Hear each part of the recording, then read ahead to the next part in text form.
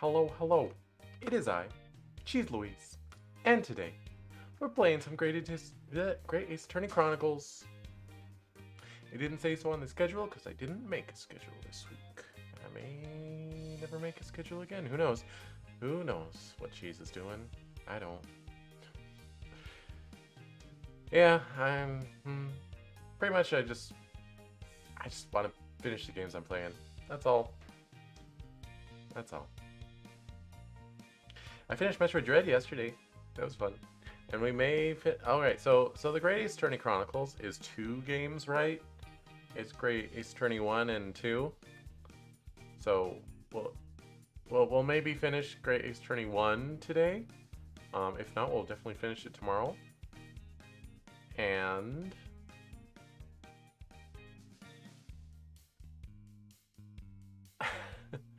what?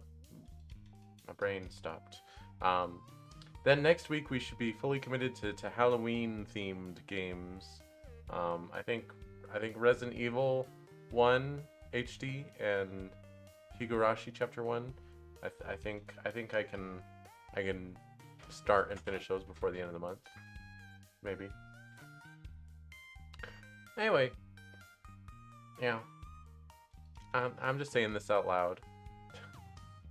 Because it's easier for me to remember if I've said it out loud at some point. Where am I looking? I'm like looking off to the side. There we go. That makes more sense. But I'm going to change where I'm looking in just a minute here because my TV's over there. Alright, that's enough stalling. Let's get to the Great Ace Attorney action.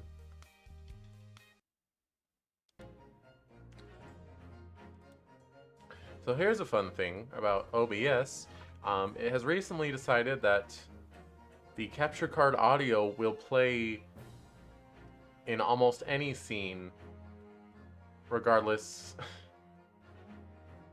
of whether or not I actually have the game capture source in the scene or not. So that's interesting. I'm used to that annoying problem with PC games because for whatever reason you can't like actually channel PC game audio into OBS the way you would want it to. You just have to, like, it's playing on desktop, so it's capture desktop audio. It's dumb. Anyway, life would be so much easier if you could just capture the audio from a game instead of capturing it from the desktop. It'd make everything smoother. Anyway.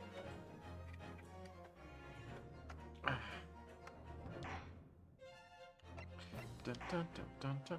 So we've got like a good stream and a half into Case 5, and it's not showing signs of slowing down. In fact, it's still just ramping up. Trial Part 2. Although I guess in this game they've established that like trials can only be 1 day long. They can't be longer than that.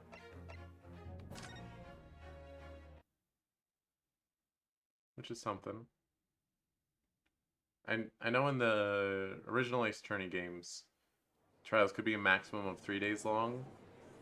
But there are cases that take full advantage of that, and you got 3 days of investigation and 3 days of court.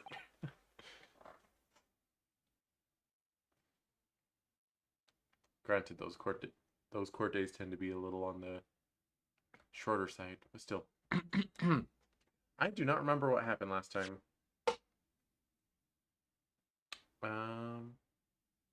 Oh, right. There was a... So Gina's on trial, and we had a Emancipation Proclamation with the jury to get 4 of them to change their vote to not guilty, so the trial can continue. Right. Order, please. Let us resume proceedings. Witnesses, you will now retake the stand. Oh, and the witnesses were Wario and Waluigi. I remember that. And I think Gregson is their brother. Which, knowing this game, he probably is. It'd be like that. I presume you heard the defense counsel's summation examination? Oh, yeah, Governor. I did, Gov. I did. Mr. and Mrs. Gosh dang it. Mr. and Mr. Skulkin. God, blimey. This is going to be hard work. Earlier in this trial, you gave the following testimony about your actions after you entered Windibanks. Well, it was bedlam soon as, wasn't it? It was, Dash, it was. Didn't even have to pull me dukes out me loose, even have time to pull me dukes out me loose lockets. However, that was a lie. You brothers, on the night in question, you rifled through the items on the victim's counter. We never done nothing of the sort. How'd you figure that out?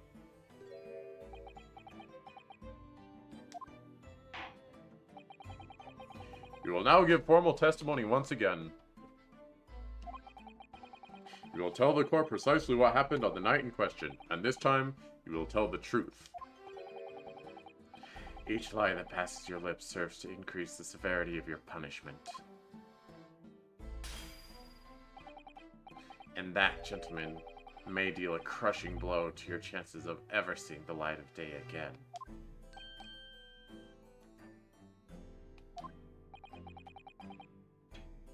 A thought worth pondering, perhaps. Say no more, God. We hear ya. We'll blab, we'll squeak, we'll peach. I can't decide if Von Zeke's animations are more or less over the top than Blackwill's. Because Blackquill, like, had a falcon that attacks people, and he threw knives. But Van Zeke's, I don't know, slams his leg on the table, he throws bottles of wine into the gallery. Legal entry, the whole truth. Alright, we did knock a few things over, but we weren't rifling for nothing. Oh yeah?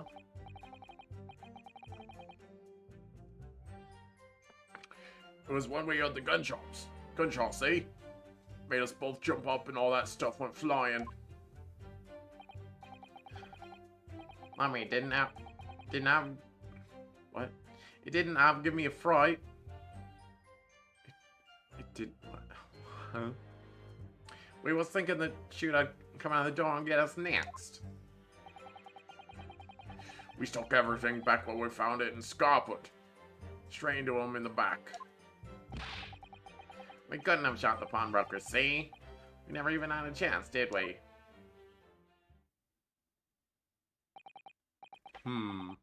So you admit to the defense's accusation. You did indeed ransack Mr. Windibank's countertop on the night in question. Not ransack, Governor, no. That's right, Nash, that's right. It's more like we tidied up, yeah. You broke in to tidy up? Sorry. By their own admission, these brothers entered the pawnbrokery under dubious circumstances. However, they panicked and fled on hearing the gunshot, having first made good their mess. The way you say it, we hardly sound like roughs at all.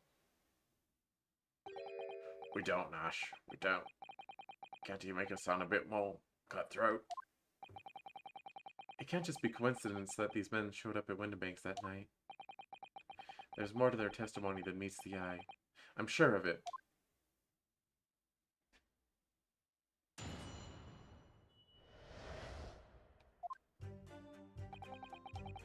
Alright, we did knock a few things over, but we weren't rifling for nothing. Hold it! If that's the case, then why didn't you testify to that effect in the first place? Well, you know, we ain't exactly squeaky clean, are we? We ain't, Nash, we ain't. If we admitted something like that, people would think we was up to no good. Well said, Ringo. Me old China? What? Me old China? China? we'd only land ourselves in even more trouble. And in fact, as a result of lying in your previous testimony, that's exactly what you've done. Landed yourselves in even more trouble. Well, that's rotten luck, says the rotten app leader. Witnesses, explain your actions to the court. Why did you ransack the victim's counter? We never ransacked nothing. Right, Nash, right. More like we tidied the place up.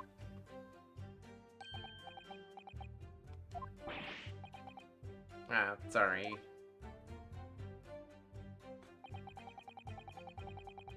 Was one of the gunshot scene, we had both shots, flying.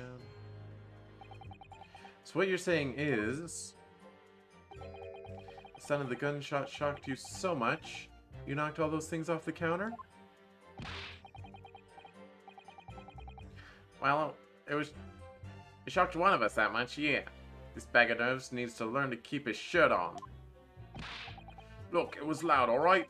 Blimey, me dead granny would have woken up at that bang. Big Bravis screamed like a bloomin' baby and fell over on the counter. He knocked over a load of books, a candlestick, and some skull whatnot. That got me tangled in some marionette. What knocked over a picture frame. What knocked them scales on the floor. You really mastered working quietly then. What a racket. Me granny would have been scared back into her grave at a clatter like that. So in short, the gunshot took you by surprise. And then some. Is that right? What? I mean, it was quiet as a mouse, and then all of a sudden, BAM! Excuse me. Inspector Gregson, do you have something to add? Like I was saying, I don't appreciate being lumped in with these scoundrels. No, something to add to about their testimony? You seemed to react just now to what Mr. Skulkin said. Did it make you think of something? It's probably nothing, of course. I wouldn't even bother to mention it, only... the fact is, cases don't get solved if you ignore the little details. How about you just tell us what's on your mind?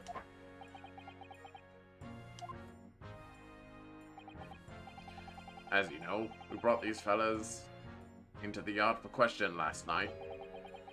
And the statements they gave then told a slightly different story to what they're saying now.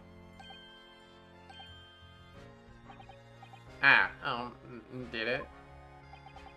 You claimed you heard the victim shout something out before the gunshot. Might have, Gov, might have. Does ring a bell now you mention it. Granted, it's only a minor detail, but still. I can't help feeling like perhaps you've been a bit sloppy with your testimony here, eh, fellas? If I discover the witness's testimony has been any more sloppy than it has hitherto proven to be, I shall be forced to bring the very harshest punishment to bear against them. Easy, easy. We'll get it right this time. That's it, yep. It's all coming back to me now. What? Witnesses never get punished for lying in Ace Attorney games. They may get punished for the other bad things that they did that they were lying about, but they never get punished for lying on the stand. Ugh. Then speak. Supplement your testimony with whatever details have miraculously returned to your questionable minds, sirs. Right you are, Gov.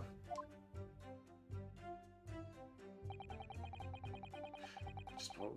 Gunshot, we heard a voice yell now. Give me that gun. Hold it! So in fact, you heard the voice and gunshot almost simultaneously? We did, Gov, we did. Although I suppose if you're being honest, we heard kind of wavering voice before the yell and all. If you don't want to get shot. Give me that gun. Kind of thing.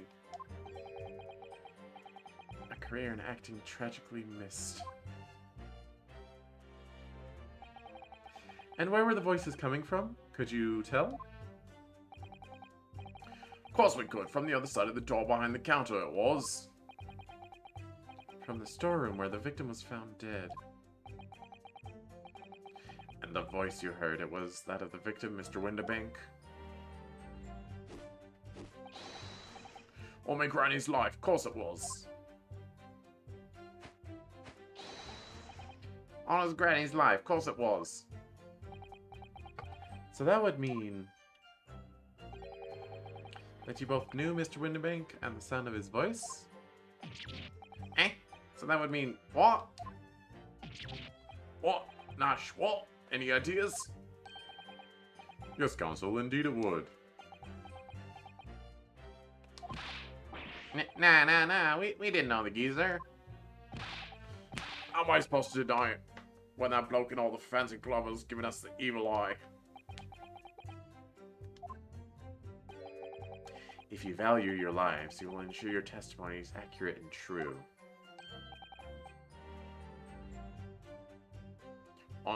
On my granny's life it is.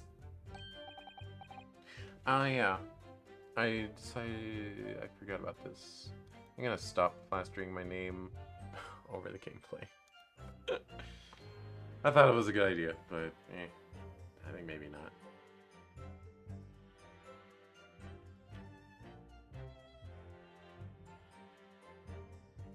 On his granny's life, it must be. It's a good job his granny's dead. To summarize then, immediately after hearing the voice of the victim, you then heard the gunshot, causing you to stumble and upset the items on the counter, scattering them over the shop floor.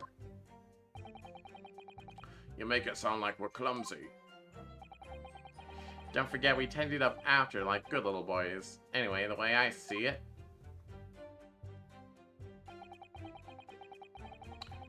look on the place was holding a gun, so he should have fired instead of yelling at the girl.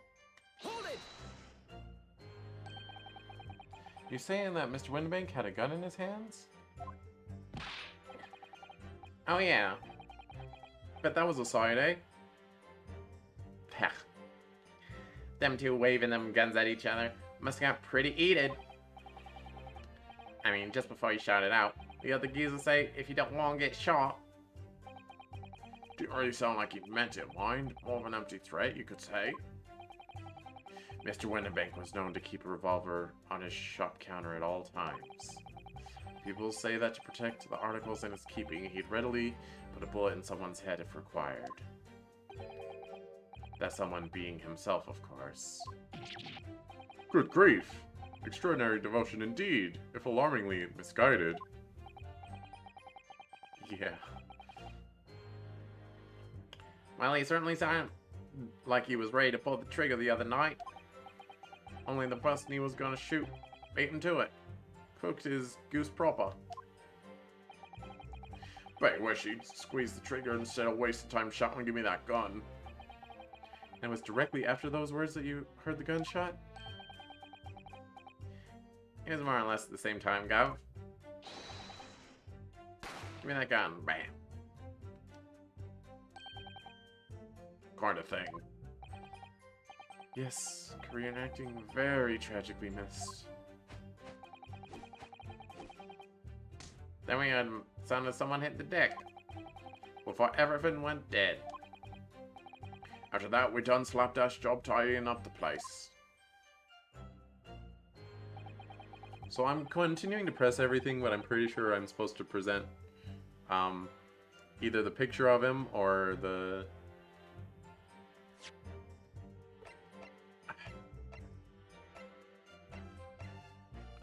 autopsy report. Wait. Yeah, we do have an autopsy report. Because he was shot in the back. And it doesn't make sense for him to shout, "Give me that gun," and then get shot while facing away from them.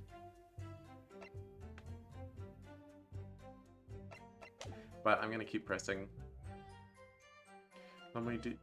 It didn't give me half right. What was he thinking? Shoot one on the door and get us next. Hold it! So you didn't try to open the storeroom door then? Not on your life. It went deathly quiet after that, it did. Put the wind right up me. But anyway, the door was locked, wasn't it? No way that was opening.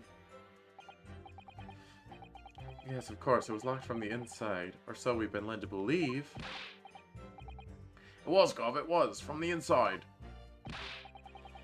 Right, so we no way knowing what was going on in there, did we? Unless there was some other way to get a view of the inside of the storeroom. Like, through the keyhole, or a spy hole, perhaps? Don't ring no bells, don't light no lights. We had to cut and run before we noticed anything like that. We're still cutting our teeth in this game, see? But one day...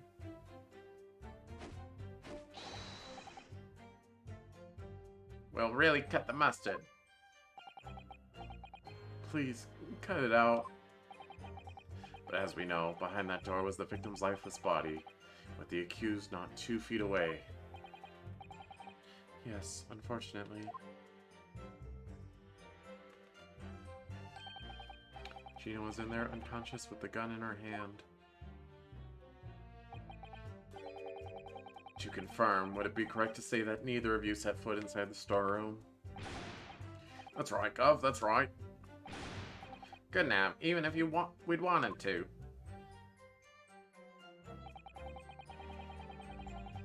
We stuck everything back where we found it. Scott went straight into him in the black. Oh. Into us.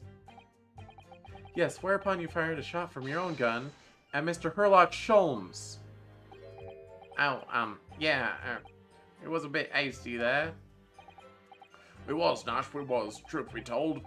We was already shaking like a leaf when you lot turned up. If you're shaking like a leaf, don't put a loaded gun in your hand.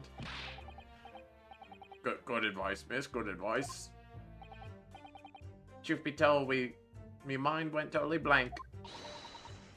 Before your mind goes totally blank, make sure you don't have a loaded gun in your hand. Good advice, Iris. Mental note make, miss. After that, we legged it down the street, but apparently we looked dodgy at the coppers or something, so they clapped the derbies on us like a winking. After you'd been handcuffed, the police found this revolver in your possession, correct? Well, yeah. But listen, that proves it, doesn't it, eh? We couldn't have shot the pawnbroker, see? We never even had a chance, did we? Hold it! And why should we believe that? Eh? What? Well, because it's true, isn't it?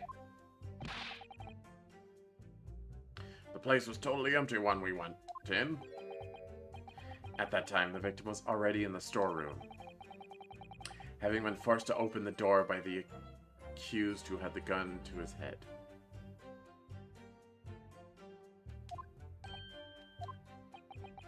In other words, on the night in question, these two witnesses never even laid eyes on the proprietor of the pawnbrokery, Mr. Windibank.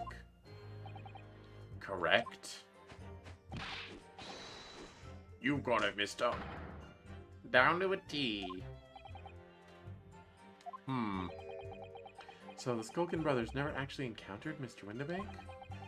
Is that really true, I wonder? That's it? That's the full extent of their testimony? What is it, Rado?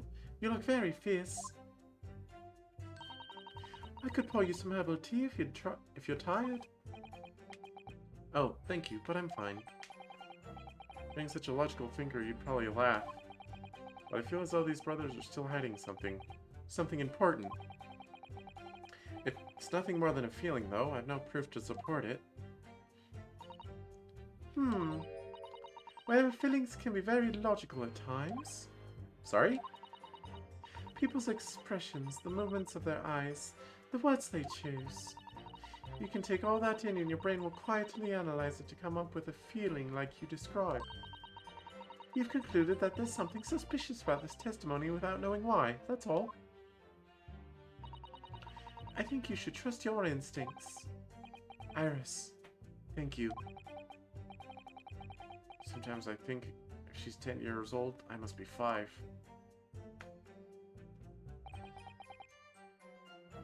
Alright. Just before the gun shop, we heard a voice yelling out, "Give me that gun."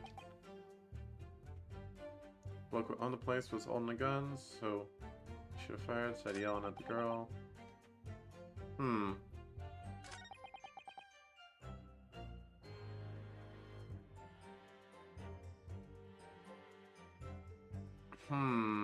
Okay.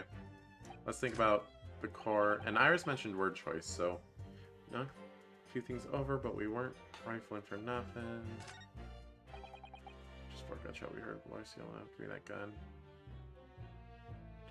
I think that might be the statement to present on.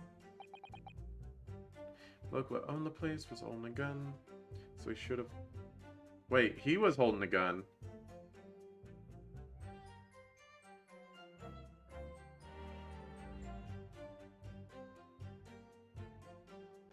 That can't be right. Because she fired his gun.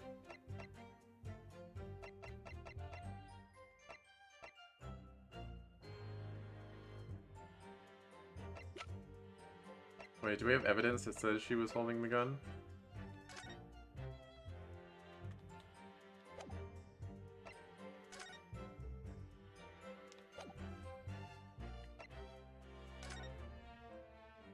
Okay.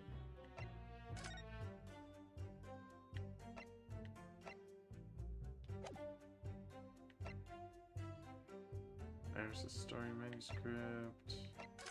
Have we? Okay. The gilded case notes. Today's paper.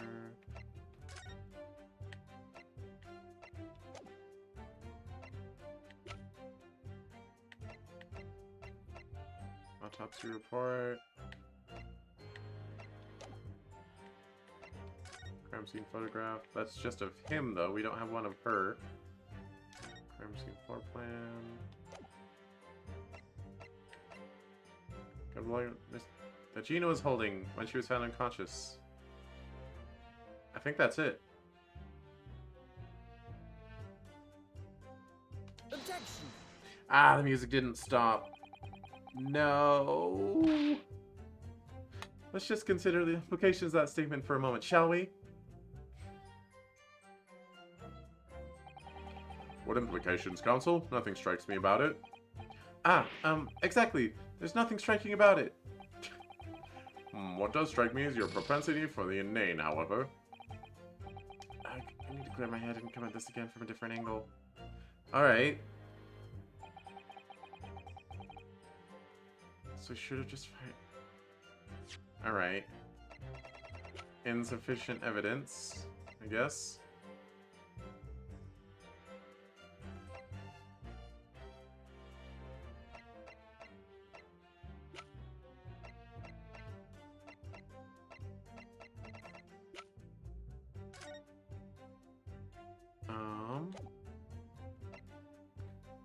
Post-shooting photograph.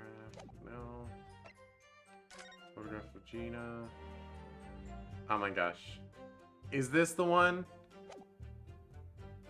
Local on the place was holding a gun. So we should have fired. Okay. This. Objection. It's pretty much the same thing. They should both work. You're saying that on the night in question, the victim, Mr. Winterbank, was wielding a gun? Is that correct? It's right, Gov. You've got the picture. Yes, Nash. No question. And yet the photographic evidence from the time of the incident clearly shows that Mr. Winterbank was not in possession of a firearm of any description. Objection. You surprise me. Does the defense really intend to highlight evidence that compromises the position of the accused even more? Furthermore, the defense has failed to establish that the photographic print presented was taken a suitably short time prior to the victim's death. Your Logic is severely lacking, Counsel. What?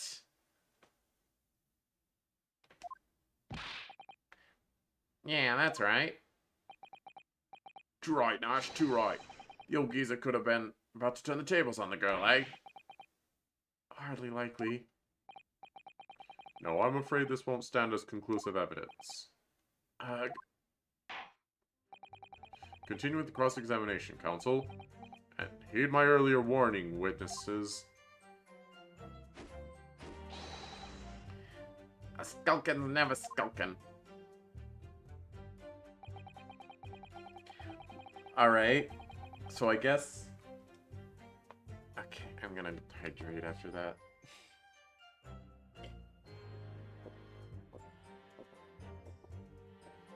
Ha! Cough. Bum bum bum bum.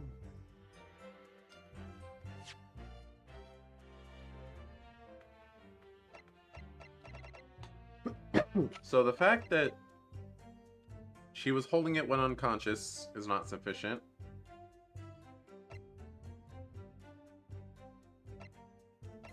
The fact that Gina is holding the gun at him is not sufficient. I feel like this is the right statement, though.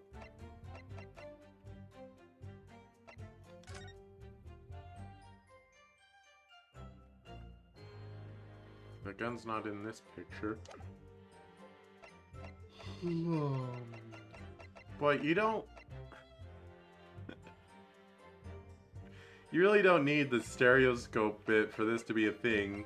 You just look at them next to each other and you can tell that the things move.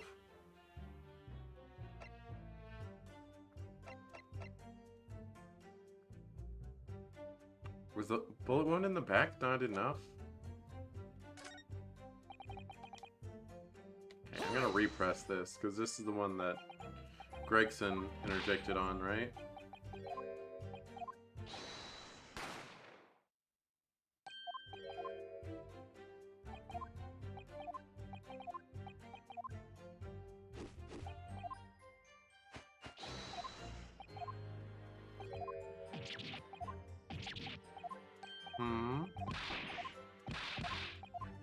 No, that wasn't the right statement, was it?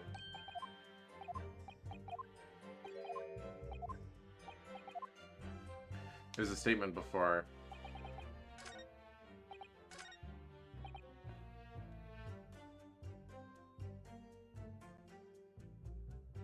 Hold it!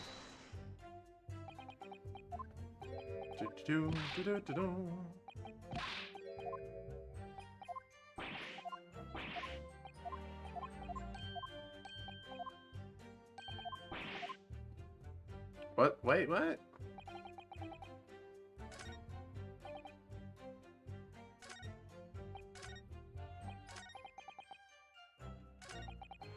Loco on the place was on the gun, so he should have just fired instead of yelling at the girl. Just before you heard the gunshot, we heard a voice yell out, "Give me that gun." Loco on the place was on...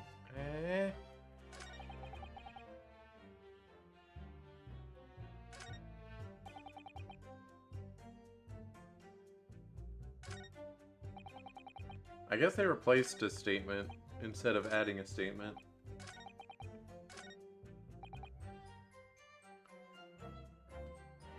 We heard voice yell out, "Give me that gun." Alright, I'm gonna do what I was originally thinking. Voice yelling out, "Give me that gun." You think a guy that got shot in the back was yelling that? Because I don't. Objection! Dang it!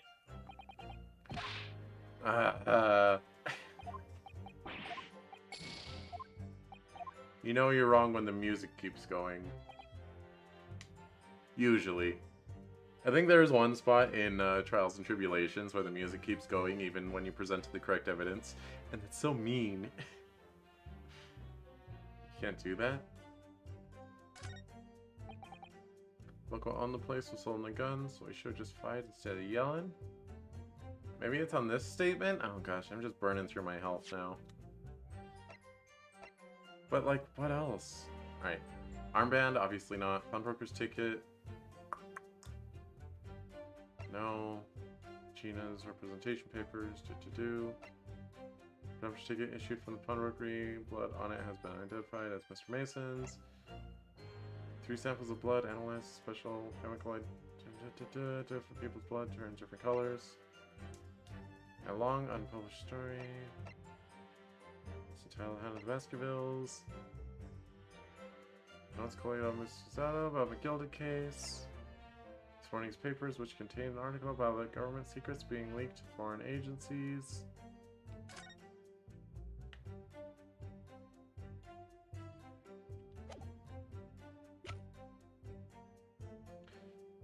Report prepared from Scotland Yard. Coroner confirms instant death due to a single bullet wound from the back. There are no other signs of trauma. Shows a single bullet wound in the man's back. Shows relative position in the main shop in the rear storeroom. How did she shoot him in the back, but then he fell on his front? Like toward where A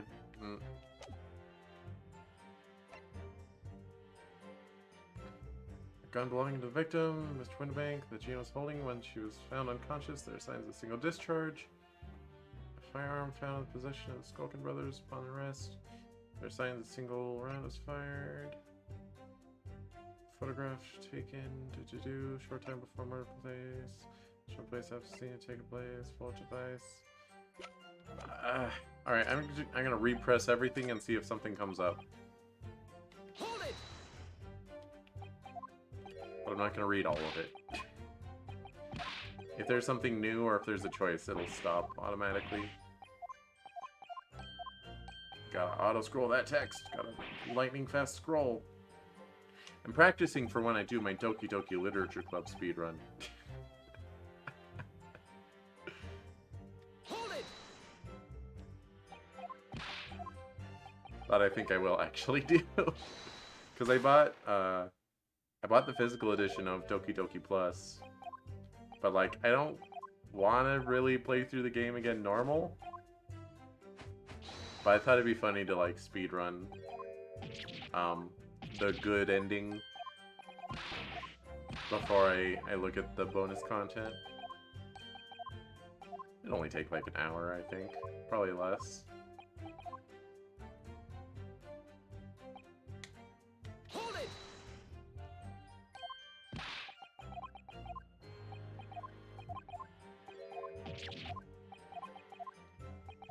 Oh, they're going. Yes, yes, you're very good actors. Hold it!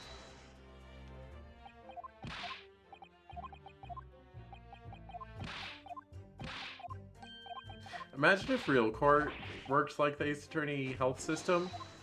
Whereas if you say something incredibly stupid, you have 5 chances. On the 5th time you say something incredibly stupid, you just automatically lose, whichever side you're on.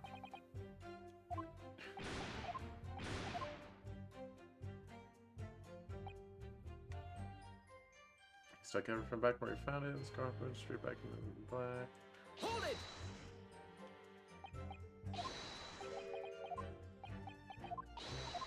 Although, granted, there are a lot of times where you say something stupid, but it's the correct thing. It's a very video gamey mechanic, so it Hold it! probably doesn't do a lot of good to try to take it too seriously.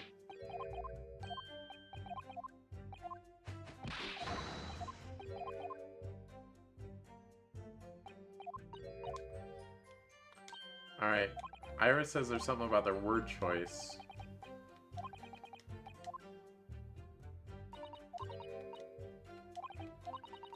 There's expressions moving to their eyes, the words they choose.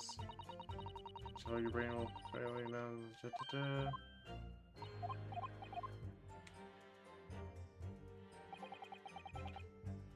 Alright, weren't rifling or nothing. Full gunshot, we heard a voice yell out, give me that gun.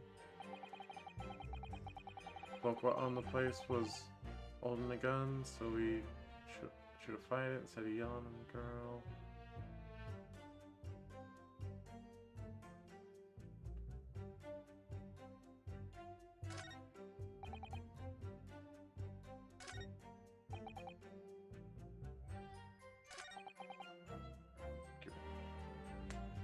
this thing in the chute would come out of the door and get us next. Just garbage from the back where we found it. Scarborough, straight around that. We couldn't have shut the pawnbroker's scene. Never even had a chance, did we? Um.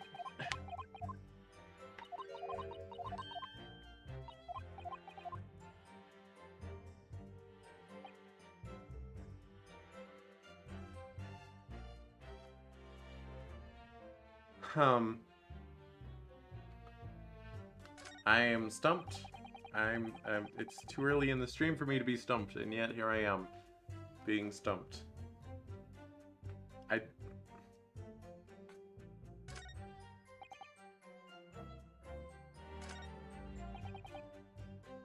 voice yell out, give me that gun.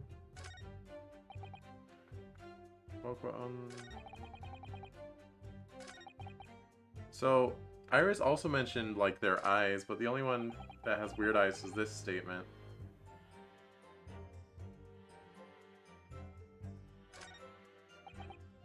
What on the place is holding the gun, so he should have fired instead of yelling.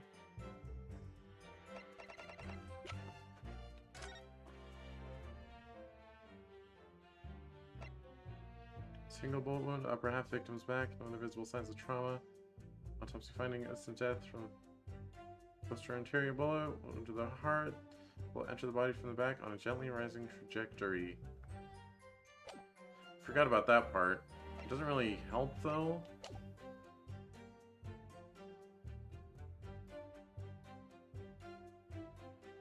But there's only one gun at the scene. And it's this one. The cylinder was presumably used to kill. What? Signs of a single discharge.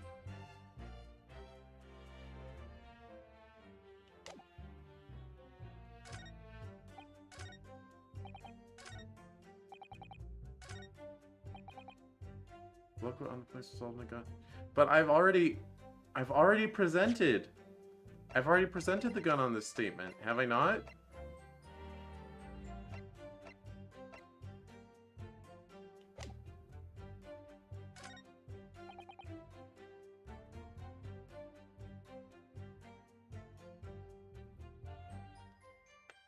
I tried presenting,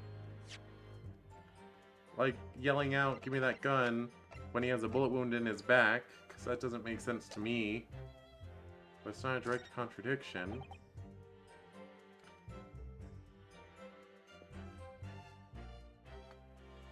I'm gonna repress this and actually read it. Seeing when the bank has a gun in his hand. Yeah, but that's how it was. Two of them waving guns at each other. It's gotten pretty aided. I mean, just before we show, you could say, if you don't want to get shot. Doesn't really sound like you meant it, mine, more of an empty threat. Just waiting for in the bank. You would say the projectile. Someone being himself. Okay. Alright. I did not, like, absorb them saying that they were both holding guns. I guess I was too busy thinking about the voices I was doing. But I already...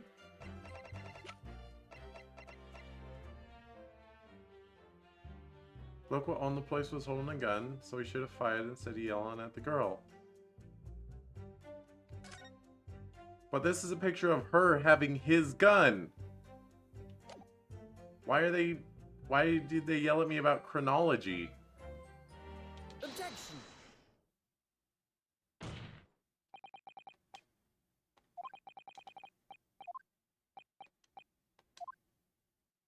See, I've already done this.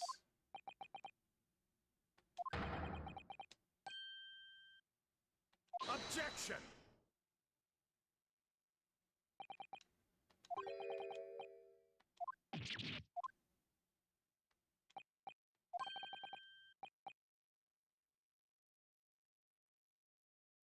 Chronology is here really lacking, counsel.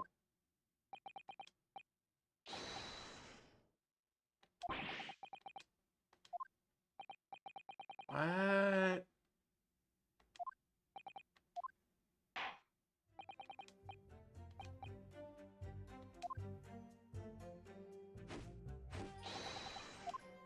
I really don't want to look up the answer. I really don't.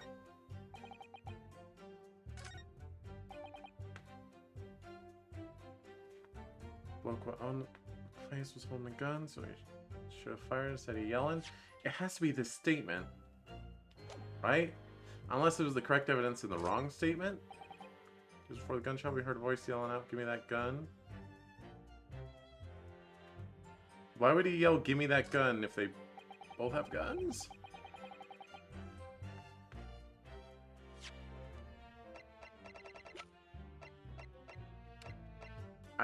I don't...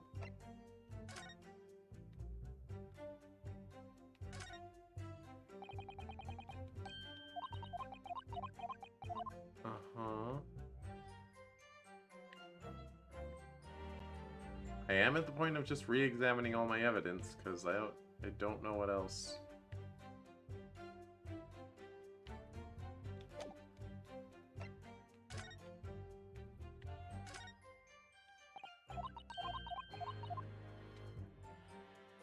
Nothing else about it. Dun, dun, dun, dun, dun. The only thing of note is the barrel and how many bullets are inside.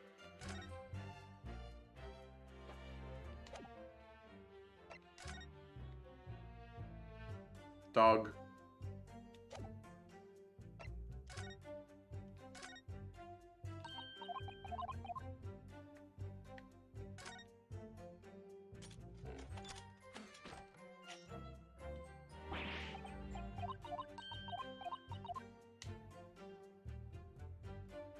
Dun, dun, dun, dun, dun. This can't possibly be it.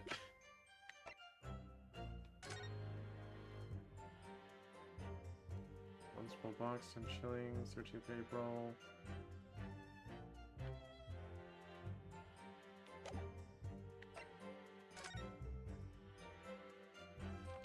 My years like legal representation. Da, da, da.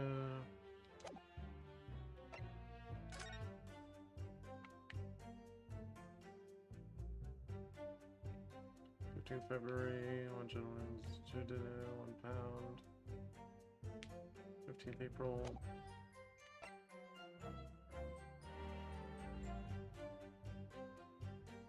Few samples of blood analyzed. Da, da, da. Today's paper.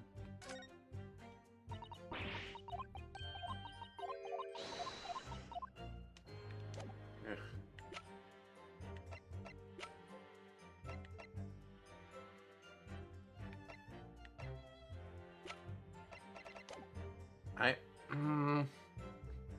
I don't want to look it up.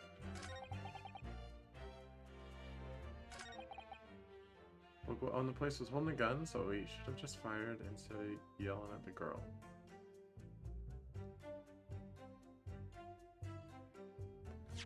Did I not? I heard he presented the picture of his back. Right? Right?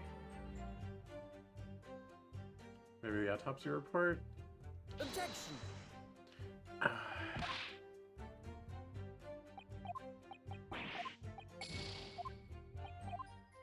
Gonna get a game over here.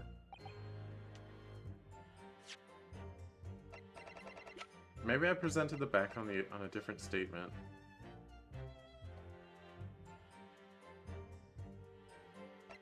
But these would both work if it was the fact that he was shot in the back, right?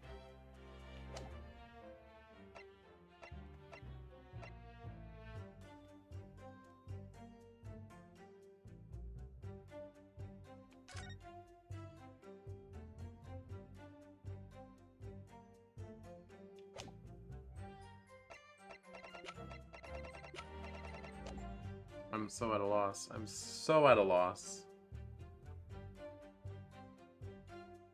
They claim that they were both holding guns. The picture of her holding his gun is not sufficient evidence. The fact that she was unconscious holding this gun is insufficient evidence.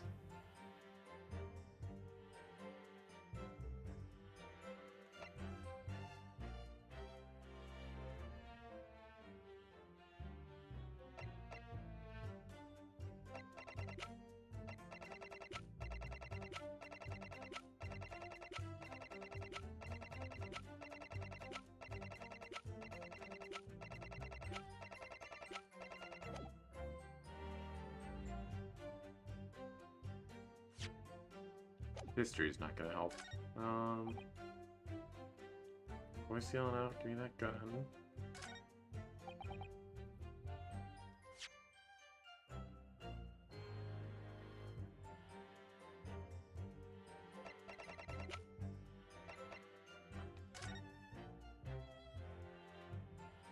Wait, how do you know? How do you know he was holding a gun?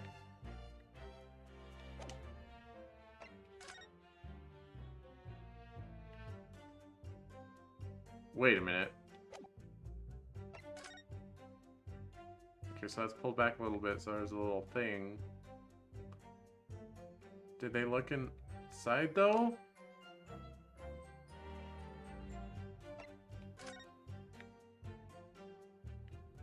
That little, like, box window isn't there in this one.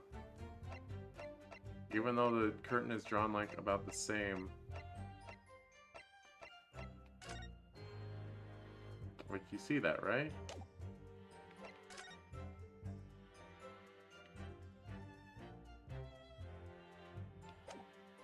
Oh. What?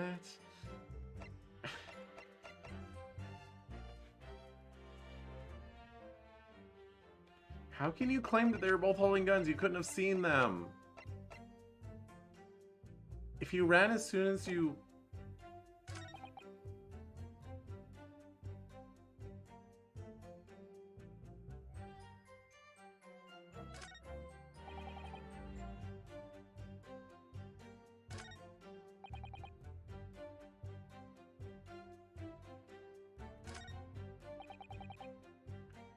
Oh my gosh.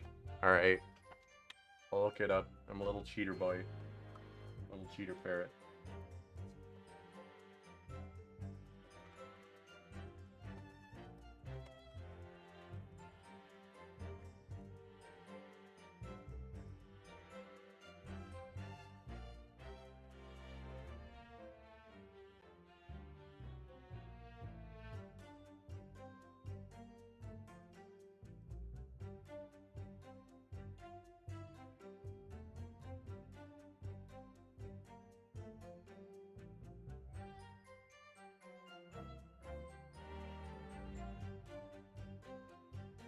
Present the crime scene photograph at the new statement 3?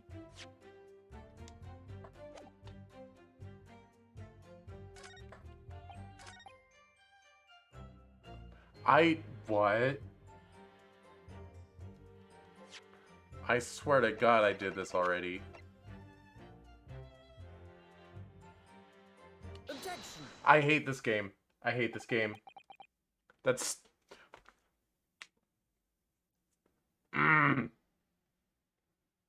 I did like everything around that I could have. I'm thinking I don't want to waste a health point doing that when it's the same as other things I already did. Okay. So you're saying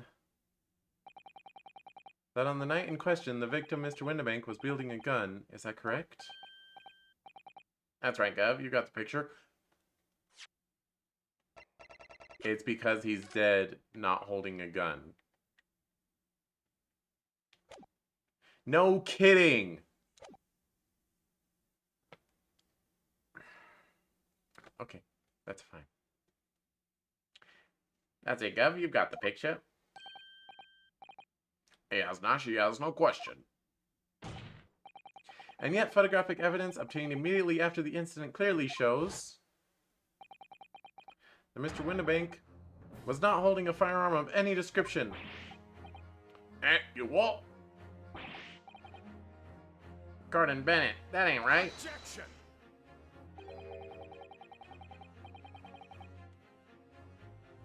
There can be no question that the victim's revolver was used in the incident. I would remind the court that Mr. Windibank's gun was found at the scene. Yeah, Gina was holding it. Not only was it identified as the murder weapon, but it was found in the accused hand. Alright, let me explain here. I was presenting the fact that Gina was holding his gun. She was holding it here, and I presented the gun itself because it says that she was holding it. That's the same thing as a picture of him not holding it.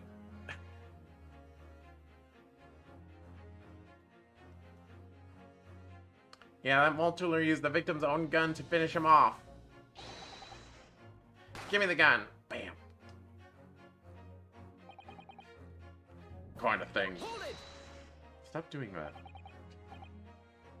Stay exactly where you are, right there. Eh? If the crime had taken place as you so colorfully described in your testimony, it would give rise to an undeniable, significant inconsistency in the final moments you just acted out. Goodness, are you sure, counsel? You intrigue me, my learned friend, but let's see some evidence to support your claim. Where's the proof that demonstrates this inconsistency in the witness's portrayal of the victim's final moments? Okay, so it could be the autopsy report that says he was shot in the back, or it could be the picture of him shot in the back. Which one could it be? Usually Ace Attorney is really good about you being able to present multiple things that prove the same thing. If they have the same statement about them, you can present either one to prove that fact. But now I'm super doubting it because that last... Oh, God. Okay, no. Get over it, Cheese. Let's go.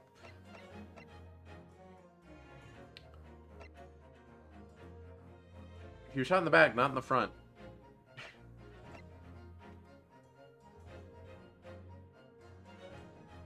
Take that! According to their testimony, the witnesses claim to have heard a shout of "Give me that gun," followed by the gunshot. Indeed. With the two events happening almost simultaneously, or so we've been led to believe. Yes, that's right. Now, if that testimony is true, it would mean that the moment of death, the victim and his attacker would have been facing each other. I presented this picture on him saying that he said, "Give me that gun," with this thought thread, but it wasn't good enough. Because I wasn't asking for it yet. Oh, that's frustrating. It means that at the moment of death, the victim and his attacker would have been facing each other. However, if I could ask the court to study the photograph of the victim's body again, you can clearly see that Mr. Windibank was in fact shot from behind. Wow, it's so cool that I lost 3 health for trying to prove that. So as I stated before, there is an undeniable inconsistency in your testimony, Mr. and Mr. Skulkin.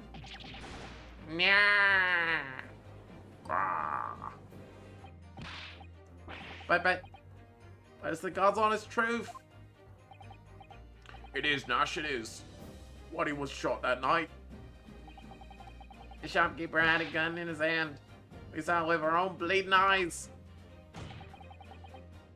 Did I hear you right? Did I hear you right just now? You actually saw Mr. Windibank holding a gun? Something like that might have slipped out. Ladies and gentlemen, you have all just heard the admission by these 2 witnesses that on the night in question they actually saw with their own eyes the victim wielding a gun, which can only mean that despite their testimony to the contrary, the Skulkin brothers must have encountered the victim in person. Oh, Nash,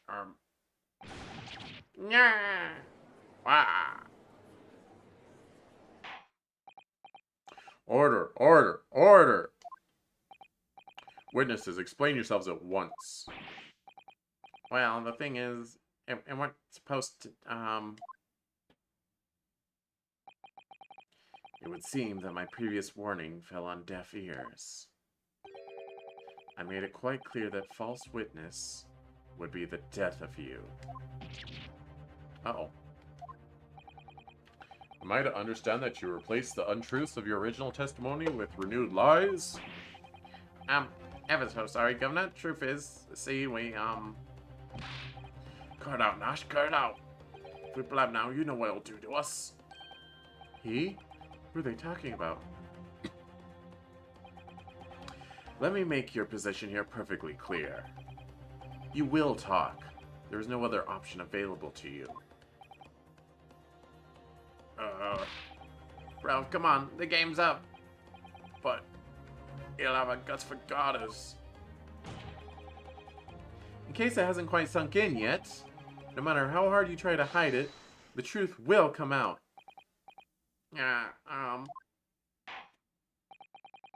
On the night in question, it is now apparent that you brothers met face to face with the victim.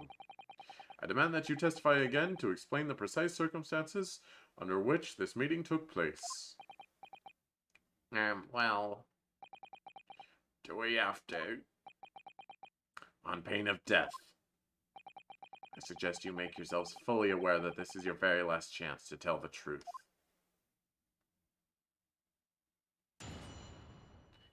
So they'll tell the truth in this one, but we'll get extra information that they didn't realize was important. That's usually how final witness testimonies go.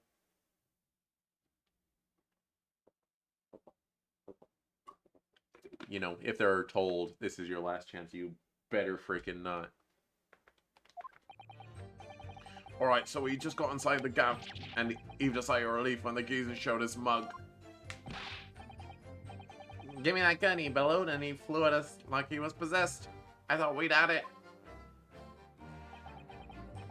For an old geezer, the bloke was strong as an ox. He chucked me over the counter. I pulled me gun on him, and then he legged it through that door into the back room. We never had nothing to do with killing him. That's all what happened, I swear. What? That's so different. So now you're telling us that moments before the victim was killed in the storeroom, you in fact encountered him in the main part of the shop? Well, yeah, sorry. Well, we find ourselves at an interesting juncture. This changes matters considerably. But to be honest, Governor, this time, Nash, this time, we ain't got nothing more to hide. Very well, counsel for the defense, you may proceed with your cross-examination. yes, my lord. This is it. The moment I've been waiting for. I always have to be super careful if I ever look up an Ace Attorney walkthrough. Usually they're set up in a non-spoilery fashion, so you can't really tell, like, what's going to happen if you accidentally glance ahead. But sometimes you do glance ahead, and you see something. Like, I remember it happened to me, when I was playing Trials and Tribulation the first time. There was one question I was stumped on in case 5, and I glanced down and it said, present this person. And I was like, what will I be presenting them for? What? So it I wouldn't say it completely ruined it, but it took a little of the surprise away from actually solving it. You know? Not all of the surprise away, but just a little bit of it. Anyway. Alright, so we just got inside the gaff. I need a sigh of relief. The geese showed his mug. Wait, you heaved a sigh of relief when he showed up? Hold it!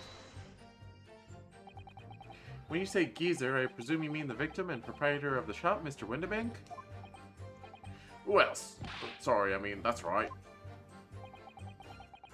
We was keeping a close eye on the entrance to the gaff, obviously. But we never thought no one was gonna come out of the back room like that. The back room being the pawnbrokery storeroom? Yeah, that must be where he popped up from. Only place he could have been. So it would seem the victim was already in the storeroom when these brothers entered the premises. Which means Jeannie must have been in there at that point as well. But that doesn't make sense, does it? If Gina had threatened Mr. Winterbank into the storeroom with her at gunpoint, then why would he have emerged from the same room all alone when the brothers arrived? Oh, I don't know. Did you see the accused at the time? Oh, that Moltula? Couldn't tell you. No way, Cobber. Cobber? We have bigger fish to fry then. I mean, the old geezer just lost it.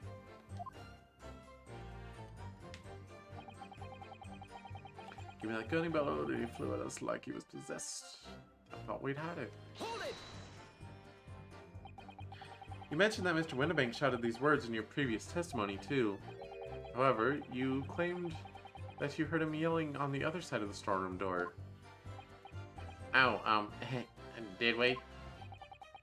But the truth is, he was shouting those words at you, wasn't he? Well, yeah. Was the victim Mr. Winterbank wielding a gun at the time? Was he ever? Blimey lummy. Great ugly barrel he had. Pointed straight at me. Frontispiece. What? Frontispiece. What the heck does that mean? So what you're saying is, you definitely saw Mr. Winterbank with the gun at that time, is that right? It is, Gob, it is. Spot on. Then all of a sudden he came at us, he did? It was bedlam. I didn't know who was going for who. You were clearly all going for each other. Like Nash said, we thought we'd had it. I mean, For an old geezer, bloke as strong as ox, he checked me over the counter. Hold it! Yes, I noted that you mentioned the counter in your previous testimony, too. well, yeah, of course we did. He knocked over a load of books, a candlestick, and some skull whatnot. That got tangled in some marionette. What knocked over a picture frame? What knocked them scales on the floor? So in fact, it wasn't the sound of the gunshot that shocked you and made you knock those things off the counter? Well, Big Bravia went flying over the counter like a gunshot, I can tell you. Then the old geezer pinned him. He did, Nash, he did. If you hadn't been there, the bloke would have flattened me like a bloomin' pancake in seconds. At the time in question, the alarm was raised at the local police station via a secret cable from the pawnbrokery. There's a button under the counter used to activate it, which was presumably pressed by the victim. That's right, when the brothers fled the scene and back onto the street, they ran straight into the arriving police, didn't they? Poor Mr. Winterbank. He did everything he could to protect his shop.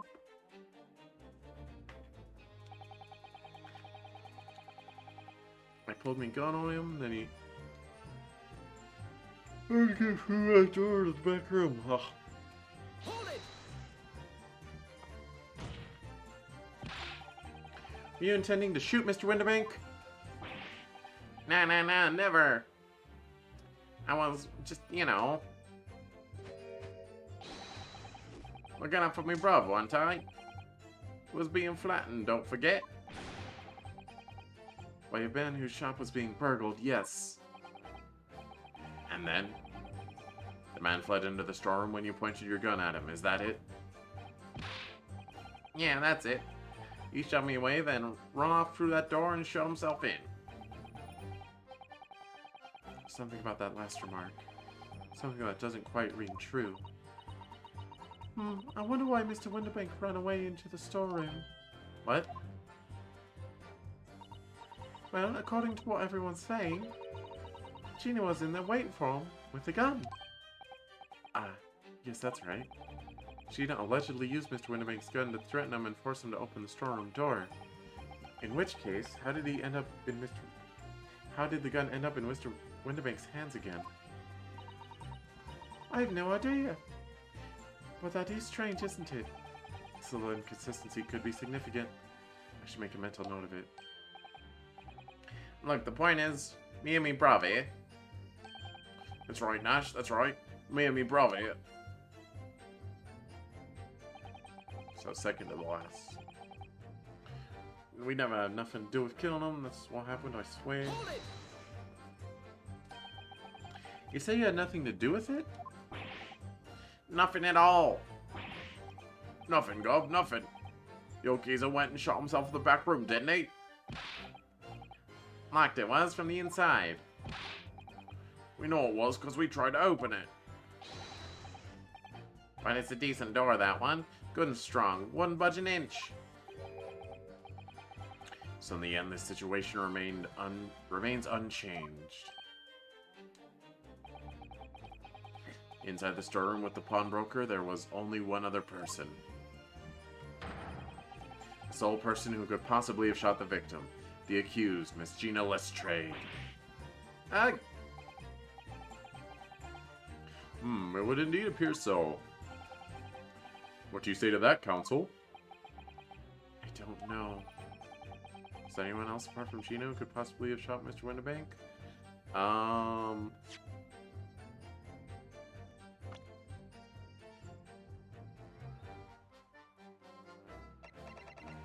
This guy.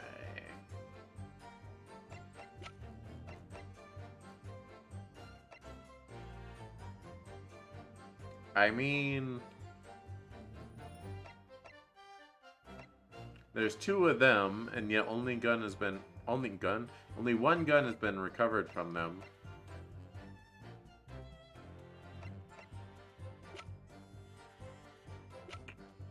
Or, you know, they could have taken Windibank's gun, shot him, and he could have stumbled into that room, and they could have knocked out Gina. And I don't think this is actually what happened.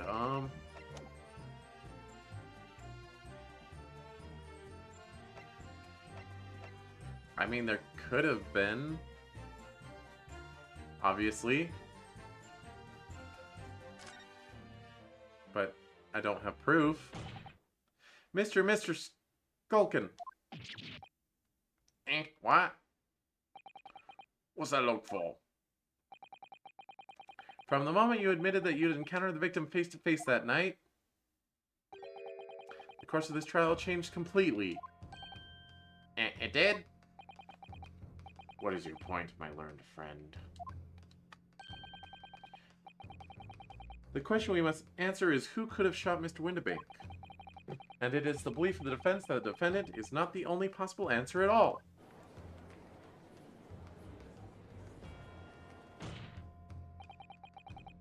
You have my attention. In that case, let us return to this plan of the premises. If the victim was killed in the storeroom, which was locked from the inside, those are the facts. So pray, what other possible answer to the question of who shot the man could there be? Counsel, you must now provide answers to the court in respect of two conundrums. Two, my lord? Twice as many chances to be right, maybe? That's the spirit. Indeed, namely, from what location did the culprit shoot the victim? And furthermore, where was the victim at the time? Understood, my lord. Are you alright, Runo? I'm not entirely sure, but there's one thing I am sure about. If I can prove that there's a credible new alternative to what happened, it would change Gina's prospects hugely. Winning hugely. So now, time for some clarity. If all love is tragedy, why are you my clarity? Show this court. Show the court on this plan the answers to the questions posed by his lordship. If you believe someone else could have killed the victim, indicate from where that person could have fired the gun.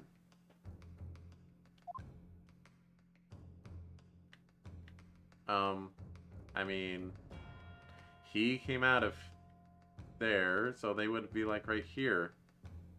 He was throwing one guy over the counter, and the other guy was right here. Right? Maybe? Oh, God. Take that! The defense believes that the culprit could have shot the victim from this location here. And in answer to the second question, assuming the culprit fired from the location indicated, where was the victim at the time? Probably right here. Either like retreating into the room or mid throwing the other guy. So like here-ish. It's a rising angle. So he'd be like up here, I think. I don't know how picky it's gonna be on this. It was the tall dude, and he shot him while he was like up here.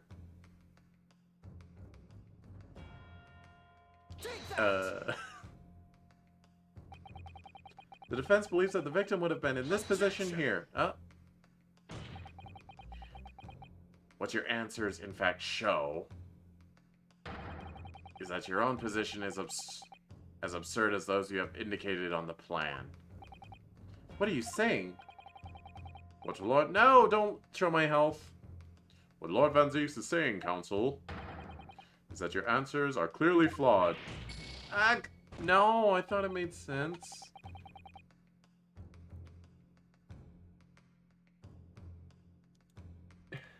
Gosh dang it. I'm gonna... see, this is the thing, right? As soon as you start looking stuff up, you're gonna lean more quickly to looking stuff up again.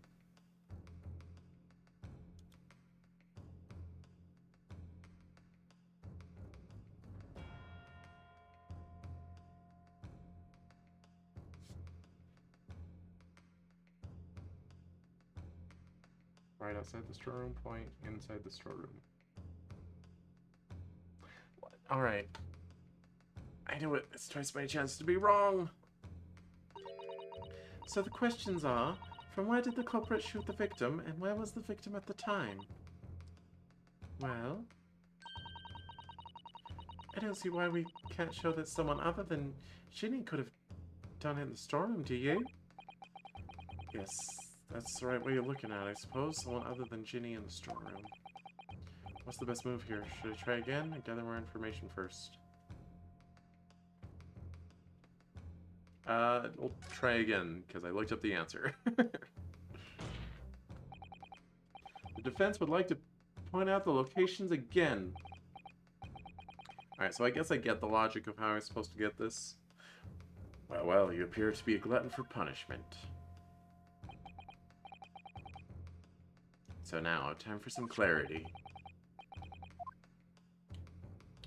Alright, so we're still sticking with the whole locked room mystery.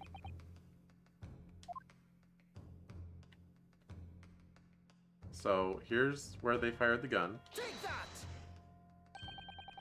We're gonna say that they shot through the little window at him.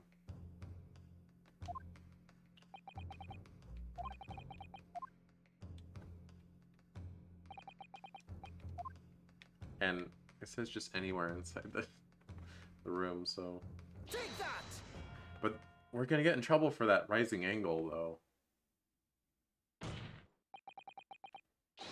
The culprit shot the victim from outside the storeroom. Continue. Mr. Winnebank died instantly from a bullet wound in his back.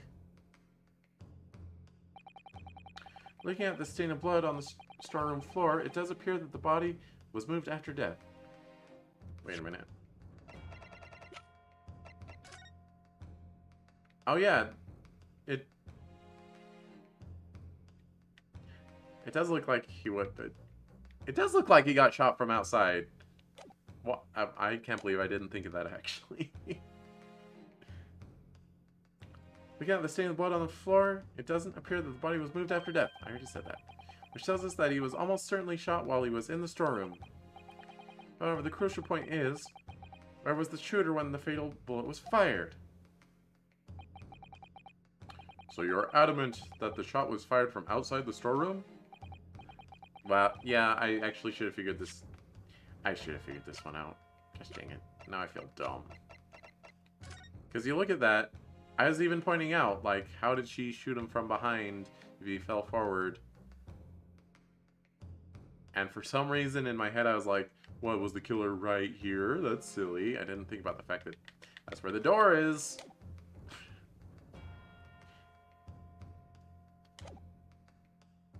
Well, according to the Skulkin brothers' earlier testimony, I pulled my gun on him and then he legged it through that door into the back room. If what Mr. Windibank ran away through the door, we have to assume that the door was open at the time. Oh. It is at precisely that moment when the victim was fleeing for his life that these brothers had the perfect opportunity to shoot the man in the back once he was inside the storeroom. Nah. Gah. Come to think of it, do you remember what the prosecutor said at the start of the trial?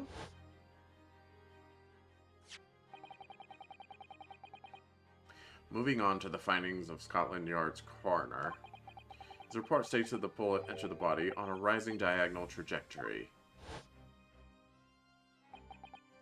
It means the victim was likely shot by someone significantly shorter in height than himself. Ah. And we have short pants over here. Poor man. Shot while he was running as fast as he could to safety.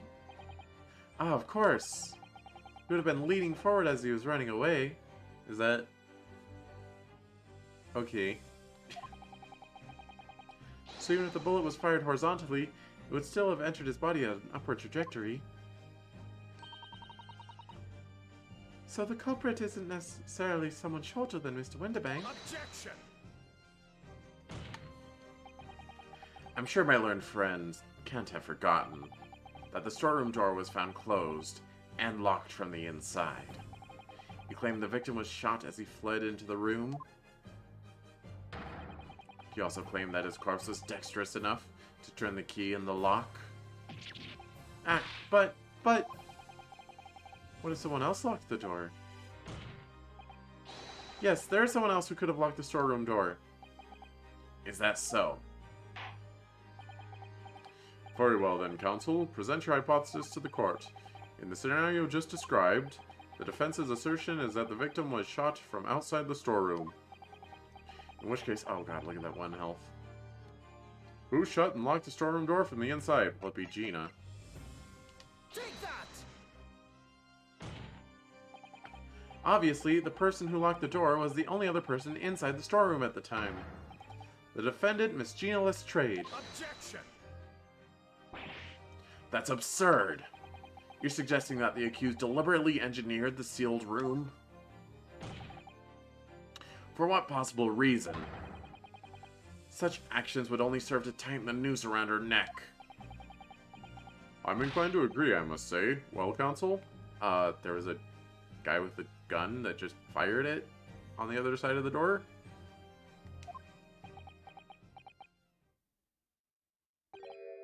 Ah, yes, that's a tricky one, that, isn't it? Half-baked notions of no place in my courtroom, counsel. Remember that, please. But of course Ginny would have locked the door. It almost goes without saying, doesn't it? It does? Well, if I was Ginny in that situation, I know I would have locked the door as quickly as I could. I mean, those two burglars had just fired a gun in her direction, hadn't they? Oh yes, obviously. Before the two brothers arrived, Miss Lestrade and Mr. Windibank were in the storeroom together. Now, I don't know what went on between them at that time, but at some point, Mr. Winnebank must have heard the intruders breaking into his shop and left the storeroom. Intruders, eh? That's us, bro. If your theory is correct, that would leave the accused alone in the storeroom. Yes, it would. Then, probably only moments later, the victim fled back through the storeroom door, hoping to escape danger.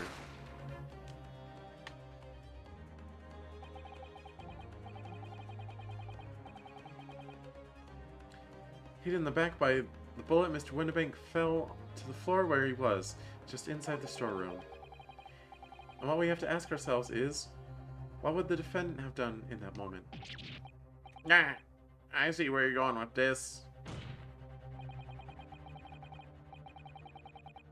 Outside the storeroom was a terrifying killer who had just murdered Mr. Winnebank.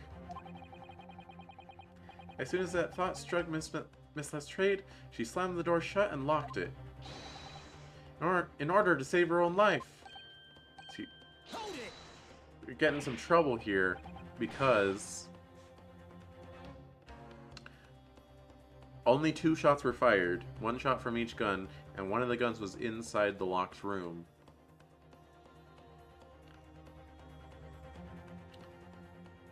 Unless they like shot him with his own gun and then threw it at him, and she picked it up and passed out from shock after she locked the door.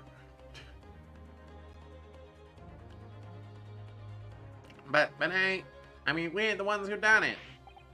We ain't, Gov, we ain't. You gotta believe us. I mean, come on, we never shoot no one.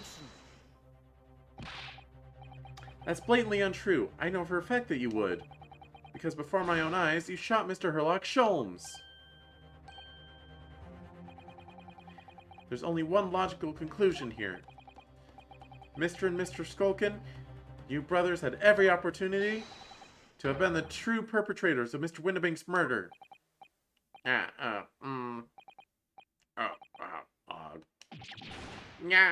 God. Where does this leave us? You mean to say it wasn't the pickpocket who shot the pawnbroker after all? I should have known it was those 3 brothers that looked shady as a dense forest. That was amazing, Rearnair. All the members of the jury seem to be firmly on your side now. I know, first time ever, and probably the last. Well, I think you've done it. Surely they'll have to give a verdict of not. An admirable effort, my learned friend. What's this now? He's laughing? You find the situation amusing, Lord Van Zeeks? I myself find the defense's arguments most persuasive. That's a good idea, Van Zeeks. Hydration check.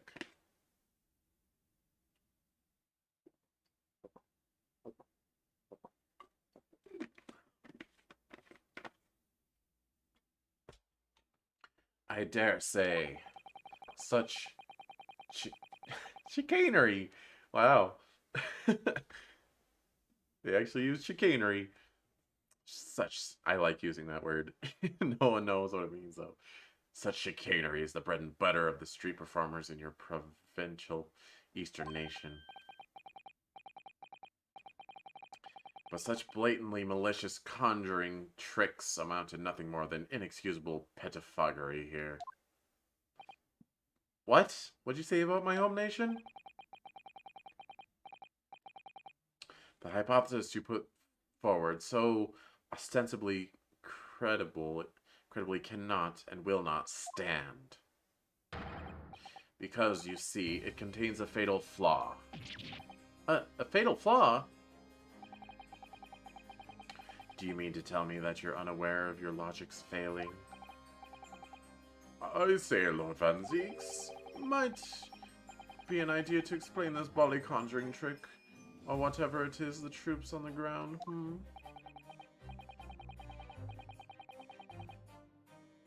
Also, I did glance ahead in the walkthrough. There's apparently 4 sections to this trial, and we're on section 2.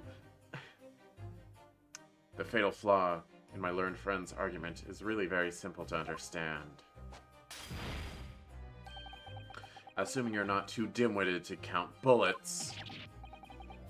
By George, count bullets. Oh dear. He noticed then. Huh? What's everyone talking about? Counsel? Yes, sir? Tell the court how many bullets were found at the scene of the crime. Two. 2 bullets. Correct. The first, that which hit the victim in the back, ending his life. And the second, that which struck the detective, Mr. Herlock Sholmes, on his arrival at the scene. You know what, I'm gonna provide a counter-argument here real quick, even though it's probably not the counter-argument that we're gonna end up using. In theory, Windibank could have fired his gun at some other point.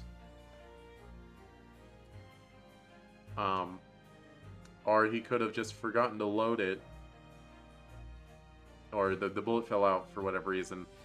And the brothers could have reloaded 1 bullet into it and be like, why the heck would you only reload 1 bullet when you fire 2? Do you think they planned this? It's like, no, they only had enough money for a certain number of bullets and it was their last bullet, but they figured they might as well reload it. That's the argument that I would give right now if I were a lawyer. Because what you're about to put forth is not really proof, but that's okay. And the second, that which struck the detective, Mr. Herlock Sholmes, on his arrival at the scene. Indeed. The defense presented a picture showing the damage caused by the second bullet earlier in the proceedings. The bullet which injured Mr. Sholmes appeared to have passed through his body to strike the calendar.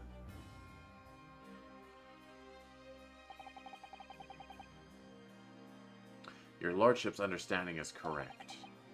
Furthermore, we know there are 2 firearms involved in the incident.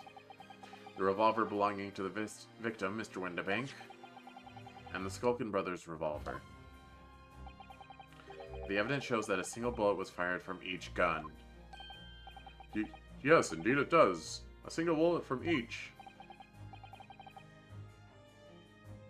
But we don't really have evidence that their gun didn't fire twice. I'm just saying. Oh, only 1 slot's on the barrel empty. That doesn't mean... It's not proof. It's okay. It's okay. Now then, my learned friend.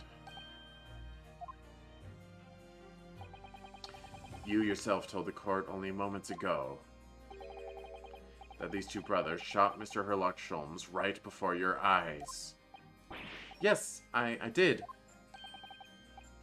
Oh my goodness. I think you'll find that if the single bullet was fired from the brother's gun in Mr. Sholmes, it means... Windibank, not shot by same gun. Stop. Only 1 bullet. Stop.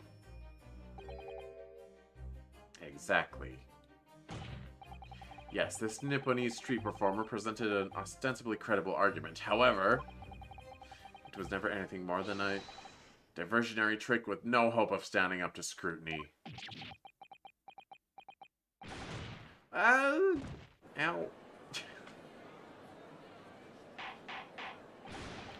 Order, order, order! Hey. Pray forgive the discourtesy of flinging the dregs of this hallowed nectar into the public gallery. Lord Van Zeeks! But this court needs to open its eyes. Open up your ears and clean out your eyes. The accused, Miss Gina Lestrade, is no ordinary little girl. Despite her young years, she can, regrettably, no longer be described as a juvenile. No, the person in the dock is far from a law-abiding citizen. She has a past riddled with criminal conduct. Well, that's true. Crap. The truth is, the accused broke into the pawnbrokery on the night in question with loathsome intent.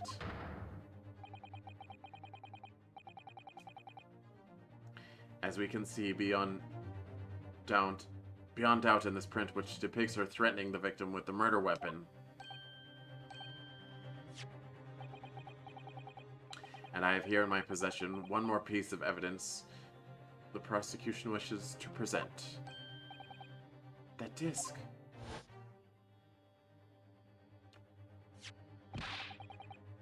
I'll be taking that whatever it is that McGilded's down to the yard. Thank you very much. No, don't give it to him. It's mine. That is mine. I'm sorry, miss. Anything belonging to McGilded has to be taken in as evidence now.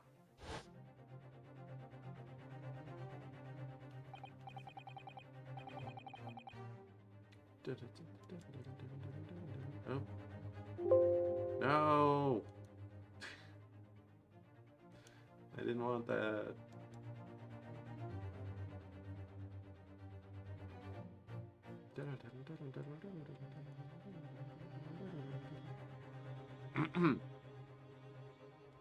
Yes, that music box disc. McGilded's music box disc. The very day before the hateful murder of Mr. Windabank, the accused attempted to make off with this article, which clearly doesn't belong to her. And with none of the subtlety of a pickpocket, I might add, but by brute force and brazen impudence. Good gracious! Make no mistake, any sympathy for the accused on account of her years is misguided and dangerous. There are no depths to which this girl would not stoop if pushed, no crime she would not commit. The court forgets that fact at its peril. I see. I think it would be prudent to take this music box disc into evidence, counsel. As a grim testament to the defendant's... Lord Van Zeeks, That was Gregson's voice? Inspector Gregson, what? Yes, Inspector. We had a meeting yesterday at the yard with the prosecution service, and, I think it was agreed on that the disc wouldn't be used as evidence. What's this all about? Why is the inspector acting strangely? It's the first time he said anything to Van Zeeks at all. I'm unaware of any such meeting. But those weren't the instructions right from the top. The government bigwigs were insistent.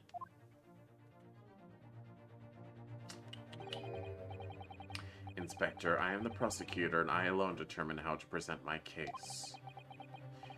Your warning is noted. Thank you. The prosecution wishes to proceed with submitting this disc as evidence, my lord. Indeed, bailiff. Music box disc has been entered into the court record. The prosecution has established the accused's motive, opportunity, and baseness of character. Yo, based. What do you mean? What do you mean that's not how it's being used? There's nothing more to add.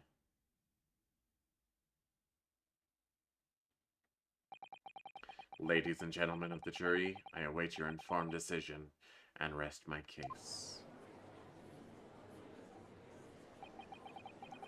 I don't believe it. I had the jury on my side for once, for all of 5 minutes. Oh dear, it wasn't even for 5 minutes, Bruno. My lord! I wonder if I might say something at this point. Oh, we got another summation examination going on, huh? Proceed, Mr. Foreman. Been stumbling about in a bit of a fog up to now, truth be told, but all of a sudden...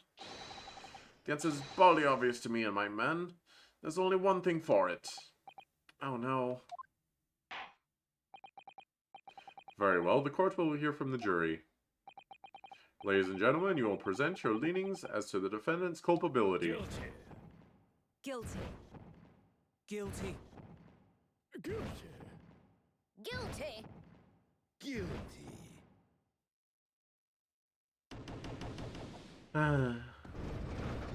Like, summation examinations are fun, but they kind of take too long.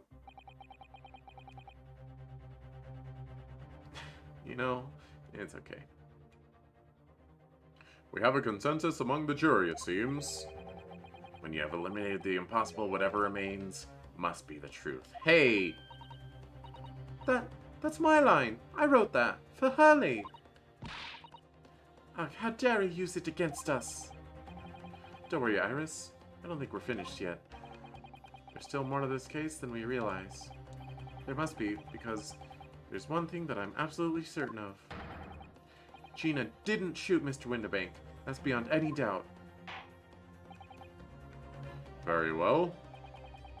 We will proceed with the second summation examination of the day. Mr. Foreman, are you and the other jurors ready? Gardeb squadron is primed and ready for action, sir. Very good. So, ladies and gentlemen of the jury,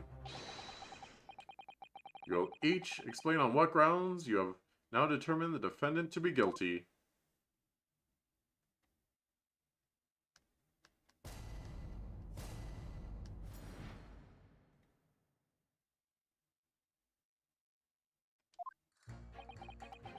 Once a rogue, always a rogue, I say, Different breeds to us law-abiding citizens.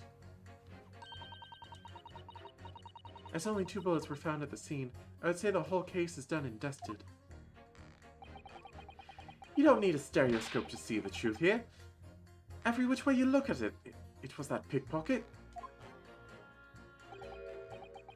I never imagined that simple operation would cause me such grief. You're still on about that!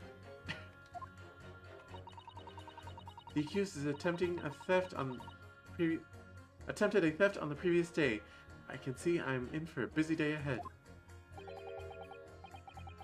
I am ballistics expert.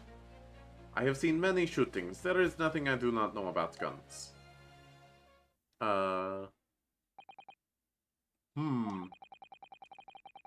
would seem there is little remaining room for doubt. I have to admit, I was rather bowled over by the argument put forward by the chap in black. But for when that fell apart like a house of cards, I saw that I'd jolly well been hoodwinked. Well, no more. The whole courtroom is turning against me.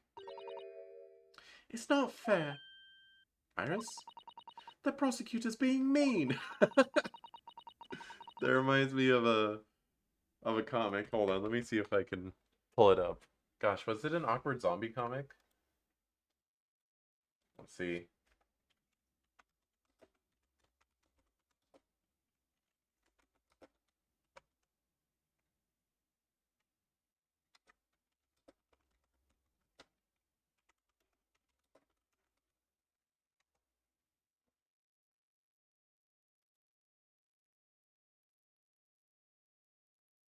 Or is it a comic? I don't know. I don't know how I'd even find it. But there's a comic that's like, it's Phoenix in court. He's like, Your Honor, permission to approach the bench? And the judge says, granted. And Phoenix like walks up to the judge and like motions him to come closer, and he whispers and like points at Edgeworth. He's like, that guy's being really mean right now. It cracks me up. It's so good. Because it's true. Prosecutors are always really mean. Doesn't matter who it is. Just because Ginny's done some things she shouldn't have done in the past, that doesn't make her a murderer.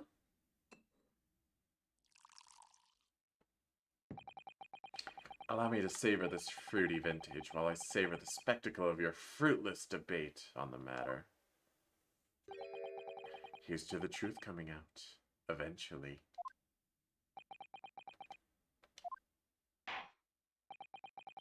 That's enough preamble. Counsel, proceed with the summation examination.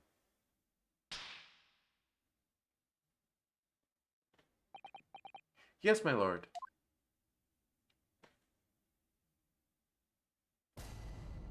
I also kind of don't like them, the summation examinations, because I have to do so many different voices in a row. But I guess that's more my fault than the game's fault. Once a rogue, always a rogue, I say. Different breed of us law-abiding citizens.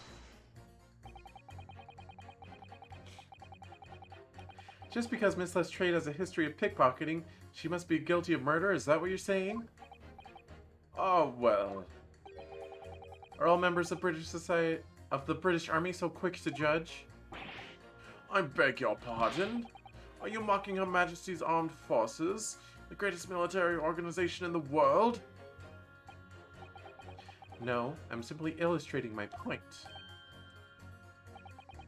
Making assumptions about people because they're a soldier or a pickpocket is wrong and dangerous. Humph. Well, yes, you might have a point there, I suppose. But let's not forget that the girl had already shown she had it in her from before. She's clearly a criminal sort through and through, can't deny it. When you say that showed she had it in her, are you referring to this? Exactly. You tried to swipe that only a day earlier, Or am I mistaken? Actually, first of all, I haven't examined this. Oh, look! This is blood! Yes, you're right. Just a small smear, but definitely blood. Actually, I feel as though I might have noticed that before. Ha! Then it's my time to shine again. I thought I'd be waiting forever. Alright, hold still with that disc, Bruno. Can we get this done quickly, Iris? In a flash. Alright, what color is it?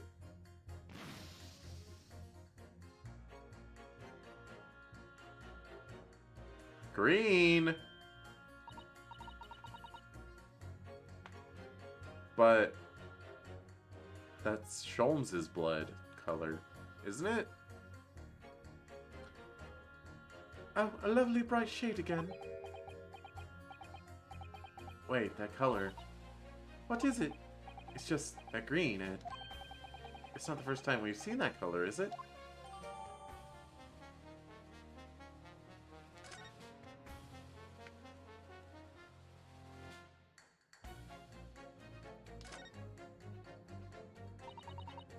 Formally gilded. That's the man you defended in court a couple of months ago, isn't it, true now? Yes, or rather mistakenly defended. I wonder what his name is doing on the back of this disc. That's a question I'd love to know the answer to myself.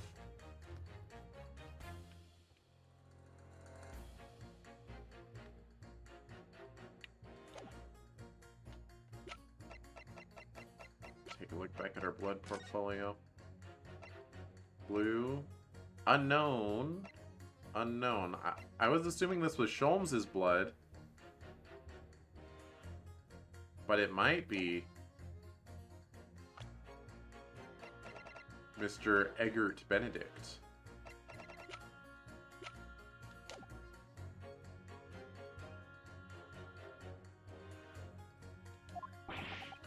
Not exactly. Given that I was actually there at the time, it's hard to refute that. I've never actually seen the real thing. I can't wait to have a closer look at it. Oh yes, of course. Way ahead of you. Slightly ahead of you. Mr. Sholmes did use his caramel bars to make a copy of the disc, didn't he? Then ordered every type of music box he could find from across Europe. I was watching something the other day, I can't remember what it was, but someone was arguing about the pronunciation of caramel. And they were like, do you pronounce it caramel or camel? And it's like, but, I mean, caramel isn't incorrect, but no one says camel, it's caramel. What's wrong with you? Gosh, I cannot remember what that actually was, though. What I was watching. Like, they weren't playing it up as a bit. They were like, I can't believe people pronounce it camel instead of caramel. No one says camel. No one says that. A camel is a desert equine Wait, are they equines? You know, it's a desert hoof beast. Doesn't have anything to do with caramel. We still don't know what tuna place, though, do we? You're an ultra genius. Can't you just look at it and figure it out? I'd love to see how the original compares to Hurley's copy. A gilded disc. Could it be a clue somehow? Perhaps we should examine it in more detail.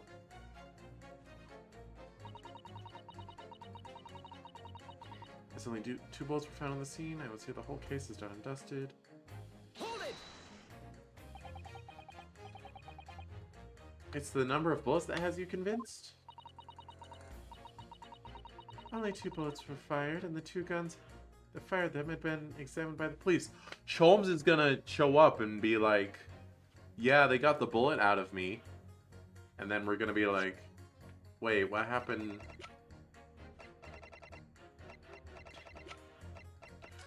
Where'd this bullet come from?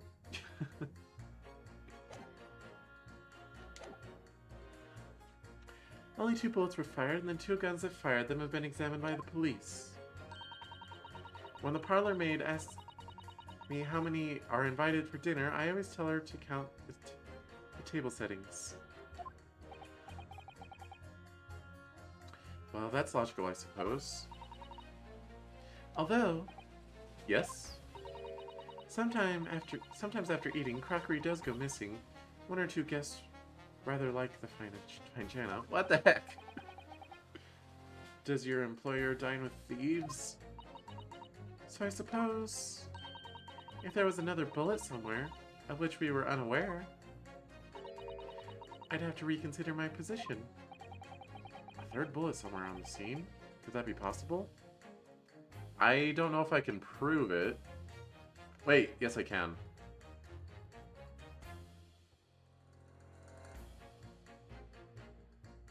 Because the bullet that hit Sholmes is unaccounted for. I can prove it. Allow me to show you then the 3rd bullet. Uh-oh. This isn't going how I thought it would. Take that! I don't suppose this would pass as the 3rd bullet? Oh no, I'm gonna get a game over. It passes for a bullet as much as you pass for a lawyer, my learned friend. Coming from you, I'm going to take that as meaning not much.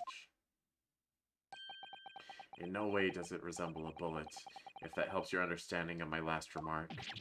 Ugh. Counsel, at the very least, I would expect the evidence you present to be of the correct form. No! It's been a long day. Thank you, counsels. Oh boy. Well, I get to see what game over looks like. I've seen enough. According to the powers vested in me by Your Majesty the Queen, I declare no further examination necessary. As such, I shall be requesting the final decisions of the members of the jury. Are you ready, Mr. Foreman? Absolutely, my good sir. I mean, they already all declared guilty, but whatever. Then please announce your findings to the court. You'll find that, like, game over format is always the same regardless of what case you're in or what part of the case you're in. Please announce your findings to the court. Guilty. Yeah. Guilty. Guilty.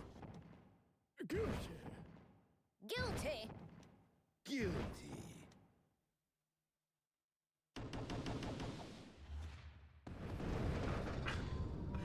Old man still slams it with his head. I hereby declare the defendant, Miss Gina Lestrade, guilty. I wonder where it reloads me. Ladies and gentlemen of the jury, I applaud your considered and expedient deliberations. Court is adjourned. Rip.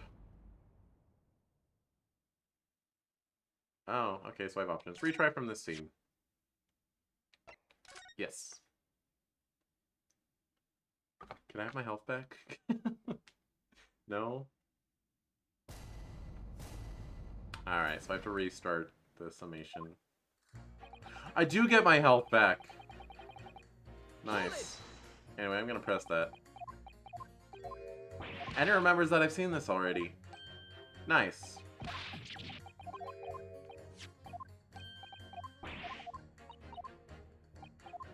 See, once you learn these things, only the first game over is threatening. Any subsequent game overs aren't threatening, because you know how easy it is to get back to where you were. I'll repress this as well, and I will not say that I have a third bullet. I at least presented a picture of a bullet, technically.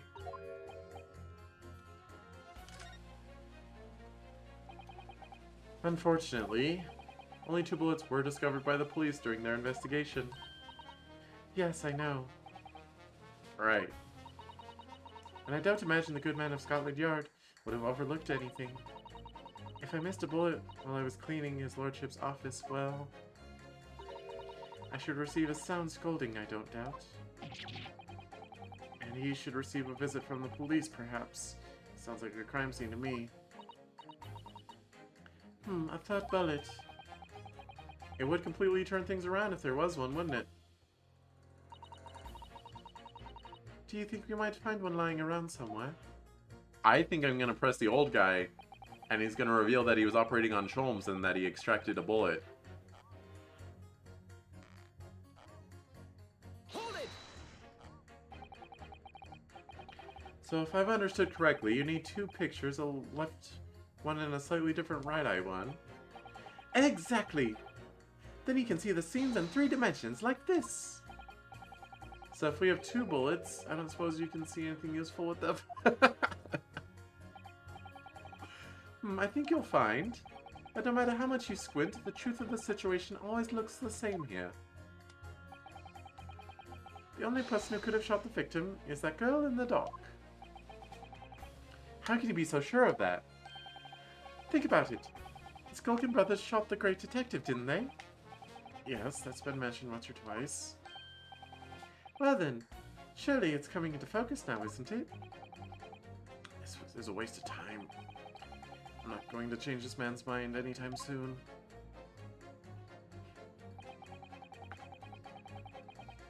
Hold it! Tell me about your operation, old man. Would you please stop muttering about things that have nothing to do with this trial, sir? The defendant's life is on the line here. Well, the thing is, I couldn't really say that has nothing to do with this trial, to be honest. Huh? I mean, there's no question that the man was shot, but the bullet had simply vanished from his stomach. It's quite inexplicable, don't you think?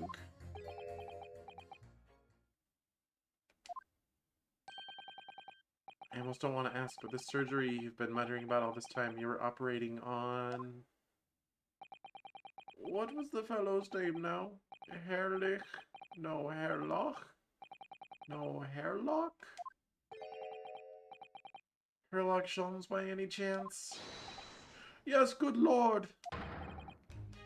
It was that Herlock fellow! Imagine getting that reveal and not figuring it out beforehand. What? You're the surgeon that operated on Mr. Sholmes? That's right, using the very latest anesthesia techniques, I might add. It was a fairly major op, I can tell you. This is crazy. Let me see, the fellow was brought in not long after midnight, if I remember correctly. They said he'd been shot by some criminal or other, so I opened him up like a shot. But the funny thing is, I went over his insides with a fine-tooth comb. You shouldn't do that. And couldn't find the bullet anywhere. So I'm afraid I had to throw up my hands and just stitch the fellow back up. I hate to state the obvious, but Yes? surely that's because the bullet is still at the scene of the shooting? The counsel for the defense is correct, as is clearly shown in this photographic print. The bullet that the Skulkin brothers fired at Mr. Sholmes hit him in the stomach region. then exited his body and lodged into the shop wall where the calendar was hanging by the door. Well, this isn't helping in the way I thought it would. I think you'll find it's really quite simple if you just consider the problem three-dimensionally. Ha! Who do you think I am, son? Well, sure, number 4 is about the best I can do. As soon as I saw the wound to the man's stomach, I flipped him over. Like a pancake? Are you saying that you checked his back? Of course I did, and there wasn't a trace of injury. No sign the bullet had left the body at all. What? That's the point. The only logical conclusion was that the bullet was still somewhere in the man's innards. Which is exactly why I set about slicing him up. I'm still none the wiser even now. How many times do I have to say it? Can somebody please explain how it happened? Can someone please solve the mystery? It's almost as much a mystery as how this jury was put together. The mystery of where the bullet ended up is infuriating. Where's an expert when you need one? Hold it! Mr. Sholmes' surgeon is on the jury? I've experienced some coincidences recently, but this is ridiculous. I'm as surprised as anyone. But there's no question that Mr. Sholmes was shot. Well, that's what the police told me when they brought him in. How bad were his injuries, Doctor? He was in a bad way. He'd lost a huge amount of blood, you know. And I suspect he was shot at quite close range, too. Because his skin was badly burned around the point of entry. Burnt? As I said, I flipped the fellow over and examined his back, but there was no sign of an exit wound. Which is why I thought it'd be better to locate the lug and pop it out. And yet you say you found no bullet inside the patient? Well, I wouldn't have done, would I? Because it's in the wall of the pawnbrokers. But how did it get there? I need someone to solve this mystery before it drives me to insanity. If only there was some expert in ballistics who could help. Even if he looked extremely untrustworthy. So we have a disappearing bullet on our hands. Well, figure that out. I'm gonna press everyone first, though. Accused attempt theft previous day. Can see the mystery at hand. What do you mean you're in for a busy day? Forgot to say, stop. Do excuse me, stop. I'm a communications officer, stop. Communications officer? Does that have something to do with sending telegrams? Everything from personal messages written by members of the public to the latest news in the capital.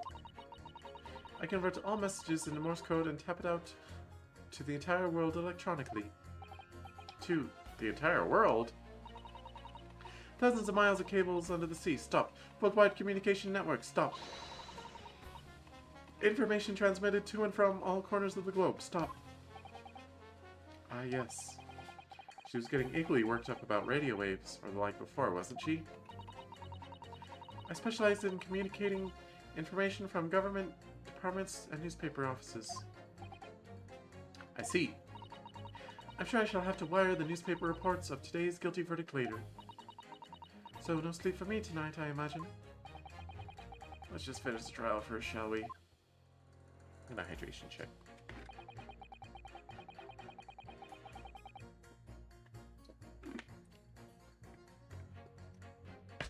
Alright, tell me about your ballistics, sir. I thought you were just a tourist?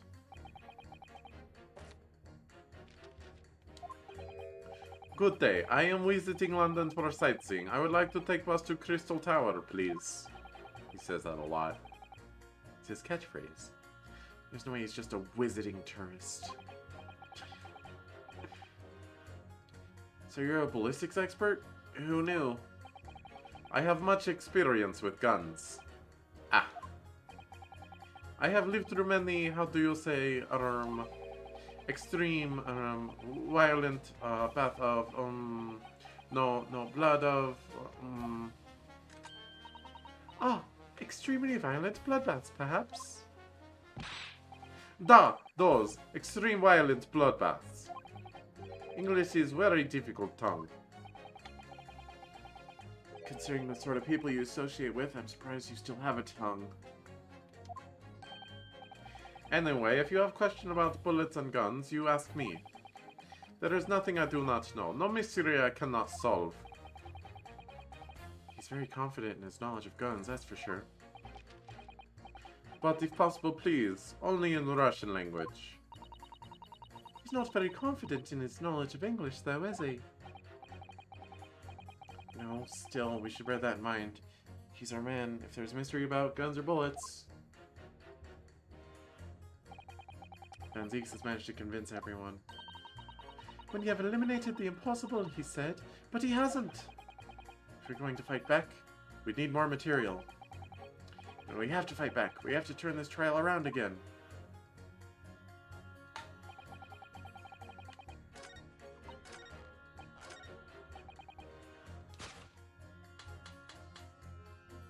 Objection. I'm not really, like, pitting you against each other, but whatever. Those two statements clearly contradict the idea that all I do is pit jurors against each other. Hey! They acknowledged it. Oh, a ballistics expert. Pitting. P-I-T-T. On the night in question, Mr. Sholmes was shot by one of the Skulkin brothers. But since there was no sign of an exit wound on his back, we must assume the bullet didn't pass through him. However, no bullet was found lodged in Mr. Sholmes' body either. Furthermore... What? Dissolving bullets? Wouldn't that be something? A bullet was found lodged in the wall of the shop where Mr. Sholmes was shot.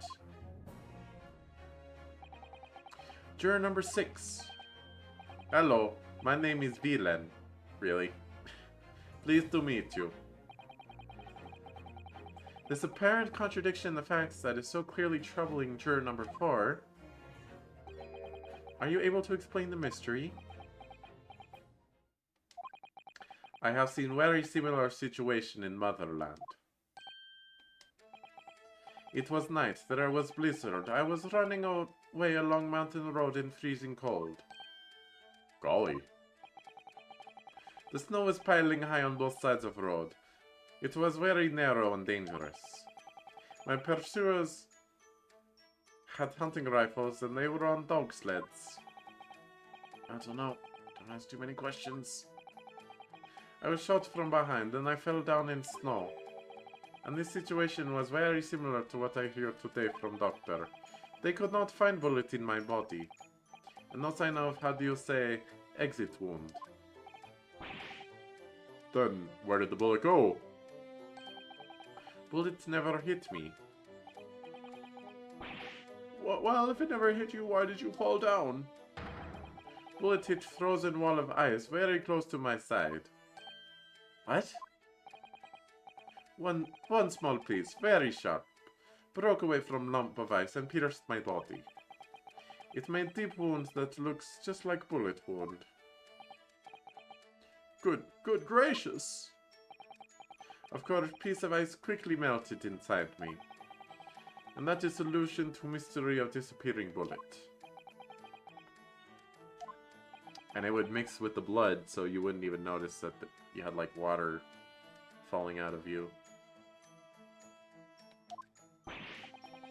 But that doesn't answer the question at all. Hmm? The shooting happened in a pawnbroker's shop. Not some snowy mountain road in another country. Just an idea. We might not be looking at exactly the same scenario here. You know, where exactly was Helly shot again? Well, according to the report, in his stomach. Sort of around this area, I think.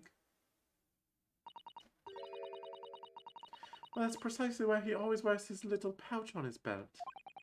A pouch? Actually, I might notice something like that. Yes, a pouch. It's where he keeps 3 glass vials of very dangerous chemicals that he uses in investigations. What? What? Really? Doctor, where's the pouch Mr. Sholmes was wearing? Well, the fellow had nothing like that on his person when he arrived at the hospital, as far as I remember. If I may. Lord Van Zieks? While I realize it is forbidden for the prosecution to interject during a summation examination, I should inform the defense that I have the pouch in question in the antechamber outside the courtroom. Sorry? As I understand it, when the police arrived on the scene and found Mr. Sholmes injured, they removed the pouch in order to assess the wound. Ah, thank goodness. I thought I was getting forgetful for a moment. Since then, it has been in my safekeeping, along with all other evidence relating to the case. I can personally vouch for the fact that it has not been touched since the incident occurred. Very well, well... Sorry, yawns happen. Very well, while extremely unconventional, during a summation examination, I must demand the prosecution presents the item in question with all speed.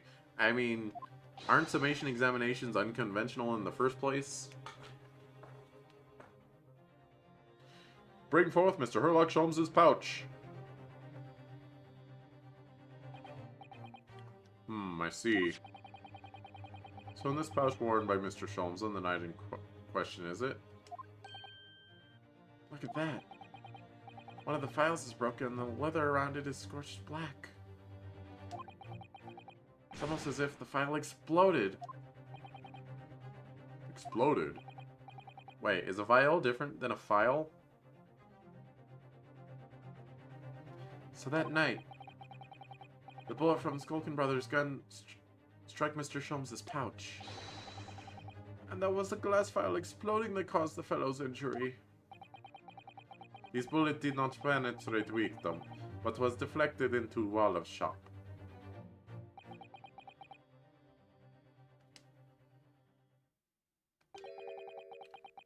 A delightfully complex aroma.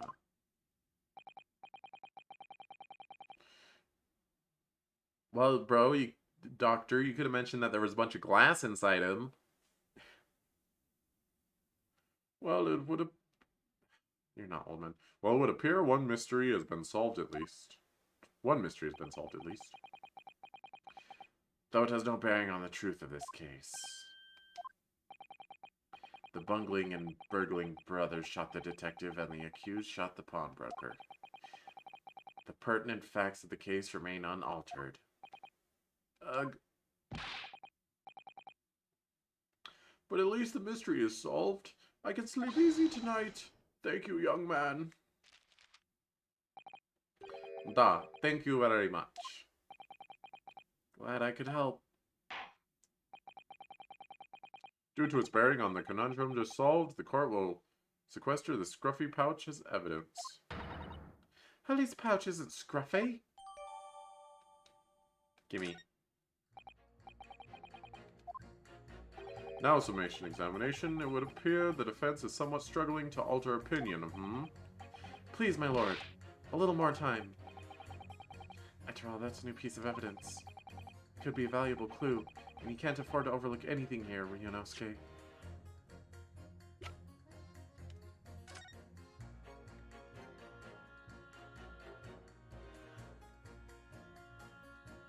So it went in, made it explode, and went like the other way. This file has been smashed to pieces. Presumably this is where the bullet struck. As soon as the bullet hit the chemical in the file, there would have been a really big explosion. A big explosion? Well, Lily's potions and chemicals are amazingly useful for the investigation work he does, but they're also quite tricky to handle. Safely, at least, they're very dangerous. Oh. I'm sure that when this file broke, the chemical inside would have ignited. Note to self, always walk on the right-hand side of Sholmes in the future. The left is the danger zone.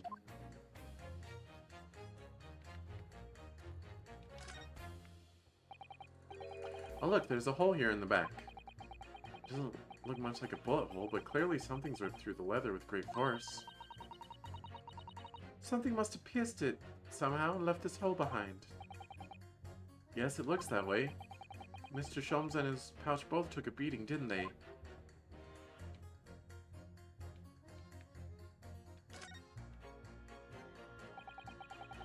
It's really scorched badly just here. Oh, the strap is broken, look! This must be where the bullet hit, then. Let me see. The bullet's still in there. Hello. Well, what the? Iris, look! Find where the broken file was. Do you see it? Ah, that's... the Skulkin Brothers bullet! What a stroke of luck that hit this pouch. That it hit his pouch. This is an amazing discovery. What this means is... there were 3 bullets fired at Windibanks that night. We found exactly what that juror was talking about. The 3rd bullet. It's time to press that juror again, I think.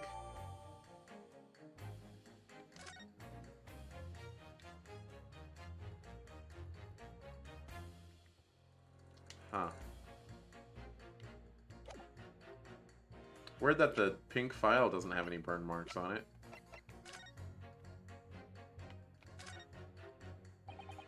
This is the bullet that was fired from the Skulkin brothers' gun on the night of the incident. Yes, so it turns out it never actually entered Hurley's body at all. Thanks to the thick leather of the pouch he was wearing, it saved him. Hurley's always lucky like that. Well, considering what he had to go through in the hospital, I wonder how lucky he really was. Oh dear, poor Hurley. That's just the whole bullet? Okay.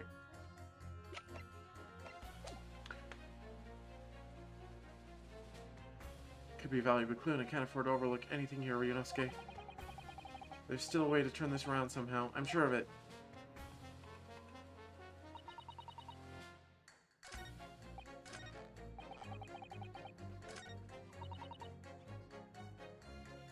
Hold it!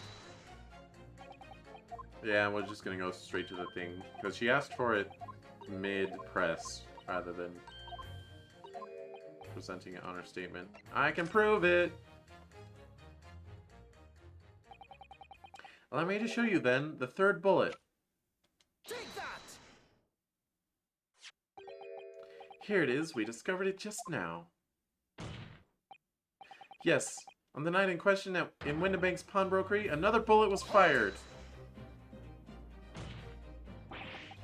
What is this new trickery, you Nipponese conjurer? Where did you find that bullet? It was lodged inside Mr. Sholmes' pouch. What? This pouch was removed from around Mr. Sholmes' waist before he was taken to the hospital. And since then it has been touched by no one. Do you mean to say the shot fired by the Skulkin brothers that night? Yes, as your lordship has surmised, it hit his pouch. But that makes no sense whatsoever. We already know the whereabouts of the bullet fired at Mr. Sholmes. It's clearly visible in this photographic print. Ah! 2 guns from the scene have already been submitted into the court record as evidence. Yes, that of Mr. Windibank, and that belonging to the Skulkin brothers. An examination of both guns revealed that only a single bullet had been fired from each. Ah! But that must mean... That's right. We know now that on the night in question, 3 bullets were fired. However, only 2 bullets were fired from the guns recovered from the crime scene. And until that incontrovertible inconsistency is somehow explained, we cannot and must not pass judgment.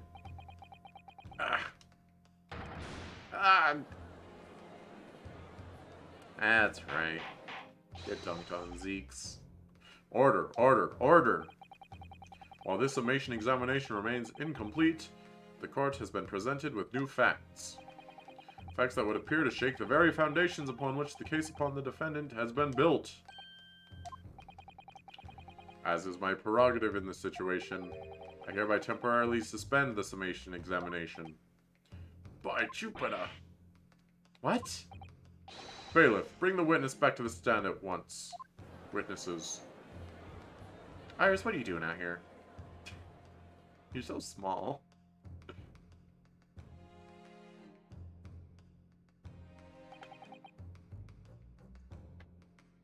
Witnesses. Governor! Were you listening to proceedings while the defense carried out the summation examination? We was, Governor, we was. Perhaps we can dispense with the tedious preamble, simply answer this one question. The third bullet has been identified at the scene of the crime. What do you make of that? Make of it, Gov? We done make nothing of nothing. What? Is it one of yours? God blimey, Gov. God blimey, not a chance. In that case, do you have an accomplice? What? What? Never. The Skulkin brothers work alone. It's just the two of us. That's our trademark. How soon we forget poor Sulky.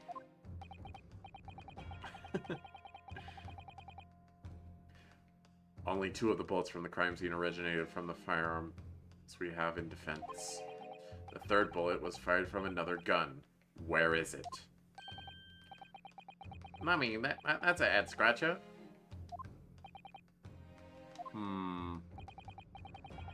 Counsel for the defense. Yes? I should like to hear your thoughts regarding these new developments. The third bullet and the mysterious missing firearm from whence it came. Thinking back over all the testimony we've heard and all the evidence we've seen, I think I'm starting to form a picture of what really happened that night. My lord, I think it's clear what this third bullet tells us about the Skulkin brothers.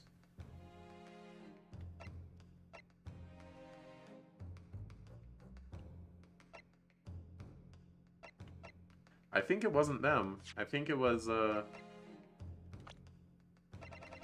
Mr. Eggert. Because... Let me explain to you, chat. Because we know, actually... Wait, it didn't get added to my blood samples? What? What the heck?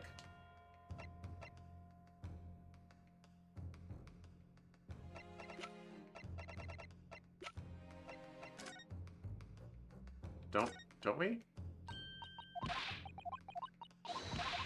We know that the blood on the disc belonged to him. Mr. Eggert Benedict.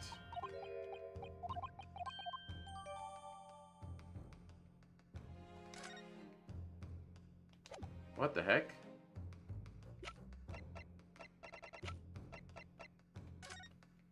Oh, I must have did that before I got the game over.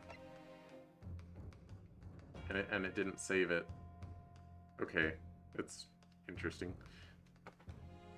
But yeah, number 1 and number 4 are the same color, and we know that this one is Eggert's. Therefore, that places him on the scene of the crime.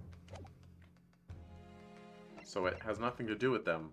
Unless it was the secret accomplice, but I'm going to say it has nothing to do with them. I believe it has nothing to do with them. Eh? Nah, shit. That's right. Yeah, nothing to do with stuff, Gov. With that stuff. That's stuff, Gov. That's about. We've established that one bullet was fired from each of the 2 guns already known to the court. The logical conclusion, therefore, is that on the night in question at Mr. Winnebank's pawnbrokery, there was another person present in possession of a third firearm. Whilst the brothers may have had nothing to do with the third gun or the bullet fired from it, it's inconceivable that they had nothing to do with the third man. Yes, the brothers were working with an accomplice who was carrying a gun. Oh, okay, so 2 out of 3 of them weren't correct, I guess. An accomplice, you say? Pig's will.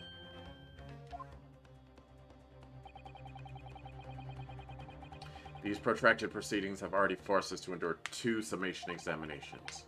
Yet in all that time, there has been not a murmur of a third man, if this apparently wraith-like being exists. Show you some proof? I got it! The court must be shown hard evidence. Without it, this fantasy will be crushed. It's a good thing I checked the court record to explain it, because I would have just sat here and presented it, And been like, what the heck? Why does it work? Prosecution demands answers on 2 counts. Firstly, proof, evidence, that this accomplice was ever at the scene of the crime. And secondly, the identity of this spurious character. The Skulkins are lying, I know that. But how can I ascertain the identity of the person they're hiding? I mean... Well, counsel? I'm supposed to prove the existence of this accomplice and reveal the person's identity, even. In response to the prosecution's demand, my lord, the defense is ready to present answers. The defense is ready. I believe I can provide the answers to the prosecution... all the answers the prosecution demands. So, my Nipponese friend, despite the swimming eyes, you seem to think you have something to say. This promises to be interesting. Ow. I have to push forward now. There's no other option. I need to use every single piece of evidence available to me if I want to make a difference. In that case, counsel, I would ask you to present the evidence without delay. On the night in question, in the moment leading up to the death of the victim, what proof have you that there was a third intruder present at the scene? Kabamzo. Take that! The evidence is right here in this portfolio. By Jove, that portfolio again, is it? Do you expect the court to rifle through your papers itself? Be more specific. You claim one of those blood samples proves the presence of a third intruder. Well, which one is it? Well, it's number 4 and number 1.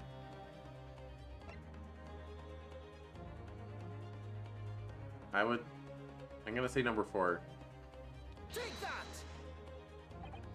This is the blood sample that proves it. Don't shake your head at me. You perplex me, counsel, by looking so pleased with yourself despite this quite displeasing answer. You would do well to take your relevant specimens of blood and go back from whence you came. Oh, come on. And I'll see to it that you go down in this court's history as an equally irrelevant specimen. Okay. Well, I think it takes a certain genius to give such a completely wrong answer personally. It's not wrong! Kind of genius I could really do without. Time to think again.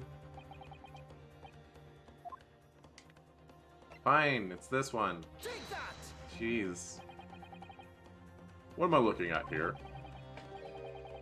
There appears to be some green paint or such like around the bullet hole in the middle of the calendar. That's a bloodstain, my lord. A bloodstain? Green blood? Curious, even for you. Is the court to understand that the intruder was some unhuman creature? It's something developed by Mr. Herlock Sholmes. By the great detective? New invention. Stop. Not yet appeared in stores. Stop. It's this, you say? It doesn't have a name yet, though. This fog sprays a chemical that reacts with the different elements in people's blood to change its color. Different elements of people's blood? Yes, everyone's blood is slightly different, you see, because it's made up of different elements. So by seeing what color it changes to, you can tell in a flash whose blood it is. Oh, that brings a whole extra dimension to looking at blood.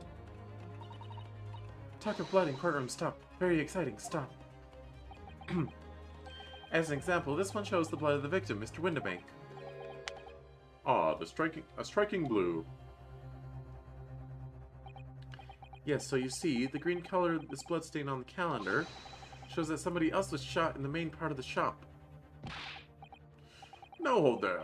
Hold fire there, young man. Could be from some unrelated incident, couldn't it? No, it's not unrelated. The date showing in the calendar is the date on which Mr. Windibank was killed. By golly. Therefore, we can assume that whoever was shot on the same day. Then whose blood is it?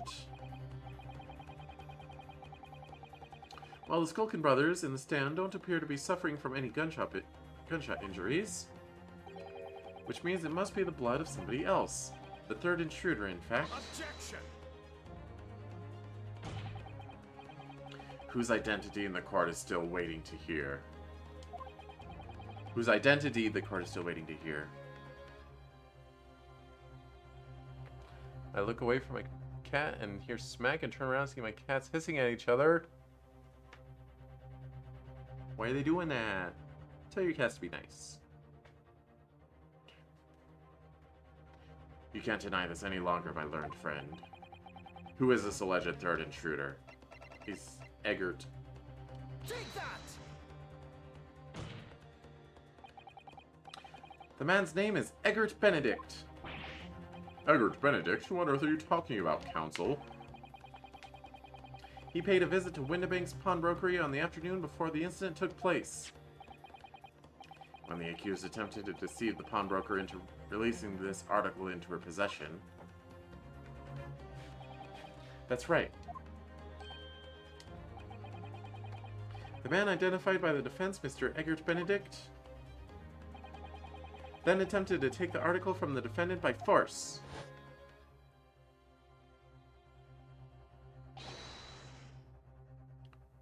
Broker. Yes, sir. I believe this filthy pocket thief has just redeemed an article from you now. Yes, sir.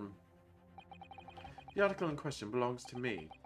I demand for it to be returned at once. Now that's a lie. What are you trying to pull? Give me back my overcoat, you wastrel. And needless to say, any music box discs too.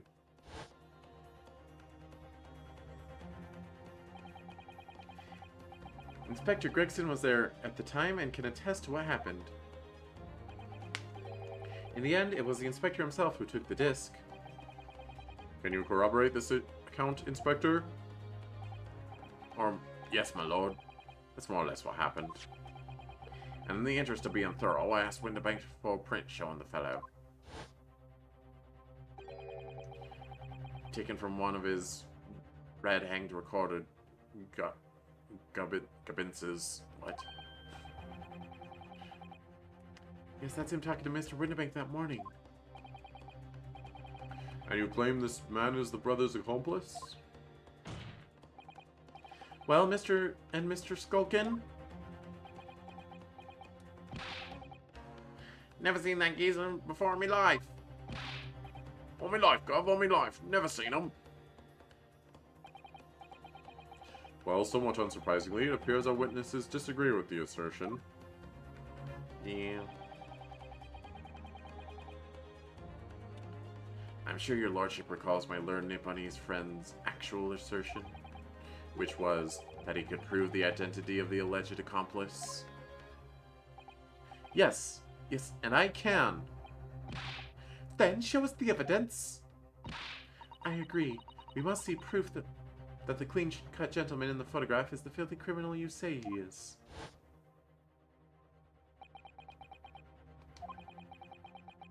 This is the last piece of evidence. I've had a feeling that something has been missing in this trial from the very start. But now, I'm going to drag it kicking and screaming into the courtroom. Are you ready to present your answer to the court then, counsel? Yes, my lord. The defense will present the evidence now. Proof that the man pictured in this photograph print was in fact the person struck by the third bullet. I mean, it's the blood samples. Right? I'm gonna be mad if it's not. Take that! That proof is right here in this portfolio. Good gracious, counsel. Does that portfolio contain the answers to every question posed? I see you share my interest in claret-colored liquids, my Nipponese friends, but... enough. The court demands to see further evidence. Which blood sample proves the man you identified was the one shot by the third bullet at the scene of the crime? Take Not so stupid now, is it? As I mentioned before, on the afternoon of the day in question, the defendant attempted, deceitfully, admittedly, to reclaim this disc from Windibanks. Which is where the aforementioned Egbert Benedict appeared on the scene, I believe. This man then attempted to purloin the article from the defendant's possession, no? That's correct, my lord. I myself was present at the time. It was following this that a minor incident occurred.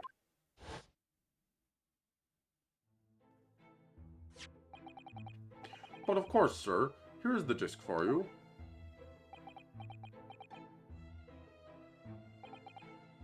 Very well. Then I shall bid you farewell, say goodbye to style. Wait a minute, that disc is mine! Ah, what do you think you're doing, you little tramp? You've drawn blood, you filthy animal.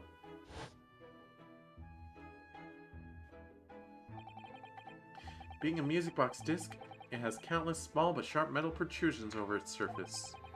Those protrusions cause Mr. Benedict's finger to bleed, and the resulting smear of blood is still visible on the disc now. Goodness, a bloodstain, is it? My assistant and I have just analyzed the bloodstain here in this very courtroom, using my trusty Fogger gun. Is Fogger... Is that an old-timey word, or... is it a British word?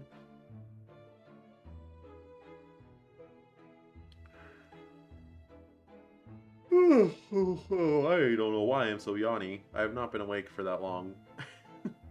I woke up pretty late, actually.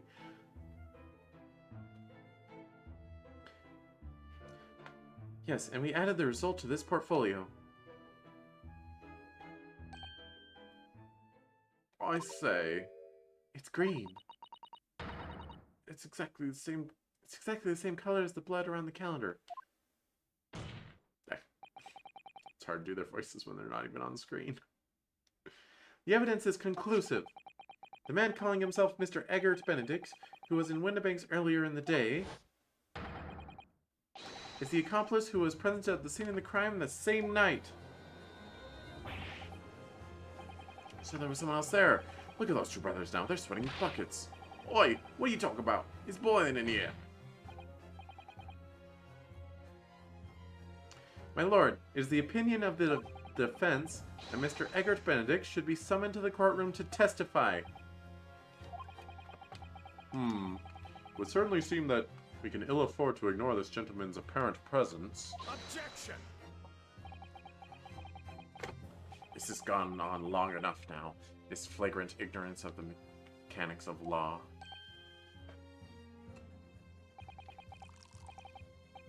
Sherlock Holmes, you say? Yes, I've heard the name. The protagonist in a series of short stories for the vulgar classes. A god of detection or some such. And now you employ chemical substances devised by this fantastical persona in the highest court in the land. Do you expect us to take you seriously? The samples made by this plaything are not fit to be called evidence. So the bloodstain turned a shade of green. What of it? Here's to you successfully proving that no other blood in the world could turn the same color. Ah, well... And pray, do not even think of suggesting that we should take Mr. Sholmes' word for it. Ugh. He's not that wrong. Is he right? Is Mr. Sholmes' concoction a load of guffaw? I don't know. I mean, really, he's good detective. What are you talking about? You can't let him get away with this. I knew it would come to this. Of course, Mr. Sholmes' invention isn't going to be recognized by any official body. But what other choice did I have? I'm just remembering what Father Christmas over there said before. About how he was temporarily suspending the summation examination. Ah! In other words, the examination isn't over yet, is it? Good grief. What did you just say, young girl? And in a summation examination, the decision as to whether or not the trial continues is in the hands of the 6 jurors, isn't it? So the way I see it, it doesn't matter what certain other people think of Hurley's invention. At least, not for now. Oh my gosh, Iris. Vicious. Just completely discredit Von Zeeks. It's like, you shouldn't even be talking right now. Get out. She's right. Young lady, you have quite the devious mind. It really comes down to just one thing. Whether these ladies and gentlemen of the jury are convinced by what you say, Runo. Is that about right, would you say? Or did I misunderstand something? Unbelievable. Mr. Sholmes' partner is a force to be reckoned with. Iris Wilson, sharpshooter. After that shrewd Presses? Précis.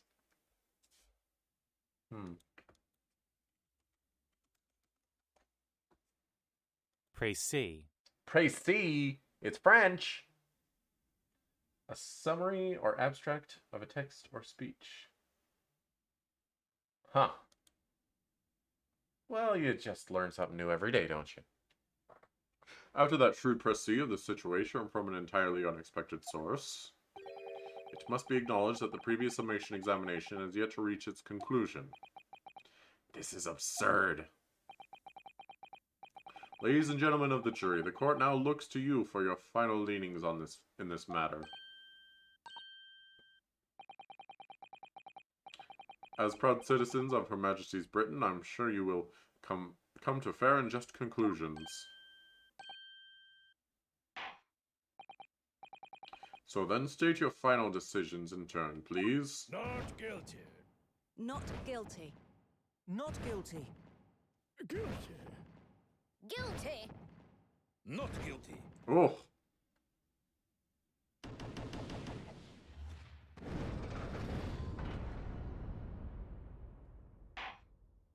Oof.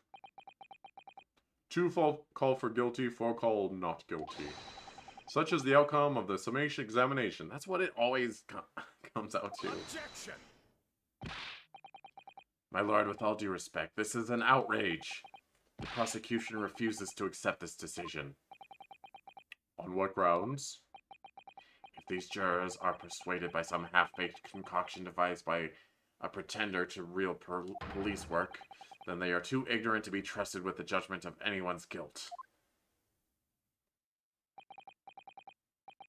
I'm sorry, Lord Benzeeks, but the outcome of the summation examination cannot be ignored. This trial will continue. Yeah, get dunked on.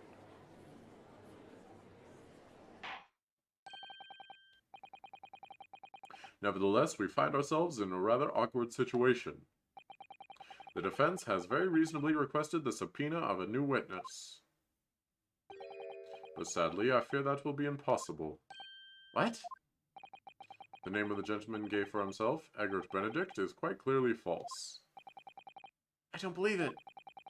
Just want to manage to prove the man was there that night. Could I say something? Who was that, please? Who spoke? He's in the audience. Oh, never mind. It was me, my lord. Juror number 5? What have you to say, madam? If possible, Inspector. Me, ma'am. I wonder if you might show the photographic print to me again. The one in which the gentleman is shown. What, does she have photographic memory or, like, face memorization powers?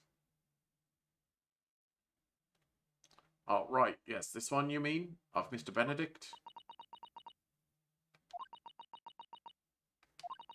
Is it your son? Yes.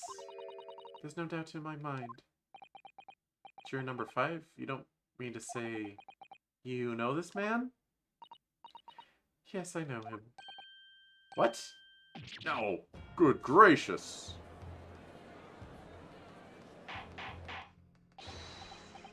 What is this jury? I know I was on about it at the very beginning of the trial, but what is this jury? Order, order, order. Juror number 5. How on earth? I'm a communication officer. Stop. As we can clearly see, the gentleman in the photograph is stop. Also a communications officer. Stop. He works in my office. Stop. Oh. A very talented operator, in fact. Stop. You should be in the communication station now. Stop tapping away on the telegraph. Stop. This doesn't seem right somehow. I can't put my finger on why, but it doesn't feel right. I suppose we all imagine the accomplice would be some sort of hardened criminal. It's a bit unexpected to find out he has a respectable job by day, whatever he gets up to at night. Yes, I suppose that's it. I suppose that's why I felt something was wrong. No. Something's definitely wrong. If the gentleman is at London's communication station, we should be able to subpoena him within the hour. Lord Van Zeeks, if you please. Yes, my lord. Make the necessary arrangements with all haste. As your lordship bids. The court will recess for 1 hour. When the new witness arrives, we shall reconvene to hear the gentleman's testimony. Inspector Gregson? Yes, my lord. I should like to hear from you specifically about events at the pawnbrokery on the day in question. Come to my chambers during the recess. Yes, sir, my lord. Very well, this court is adjourned until 1:40 p.m. Nice. To be continued indeed.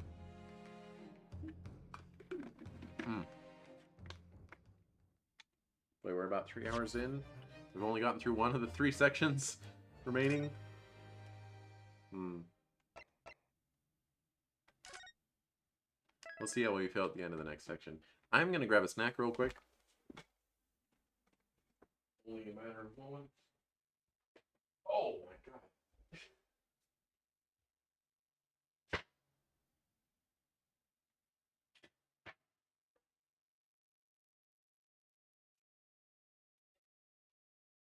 Chat, did you hear all the popping of my shoulders that just happened as I was walking away?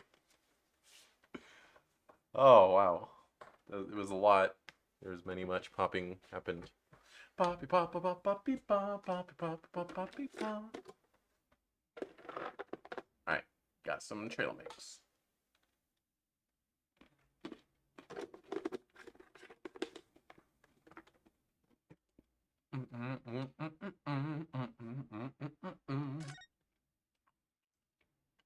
Alright, it's already saved.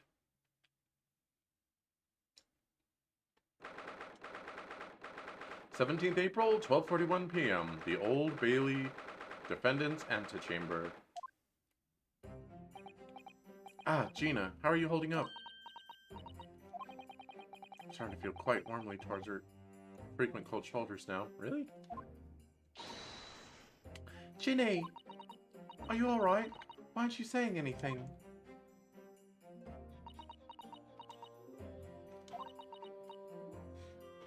What's the point, eh? Why go to all this trouble and fight so hard for the likes of old May? What? Well, you saw it, that picture. What picture? Oh, you mean this? The photograph taken by Halley's red-handed recorder? Well, I didn't think it would have captured a scene like this, that's for sure. It's hopeless. Anyone who sees that's gonna think I did it, ain't they? Well, I won't pretend that it wasn't a bit of a shock when the prosecution first presented it to the court.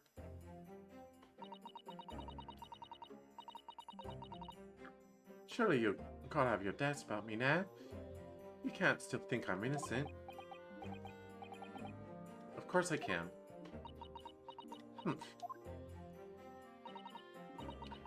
Ginny, why don't you talk to us? Tell us what really happened that night. Eh? Uno's cleverly managed to piece together a lot of new information, but still, we'd really like to hear it from you. Alright then. It was after we'd had dinner together at your place, right, Iris? Then we all had a chat up in your office, didn't we? Yes, I remember.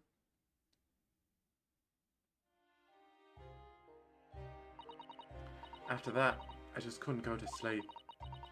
So I slipped out and went down to the street to the 2-1 to Winterbake's place. I had to know if Iris' story was there or not. The Hound of the Baskervilles. I don't know what it's about or nothing, but if you ask me, there's something in it that Sholmes don't like. Something what you don't want people reading. So that's why you lied to Iris about sticking it in that lug with Winterbank for safekeeping. At least that's what I thought at the time. So you broke into Winterbank's? I just had to know if it was there or not. I mean, I had no idea all this was going to kick off, did I?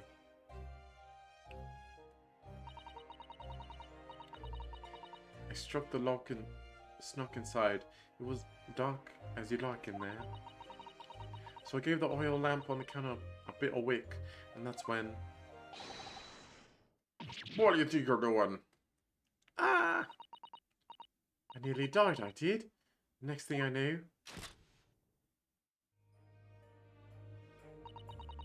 I grabbed the gun off the counter and was waving it in the air like, I don't know what.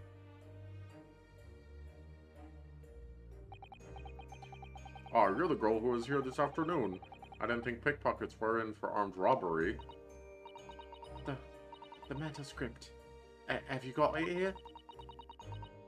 Did Sholmes leave a load of papers with you? A story? I beg your pardon. The Hound of the... something or other. If it's here, I want to see it. I'm sorry, young lady, but I'd sooner die than relinquish an article belonging to one of my customers. I don't want it. What would I have...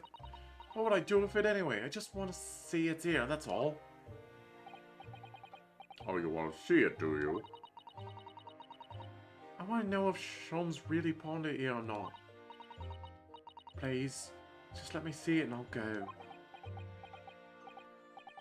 Oh, very well then. But for pity's sake, stop waving my gun around, would you?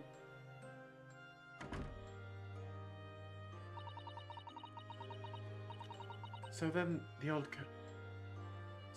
cove unlocked the storeroom door, and we both went inside. And it was there, all right. The manuscript. Sholmes weren't lying after all. You did all that just to check for me, Ginny. Anyway, there was a bit of a kick up in the main bit of the shop. The Skulkin brothers are arriving on the scene, yes. What was that noise? Someone's breaking in.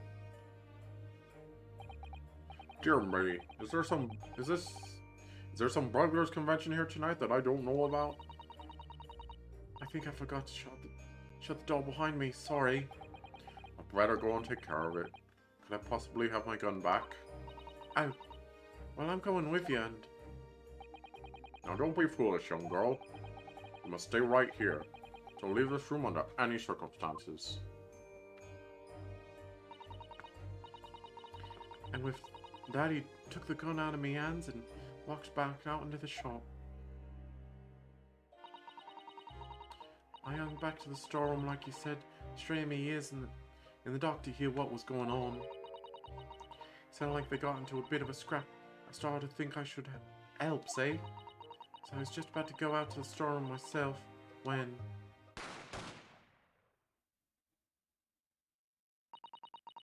I had a couple of shots go off. 2, I think.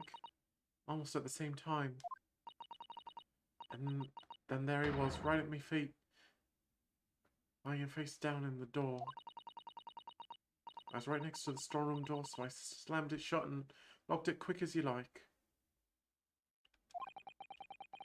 Because you thought whoever had shot Mr. Winterbank might come for you? Yeah, so I went to grab the old ghost gun. I figured I'd put up a fight at least. When I got a better look at him, I knew.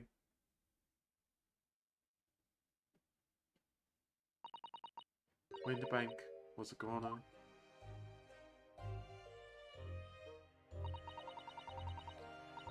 I felt funny in me head all of a sudden. Kinda dizzy. And after that, I don't remember nothing.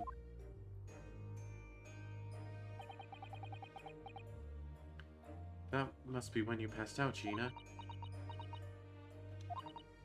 If I hadn't done what I'd done, the old cove might still be alive. Did you tell the police everything you just told us? Of course I did. They didn't believe a word of it, did they? All they said was, if I kept telling lies, it'd make things even worse for me.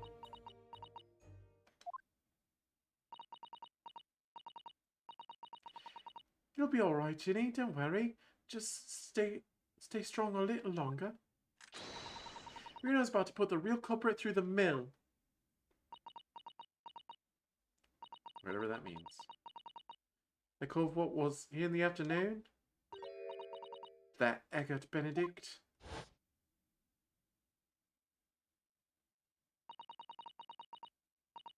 I still remember how he looked at me like I was nothing. He was there that night. We don't know his real name yet, but I'm convinced that he's involved somehow. Anyway, thank you for telling us what happened, Gina. I appreciate your honesty. You what? You can leave it all to Reno's capable hands now, Ginny.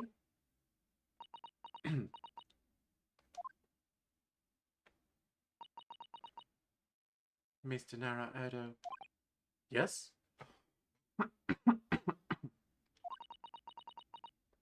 How come you trust me? I don't get it. I mean, have you forgotten what happened here before? Come on. It was only 2 months ago. Me and McGilded, we told you a whole pack of lies. And you got the bog trotter off with them. Even though he was a killer. No, I could never forget that. I did what I thought was best at the time. But the pain of that era of judgment doesn't get any easier to bear. Still, don't forget that I also made you a promise. I told you that I'd be on your side to the bitter end, no matter what. But what if I'm lying? You could be working to get another kill off the hook for all you know. I was once in your position, Gina. I was the accused in a trial. You were? Before I left Japan, I was accused of murder. As strange as it might sound, the circumstances of the crime were pretty damning. I'm sure that no one would believe it wasn't me who'd done it. Oh, Runo. But there was one person who stood up for me, who believed in me, and was prepared to defend me. My best friend. Ryunosuke, no one believes in you more than I do. Leave this to me. All you need to do is put your faith in me and I'll do the rest. I was so happy I cried. And even then, somewhere inside me, I couldn't help thinking, surely he doesn't really believe in me. Not completely. But I was wrong.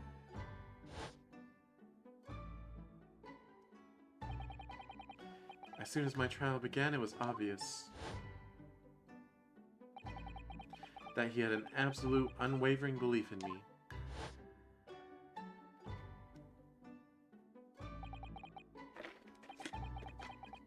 And in turn, I developed an absolute unwavering belief in him.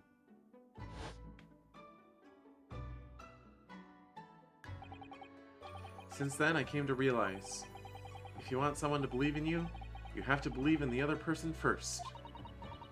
What are you saying? I promise you, Gina, that no matter what happens, I'll keep believing in you. So you don't need to worry. I won't let you down.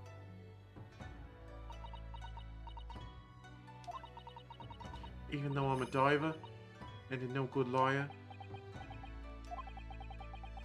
You're not like me, Gilded. I know that. Eh? That's right. You're our friend, Ginny. Iris. We know you better than you think. And we've come to the conclusion that you're someone we can trust. Yes. That's really all we need to know. Exactly.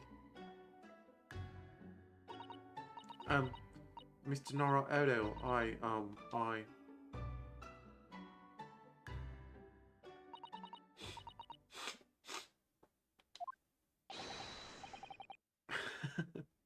Defendant Gina Lestrade and her legal representative.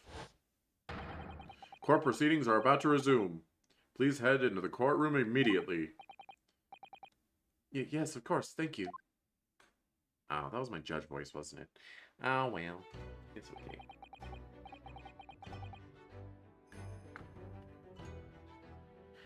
I've been both a defendant and a defending lawyer in my time, so I knew only too well just how hard it was to put all your faith in another. And I also knew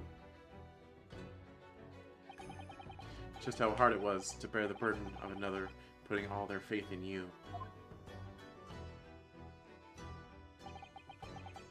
This is it at last, the final chapter, the final battle. Wish me luck, Suzato-san. And I hope you're watching over me too, partner. Don't listen to the trail mix.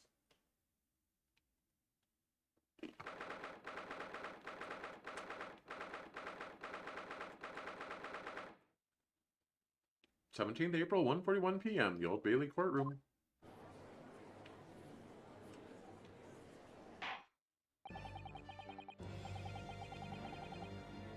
I hereby call this court to order as we resume the trial of Miss Gina Lestrade.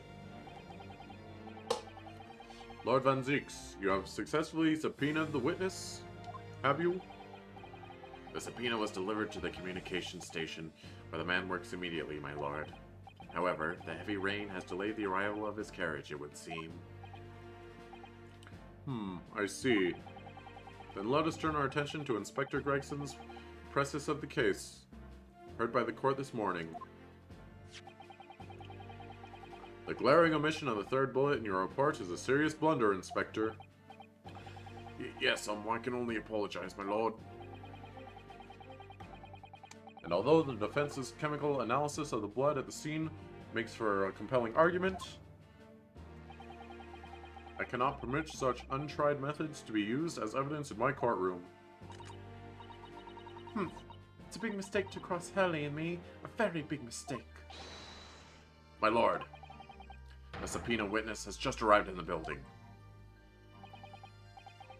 Thank you, officer. Show him to the stand without delay. Mr. Eggert Benedict. I didn't expect to be crossing paths with him again so soon, and certainly not like this.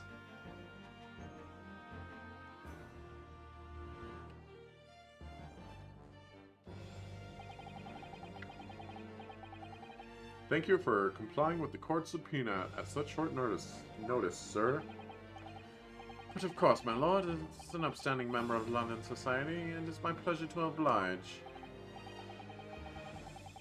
Now, kindly state your name and occupation for the record. Ashley Graydon, Communications Officer. Mr. Graydon and I both work at London Central Communications Station. Now, perhaps somebody would kindly explain what all this is about? You were apprised of the situation by the court officer on your way here, I presume. Yes, I was. Something to do with the murder that took place at the pawnbrokers on Baker Street. And some nonsense about me having been there on the night in question. That is the accusation indeed. This really is beyond a joke, you know. Very well, without further delay, the court will hear your testimony now, Mr. Graydon. You will respond to the accusation made against you under oath. Gladly, my lord, gladly. We'll see how glad you are by the end of this. Naturally, I have occasion to make use of pawnbroking services from time to time, but are you seriously suggesting I colluded with these thugs to break into the place on the night of the murder? I have no intention of admitting to such an outrageous accusation. Even if certain parties here present claim that my blood was found at the scene. Some Scaramouch detective's homebrewed tincture can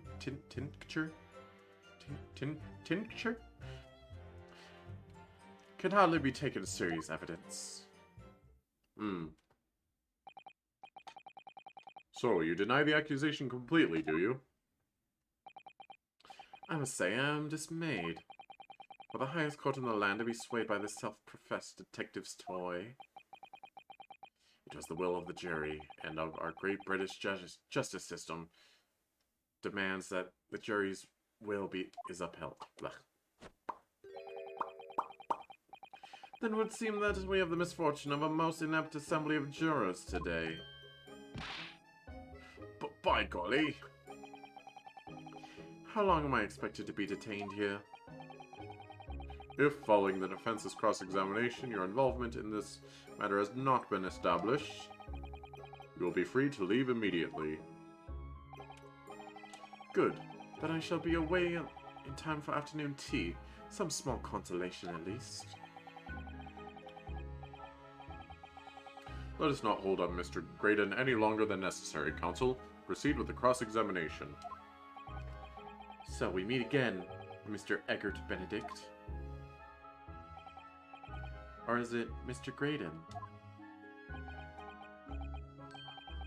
My apologies, you are... Ryunosuke Naruhodo, defense lawyer. We have met. If you say so. Ashley Graydon, enchanté. So...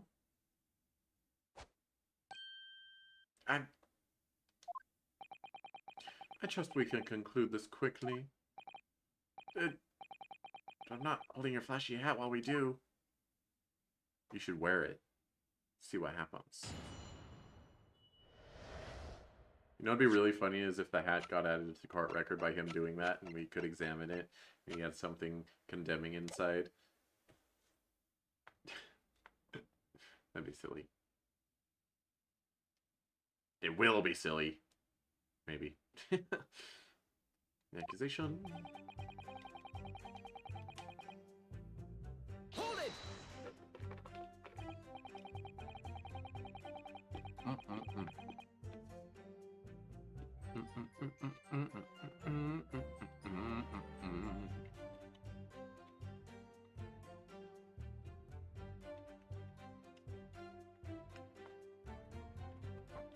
Yes, we even met in the very pawnbrokery where the crime took place on the afternoon of the day in question. Though, of course, you introduced yourself by a different name at the time. It was Mr. Eggert Benedict, I believe. Tell me, what made you... The witness is here to testify about the events that took place that night. He is under no obligation to answer such unrelated questions. You can't be serious. Thank you, because I certainly do not feel inclined to answer such an inappropriate question. So he's going to be evasive, is he? In an effort to not give anything away. This could be tricky.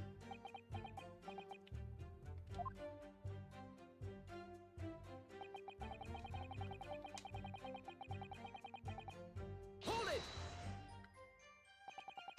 Have you seen these two men before? This pair? No, I don't associate with criminals. Said by a man who introduced himself as Eggert Benedict. I'd like to know who I have to thank for this. Who made this outlandish accusation against me? The young lawyer there in the black. This is a farce. Whose idea was it to permit an outsider to work in a British court anyway? Well, needless to say, no intention of admitting such outrageous accusation. Where were you at around 1 in the morning on the night in question, sir?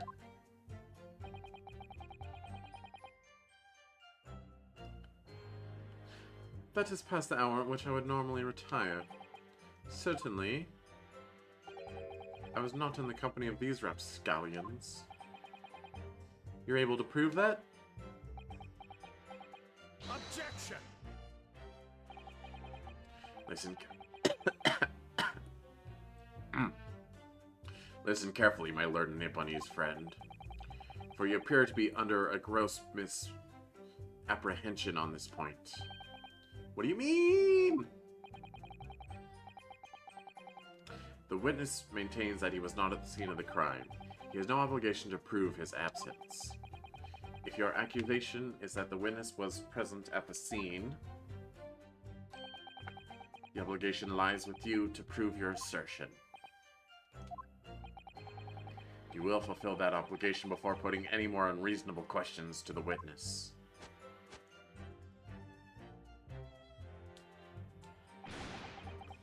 A silent victory wiggle. Thanks.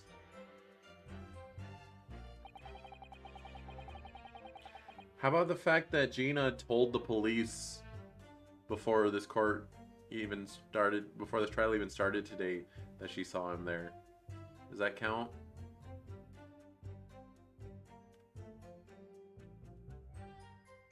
Even if certain parties here present claim when blood was found at the scene, how do you even know that? Blood was found at the scene of the crime. There's no question of that. Mr. Sholmes' chemical analysis has positively identified the substance as such. But I'm not the only human to have blood running through my veins, am I? How can you be sure that the blood is mine? Could equally be the blood of one of these two miscreants. Every individual's blood has slightly different composition, it seems. Mr. Sholmes' chemical is able to differentiate between... Spare me the science lesson. Who is this Sholmes character, anyway? Oh, I assumed all Londoners would know the name. He's a great, well, a renowned detective. Soon you are unable to bring yourself to say great detective. A great detective, you say? Tisk. Now we're in the realm of fairy tales, aren't we? Excuse me. Do you have something to say about that, Mr. Skulkin? What, me? No, Mr. Skulkin next to you. Right, I've had it up to here with this. How many times have I got to tell you? Yes, I know, you're not big bruv sulky. Mr. Nash Skulkin. God blimey, Governor. You what? Is it not the case that when Mr. Graydon just spoke, a thought went through your mind? Would you care to share that thought with the court? Me thoughts? I don't have none of them. It must have been him. You what? Mr. Nash Skulkin, answer the question, please. What went through your mind when Mr. Graydon just spoke? Nothing. Honest, Gov, nothing. I was just thinking. If we have his arm around, like... If he waves his arms around like that much more, it'll open the wounds again, that's all. Bruh. What wound? Where he took the bullet, of course. It was only 2 days ago. It ain't gonna be healed up yet. So I was, well, you know, I was worrying for him, and... Oh, L's bells. Mr. Graydon, did you hear that? What? Your comrade is worried about you, it seems. On account of your injured arm. My lord. Yes, Mr. Graydon? I have no idea what these two wretches are talking about. Certainly I shouldn't be expected to answer anything in relation to their mindless insinuations.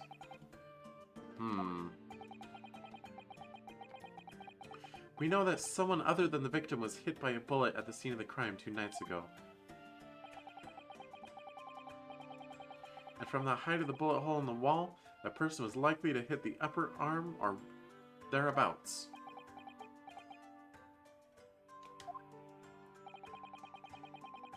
Perhaps you would allow the court a court official to examine your arm, sir? The left arm that you're currently clasping with your right hand, as if in pain? No, I refuse. You have shown no evidence whatsoever that links me to these common thieves. Accordingly, I am not obliged to permit any such invasion of my privacy. As I've already said, I'm completely uninvolved in all this. I never had anything to do with the pawnbrokery where this fellow was killed whatsoever. I take offense at the insinuation that I was in any way involved. You claim to have nothing whatsoever to do with Mr. Winterbake's pawnbrokery? My lord, defense would like the last statement to be added to Mr. Graydon's formal testimony. Very well, counsel. Continue with your testimony, Mr. Graydon.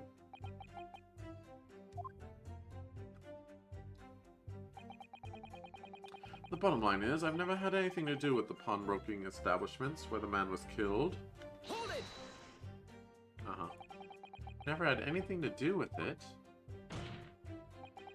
You forget that I was there, Mr. Graydon, on the very afternoon of the incident. Obviously, I'm not a complete stranger to the pawnbrokers. I'm currently on the lookout for an armchair to furnish my study. No, you were there to redeem an article. I have no idea what you're talking about. Excuse me.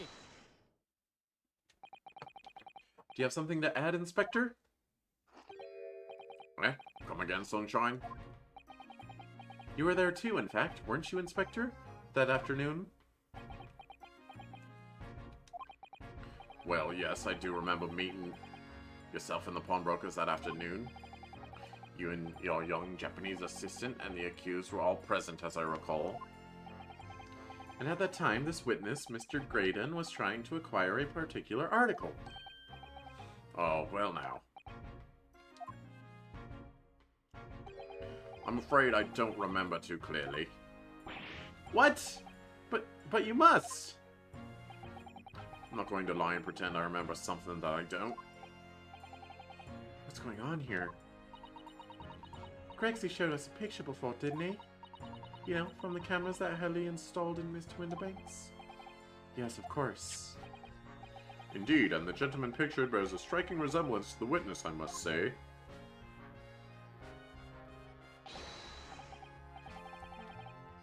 Exactly, which proves that Mr. Graydon was in the shop on the afternoon in question. That says 11 a.m., though. At no point have I denied that fact. I merely entered the shop to peruse the articles on sale and have a word with the broker. Nothing more. This makes no sense. I understand why Mr. Graydon might be trying to cover his tracks. But why would Gregson be trying to avoid giving testimony about what happened? Because he let him get away and he doesn't want to admit it because it makes him look bad? That's all he's going to say on the matter, is it? What do you think, Bruno? I think he has no intention of telling us anything. He's well aware that the less he says, the less chance he has of giving himself away. The complete opposite of Hurley, then. He seems to think that the more he says, the better. Well, at least I managed to prise a little more information from these witnesses' lips. All thanks to the Skulkin brothers. Yes, they were the key to it after all. So he says he has nothing to do with Windibanks. Well, we know that's not true. Perhaps now would be a good time to have a proper look through the court record. Good idea. You never know what tiny scrap of information could become a valuable weapon.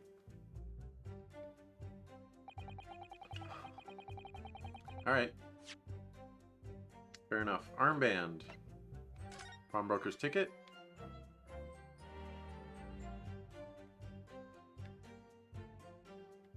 This was,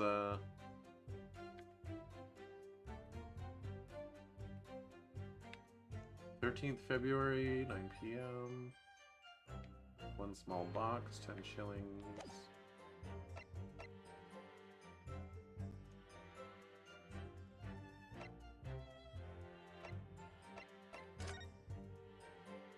February, 10:30 a.m. £1. That's the one that Gina deposited. Small box. Did we ever find out what this is about?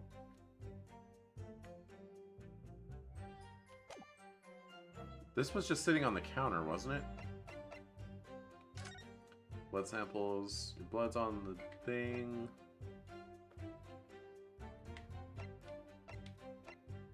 But that's our supposition that it's Eggert's blood. We can't really use that as proof. Privacy Story manuscript. Kind of weird that it's on pink paper. Omnibus murder. Victim found. Witness testimonies. Now it's collected by Mr. Zada about the McGill case worked on 2 months ago. Today's paper.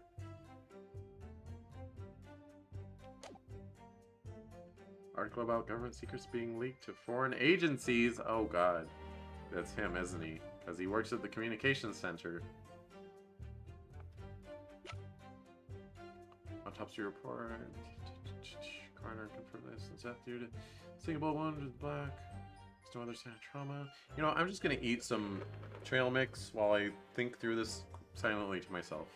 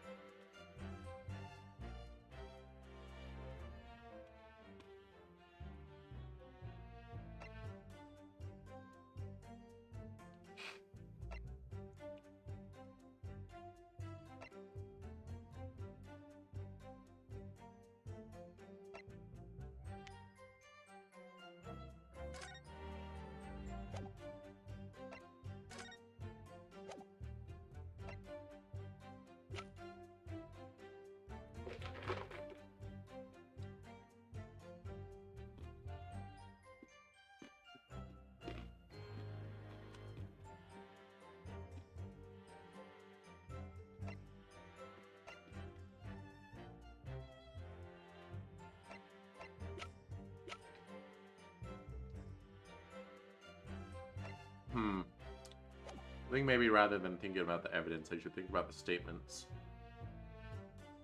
Naturally, I have occasion to make use of pawnbroking service from time to time.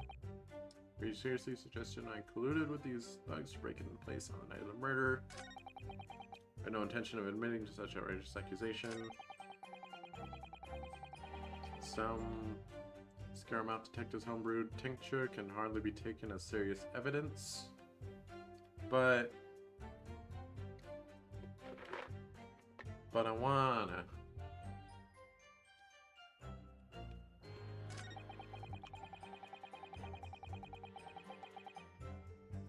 Bottom line is I've never had anything to do with the pawnbroking establishment where the man was killed. I think it's this one.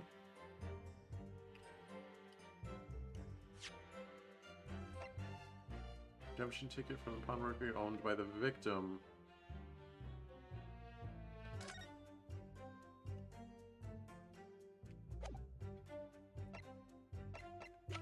Would it be the disc itself?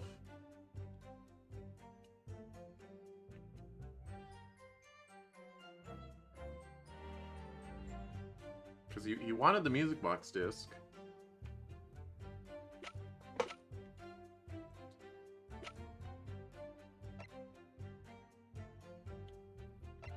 It's either the disc or the ticket, I guess.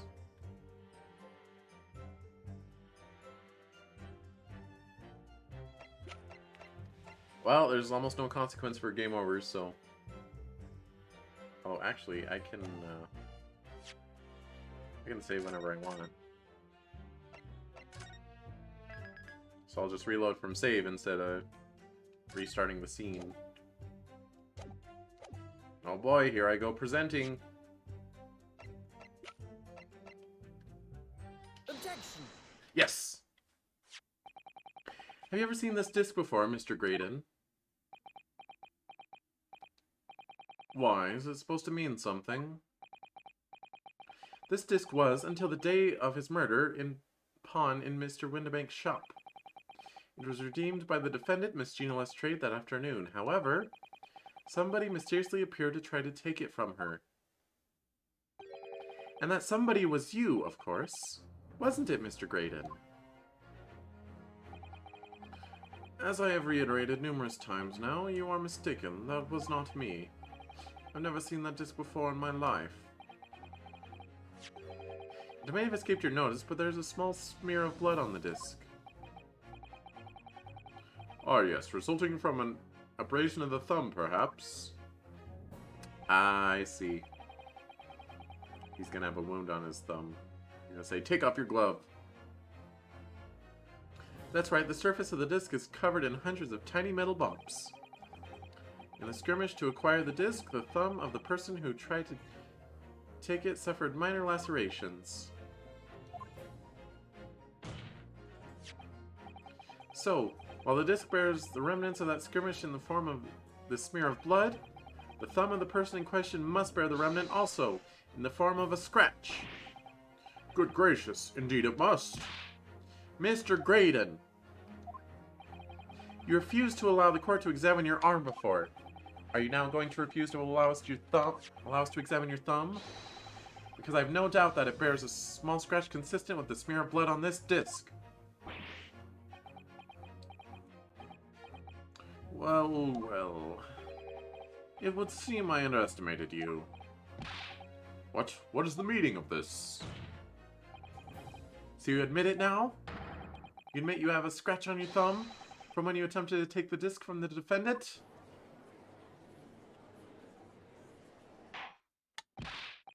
Order, order. Well, Mr. Graydon? It would appear that there has been something of a misunderstanding here. I did not attempt to take the disc, as you put it. No, quite the reverse. What are you trying to say? It's really quite simple, you see. The disc was mine from the outset. Is there some crime in taking an item that you own out of a pawn? Own out of pawn? What? It would seem, Mr. Graydon, that in this piece of evidence my learned friend has established a link between yourself and the incident. Accordingly, you will tell the court everything you know about this disc now. As you wish. Though I'm quite sure it has nothing whatsoever to do with the pawnbroker's murder. We'll see about that. Oh, just a whole new testimony. Okay. That was fast.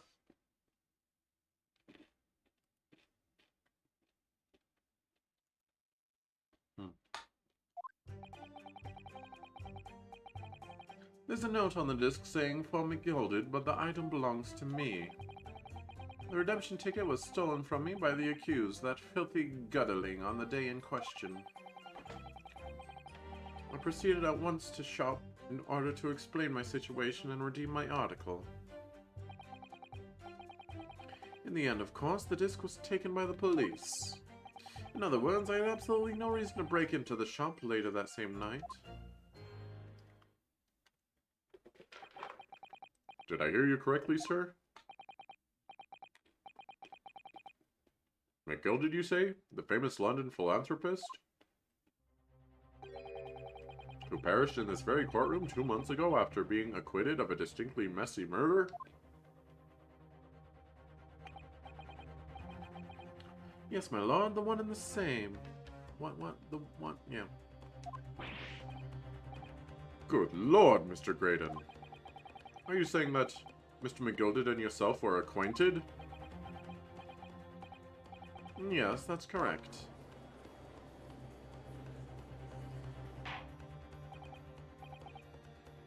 Order. Well, I certainly didn't expect to hear that name uttered in here in my courtroom again. According to what Gina told us, the disc was placed in pawn on that fateful night 2 months ago. McGilded himself gave instructions to deposit it at Windibanks. It's funny that Mr. Graydon here is claiming the disc belongs to him then, isn't it? In all likelihood, he's lying. So, he appears that afternoon at Windibanks in order to get his hands on McGilded's disc for some reason. Counsel, you will commence your cross-examination, please. Actually, I'm gonna guess that the disc is actually his, and McGilded, like, took it from him because McGilded is a loan shark, and loan sharks take stuff. There's a note on the disc saying from McGilded, but the item belongs to me. Hold it! Would you care to explain how this belongs to you? As you will observe, a communications officer such as myself commands a fine salary. You are certainly exquisitely dressed, sir. So you see, I have little need to make use of the services provided by the pawnbrokery trade. However, I did once find myself in difficulties having misplaced my purse whilst on an errand, which is why I pawned my fine black overcoat to the broker in question. You claim that was your overcoat? Obviously, and in my haste I clean forgot that the music box disc was in its pocket. And yet, there's a note on it that reads for McGilded. I am a collector of rare and unusual music box music. I first met Mr. McGilded at the Gentlemen's Club in the city and was interested to discover that he shared my penchant in that area. So the disc in question Is a pre-production sample. I promised to let Mr. McGilded hear it. But then you forgot that it was in the pocket of the overcoat you were forced to pawn. Yes, exactly. Gina didn't mention any of that in her testimony 2 months ago, did she? No, because McGilded had threatened her to keep her mouth shut. Which means that if we dig too deeply here, it's going to expose Gina's perjury. Oh dear. This is complicated, isn't it? Let's leave it alone for the time being. do the perjury, get the surgery. That's what they always say. Don't even worry about it.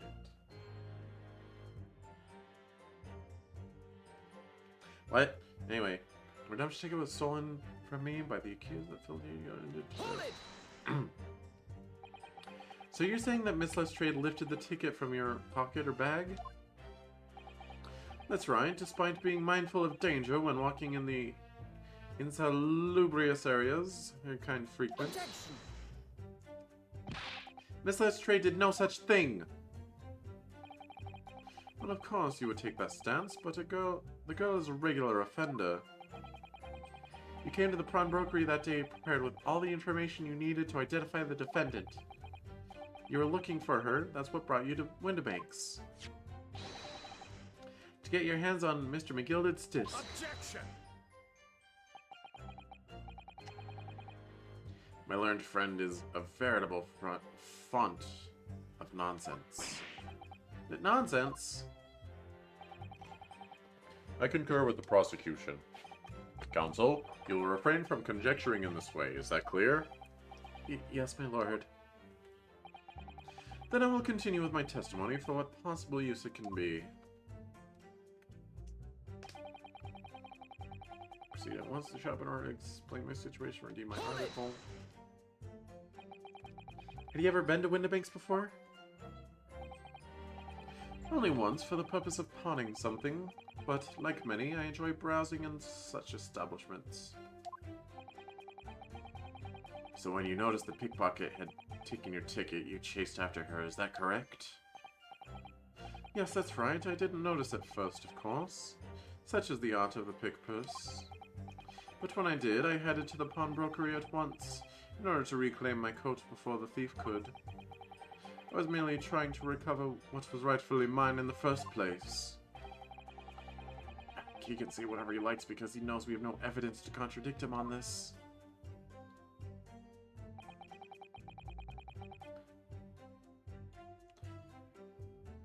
And of course this was taken by the police. Yes, it was taken by Inspector Gregson here, wasn't it? That's right, this was the very man. Apparently the police are collecting anything that has connection to Mr. McGilded as evidence. Excuse me. Excuse me. Is something wrong, Inspector? What do you mean? The last remark Mr. Graydon made in his testimony seemed to trouble you in some way. Eh? No, it didn't. It's nothing. Leave it alone. Let me ask you this, Inspector. Why is Scotland Yard gathering Mr. McGilded's possessions? I can't tell you something like that, Sunshine. What is it, Inspector? Investigative secrets? Yes, exactly. You should know all about that. Magnus McGilded, who died so unexpectedly after his trial 2 months ago. A man renowned throughout the capital for his great contributions to public life, yet he had a dark side too. Where are you going with this, Van Zeeks? I suppose the police are dealing with the aftermath of his nefarious activities, are they? That's enough. Coppers like me have duties to carry out that we're not at liberty to talk about. That's all you need to know. Duties conferred by Lord Strongheart, I presume? The Lord Chief Justice appears to have great faith in you, Inspector.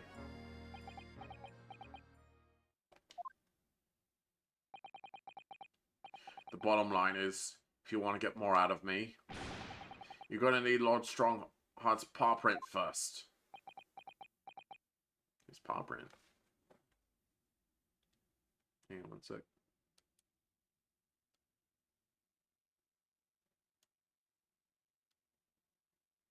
Just moving. Just moving myself. Figure if I'm positioned here, I'll just cover a little bit less of the screen. Of course, I could make myself smaller too, but I don't know. Ooh, if I'm too in the way, just let me know, chat. What's all this about? It's like there's something going on between Gregson and Lord Van Zeeks here.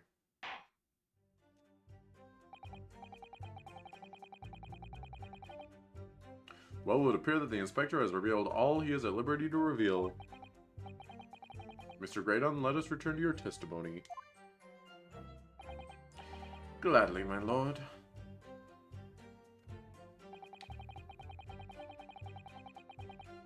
I'm gonna repress that last one. Hold it! And not pursue. Is that right? That's what the Inspector said, at least, as he seized my disc. And thanks to the skirmish with that wastrel, I snagged the end of my thumb at the same time. And the disc in question is this disc here? Yes, it is. Scotland Yard have indeed been gathering items believed to have been the property of McGilded, presumably to aid their investigations in some way. Not something I would be aware of. I really didn't know the man well, anyway. After all, I'm merely a communications officer with a penchant for music boxes. And flamboyant poses.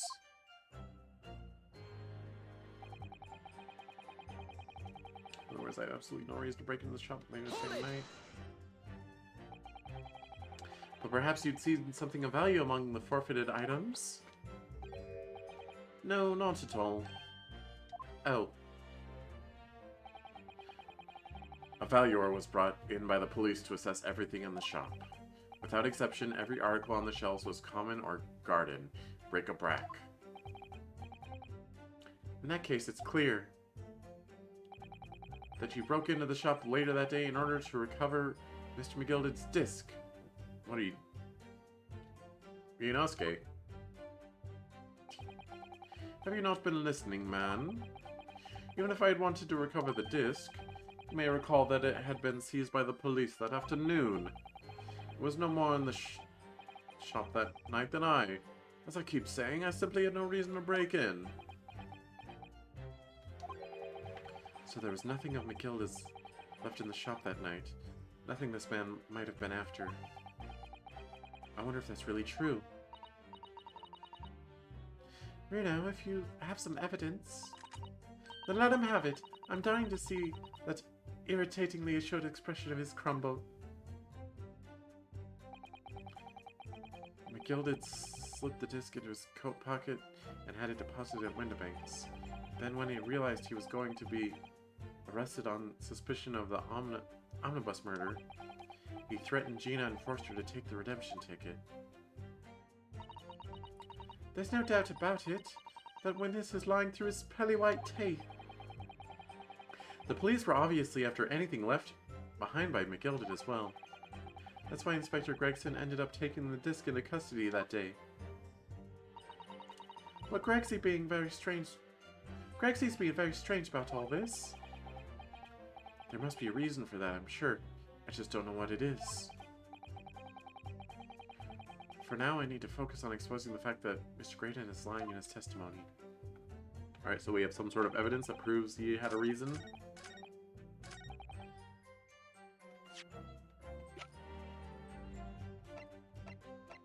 Third bullet, no. Shelms pouch, no. Music box disc, no. Stereoscope? No. Post-shooting photograph of Gina. The coat, though. Right?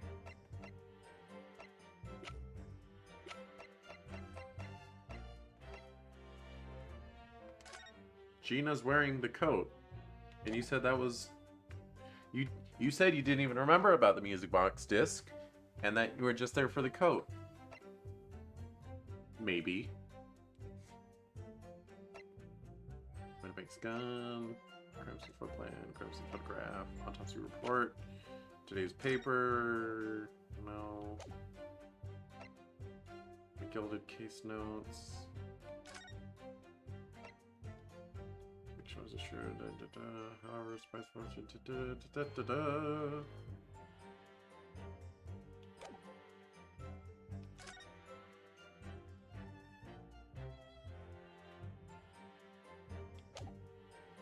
Dun dun dun dun dun dun bum bum bum bum.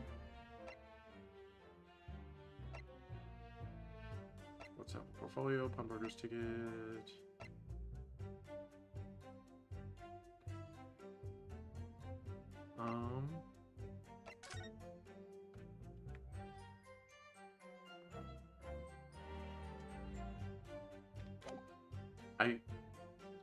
I cannot remember where this ticket came from. This one Gina gave to us. This was just sitting on the desk, right?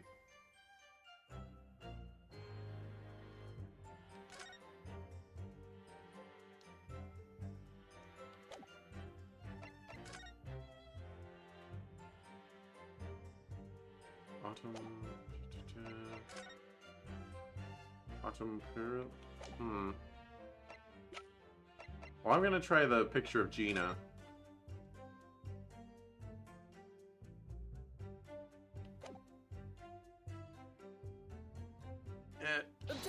Ah, crap. There's clearly something odd about that last statement made by the witness. There's clearly something odd here indeed. Your behavior, counsel. Oh! Please, don't mind me. That would be significantly easier if you would lower your hand. I won't lower my hand until I prove my client's innocence. As long as it's quite quick.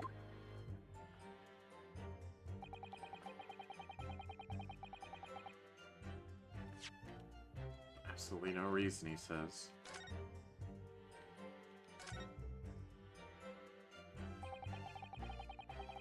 This runway appears to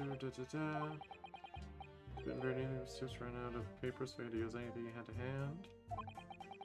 I don't know what the front, what's the reverse side now?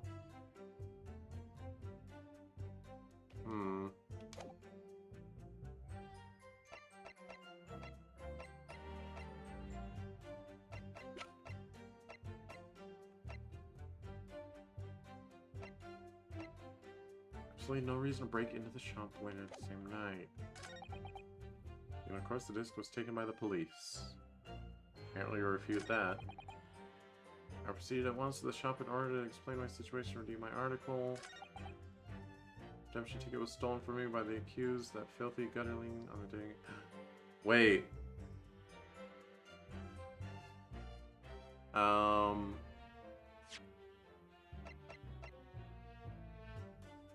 You mean this ticket? Objection! How is that not right? Okay. That reveals damning inconsistency, that last statement. Damning, you say? As I look at you, counsel, I see your trembling hand, your pallid expression, and your perishing brow. Huh? It seems to me that is the damning inconsistency here, with this misplaced confidence of your assertion. I think he has a damning tongue. Stop saying swear words. You invited, sir.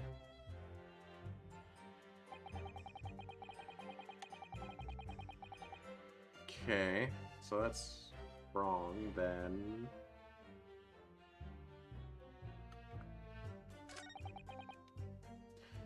There's a note on the disc saying for McGilded, but the item belongs to me. Objection. It says McGilded on it. Therefore, it's not for you. Redemption ticket was stolen from me by the accused, for the gutterling on the day in question. I proceeded at once to the shop in order to explain my situation and redeem my article. See, I was thinking, the reason I presented that, because it's like, oh, there's blood on it. Can you explain this blood to me? And therefore, I don't know.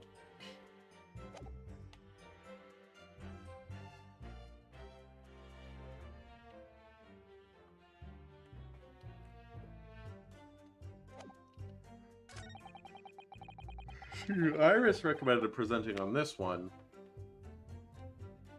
Well, there's absolutely no reason to break into the shop later that same night. Could be the pawnbroker's ticket for the box.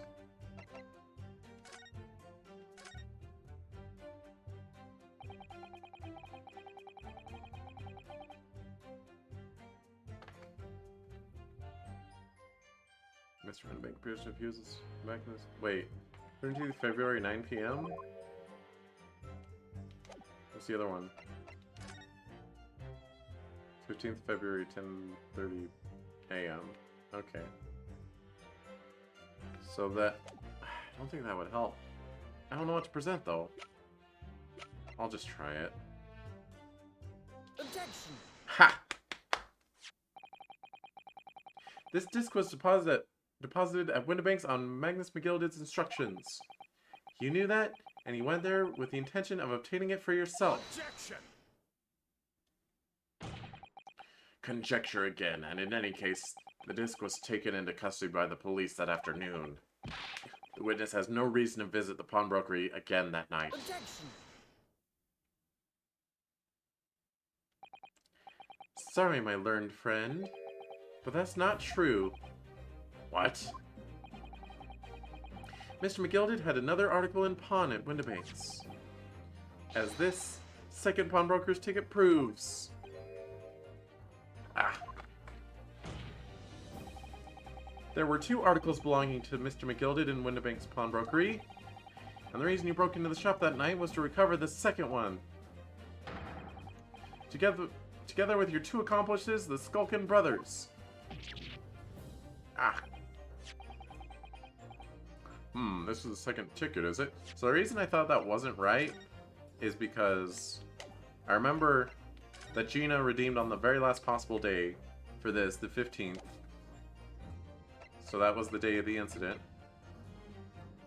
And this one says the 13th. So it would already be like for sale. So why wouldn't he just buy it? Why would he break in? This is the second ticket, is it? What had the man deposited? The article description reads, 1 small box. A rather vague description, it seems to me. Are you suggesting that I broke into the pawnbrokery with these clowns in order to steal some trinket box? I believe there are adequate grounds to suspect that you did. This is absurd. Why on earth would I do such a thing? Once the article has been forfeited, I could simply walk into the shop and purchase it. Yeah. There'd be absolutely no need for me to resort to theft. That's a good point. Indeed. The witness makes a solid argument. So that means that for some reason, this Graydon fellow needed the small box that very night, does it? Objection! It's time to put an end to this nonsense, my lord. Could you be a little less cryptic, Lord Van Zeeks? I do hate to ruin my learned friend's argument, but the truth is quite incontrovertible. On the night in question, no small box was taken from Windibank's pawnbrokery. And rest assured, the prosecution can prove it. What? Good gracious! The inspector showed the photographic print to the court, if you please. Yes, sir. What prints?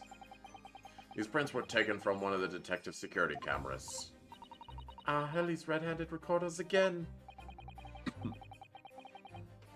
As previously explained using the plan of the shop layout,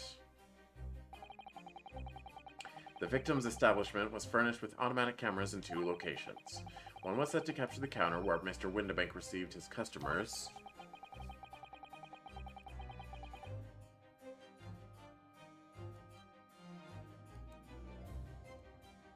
Sorry, I'm distracted. And the other was set to capture the shelves on which articles were placed for sale once forfeited. According to the information on this ticket, McGilded's small box had been forfeited already. 2 days before the incident at 9 p.m. on 13th April to be precise, which means it would have been on the shelves on forfeited items in the shop's front. Now what I have here is a print taken by one of the cameras about 2 hours before the incident. That's at 11 p.m. on 15th April.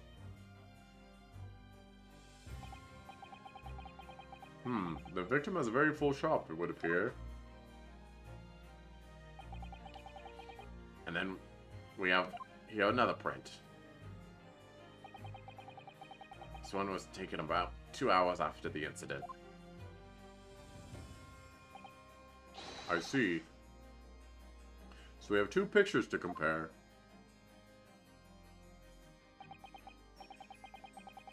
Though I must say that placing them side by side leaves me cold.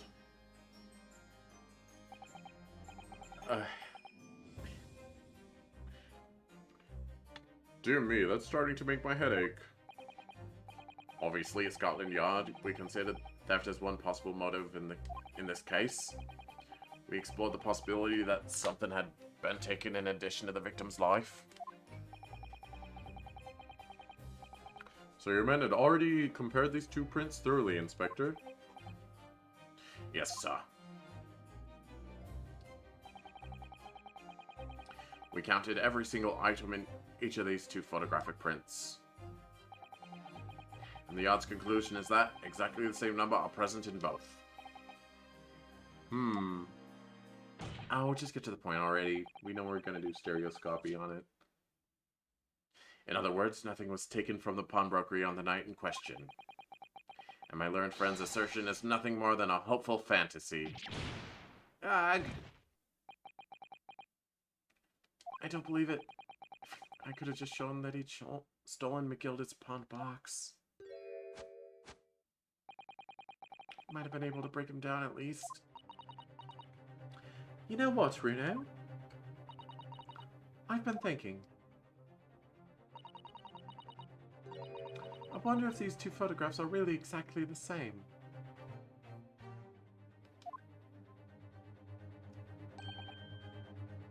What? So, counsel, in light of the evidence put forward by the prosecution, what is your position? It seems that, in fact, on the night in question, nothing was stolen from the victim's establishment. Do you accept the prosecution's assertion? I don't know. Could there be some hidden discrepancy in these 2 photographic prints somewhere? Use a piece of evidence! Before I give my answer, my lord, I'd like to try something, if I may. Try something? What do you mean, counsel? I'll need to use a certain piece of evidence from the court record. Oh, gosh. Brain stopped. From the court record to identify the discrepancy. I'm not entirely sure I follow. Which piece of evidence do you tend to use to help you identify this discrepancy between the 2 prints? I don't know. How about the stereoscope? Take that! I'd like to use this evidence, my lord, to view the 2 prints stereoscopically. Oh! Yes, you've caught the bug at last. You can't resist it, can you? You got the cross-eyed compulsion. Juror number 3, what a surprise. Come on, Runo. Let's put the pictures in place and see what this wonderful contraption shows us. There we go. Now look through the eyepiece.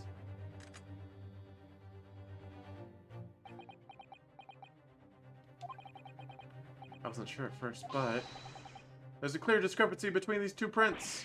What? You must identify the location for the court, counsel. Indicate the precise location of the discrepancy of which you speak. Is there really a point to this? Like, Take that!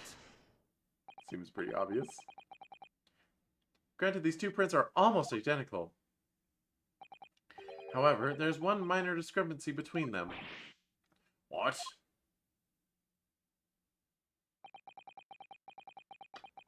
Oh, it moved.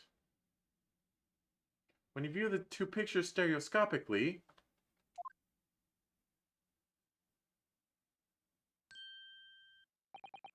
a single area stands out as being different. The location of this small box. Let me wait. Unbelievable.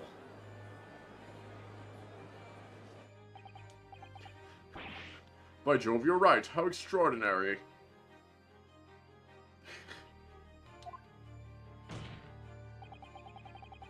What this tells us is very simple. Mr. McGilded's small box was indeed not stolen from Windibanks on the night in question.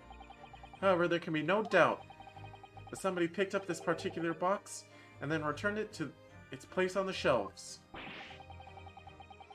Are you suggesting that the small box originally deposited by Mr. McGilded is in fact... Yes, the very same small box I just identified in those photographic prints. Mindless guesswork. What if it was? So a box was moved on the shelf. Nothing was stolen. Which means quite simply that nothing has changed.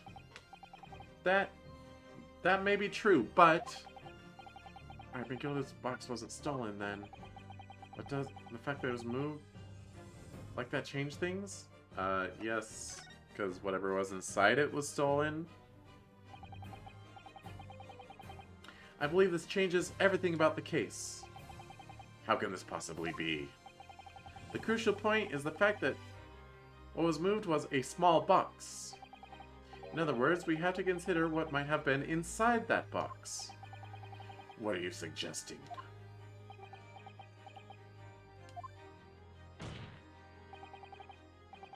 I'm suggesting that we need to examine that box as soon as possible. A vital piece of evidence is sitting on the shelves at Windibank's as we speak. Objection! That won't be necessary. Some little box belonging to a man who died 2 months ago can't possibly be relevant to this trial. The court does not uphold your objection, Lord Van Zeeks. Bailiff, arrange for an officer to go to Baker Street at once. Obtain the small box in question and bring it back here for further examination.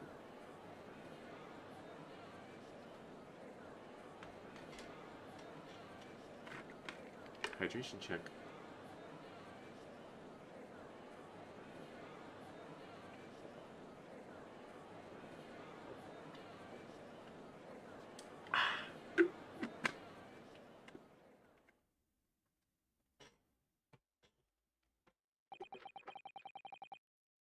We should have a report within half an hour.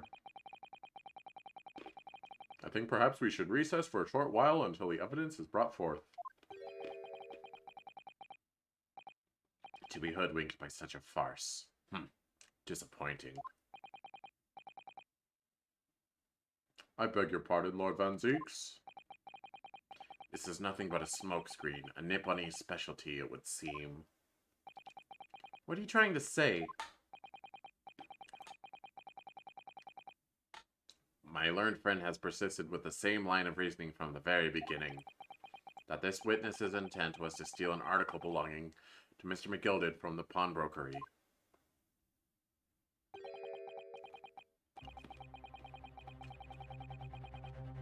Yet common sense tells us that none of the articles have value enough to be worth stealing in the first place.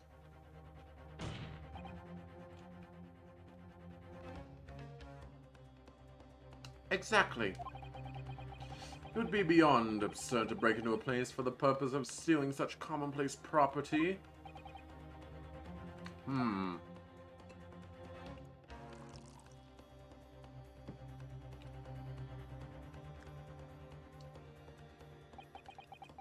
If your lordship recalls, Mr. McGilded perished 2 months ago, immediately after the conclusion of his trial.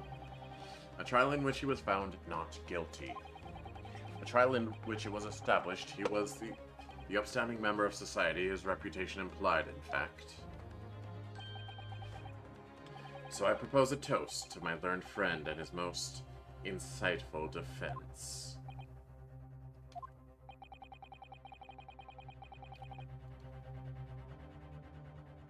The articles this upstanding member of society pawned were entirely ordinary.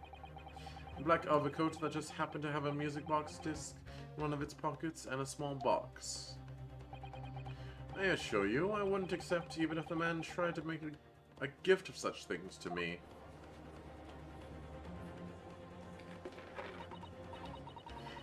You know, that does make a rather lot of sense. It's not as if it was gold or jewels, is it? Though goodness knows Mr. McGilded was rich enough. If we can't deposit cash at pawnbrokery, then we'll...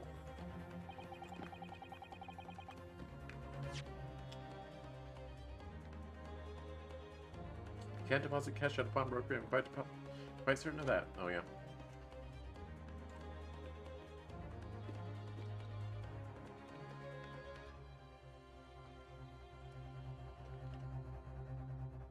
Prosecution's argument is undeniably compelling. It is incumbent. Incumbent? What?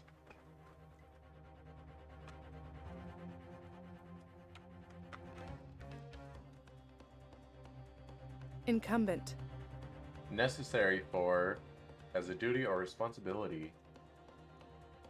It is incumbent on the defense now to bolster its argument. To explain what possible significance these commonplace articles pawned by this fine citizen could have. Well, counsel, is your argument in fact demonstrable? Are you able to show proof that the disc or the box are in any tangible way related to this case? Well, what's the matter, Bruno? We know that they're related, don't we? They're both vital pieces of evidence. Yes, of course. You and I both know that. We know McGilda's true character, and we know the disc is significant, even if we don't know why. But if we explain all that to the court at this point, we'll have to acknowledge that McGilda's acquittal 2 months ago was a mistake. That the defense's argument was flawed, based on false information. Oh no! And that would mean admitting that Gina committed perjury. But Ginny... Could it be that Van Zieks knows? Is that why he's doing this now? Because he anticipated everything? But maybe... this could be a great opportunity for us. Sorry? What do you mean, Iris? Well, what is it you always say, Runo? Sooner or later, the truth comes out. Every time.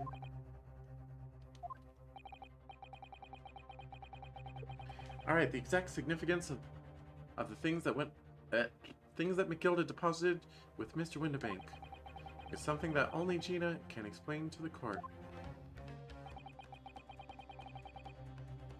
But if I put her on the stand to testify about that,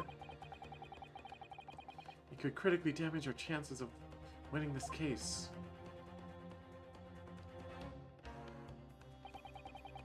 What's the right thing to do here? Sooner or later, the truth comes out. My lord, the defense would like to make a proposal.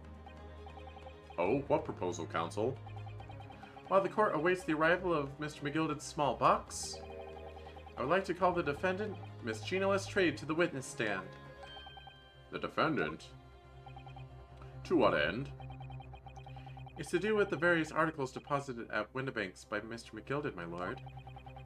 Miss Lestrade has information relating to them. I believe it would be beneficial for the court to hear what she has to say. It will prove the significance of the articles in question once and for all. Well, well, things are becoming interesting. I presume you've considered the implications of the testimony you're proposing. In particular, the impact it will have on the accused's standing, and indeed your own. I have.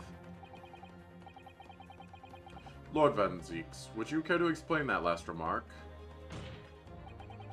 The prosecution accepts the defense's proposal. I move to interrupt the cross-examination of the current witness and hear from the accused herself.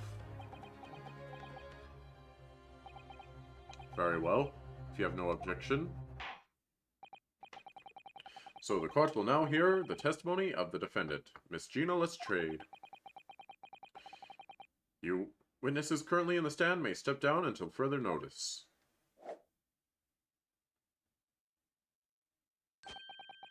Then I shall bid you a good day. Wait. You, sir, shall remain in the stand while Miss Lestrade testifies. As you wish. Alright then, Gina, it's time. I know this will be hard, but please, put your faith in me here. Good luck, Runo.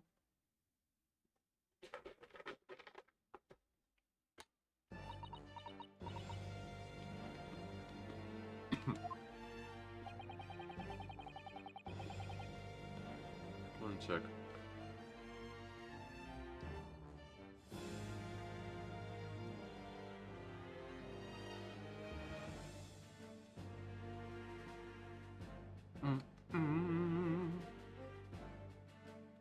The articles that Mr. McGilda had deposited in Winterbank's pawnbrokery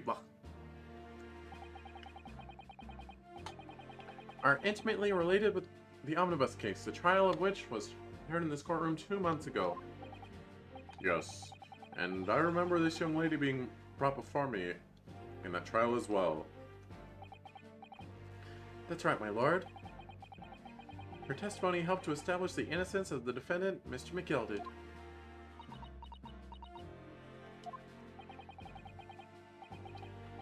The omnibus case was intriguing, to say the least. And now here we are all again. The same players in that trial facing each other once more.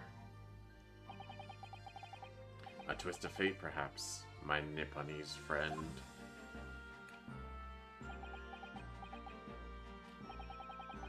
Allow me to recap the events of 2 months ago. An old brickmaker was stabbed to death in an omnibus running along London's winter streets. Apart from the victim, there was only one other person in the carriage, Mr. McGilded. Naturally, he was the prime suspect for the murder. As the trial progressed, another possibility emerged, that the murder in fact took place above the defendant's head on the roof deck, with the body then being dropped through the skylight into the carriage below.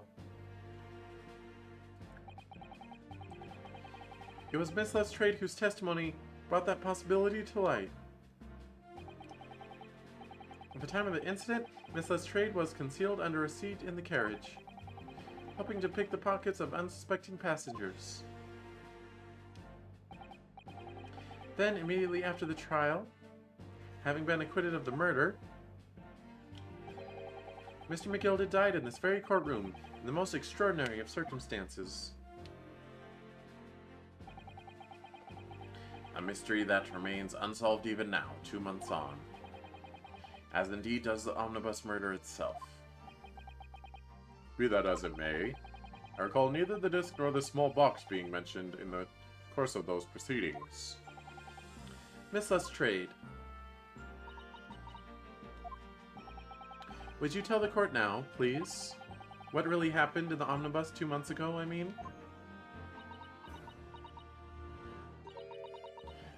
I don't know what you mean. I already said all of what I know.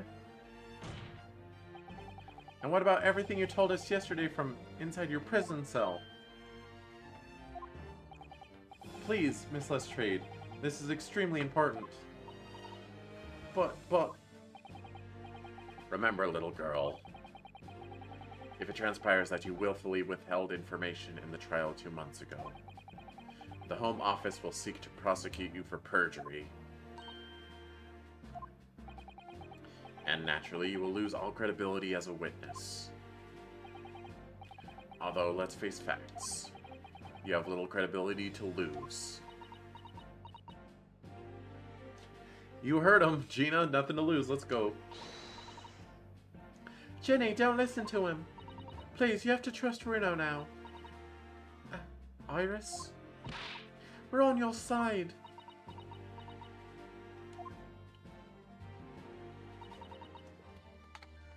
Alright then. I'll talk. It's the right choice, Gina. Well, it would seem that my learned friend is hell-bent on bringing the entire courtroom down about his ears. So be it. I must confess that I am struggling to understand what on earth is happening here.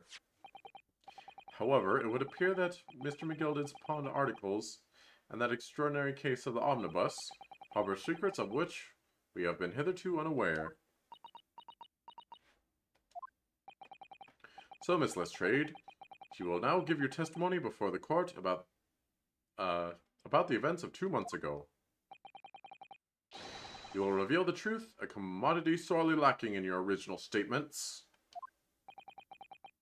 This is it then. Everything's going to come out. Like Van Zeek said. This could bring the whole courtroom down about my ears. But as a lawyer, I'm prepared to take that risk.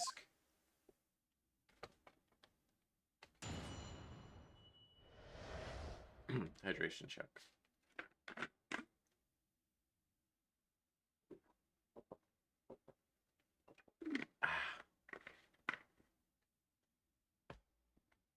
The real truth of the omnibus case. Truth is that Brickmaker Cove was in the cabin of the omnibus the whole time. When the Irishman dragged me out from under the seat, I saw that disc on the floor. All of a sudden, I heard a scream from over me head, and that pair on the roof deck went off to call the slops. That's when McGilded slipped the driver some tin to do a run to the pawn shop roundabout. He threatened me not to snitch.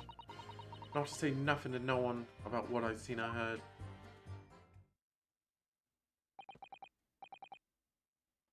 Good grief, this is outrageous.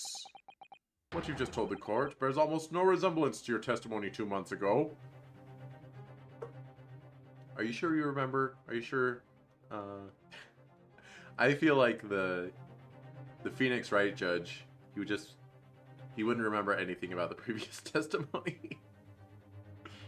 But this judge has a memory. Crap.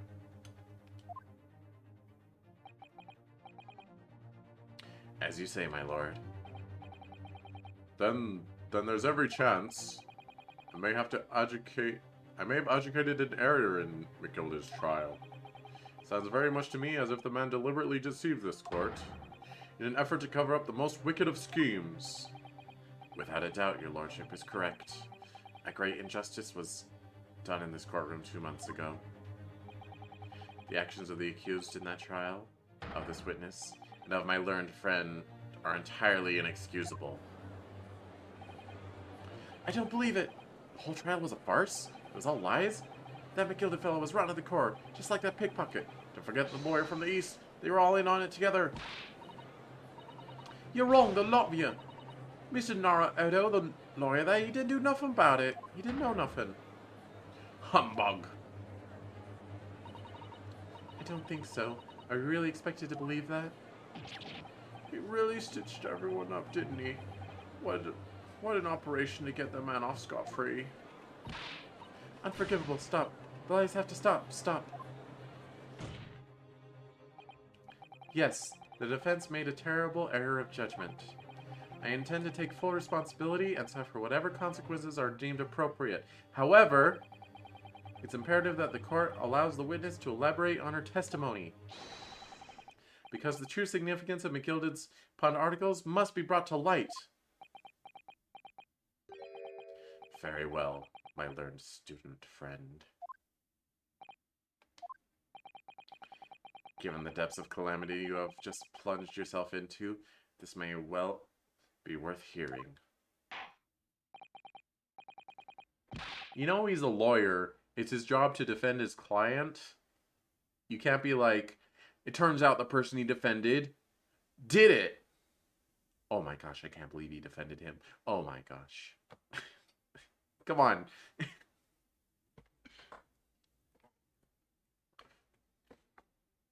Words fail me. This situation is utterly deplorable. Mr. Naruhodo. Yes, my lord. I will decide upon your fate following the conclusion of this trial. Of course, my lord. Why would he be punished? Blimey, Mr. Naruhodo. Now, counsel, proceed with the cross-examination.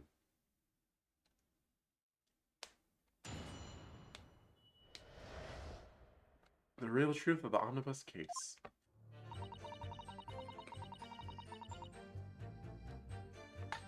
Truth is, Brickmaker was in the cabin the whole time.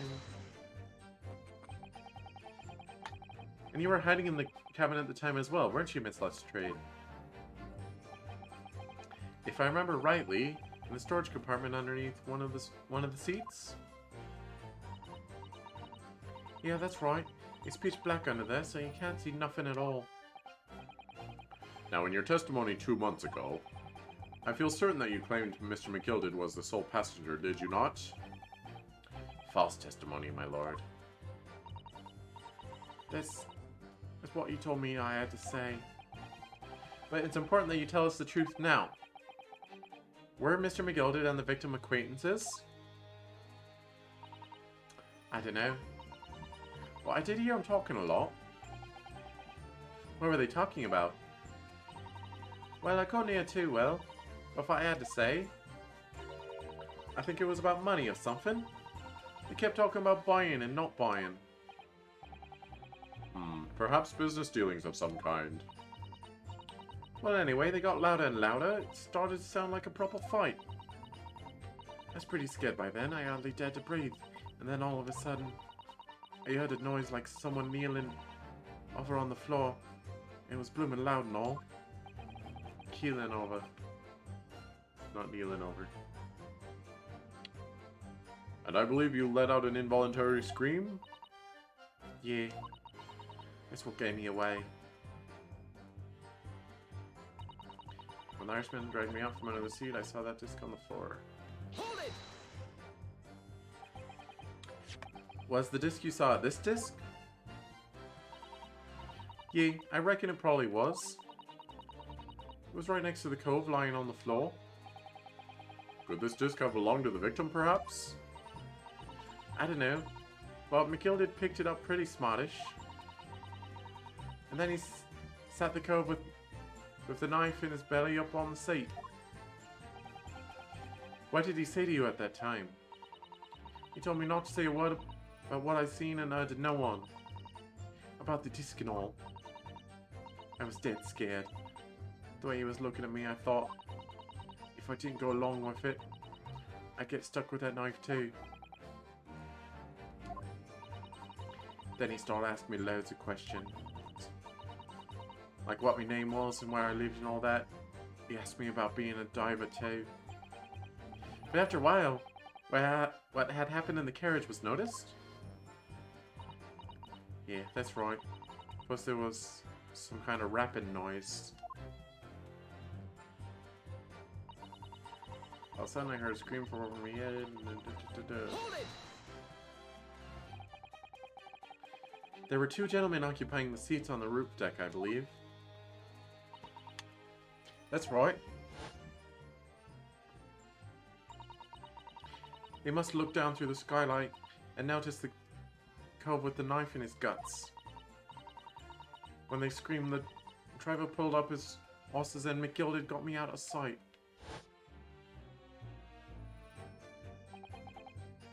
Out of sight? Where?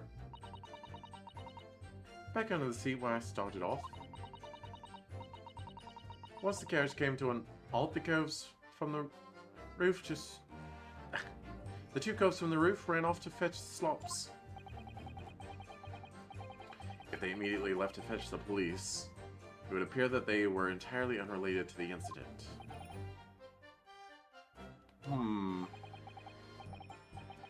So that left McGilded, the driver, and you still at the scene. Yeah, only the driver didn't know I was there because I was under the seat. I heard the cabin door open and a voice from outside. The driver, yes. He also testified in the trial, I believe. A fellow who went by the name of Beppo, if memory serves.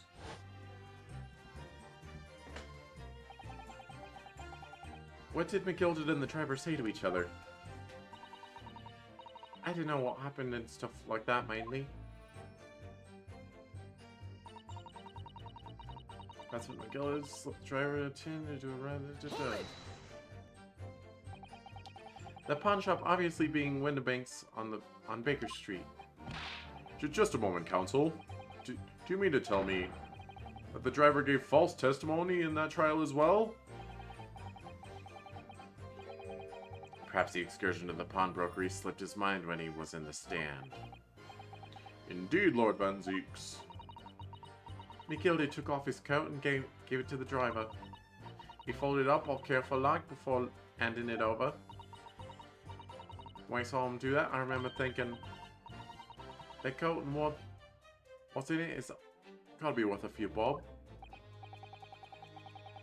Yes, Gino was sure the disc must be worth more than Mr. Windibank was suggesting, wasn't she? I remember her quibbling with him over the price that afternoon at the pawnbrokery. The driver looked pretty happy. When McGilded flashed some brass in his face, he went running off at a lick. Then the bog trotter called to me and told me to come out from the drag's cabin. Threatened me not to snitch, not to say nothing to no one. Hold it! Threatened you how exactly? Told me I'd only be able to scarper if I did exactly what he said. Which included giving false testimony in the court 2 months ago. Yeah, that's it. And there was one other thing he said. Which was? He told me I have to hang on to the ticket from the pawn shop and make sure not to lose it. The ticket? Well, I never. So that if he didn't show up to get the ticket off me before 2 months passed, I had to go to the pawn shop and pay the money to keep it in lug to stop it being forfeited. He left me with some brass to pay for it. But really? Why on earth would Mr. McGilded have done such a thing? Depositing his overcoat with a pawnbroker before the arrival of the police? It makes no sense at all. There seemed to be only one logical explanation, my lord. What McGilded had the driver deposit at Windibanks was something he didn't want the police to see. Something very important that he needed to hide at all costs. Anyway, after that, he let me go, so I legged it before the coppers showed up. Well done, Gina. It can't have been easy to tell the truth like that. Jenny's really put her faith in you, Rudo. Yes, and thanks to her, she'll have to face the charge of perjury once this trial's over. Yes, and to thank her... okay. Yes, and to thank her, she'll have to face the charge of perjury once this trial's over. So I need to use this time we have now to get as much information out of her as possible. It's time to really go for it. Press her on every statement. I suppose I should. Oh, and another thing. What's that? Take a look at those two. Isn't it strange they've been whispering to each other the entire time? Yes, that is strange. It looks like they've been having a secret discussion about something. I'm not sure I'm completely comfortable with that. Wonder if there's anything I can do about it.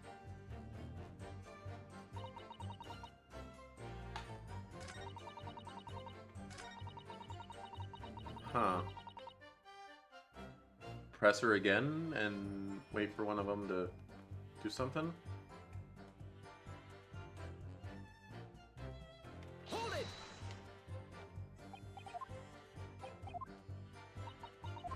Just wait till I see him move.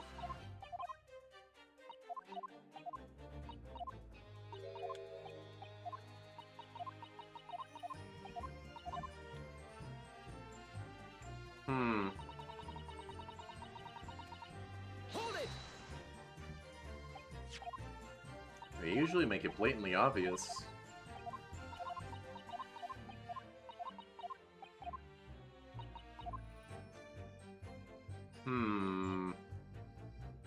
Hold it! I got my eye on you.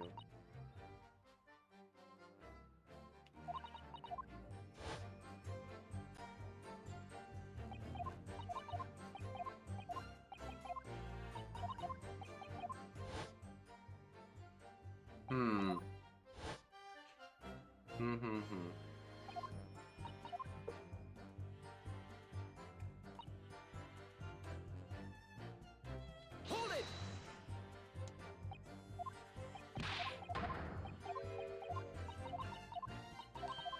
I'm waiting for one of them to interject.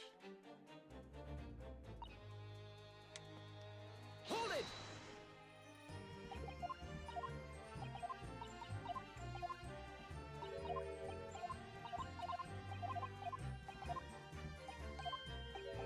He'd at least move a little bit, right? Just really putting your faith in you, yes. Really go for it. Press her on every statement. Suppose I should. Another thing. What's that? Take a look at those two. Da, da, da. I wonder if there's anything I can do about it. Like, there. It's clearly saying press everything and wait for one of them to react, so I guess. Would they really do that? Make me have to check over on them like every statement? I guess. Hold it!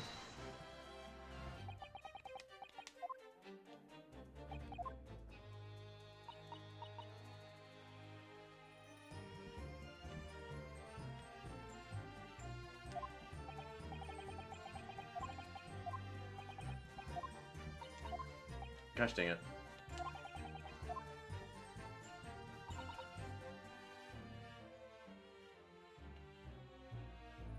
Can I just pursue them at any point? Excuse me. Is there something you'd like to share with the court, Inspector Gregson and Mr. Graydon?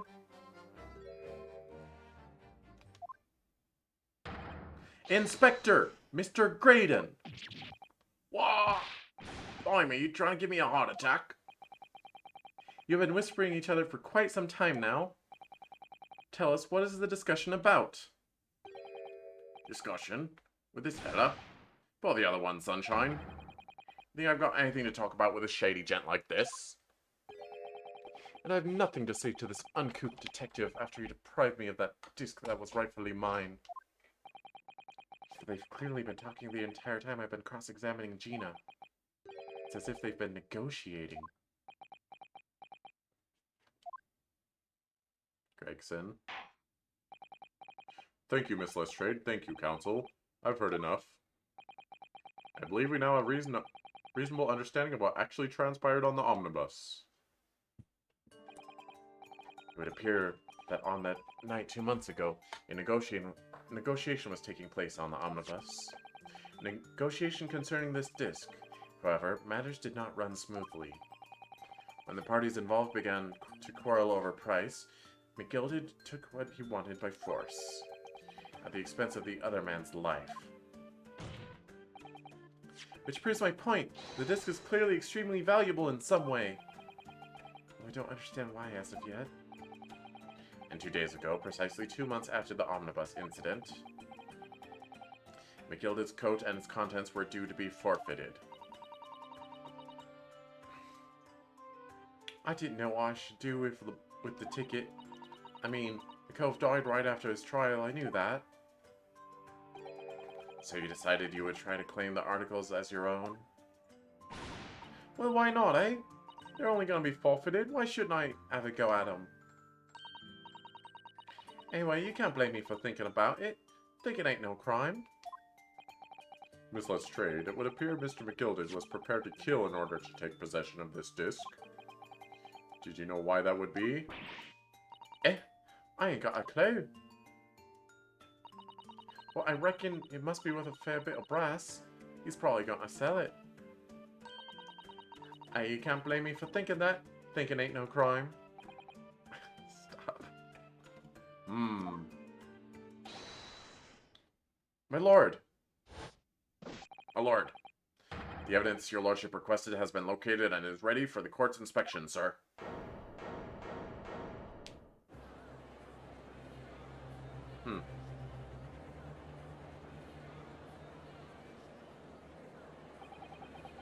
The mysterious little box deposited by McGilded 2 months ago. There's no doubt in my mind that it's a key piece in this far-reaching puzzle.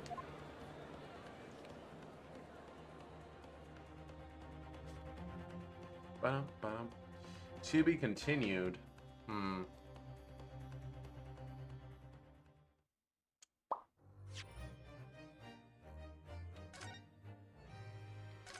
Should I call it for the day, or...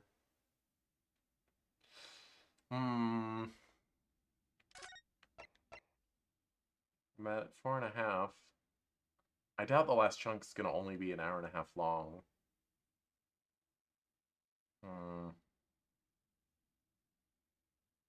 And if I finish this today, I could play Doki Doki Plus tomorrow.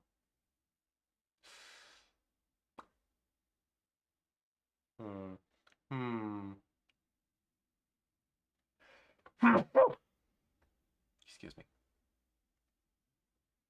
What do you think, chat? Do you think I should keep going? Should I keep playing the Ace Attorney?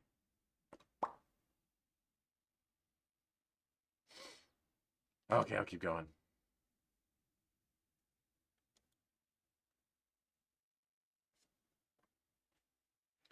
Oh, fun box. Oh, fun box. So small and square and dark. So this is the article in question, is it? The small box deposited with a pawnbroker by Mr. McGilded 2 months ago. And on the night of Mr. Winnebank's murder. The only item on the shelves that was touched by whoever broke into the shop. Quick, quick, let's open it and see what's inside. It's a music box. Good gracious, this is no ordinary box, it seems. Oh, although, in truth, I had an inkling that might be the case. It would appear that the box houses a miniature music box movement. Then, is it too much to expect? I think it would be reasonable to assume that it is a device for the playback of this disc, my lord. Oh boy. Oh, it's gonna get crazy. I'm sure it's gonna get crazy. Guys, it's gonna get so crazy in a minute. So, here we have the means to play back Mr. McGilded's disc, deposited at Winnebank's at much the same time. Not strictly correct, my lord. It was not McGilded's disc. It was the disc of his victim in the omnibus. But why, for heaven's sake? Are we to understand that the brickmaker was trying to sell this music box disc to Mr. McGilded? Uh-oh. Time for a crack theory from Cheese. We got Miss Morse Code up in the jury. And we got newspaper article about leaking foreign secrets. And we got Sholmes, who tried the music disc on several different players and it all sounded like nonsense. It's code. It's not gonna play good music, it's gonna be a code that someone has to decipher. It's gonna play, and Mr. Jury member number 6 is gonna, like, freak out. Watch.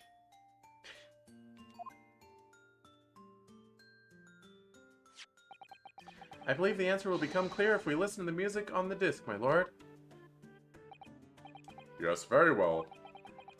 Let the court now listen to this curious disc at last. Wait, my lord. Good grief. What is the meaning of this, Inspector? The music box and disc are, well, they're unrelated to the case. No need to spoil the somber atmosphere in the courtroom with some silly bit of music. This disc may very well have motivated the culprit in this case to commit murder. Clearly, there's every chance that it's fundamentally important to understanding what happened. The prosecution has no objection. No. Dang it, you cut me off, game. Piece of evidence is police property now, you can't... Clearly Scotland Yard has some vested interest here, but it's policy of this prosecutor to leave no avenues unexplored. And you, Inspector, have no jurisdiction here to prevent that from happening. Ah! No further delays, please. Play the disc.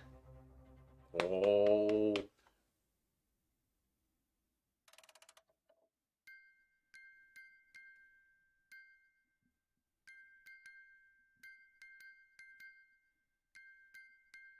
It's Morse code!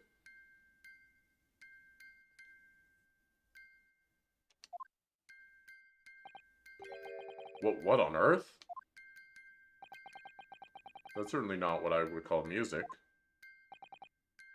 No. It's just the same note playing over and over again in an irregular sequence.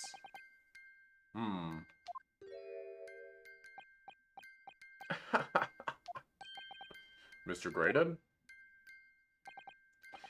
This really is priceless. After all that, the music box is broken. Broken? It can't be, can it? Well, obviously, in fact, I wouldn't be surprised if the officer sent to fetch it didn't drop it on the way back to the courtroom. Well, with much regret, I feel the court must accept that this music box offers little in the way of clues. Are we really gonna have to do an Emancipation Proclamation in order to present this to juror number 4? I think she's number 4. Or is she number 5? Are you ready to move on, Council? Come on. Yes, alright, it does sound as though it's completely broken, but is it? Could this music emanating from the box music possibly be a new clue? It absolutely is. I'm surprised the juror didn't start freaking out. I believe that it could be relevant, my lord. Good lord, but how can it be? It's an abomination, Council, mere noise. You don't gotta call it an abomination, gosh. I fail to see how it can not have any meaning whatsoever. It's not freaking dubstep. It does sound strange, I agree. But there's one thing bothering me. While Grayson stands there chortling victoriously, the inspector beside him has rather telling expression on his face. It's as if Gregson recognizes the sound, as if he's familiar with it somehow. That's making him appear extremely on edge. If that's the stance of the defense, my Nipponese friend, answer me this. Oh!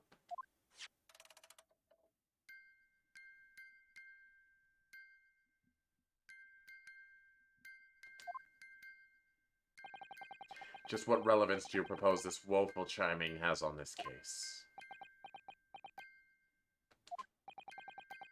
It's the defense's belief that the sound emanating from this music box is not music.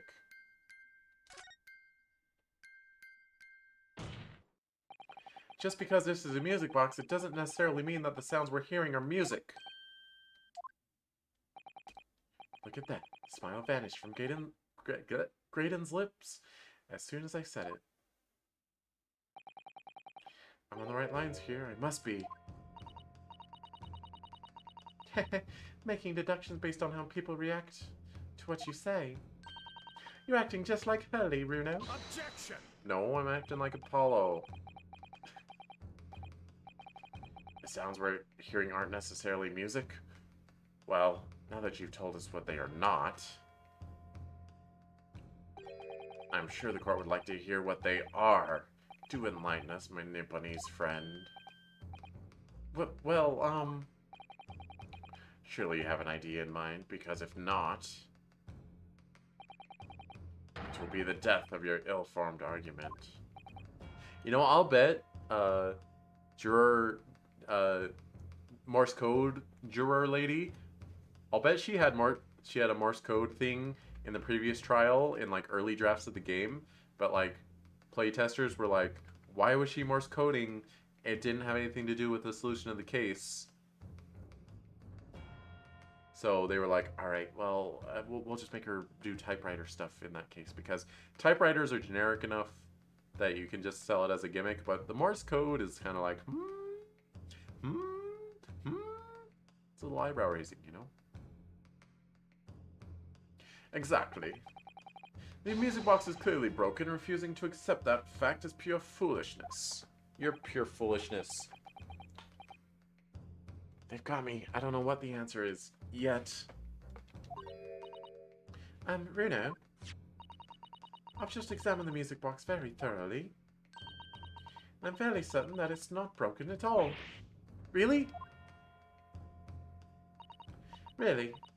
The way it's been made, it can only produce a single note anyway. Thank you, Iris.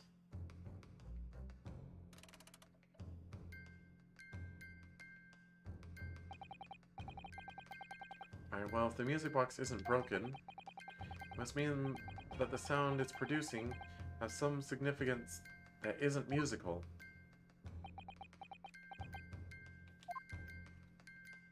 Have you figured it out yet, player? Ah! Could it be? Is that what these sounds are?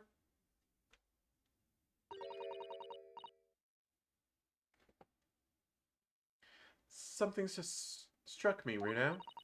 I feel like recently, in the past few hours even, I've heard another sound very much like this one. The one this music box makes. Yes, it's a familiar sound. Actually, Iris, I was just thinking exactly the same thing. I'm going to have to press the defense for an answer. If your assertion is that the sound produced by this music box is not, in fact, music at all, then what the devil is it, counsel? All the evidence we've seen so far, all the testimony we've heard, it's all pointing to one single answer now. The prosecution demands that my learned Nipponese friend presents proof now. Tangible proof of this latest wild speculation. Alright then. This could be the best chance I'm going to get to fight back in this trial. And if I'm right, it's going to join all the dots together.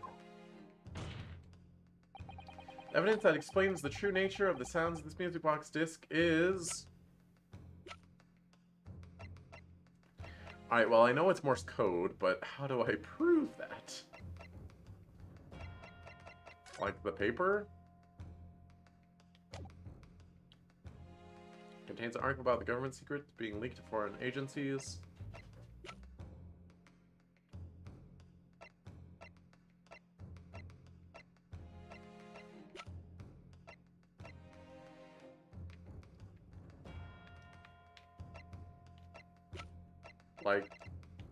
Like, it's gotta be the newspaper, right?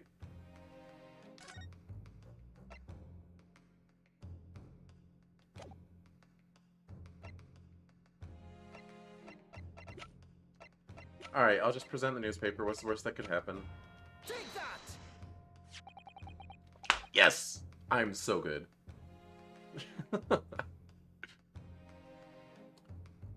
Today's paper, counsel? The headline is Pawnbroker Perishes in Pickpurse Plunder. Hardly supportive of your cause. No, my lord. I was hoping you'd look a little further down the page. Further down, Ministry Mole? Classified secrets may have been leaked overseas from Ministry of Justice?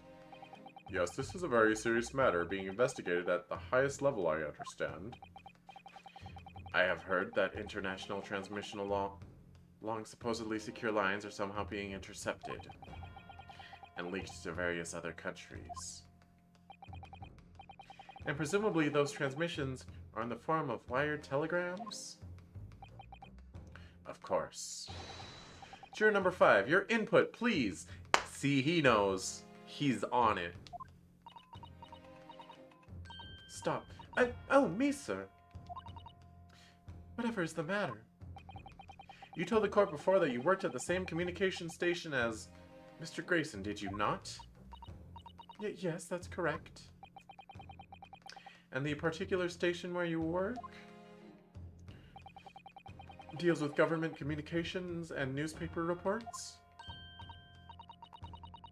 Oh yes, we're not your run-of-the-mill communication station at all. Our work is extremely important. Then tell me, is this not a very familiar sound? You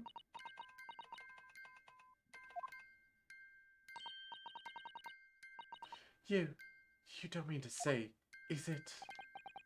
That's right, madam. It bears more than a passing resemblance to the sound made by your telegraph machine as you tap it. I believe it's called Morse code?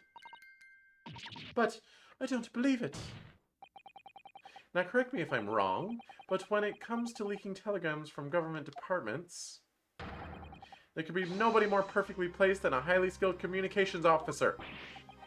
Are you suggesting that the music box disc contains stolen government secrets in Morse code? Yes. Order, please everyone, order. But this is high treason, counsel, deserving of capital punishment. Too much new vocabulary. What is treason, and what is capital punishment? Sorts of words I'd half expect you to know. For our sovereign government's confidential information, hostile nations would surely pay almost any price. Yes, and on that night 2 months ago, that was the very negotiation that was taking place inside the omnibus. But in the end, McGilded perished, and the all-important disc lay unclaimed in the pawnbrokery. He was a mason. He was the one commissioned to actually make the disc. And Grayson's the one who stole the code.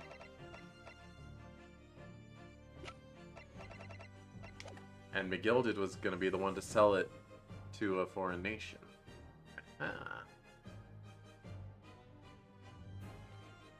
But the Mason got killed because he was having second thoughts. He was trying to back out. That's my speculation. But in the end, McGilded perished and the all-important disc lay unclaimed in the pawnbrokery. My word. In which case, whoever stole that information in the first place must surely have been beside himself with worry.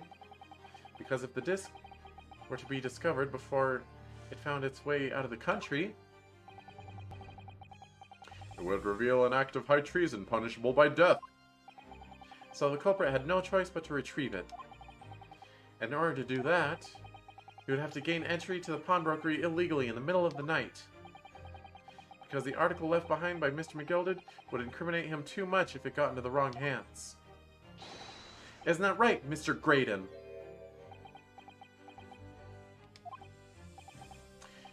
You think I've been stealing government secrets? Preposterous, absolutely preposterous. So in response to the defendant's accusation, you claim complete innocence, do you? Well, of course I do. I've had to stand here in silence while that pretentious foreign lawyer has been prattling away. Objection!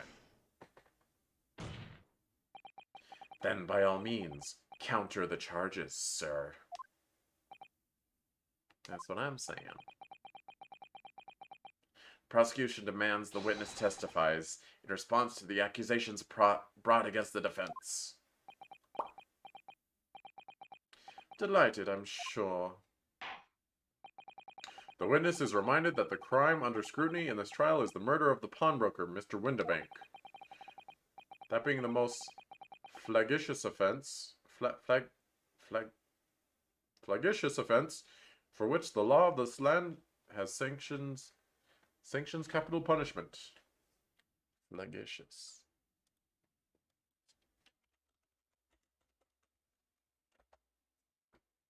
Flagitious. Flagitious. Criminal or villainous.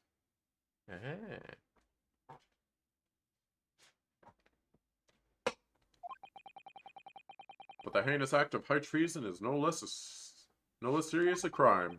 I urge you to bear that in mind as you testify, Mr. Graydon.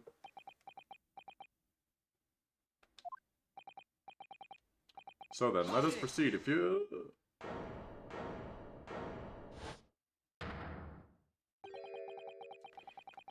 You gotta let us have a rabbit and pork here, Governor.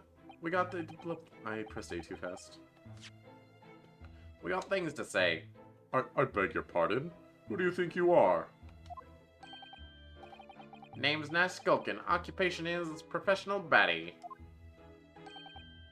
Name's Ringo Skulkin, but we ain't baddies enough to sell our own motherland. That's right. We're what they call... The Three Skulkin Brothers. Oh my gosh, I'm actually starting to suspect Gregson of being behind something at this point. Or involved in something. You know what I mean.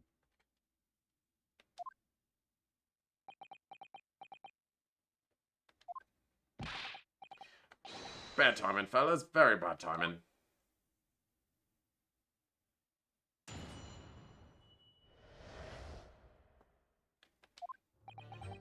A mere communications officer couldn't possibly steal confidential government information. Besides, the sounds produced by that music box aren't even Morse code. It was some low-class brickmaker negotiating with McGilded anyway, was it not? I have no relation to the man. Look, all we done is break into the graph the other night, like what he told us to do. If we'd known there was dodgy government secrets involved, we wouldn't have touched it. Oh, they are selling him down the river.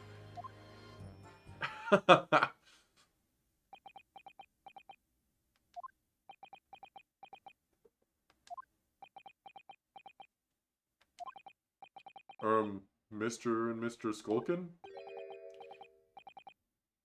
One Mr. will do, Governor. What's up? Do I take it that you now admit to the crime? That on the night in question you did indeed gain entry to the premises illegally? And moreover, you did so as a party of 3 in collaboration with Mr. Graydon here?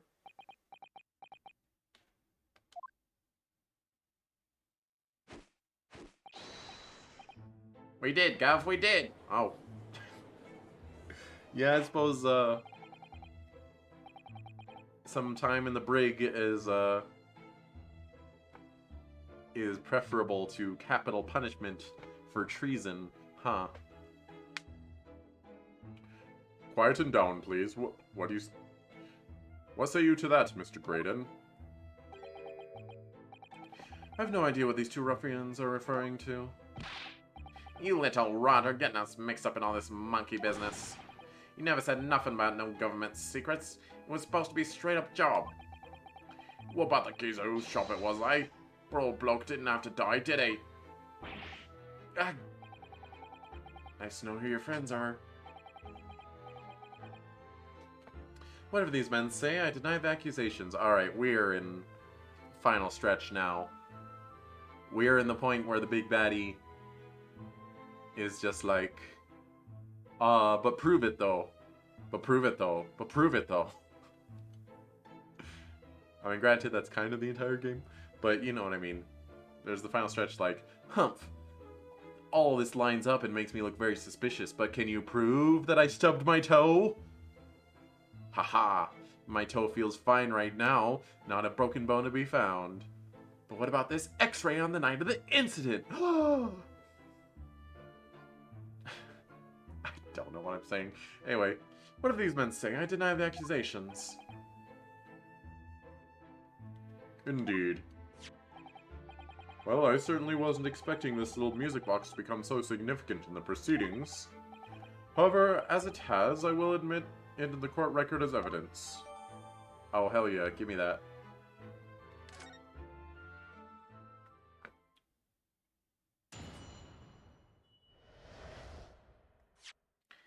I have a court record to look at real quick. A music box, so small and square and dark.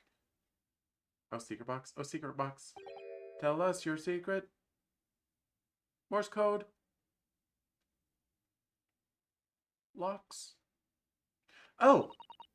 What is it, Rena? I just noticed something about this music box.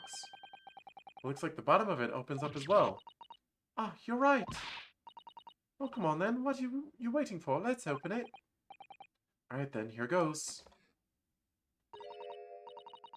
Look at that, there's another movement on the underside. So, does that mean you can set another disc to play back on this side? Yes, I think so. It looks like the two movements are linked together. They're linked? So if you have two discs, they would play back at the same time. But you would have to line them up with the same starting point, wouldn't you?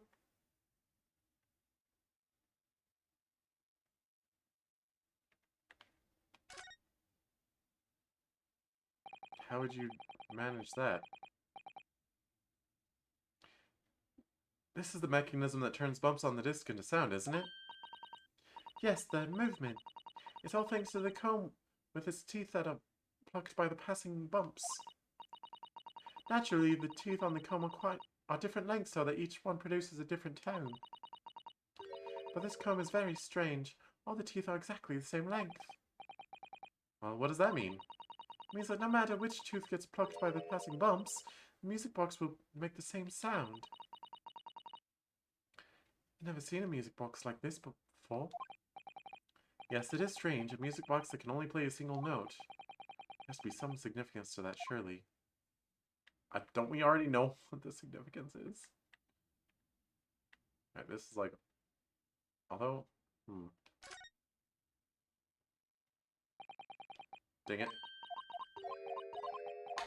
Bling bling, bloom bloom, blong blong. See how the four McGilded's disc sits in the music box the man deposited at Windibanks? It couldn't be a more perfect fit. So there's no question then. The disc was designed to be played in the music box. Yet despite that, the sound it produces are neither musical, nor do they appear to have any meaning. It just doesn't make any sense. I wonder, if perhaps there are more to this music box than meets the eye, maybe we haven't discovered all of its secrets yet. I mean, does this one have all the combs the same size? Who'd have thought there'd be a second movement on the underside of the box? And this movement is like the other one. The comb's teeth are all the same length. So this movement only produces a single tone, like the other one? Yes, it must do. Except that the length of the teeth on the two combs isn't the same. So the single tone produced by this movement will be different to the single tone we've already heard. What? Basically, each movement can only produce a single note. But the notes that produce are different. Music box that can only play two tones. Is that like for longs versus shorts? Because that's what Morse code is. There's long, there's short, and there's silence. Right? Unless I'm mistaken.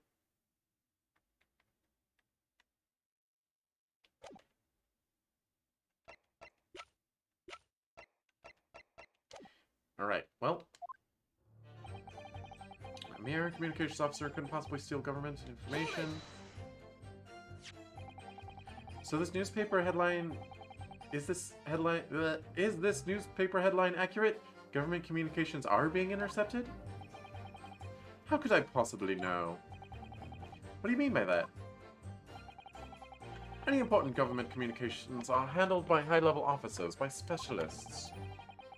General members of the staff are in the station where I work would never be entrusted with sensitive information. Oh no, stop. Must say something. Stop. Let me guess. Juror number 5. We regular communication station officers aren't as lowly as you're being led to believe. A team of us are responsible for setting up and testing the telegraphs used by the Ministry. And Mr. Grayson is the team leader. That's fascinating. Digging a hole for yourself. Graydon is highly skilled operator. Stop. Currently in presence of idle. Stop. So you had access to the equipment used for these confidential communications, Mr. Graydon. Well, what of it? The transmissions are always made behind closed doors, so they can't be heard. In any case, all messages are sent and ciphered. Normal employees couldn't possibly understand them. Oh no, stop. Must say something. Stop. Mr. Graydon regularly attends meetings with Ministry technicians and the Ministry communications team. He assists them in ensuring that there are no errors in important international communications. And he's received the top prize at the Cipher Cracking Convention 5 years in a row now. Oh my god. That's fascinating. Your house of cards is falling down, my dude. Graydon is highly skilled operator. Stop. Currently in presence of idol. Stop. Well, your idol would appreciate it if you'd keep your mouth shut. She should really pick her idols more carefully. I tell you, this lawyer's accusations are completely unfounded.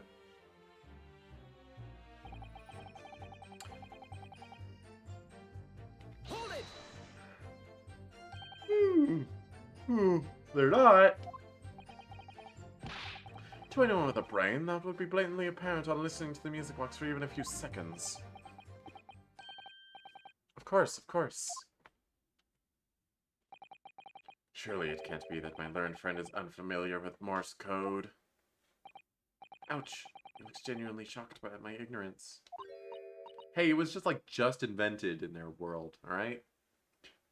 I'd be more than happy to demonstrate the basics for you, sir. A lesson? Here in court? Morse code is a continuous series of 2 distinct tones. Tones, you say? Yes, a short dot and a long dash. By combining those in different ways, you construct letters. I see. For example, this is A, this is B. But when you listen to the sound produced by this music box, you only hear one tone, don't you? But it sounds so similar. The rhythm of it is the same in everything. But there's no discernible meaning to this apparently random sequence of sounds. So your assertion is fundamentally flawed. This is not Morse code. No! Really, you shouldn't be so surprised. What did I tell you? That music box is nothing but a worthless piece of scrap. Perhaps you might consider studying your subject matter before casting aspersions in the future. Ugh, stop. Nothing to say, but stop. It was so frustrating, isn't it? Iris? I mean, if the government secrets were somehow being leaked using the music box, so many other things would slot into place so nicely. Could there still be something I haven't considered? Would it really be impossible for us to use this music box to somehow play back Morse code? Give it a try! I'm not going to lose health for this, am I? There's still every possibility that this music box was instrumental in the leaking of government secrets. That's the belief of the defense, at least. Objection! Does it please you in some way, my Nipponese friend, to repeat the same line of argument ad infinitum? It's already been established that to be Morse code, 2 tones are required. Dots and dashes. Yes, I'm well aware of that. Then what? Well, it would appear that the defense has a hypothesis to put forward. You'd better present your idea at once, counsel. How you propose that this music box, which appears to produce only a single tone, could have been used to cipher secret messages into Morse code.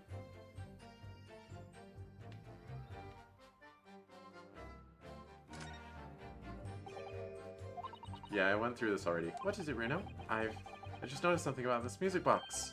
It looks like the bottom of it opens up as well. Ah, you're right. Well, come on then. What are you waiting for? Let's open it. Alright then, here goes. Look at that. There's another movement on the underside. So does that mean you can set another disc to play back on this side? Yes, I think so. It looks like the 2 movements are linked together. They're linked? So if you had 2 discs, they would both play back at the same time. Got it!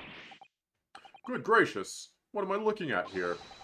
Another movement on the underside of the music box? What? It appears, my lord, that the 2 movements are linked together. In other words, you can put 2 discs in this music box, and the sounds of both will play back at the same time. Good heavens! As the court has heard, Morse code is comprised of 2 tones, a short dot and a long dash. With a second disc in place, this music box could be used to generate Morse code and convey a message.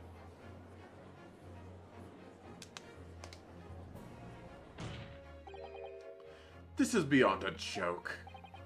I'm sorry? This poor excuse for a lawyer has absolutely no evidence to support his claims. Though, of course, if my learned friend were able to present the court with the second disc, that would be another matter. Well, I can't at the moment. I do remember, Eggert. Grayson. He was searching the coat for a second disc. He's like, there's supposed to be a second disc in here. Where's the second disc? It may remind the court that, as the witness has pointed out, he was not the one in the omnibus with the gilded 2 months ago, striking a deal over the disc or discs. Indeed, that was Mr. Mason, the brickmaker. Exactly. I had nothing whatsoever to do with it. Though it has holes, I must admit, the argument presented by the defense has much promise. I believe the cross-examination should continue. The link between Graydon and the victim of the omnibus case must be there somewhere. But I haven't found it yet. Oh dear, it looks like you need to give your argument more strength, Runo. Ugh. You will reiterate your testimony, if you please, Mr. Graydon. If I must, though, I maintain exactly what I did at the start of this pointless cross-examination. Some low-class brickmaker negotiating with McGilden was not no relation. Hold it! Ba ba ba ba. So 2 months ago, in that omnibus, McGilden killed the brickmaker and stole the disc. Mr. Mason was a single man with almost nothing to his name. It seems he lived in an arson quarter some years ago, but people there remember little about him. That doesn't make much sense, though, does it? How would a humble brickmaker come to acquire secret government information? How indeed. There must have been somebody else involved behind the scenes in all of this. Somebody who acquired the disc and gave it to Mr. Mason. In order to take it to the meeting with McGilded and negotiate a deal. Dear me. You may have it in for me, sir, but I assure you, I have far more class than that. An old brickmaker from an artisan quarter and this well-to-do communications officer. Hang on, real quick hydration check.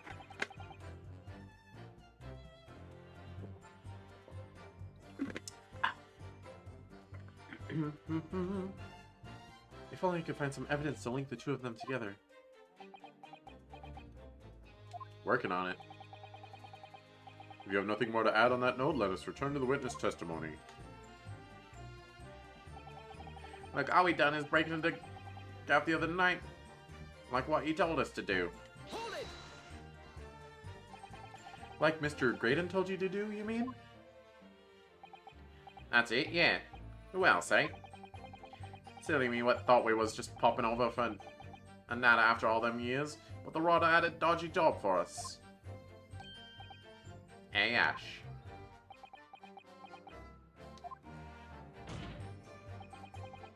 Let me stop you there, Mr. Skulkin. After all them years, you say? Do you mean to tell me that Mr. Graydon is an acquaintance of yours? With sociable kinds of baddies, you know? Sure, let's say Graydon's an old China.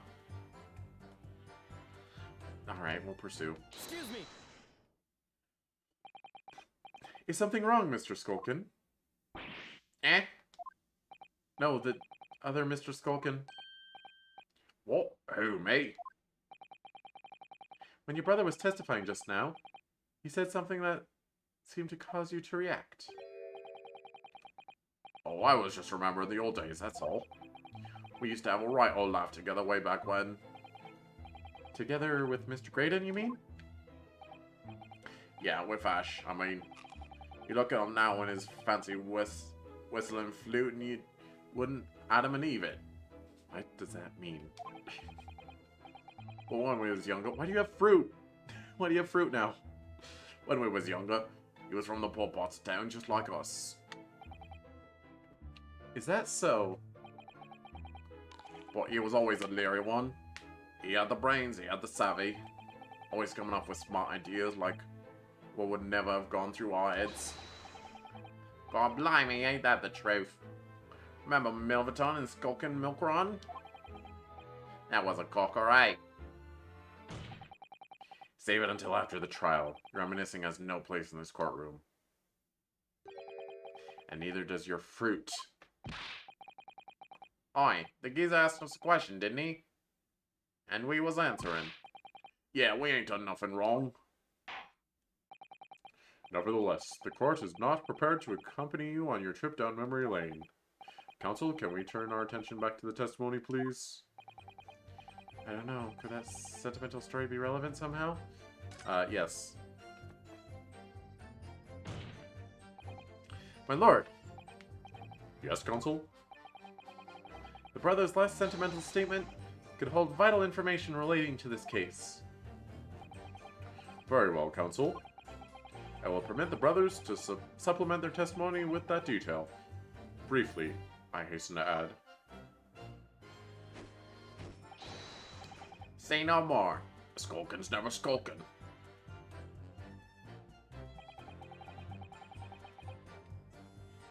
Hang on.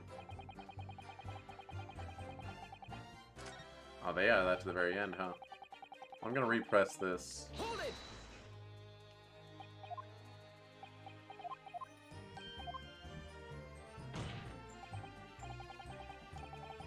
Enough, why don't you baddies desist with the fiction? Nah. Obviously, I don't know these men from Adam. You know Adam? Now, for the last time, stop trying to implicate me in your sordid thievery. Well, that's bloomin' nice, isn't it? You little turncoat. Fine, if that's how you want it, you can play that game.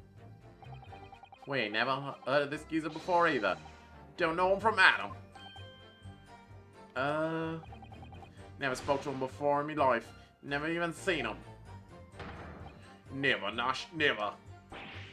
Good grief, such blatant lie will not stand in my courtroom. Well, well, all I'll say is this. If we known there was dodgy government secrets involved, we wouldn't have touched it. Hold it!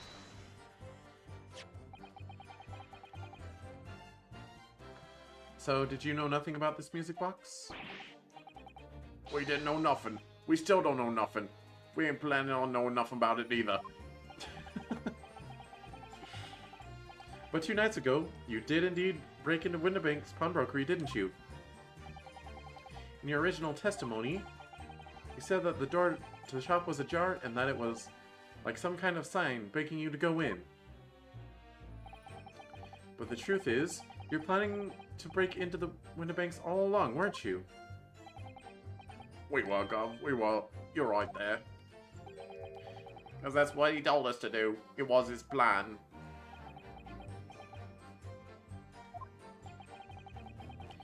And why was it Mr. Graydon's plan to break into Windibanks? Why was it Mr. Graydon's plan to break into Windibanks that night? Did you not ask the reason? Well, he said the place was full of stuff worth nicking. That's what he told us beforehand, anyway. Turned out it was a load of cobblers, didn't it? You want the best I want the best pleased, I can tell you. In any case, if they knew the real reason, it doesn't sound like they're going to give it away. It doesn't sound like they're going to give it away. Melatonin and Skulk in the Milk Run. God, them's were the days. Hold it! I'm sure I'm going to regret asking, but what exactly was that? Some kind of business? Just a little scheme we had going back when we was youngsters. A bit of fun, really. Delivering fresh milk to the locals, that's what it was all about. That sounds alarmingly legitimate. There must be a catch. I suppose since we're here, I should ask them to elaborate, but on what? Business model. So, how did your little business work exactly? Well, every morning down the way, the milkman would come with his cart and deliver milk, see? If you stuck your empties outside your front door, you would leave them till you're full again, right? So we swooped in on the action, got people to sign up with us. We promised to deliver milk for half the price of the other geezers doing it. People couldn't wait to sign the dotted line. We were raking it in, we were. So, did you live on a dairy farm or something? Gordon Bennett, are you off your rockers? We had nothing. We was too poor to have a farm. Right. Now, what we had going was simple once you had the idea. We just switch them over, see? Our customers' empties with the full one from anyone who wasn't on our books. That's pretty funny. A total, right? I think he meant to say a diddle, and that's a crime.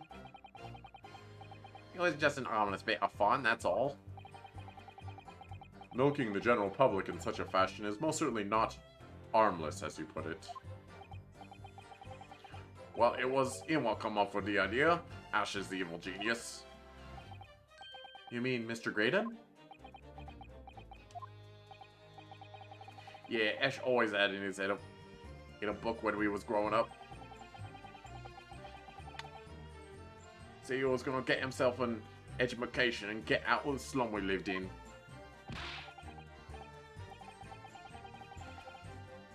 God, we all ragged him about that, didn't we? Told him he was soft in the head to even think it.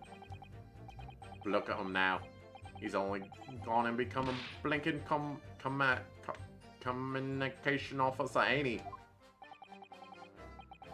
Those stutters were in the dialogue. That's why I did them. A communications officer, Mr. Skulkin. Sholmes and Wilson's milk run. No, Iris, don't even think about it.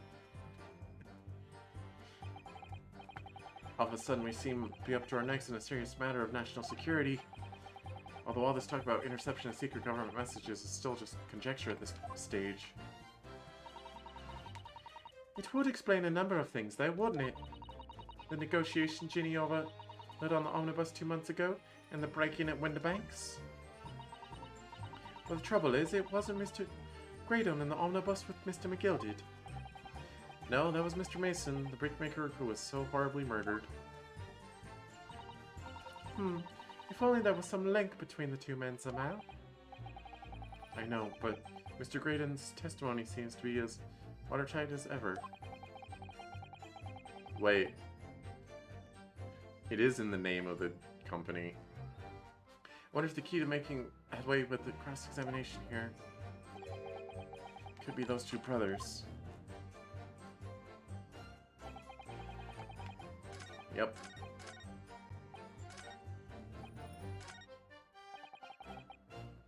Milverton.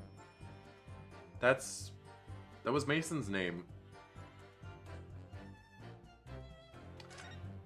Because that's Grayson's real name. I mean, wait, is it Grayson? Gray boy? Ashley? Anyway, press it again.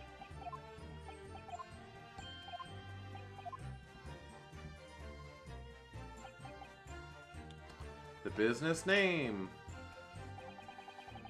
So this business was just a bit of fun, you say? And it was just yourselves and Mr. Graydon involved? Yeah, that's it. Milverton and Skulkin Milk Run, was it? Yeah, that's it. And where did the Milverton part come from? Oh, right. I thought a couple of clogs like you would have worked that one out. That's it. Enough of this. Graydon, not Grayson. How much longer are we expected to listen to this drivel? I don't... Let me guess. You don't accept anything these two witnesses are saying? Tell me, why is it that it was only at the mention of the name Milverton you decided to interject? But because well... It wasn't the happiest of homes that one came from. Yeah, his old man was struggling for money so much, his wife walked out on him. She took the name Graydon then, see? But Ash will always be Milverton to us. Milverton. So that used to be your surname, did it? Of course not. This is all bunkum. Buncombe? Bonkus? Bingus Bonkus? I've been a Graydon since I was born. Do you really think I can rely on you can rely on the testimony of these two thieves, You're a communication officer attached to the civil service. As such, your personal details will have been thoroughly checked at the time of your appointment. It would be a very simple matter indeed to subpoena those records, Mr. Graydon. Ah. Well, it would appear that Mr. Skulkin's testimony has been reliable for once. You were born Ashley Milverton, then. So that was his father. Is that correct? Very well, yes. So Ashley Graydon was once Ashley Milverton. That information could change things, and could turn out to be extremely important. Ashley Graydon's personal profile has been updated in the court record.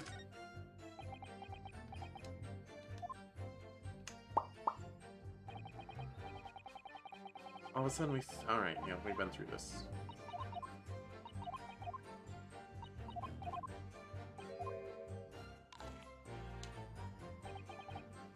Couldn't possibly, besides... I have no relation to the man. See, I can't present profiles, but I'll just press them, I guess. So 2 months ago in that omnibus, McGilded killed the brickmaker and stole the disc. Wait, we're gonna skip forward.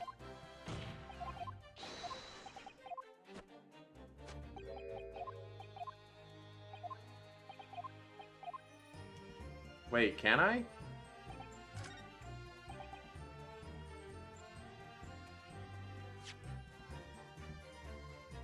I can't present... Okay, but... McGilded case notes. Victim name, Mason Milverton. Alright, here we go. Objection. I hope you like getting dunked on, because that's what's happening to you!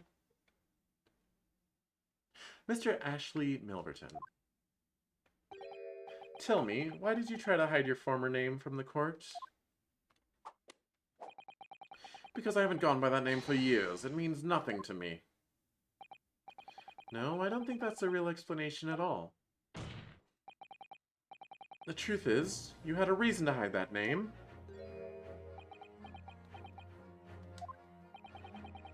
Explain yourself, please, counsel. I have here the notes from the omnibus case, my lord. As we all know, the victim, the man who we now understand to have been negotiating with McGilded. Yes, Mr. Mason, the brickmaker. That's right. Only Mason wasn't his surname at all. It was his given name. His full name was Mason Milverton. Milverton? Do you mean to say... Saints alive? Mr. Ashley Milverton. Is it not the case that the brickmaker, Mr. Mason Milverton, was your father? I don't... As I believe I mentioned earlier, your family history will have been thoroughly checked when you joined the Civil Service. And it really would take no time at all for the court to subpoena those records. Ugh. The truth is, you have been illegally acquiring highly confidential government information and selling it on to McGilded in collaboration with your father. Yeah, let's see a breakdown. The new facts and evidence unveiled by the cross-examination of this witness all come together to reveal the truth. The truth, you say? That you collaborated with your father, Mr. Mason Milverton, in illegal dealings with Magnus McGilded. By dint of this music box, you mean, counsel? Yes, stealing information being sent in secret government communications and selling it on to McGilded. I'll bet he was Irish! I'll bet he was selling the information to Ireland.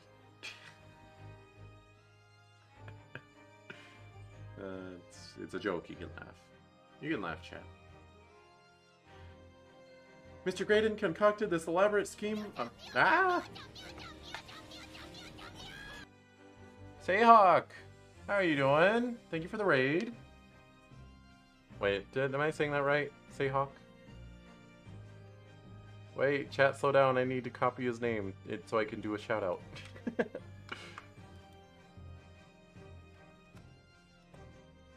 Hiya! I do it. We're playing Minecraft Dungeons! How was that? Were you leveling up? Big hard levels? You didn't? Oh, it didn't work out?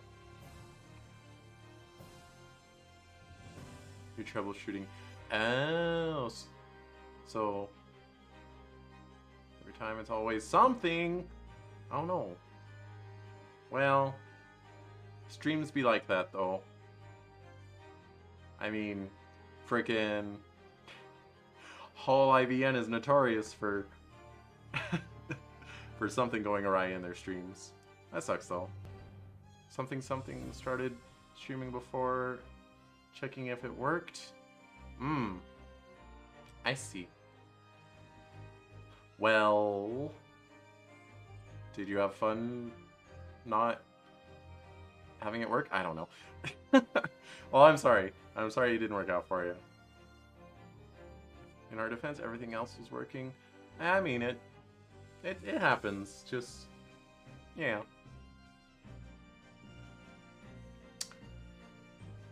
But say to the VOD. Oh. How's the lawyering going? Pretty good. I'm pretty close to the end of the case, I think. We are uncovering government secrets, or we're uncovering that someone is selling government secrets. Yeah, this case is really long. I feel like this case is longer than like the last 2 cases combined. I'm not sure if that's actually true. But yeah. We got big lawyer energy. And I'm gonna proceed with that big lawyer energy. Uncovering government secrets, as you do. Yeah, I mean, the first case in this game was kind of alluding to, like, international secrets and stuff, but it never, like, got to them. But I think we're gonna get to them in this case. Mr. Graydon concocted this elaborate scheme of using 2 music box discs to encode the information, as presumably a safety measure against the information falling into the wrong hands. And a very efficient one. I shouldn't have given the scheme any credence whatsoever. But the deal with McGilded went sour, and the brickmaker met his end.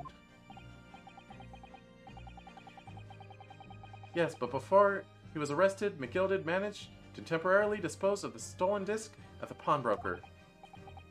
Then, having learned of the situation, you appeared at Winnebank's 2 days ago, in an attempt to recover the 2 articles Mr. McGilded had placed in pawn there. Quiet, Nightbot. Silly Nightbot. But that attempt failed. One of the discs was seized by the police, and the other you never found. So that same night, you enlisted the help of the Skulkin brothers and broke into the pawnbrokery. This time, determined to recover the second disc. Are you suggesting that the second disc was inside the music box? Wait, you never knew nothing about that. On the night that Mr. Winnebank was killed,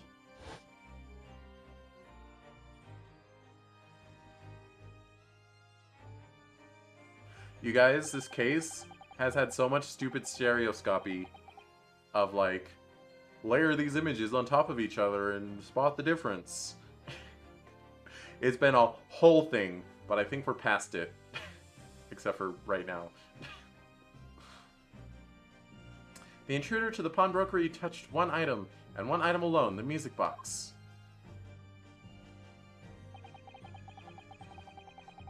As rather ingeniously demonstrated using the 2 points from the security camera, indeed. So the question that naturally begs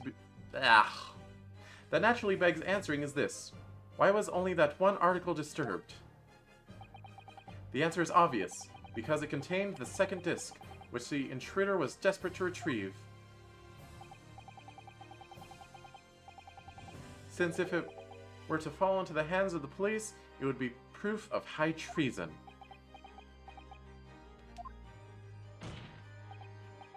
Well, Mr. Graydon, do you deny that all this actually began on that fateful night 2 months ago?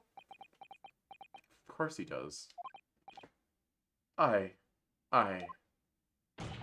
refuse to accept any of this nonsense.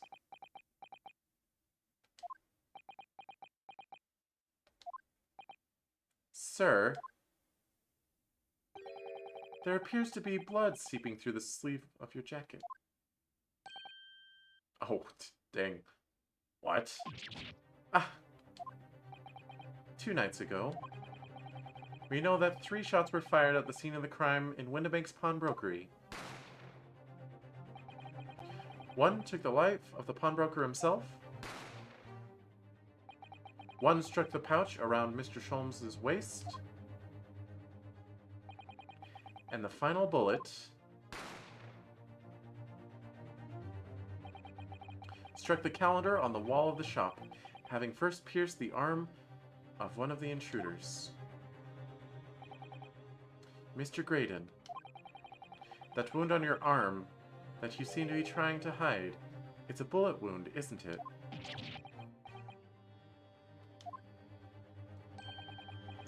He's got you now, me old Gina. Time to call it quits and croak, I reckon.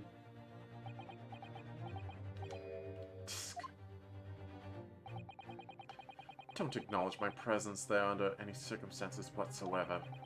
Those were my terms, remember? And I paid you handsomely to comply. Clearly I was a fool to think I could trust some common backslum thieves. Fine, I admit it. I was there in Windibanks that night. I paid this pair 10 guineas to accompany me. Well, that's a lot. And as you've noticed, I sustained an injury in the course of my adventures.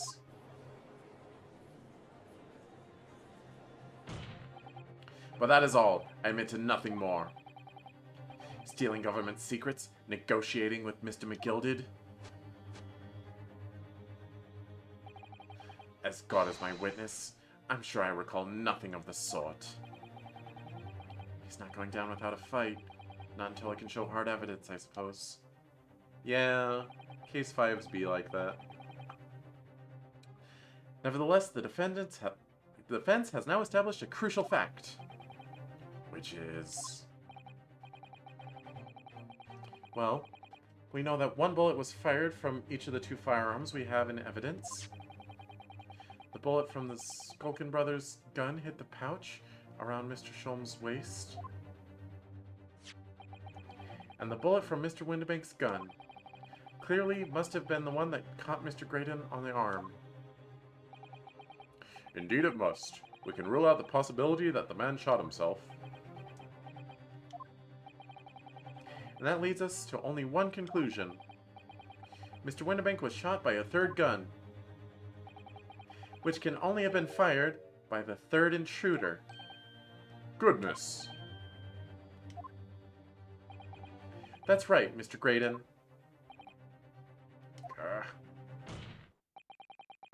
The only person who could possibly have shot Mr. Windibank that night is you! Hold it! Who said that? Oh. I guess he's supposed to have a higher pitched voice. Oh well. You little upstart. You made a grave mistake when you summoned me here. What? What's that supposed to mean? What do you mean? Yes, as you rightly say, I was there at the pawnbroker's. I did my best to hide the fact, naturally. I had no intention of ruining the distinguished career I'd built for myself at the communication station. But did the thought of never cross your mind? Did you never consider the possibility? What do you mean? What thought? What possibility? The possibility that if I was there at the scene, I may have witnessed the crucial moment. You see, this makes me a key witness in this case, and I have my hands firmly around the neck of your client. You're dumb. What? Are you suggesting... I saw it all. I saw the very moment that pickpocket girl pointed the gun at the poor defenseless pawnbroker and shot him. You what? I mean, he's clearly lying. Order, order, order! Well, it would seem that we are finally entering the last act of this theatrical trial. Thank goodness. Mr. Graydon. Yes. I trust you are fully aware of the implications here. If it is shown that your claim is false, you will have incriminated yourself as the killer.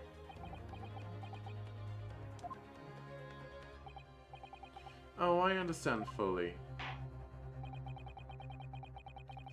Then I must ask you to give your formal testimony once more.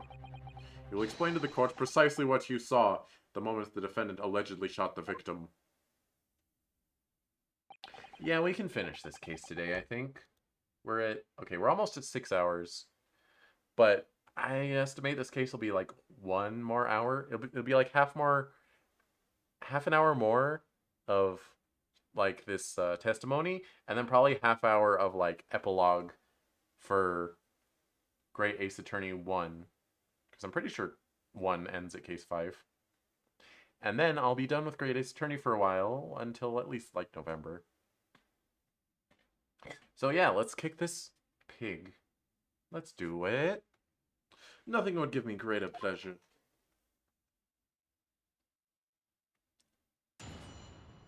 Witness testimony. Let's go. The moment of the shooting. Alright, how hard you gonna lie, boy? While these ruffians were jostling with the broker, I was still near the entrance to the shop. When Winterbank threw Nash over the counter, I felt a sharp pain in my arm. I pursued the man, but he shut himself in the storeroom. I could see him through the peephole in the door, though. The accused, in a black coat, shot the man in the back as he was trying to flee to safety. I saw the blood spatter all over that wretched girl. Then she tossed the gun out of the peephole, so I picked it up and made my escape. Wait, what color was the blood on Gina? I do not remember.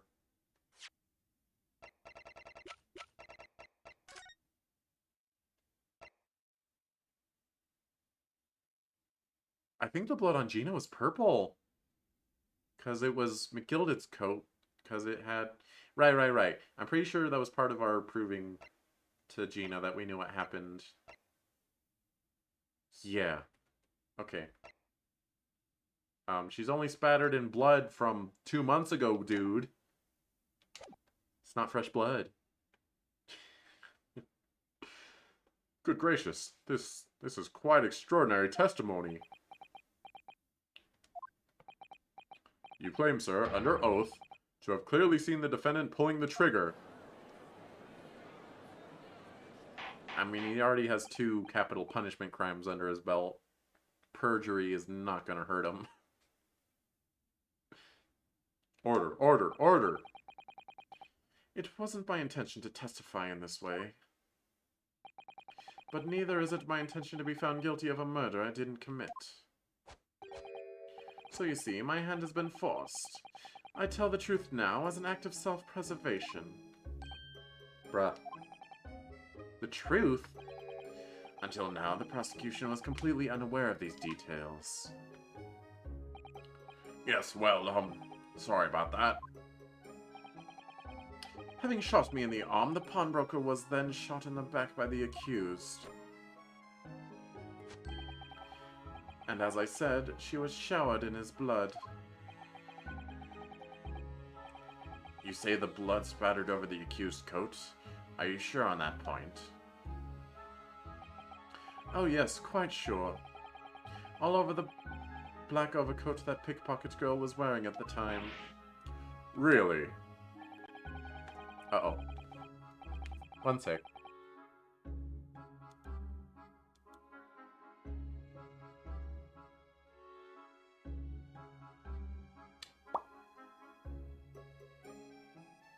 Test.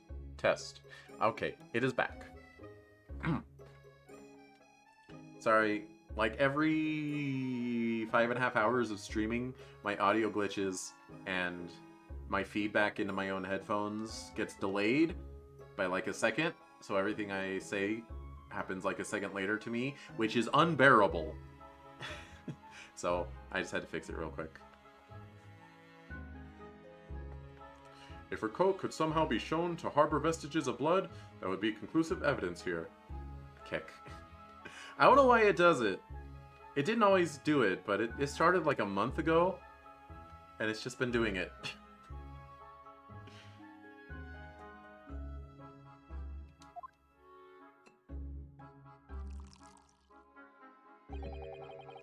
Such an investigation is entirely possible, my lord. What? Only very recently, a German scientist has developed a technique to identify human blood. So here's to true science, not some amateurish detective's dubious foray into the world of chemistry. There's nothing dubious about Helly's work. His ideas are all sound. Ideas are of no use to us here. In science, as in law, theories must be proven before they stand.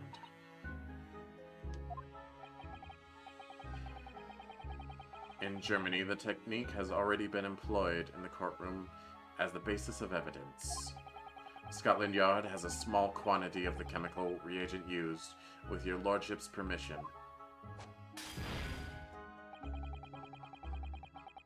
We could shatter all vestiges of doubt within minutes. This doesn't look good, Bruno. Why not? How come? Why not? Well, we know, don't we, that there's blood all over the front of Ginny's coat. If they test it with the chemicals... Oh, help! You're right! I was forgetting that happened yesterday. But it's old blood. Don't move, Ginny. I'm going to shoot. But it's purple, right? It's not green and it's not blue. Yeah, it's purple.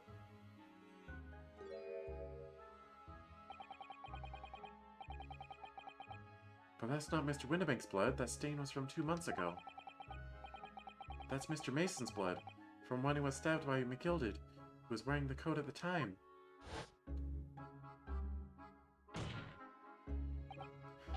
My lord, the defense objects to the test proposed by the prosecution.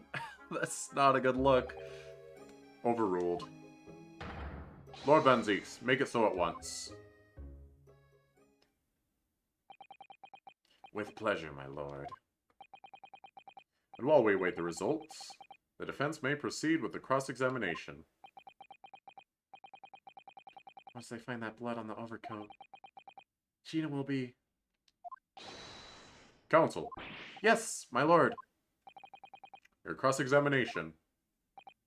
Of course, my lord. It's fine. You can just explain that the blood is old. There should be old blood on it, and it didn't get cleaned off because it's hard to see. If this cross-examination doesn't go well, if I don't manage to uncover some decisive evidence or a really compelling clue now, I have a very bad feeling about the outcome of this trial. I think this cross-examination is just going to be press everything, and then it'll auto-proceed. These ruffians jostling down the broker...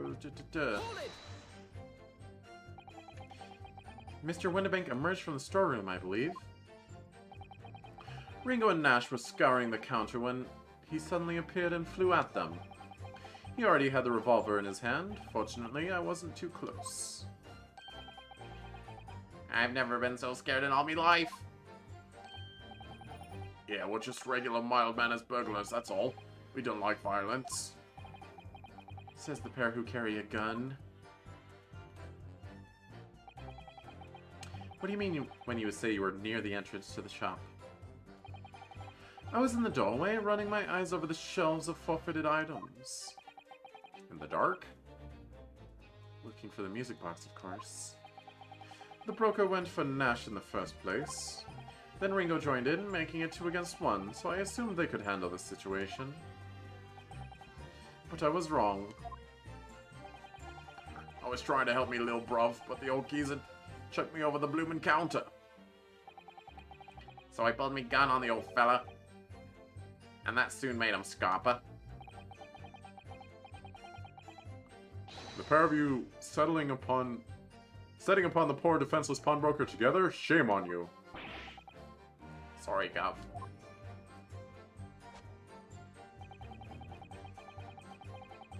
Winterbank threw Nash to the counter. I felt sharp pain in my arm. I mean, that's the moment you were shot? Yes, though I didn't immediately realize what had happened, of course. Things clashed to the floor from the counter as the three men were brawling. It was at exactly that moment that it happened, so I didn't hear the gunshot.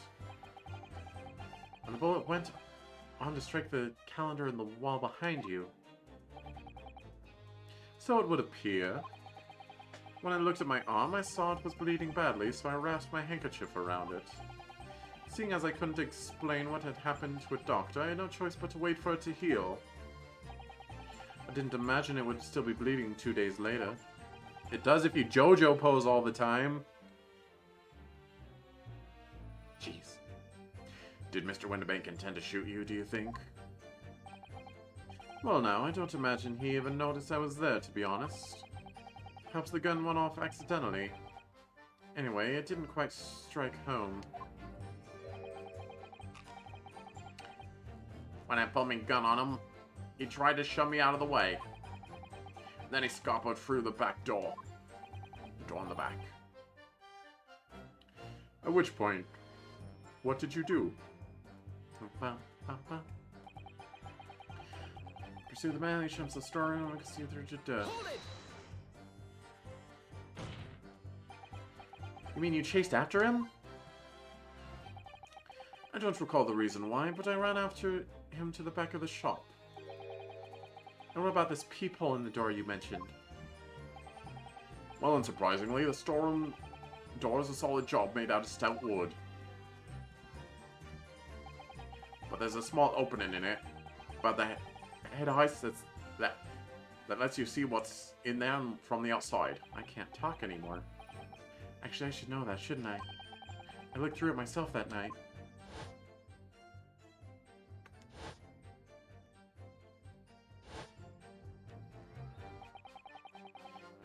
What about you burgling brothers? Do you see what went on through the peephole as well? Not likely, Gov. We didn't see nothing of the sort, Gov. I doubt these two buffoons were even aware of the peephole's existence. So the Skokin brothers were there, but they didn't see the killing of Mr. Winterbank take place. Inside the storeroom, I could see the broker and that young girl standing there. The defendant? Yes, though neither of them noticed that I was looking. The girl raised a gun and pointed it straight at the man. And then? What did you see next? That didn't make sense. For him to run into the room and for her to turn a gun on him. Like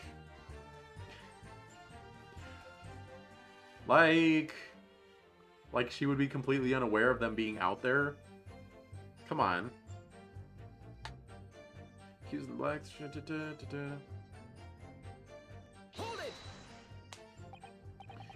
Yes, when the crime was discovered, the defendant was found with a gun in her hand. But that was Mr. Winterbank's gun, from which only a single bullet had been fired. And as we've already established, Mr. Graydon, that bullet was fired at you! Ah, but no, it wasn't the broker's gun that the pickpocket girl had when I saw her. Yes, the bullet from Winterbank's gun grazed my arm, and yes, the Skulkin's gun grounded the detective, but this was another gun entirely. A third gun. Bro. The broker's gun was not the murder weapon, so clearly there had to be a third firearm involved. In other words, the accused must have had her own gun with her at the time. Where'd it go then? Objection. But no other gun was found at the scene. Calm yourself, counsel. Sorry? You must consider the events in order. At first, I saw the broker and that girl glaring at each other, but then all of a sudden, the broker turned to run. And it was at that moment that the little gutter rat shot him in the back. A chilling image, I must say. With the door closed.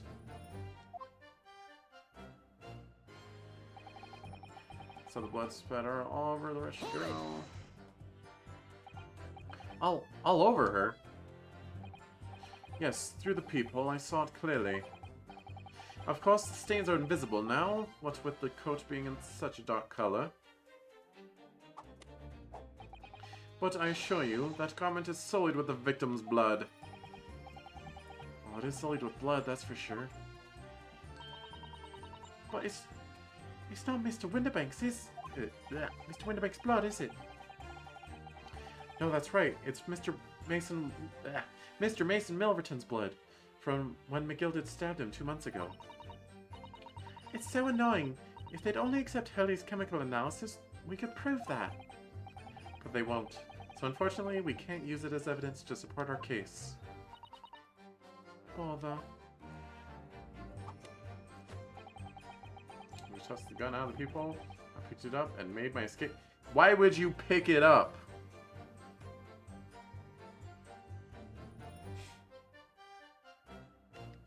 That's dumb.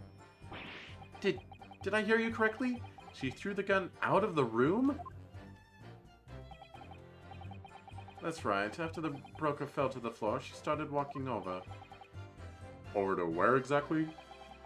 In the direction of the storeroom door, to where I was watching. Of course, I quickly retreated, and then the girl dropped the gun through the peephole onto the floor on my side of the door. Well, why on earth would she do such a thing? I couldn't tell you. Perhaps she was hoping to distance herself from the murder weapon. Without thinking, I went and picked it up. I suppose I was worried about just leaving it there in case any more tragedies took place. So it was you, in fact, who took the third gun from the scene of the crime? Yes, it was yours truly.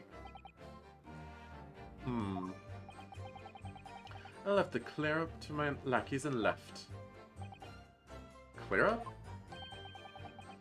We made a bit of a mess around the counter, so Mr. Whistle and Flute here told us to tidy up. He thinks he's a bloomin' mom sometimes. Blah, blah, blah, blah, blah, blah. Well, I was paying you enough, by God.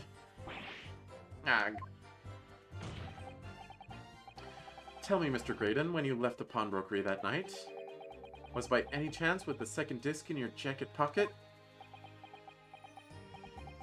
You little toe rag! I heard that.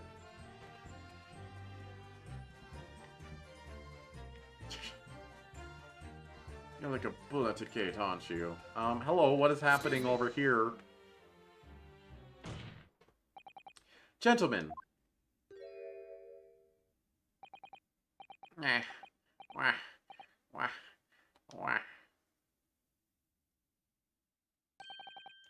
Something wrong, Sunshine? Gregson! That should be byline. You do realize you were just violently shaking Mr. Skulkin? Blimey, this dude's a bit of an oogler, ain't he? Hooligan. What was going on just now? You saw me grab me whistle. Why the blazes, he said. Didn't you mention the third gun when we got you down to the station? And why didn't you? 'Cause we didn't know nothing about it. Well, that flaming people on the door. I'm sorry about that. I can be prone to losing my rag sometimes. Not hurt, are you? God blimey. See the way he's looking at me? I'm telling you. This dude gives me the willies. That was strange. The inspector doesn't normally get quite as worked up as that. He wouldn't normally grab someone. No, that wasn't like Craigsy at all. He's normally all sweetness and light. Ming. No matter what I say to him. Yes, well, I think you might be a special case, Iris. Well, anyway, that was definitely out of character. Gregson. My lord. Requesting your lordship's permission to interrupt the cross-examination. Of course. Explain yourself, officer. I have the results of the tests that were ordered earlier, my lord. Ah, the blood on the accused's overcoat. Thank you, officer. Very well. The cross-examination is hereby temporarily suspended. I presume you have no objection, counsel? No, my lord.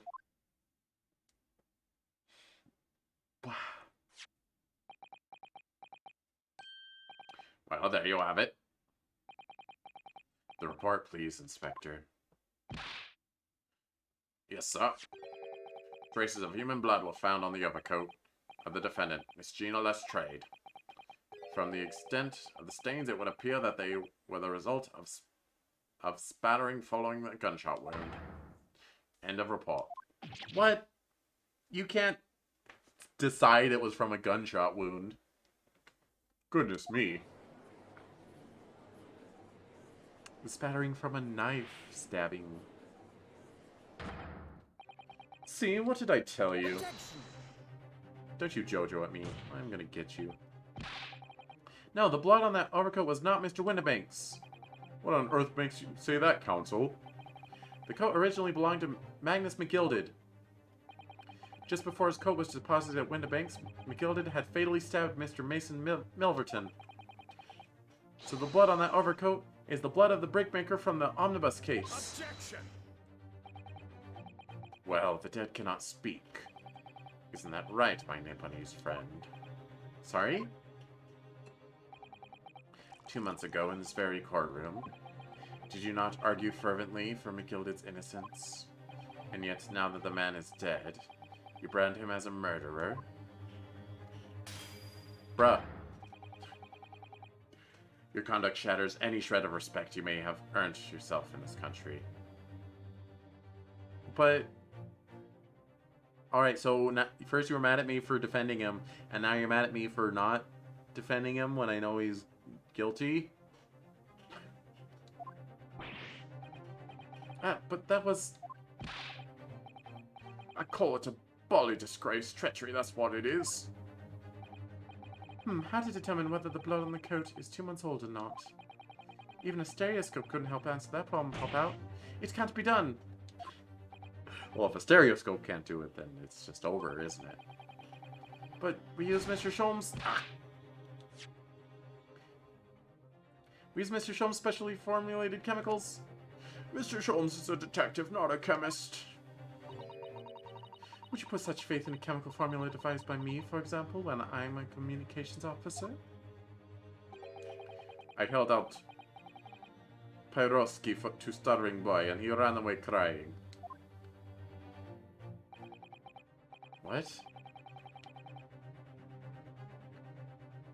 Sherlock Holmes is barely more than a figment of the public's imagination.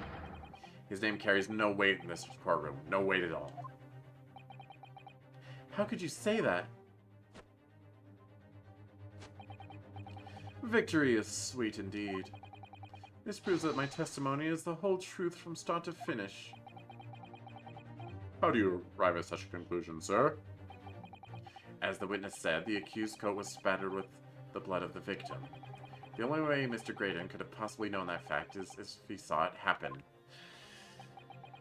Yeah, but... In other words, his testimony is solid, and the conclusion is singular.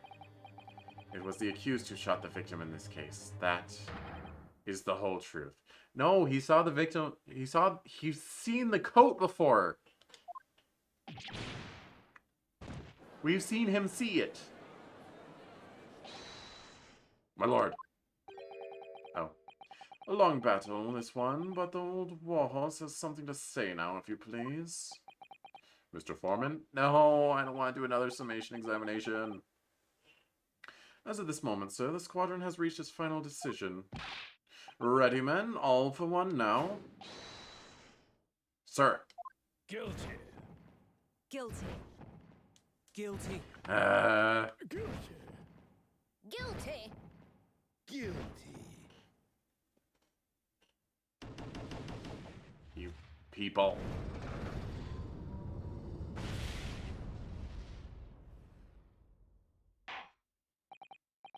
Boo! What about the fact that we interrupted the cross-examination for that?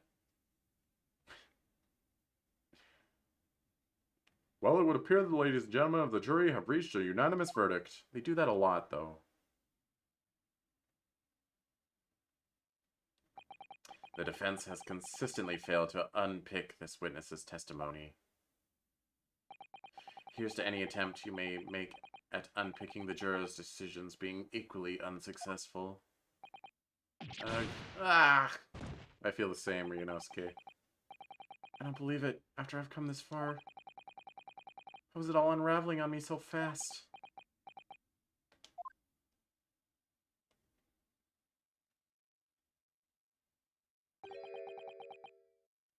That's Sholmes, isn't it? How very distressing to be held in such low esteem.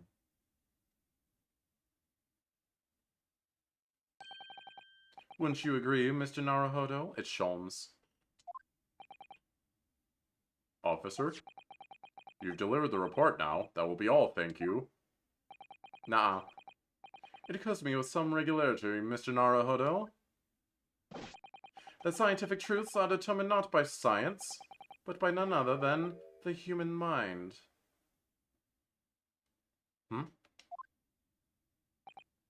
I know that voice. Am I going mad? Ah!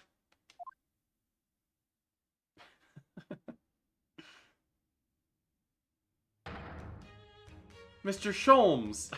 I thought he was going to take his disguise off. What is the meaning of this? Uh-oh, we got two JoJoers now. Order, order, order! What business do you have here, detective? The last I heard, you were recuperating in the hospital. As well I would be, had I not been set upon an errand. An errand? What errand? Helly, it's really you. You're awake at last. Yes, good day, Iris. I appear to be rather late to rise. My apologies. Now, my lord, if you will humor me. What is the matter, sir? I have something of great importance I wish to give to the young lawyer over there. I need no more than 5 minutes. Would you be so kind as to spare us the time? What say you to this, Lord Van Zeeks? This trial has taken many hours of the court's time, having spent so long already. Exactly, haven't spent so long already. We don't want to go wasting any more precious time. As I was saying, having spent so long already, it would seem churlish to deny the defense a mere 5 minutes. I'm looking that one up.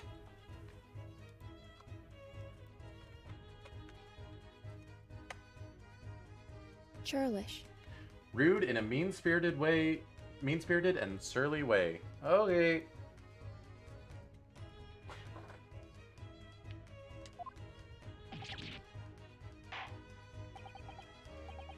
Very well then, counsel. You have 5 minutes.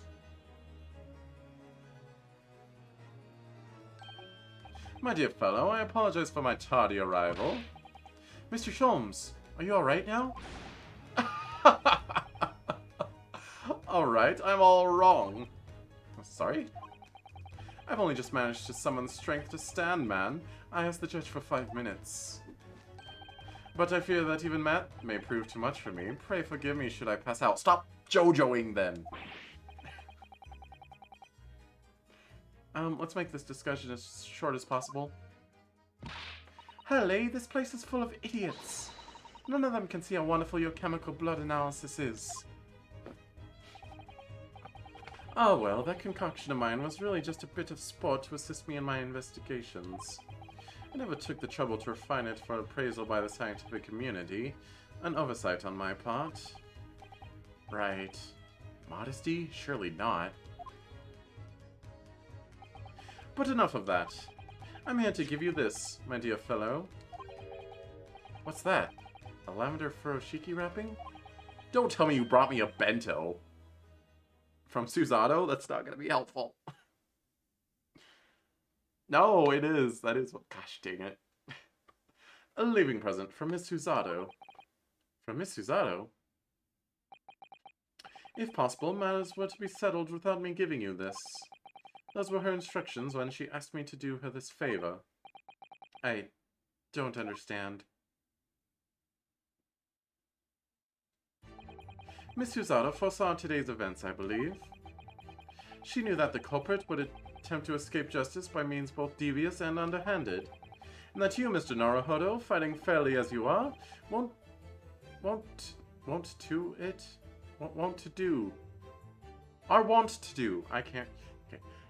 do what you find yourself in considerable peril. At that very moment of crisis, you are to be given this small parcel. Those were the dear lady's instructions. A leaving present from Susato-san. Whatever could it be? A sniff-o-matic!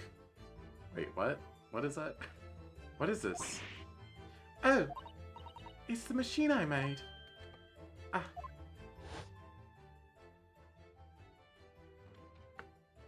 The cat door maker? What?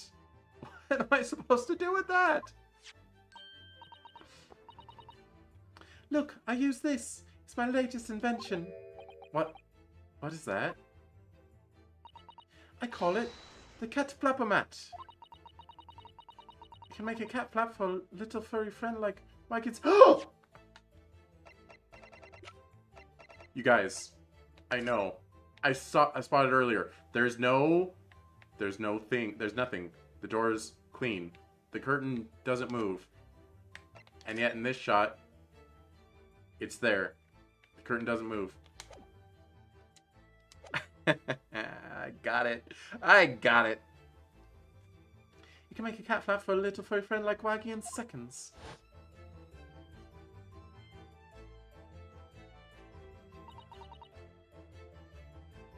What's Susie up to? Wait, but why would Graydon have it, though?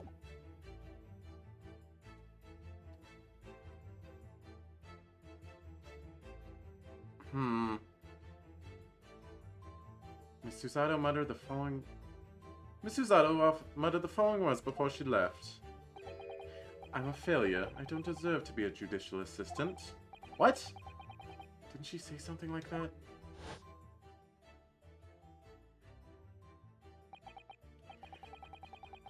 You really are the best judicial assistant in the world. Well, that's extremely flattering. But I'm sorry to say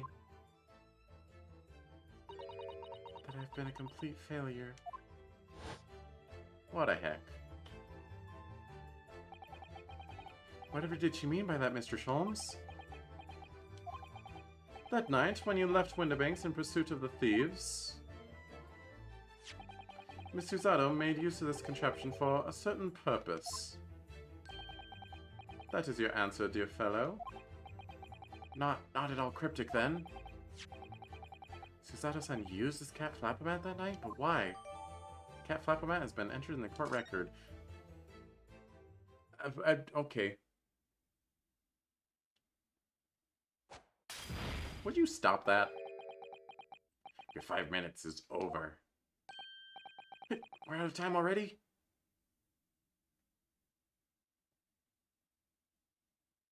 At least it wasn't a bento with like a cryptic hint. It was a cat flapper-mat with a cryptic hint. I'm grateful to you for affording us that brief recess, Mr. Reaper. I need no thanks, Detective. After all, the die is cast. Is it really? The jurors are unanimous in their leanings. No doubt my learned friend will consider a summation examination. But any attempt to alter the verdict now would be utterly futile. I wonder. Mr. Naruhodo. Yes? The rest is down to you, dear fellow. What is your plan? The rest is down to me? I need to be careful here. If I make a wrong move, the trial will end badly. My lord, the defense requests further cross-examination. Because, alright, here's my thought on this. Time to think. Earlier, Iris brought up the whole the summation examination was interrupted, so we better resume it then. I noticed the judge's wording when he said, we will suspend the cross-examination for the evidence. Which means we need to get back to it. They wouldn't repeat it like that if they didn't want you to think of it. Further cross-examination. Objection! The jurors have spoken. Protocol dictates you may not cross-examine a new witness now. Objection! The defense is not asking for the cross-examination of a new witness, rather to continue one of an existing witness. What? It would appear that a rather important detail has escaped your attention, Mr. Reaper.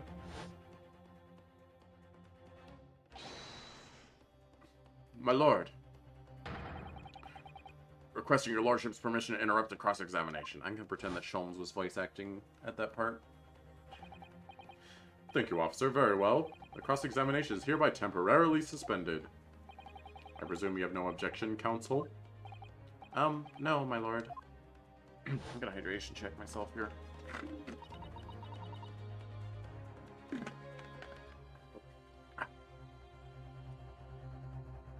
So nobody can say anything then?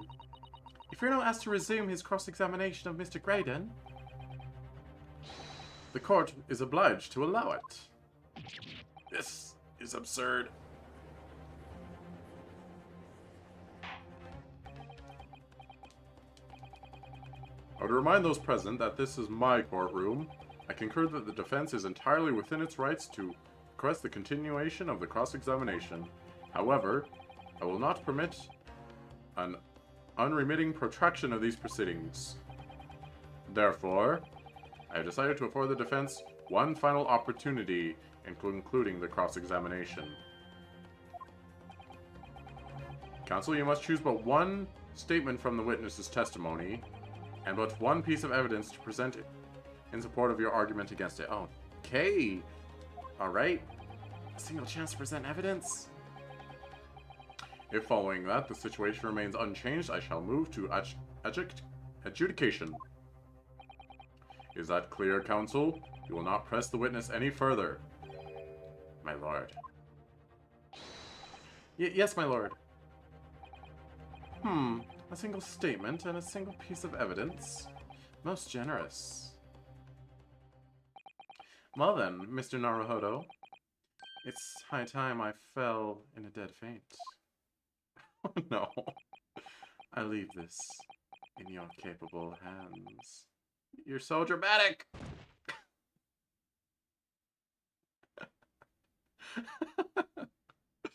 Oh. Sholmes. Mr. Sholmes!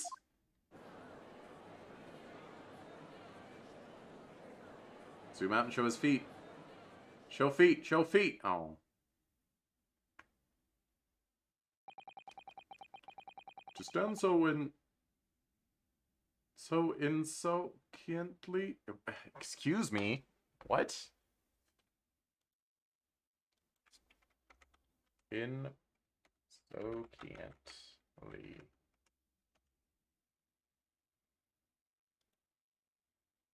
Insouciant. Insouciant. Showing a casual lack of concern, indifferent.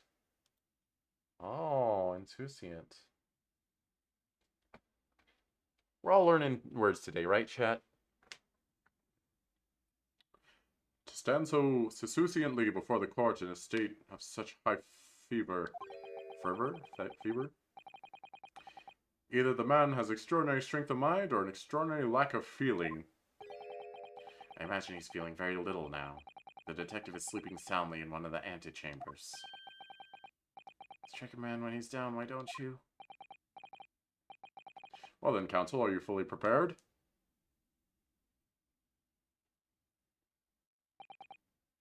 Yes. One statement, one piece of evidence. I won't let Mr. Sholmes down, or Iris.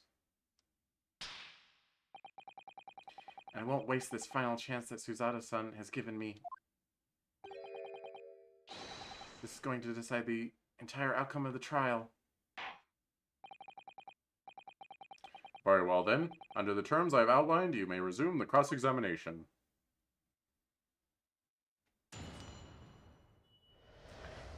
Okay, alright. We are not allowed to press, we may only present. Those ruffians were jostling the broker. I was still near the entrance to the shop. You know what? Hold on. We haven't had a chance to examine this. Okay, it's got little saws.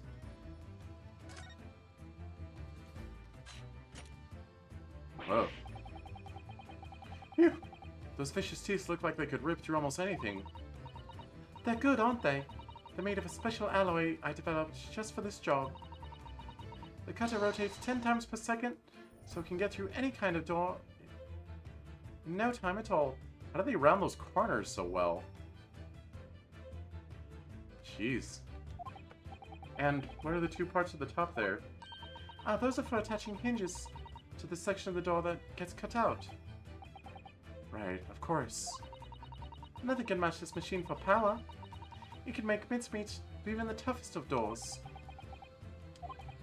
It sounds so charming and friendly when you say what it's for, but it feels like the reality of the cat flap-o-mat is that it's a grim weapon of door destruction. Wagahai's so adorable. There's nothing I wouldn't do for him, even developing deadly weapons.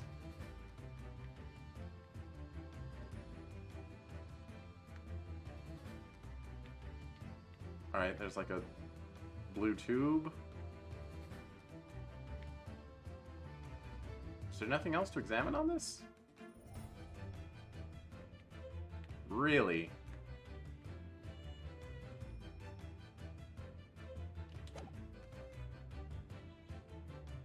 This allows guests to come and go freely. While these ruffians were jostling the broker, it was in a shop. You know, I'm gonna save actually.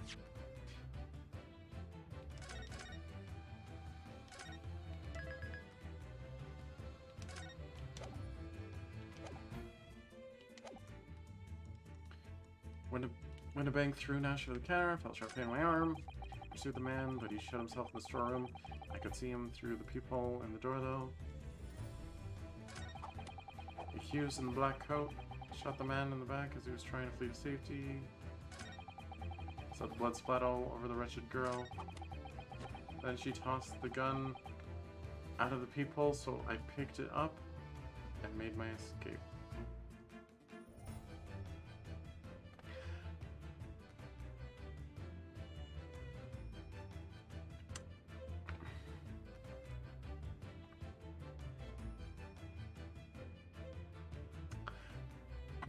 Okay. No, it's gotta be the last one, though.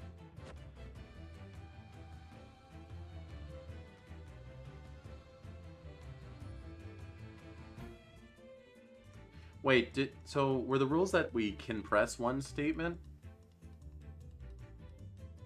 And present once? Alright, I'm gonna press. Mr. Graydon, I take issue with your... Oh, he's not gonna let us. No, my learned friend. I take issue with you. Ah, oops. His lordship made it very clear that the defense is permitted only to present a single piece of evidence. The prosecution demands stern punishment for any mischief you used to make more of this cross-examination. Indeed. Just desserts, counsel. Just desserts. Hey! Ho ho ho. Ugh, he threw that mischief in your face, Reno. Ugh, he threw those just desserts in my face twice. Alright, I can only present one single piece of evidence. I need to think about this carefully. Alright. His lordship is only going to allow me to present one piece of evidence here. But it's clear what that piece of evidence should be. How in the world did Susie manage to sneak off with this without me noticing?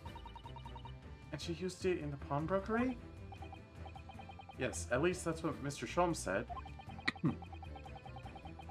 He's only gone from the place for about 5 minutes when I went after the Skulkin brothers. What possible reason could Susato have to use Iris's contraption in that time? Could it be what she did with the cat Flap-O-Mat? Completely changes the key premise of this testimony is based on?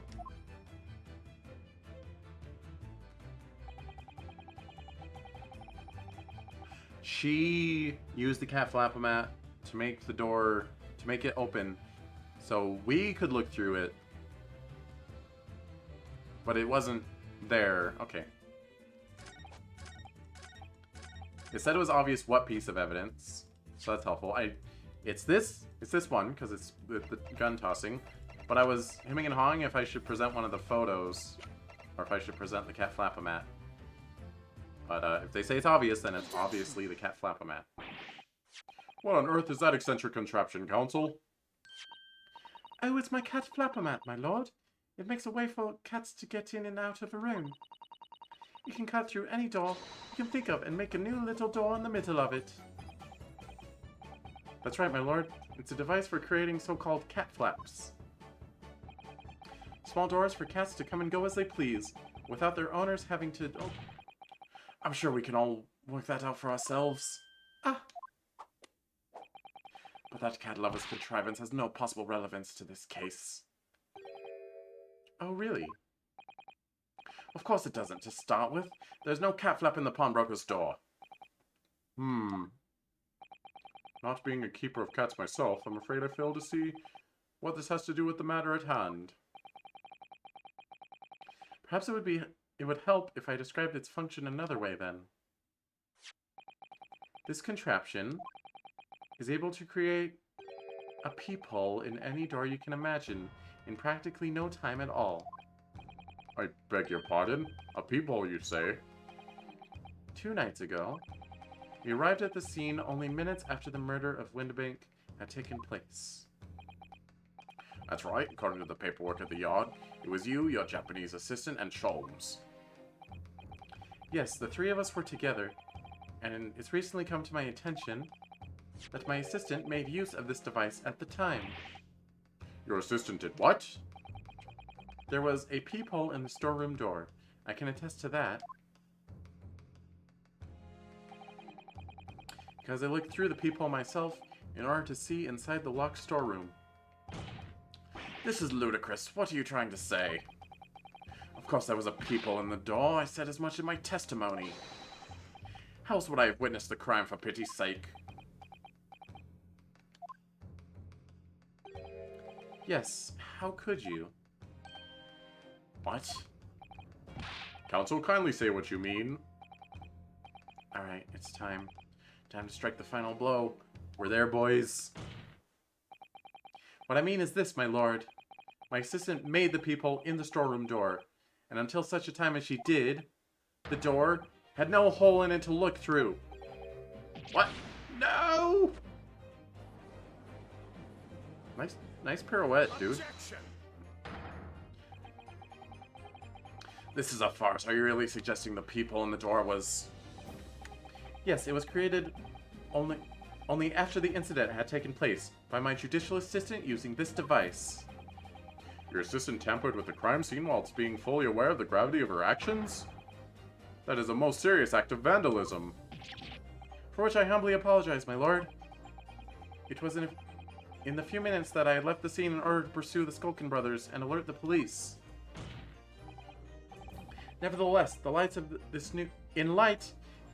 this new information, it becomes apparent that Mr. Graydon's testimony is riddled with holes.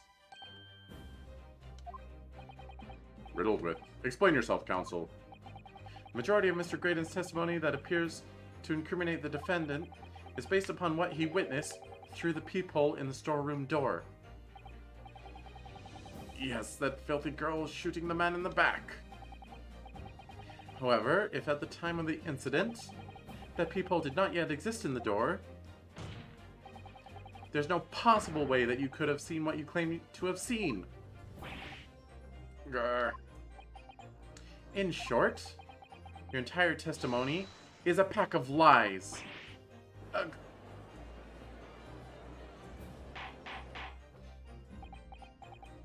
Order, order, order!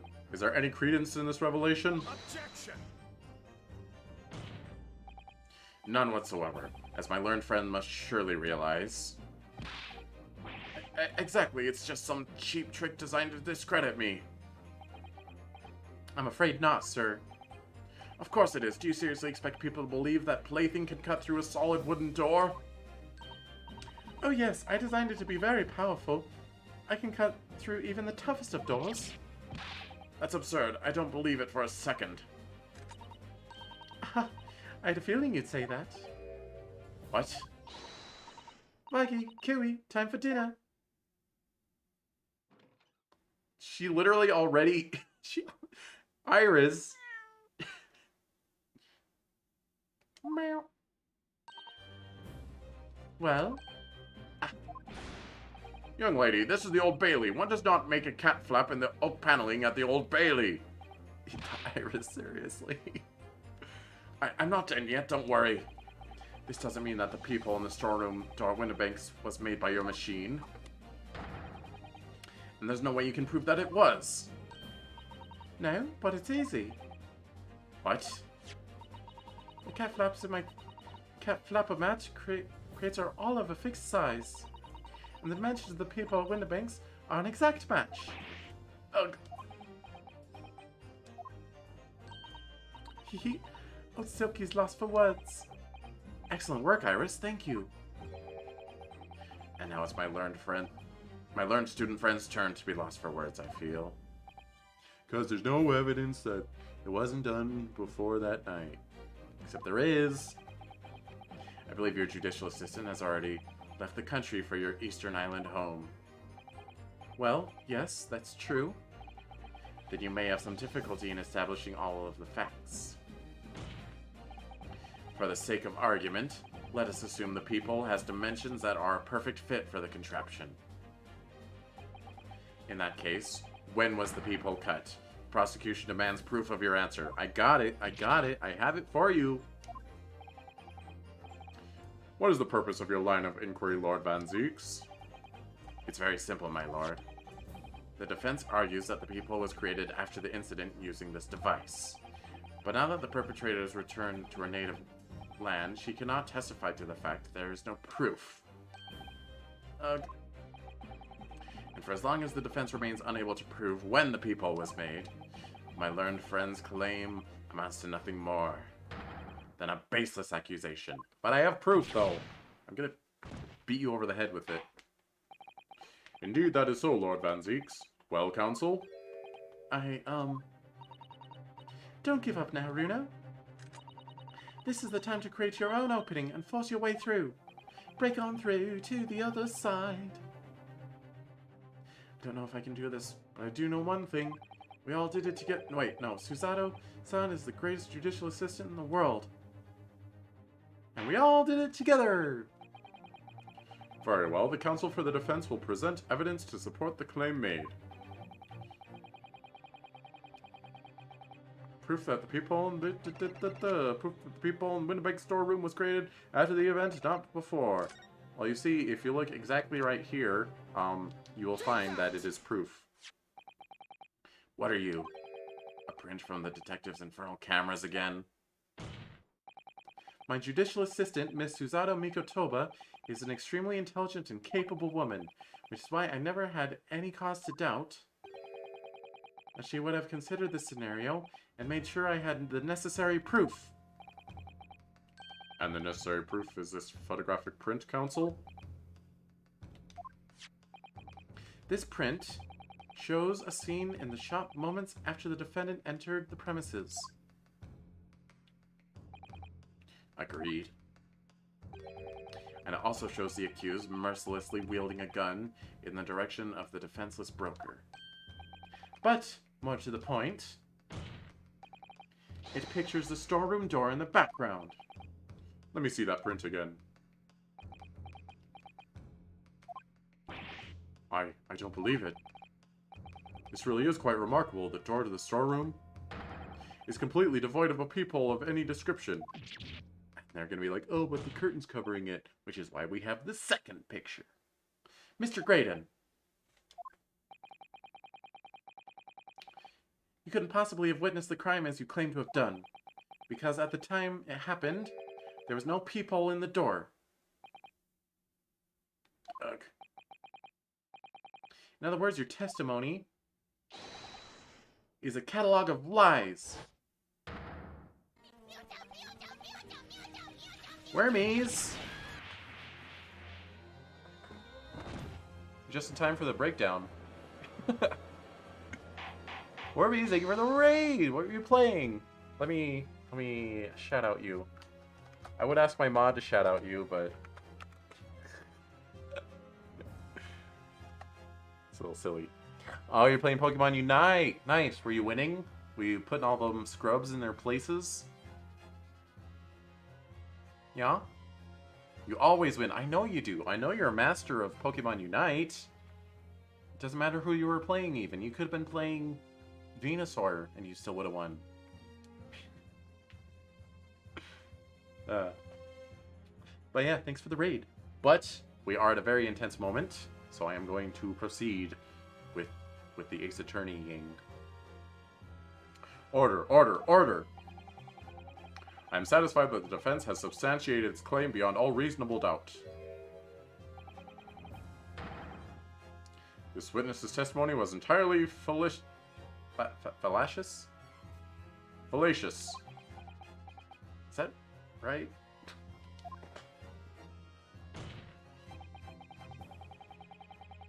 That's not the only thing we know beyond all reasonable doubt. My learned friend's assistance, guilt can no longer be denied. The woman tampered with the crime scene. I mean, it wasn't really a crime scene yet. I mean, we didn't know it was a crime scene yet. But more importantly... Good lord, there's more Lord Van Zeeks? The defense may have established a reprehensible instance of perjury. But that is no proof that this man is the victim's killer. Yes, that's right. Give me a break. Going to lurk mode because you're stinky, but have fun. You're not stinky. But thanks for the lurk. What? I was there at the scene, it's true. And I was shot in the arm, it's true. But that's all. Yes, in fact, if you look at the circumstances, I'm the victim here. Oh, please. No. Come on. I don't believe this. But they're right, as it stands now. I don't have any definitive proof that he is the culprit. Still, he can't worm his way out of it now. Iris? You know what they say? The more the merrier. There's no point in locking a cat's door after the cat has bolted. What? Isn't that right, Bruno? I've never heard that saying before. As Helly always says, one lie begets another. No, wait. That might have been a line I wrote for him in one of my stories. Iris. Well, no matter who said it first, you're right. Mr. Graydon, not only did you give false testimony to the court, but the lies you told make no sense. Make no sense? What do you mean by such a remark? What do you mean? What you said in your testimony reveals that you know something you shouldn't have known. In other words, there's a fundamental inconsistency in your statements. What? Objection! Was it the blood on the coat that he shouldn't have known? This is provocative talk, counsel. Won't you enlighten the court? Explain this alleged inconsistency. We're so close to the end. We're so close. Iris was right. One lie begets another. The inconsistency is revealed by the lies in the witnesses' statements. They show that Mr. Graydon has knowledge of something he shouldn't have known about. Namely, bloodstains.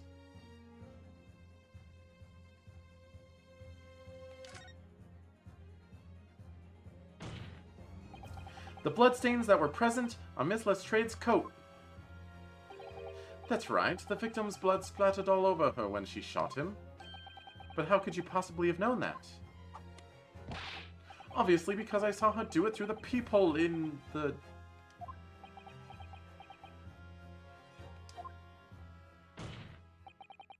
The point is not that you lied in your testimony, Mr. Graydon. It's the nature of the lie you concocted that is so revealing. You're not making any sense. Then let me ask you a simple question. How is it, Mr. Graydon, that you knew of the existence of the peephole in the storeroom door? What? What? Well, obviously, I... Ugh! Has the cat got your tongue, witness? The peephole in the door was made after the incident occurred. And once I returned to the shop, having failed to catch the two burglars, Scotland Yard's investigators arrived immediately. Since that time, the police have been at Windibanks constantly, carrying out their investigation. Isn't that right, Inspector Gregson? Well, yes, of course. The place is chock full of pawned articles, and my lads have to thoroughly examine them all. So I gave the order to have officers working around the clock in shifts so we get through it all.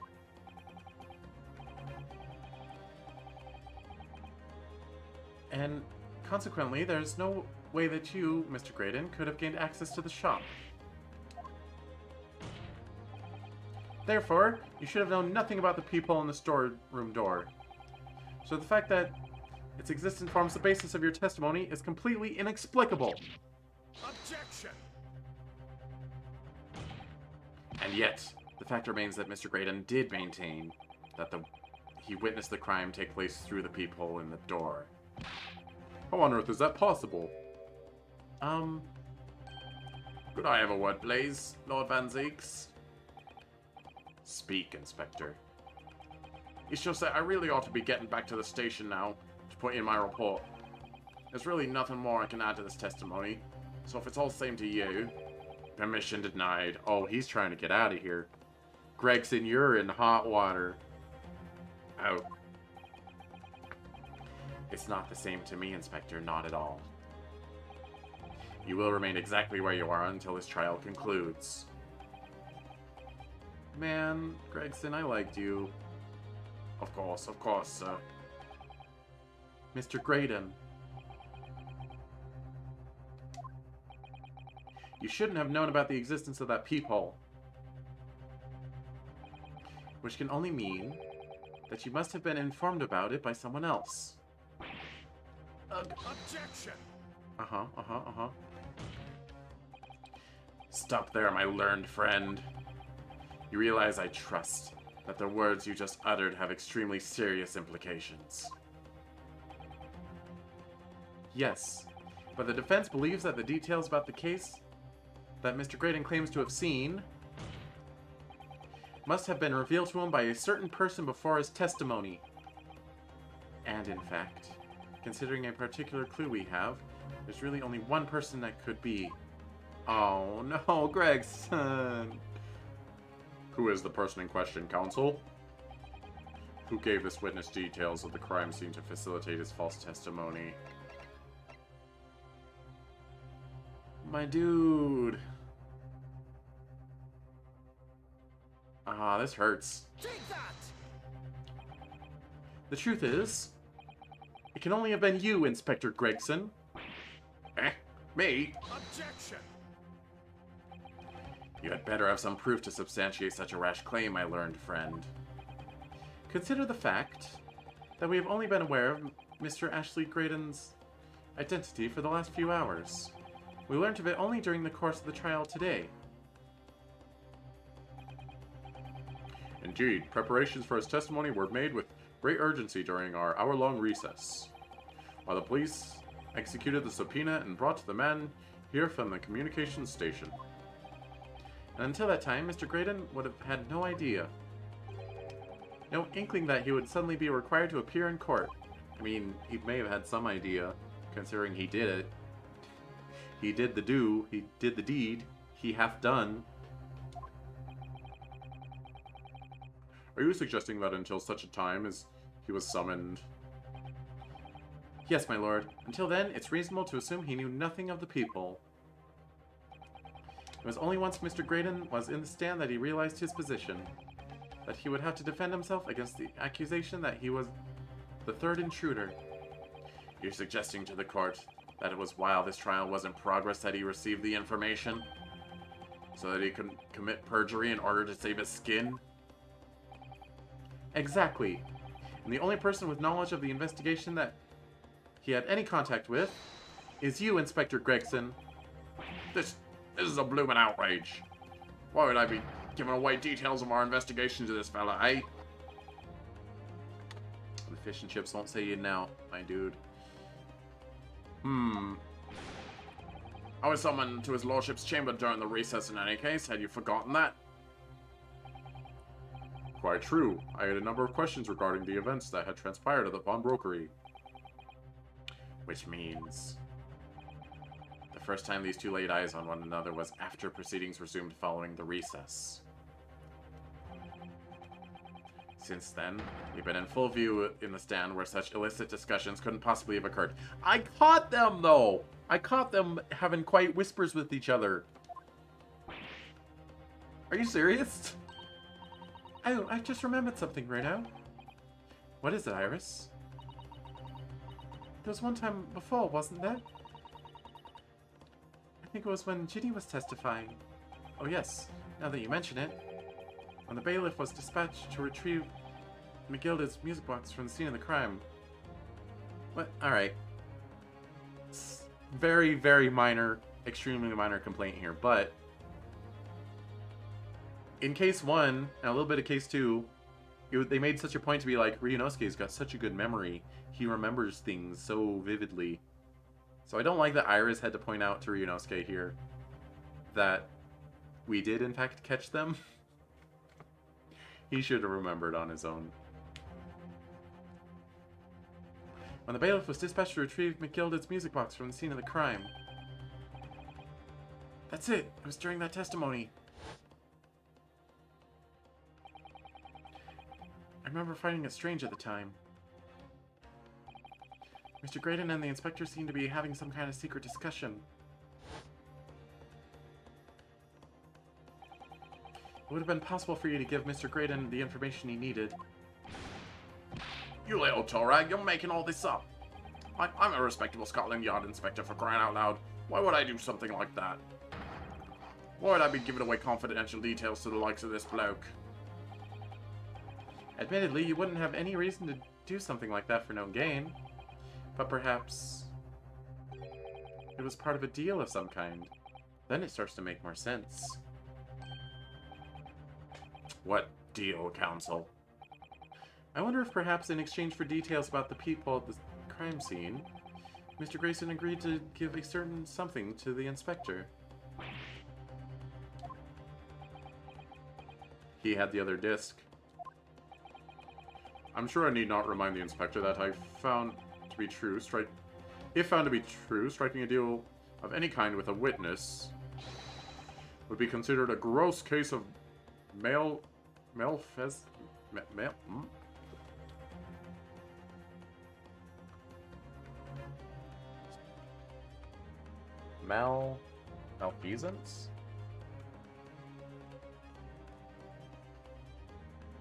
Malfeasance, intentional conduct that is wrongful or unlawful. Okay. Well, I... Objection! It's becoming clear that jumping in with accusations is this Nipponese student's specialty. I don't do that. But with the stakes so high, the prosecution is not prepared to listen to baseless charges. It's about that time. One sec.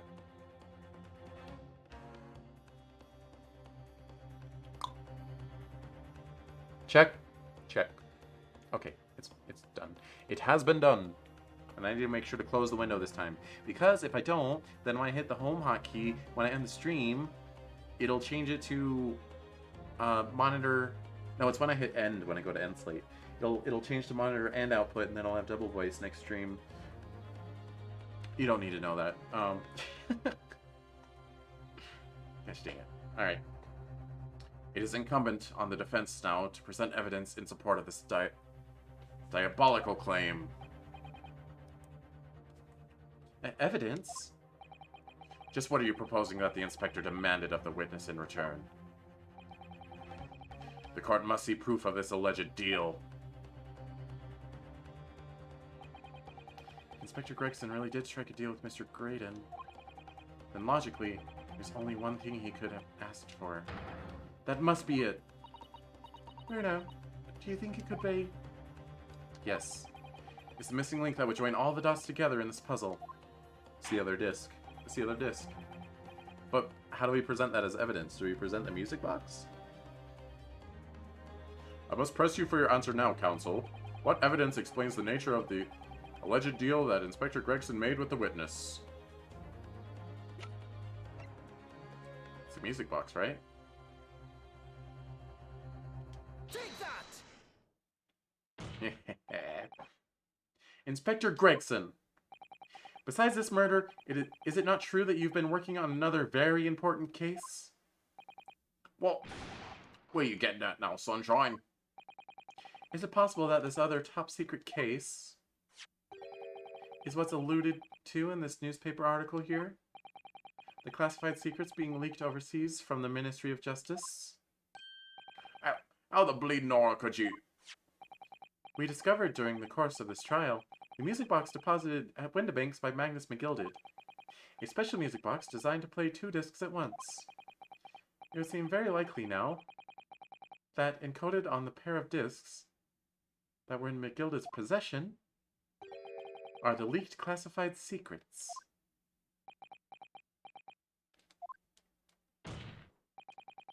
So I put it to you, Inspector, that in order to recover the second of the discs containing those secrets, you covertly made a deal with Mr. Graydon in which you exchanged the disc for details of the case.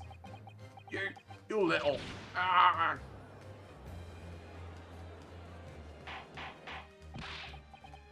Order, order, order! On the day of the incident, when we met you at Windibanks, you said this. I'll be taking that whatever it is from McGilded's down to the yard, thank you very much. So hand it over. No, don't give it to him. It's mine. That is mine. I'm sorry, miss. But anything belonging to McGilded has to be taken in as evidence now. Scotland Yard already knew that at the time, isn't that right?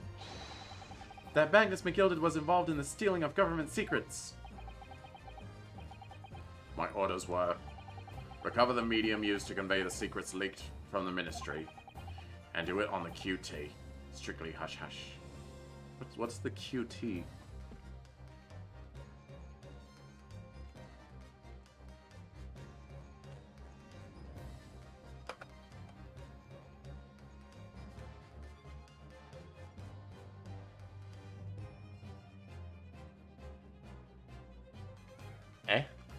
Google's not helping me. Chad, if you know what QT means, then you should tell me. Strictly hush-hush. And that explains why, when I presented this disc as evidence to the court, you objected so heavily, I presume, because you knew that it contained highly confidential information. Blimey, not likely. I mean, I wasn't that sure of it myself. I realized there was a possibility, that's all. Inspector, surely you're not saying that in order to acquire the second of these music box discs, you did not indeed reveal confidential details of the crime scene to the witness? To aid and abet this man in giving false testimony? There's no other way that Mr. Graydon could have known of the existence of the peephole. It's the only explanation. A deal was struck between these 2 men.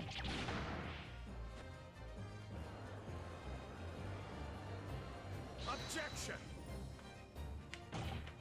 If, and I stress if, this sobering assertion turns out to be founded in truth,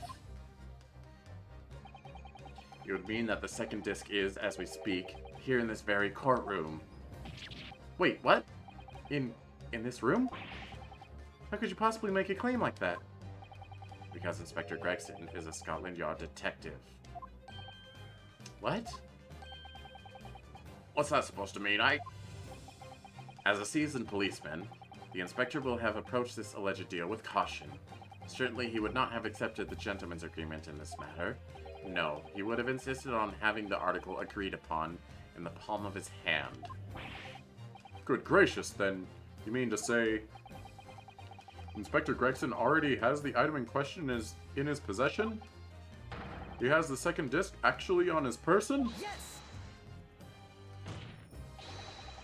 The defense demands that the inspector is searched at once. Blah. Can't read. Definitely. They could only have struck a deal with each other when Ginny was testifying before. And Gregsy hasn't moved from the witness stand since. My lord, please, order an examination of his personal effects immediately. Well, Inspector? Gosh, every time I see him take a bite of that, it makes me hungry. This young lad wants to tone down his imagination.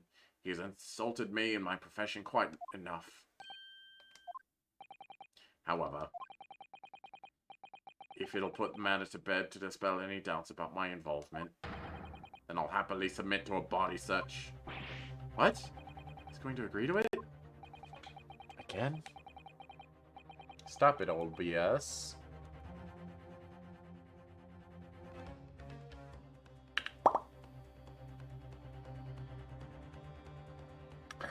Test. Test. Okay. Seriously, OBS, driving me nuts. I presume you're aware of the precipice on which you now teeter, my learned student friend. You've made a most serious allegation against Scotland Yard here. If, following the search of the inspector's personal effects, no disc is found, you'll be deemed unfit for court service. This trial will end, and my country's government will formally demand of yours that you are severely reprimanded. That sounds serious. Indeed. To have a visiting student make such defamatory remarks about our country's most senior police force is not something Her Majesty's government will be able to overlook. You're just threatening Runo because you're scared. The accusation is beyond serious. You must be prepared for grave consequences. It's true. I can't imagine Gregson would have accepted a gentleman's agreement for something so critical. The disc must have physically changed hands, which means the inspector should have it. But somehow, something doesn't feel quite right here. Very well, counsel. You know the implications, so let me ask you one final time. Yes, my lord. Do you still persist in formally requesting the search of the inspector's personal effects? Okay, let me think. The option is search someone else, but who would it be? Sholmes? No. Iris? No. Winnebank's dead. Gina? Yeah, Gina filched it off of mid-trial. It could be back in Graydon's hands. Gregson, Strongheart, Benzeeks, Nash, Ringo. If I say search someone else, then I have to present who. We're not going to withdraw. He submitted to it so readily, so I don't think it's actually on him. Search someone else. Yes, the defense formally demands the search to be conducted. Well, Don't say you weren't warned, but your typical Nipponese stubbornness may well land you in hot water this time. Perhaps the lesson will do you some good. fair enough. Got nothing to hide. But I said someone else. Very well, then. Bailiff, conduct a search of the inspector's personal effects, please. He had to get one more in. He had to get one more in, didn't he? The defense demands the search, but not of Inspector Gregson. What? Now what's all this? I'm the one you're accusing, aren't I? I thought you wanted to search me. No, Inspector, not you. Somebody else. What's the meaning of this, eh? Lost it at last, have you, Sunshine? The court shouldn't have to put up with this nonsense. You're being completely irrational. Be quiet, all of you. Who said that? Be quiet, all of you. Reno's doing what you told him to do and having the courage of his convictions. So you should respect that and listen to what he has to say in good faith. Because that's the British way. Oh, well, if you're gonna take my nationality into it.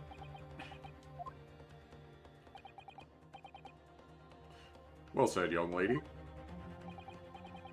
Indeed, this court is in awe of the defense counsel's conviction and eagerly awaits his next words. You what? Don't be hasty, my lord.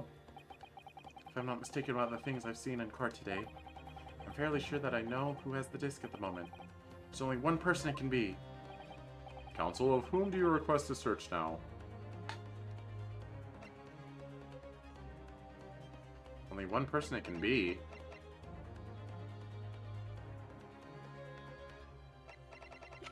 Alright. So, my thoughts. It could maybe be Sholmes, because he was disguised as the guard earlier. And he could have been like, I'll take that evidence off you. And Gregson was like, oh yes, very good. Don't want this to be on me, just in case. It's not Iris. It's not Gina. It could be Ashley.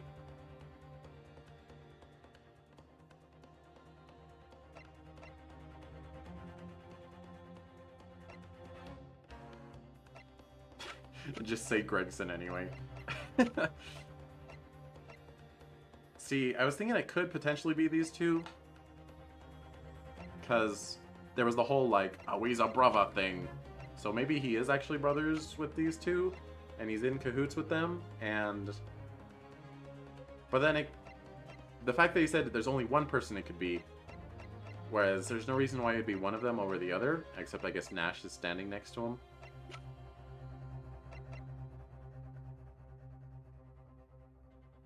Is it Ashley? Is it Strongheart? I hope it's not Strongheart. I'm gonna save.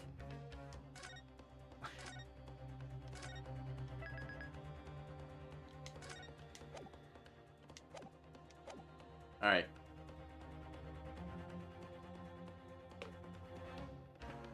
Just to increase the tension, BRB, my dogs.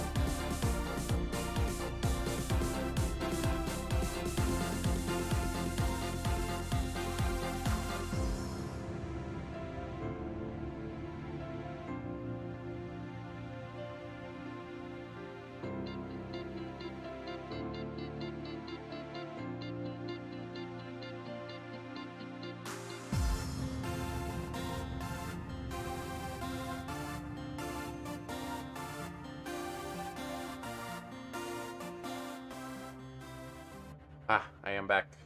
I am now more hydrated than I was before. Alright, it's gonna be Ashley, right? I'm gonna do it. Mr. Ashley Graydon, my lord.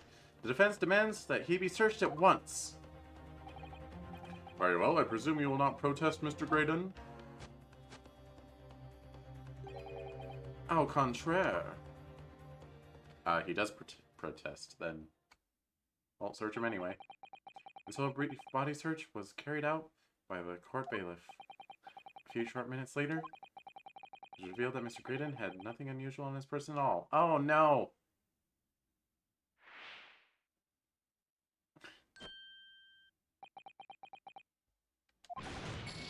Yeah! Alright, well, at least that's not an instant loss. Well, counsel? If I'm not mistaken about the things I've seen in court today, I'm fairly sure that I know who has the disc at the moment. There's only one person it can be. Counsel, of whom are you requesting the search now?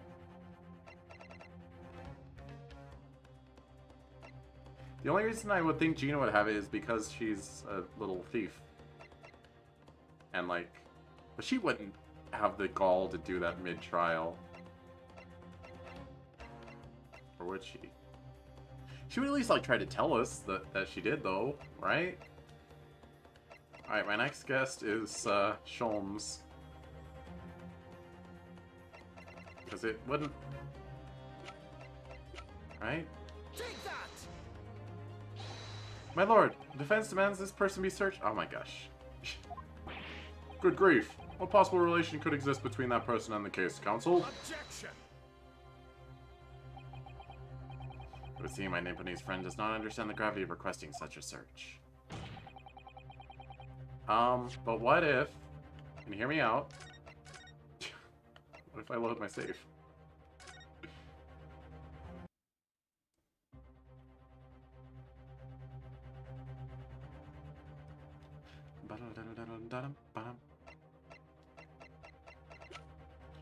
Alright. It's not Sholmes. It's not Graydon. I think it... What?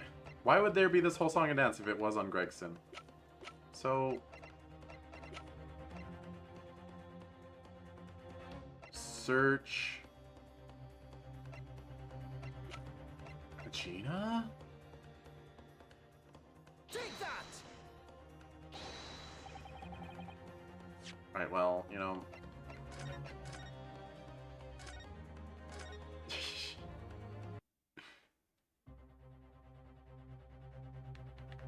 I feel dumb. Why is Strongheart even in this list, though? It's not Gina, obviously. The only people I can truly rule out are Windabank, Iris, and Susato. And the ones I already tried that were wrong. You have it, Van Zeeks. I'm gonna go ahead and rule out Van Zeeks. It's on Nash. Take that! Of my lord, Mr. Nash Skulkin.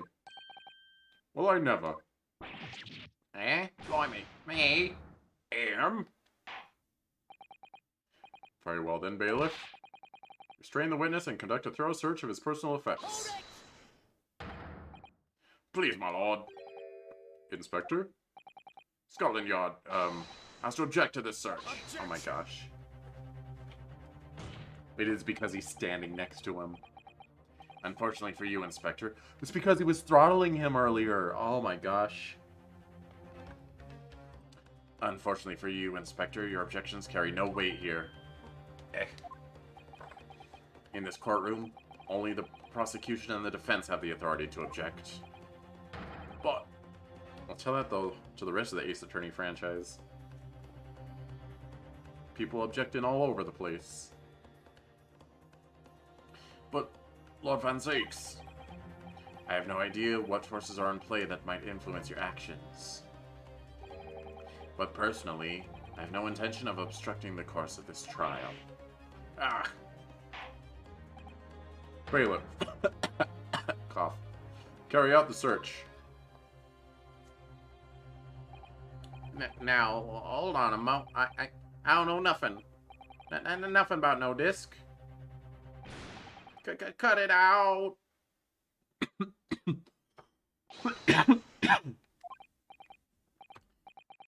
Here, my lord. In the witness's pocket, I found this. Good lord, that's... Another music box disc. I don't know enough about nothing.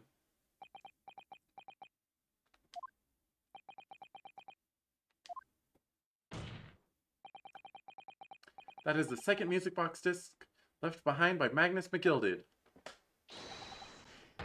Is it not, Inspector Gregson?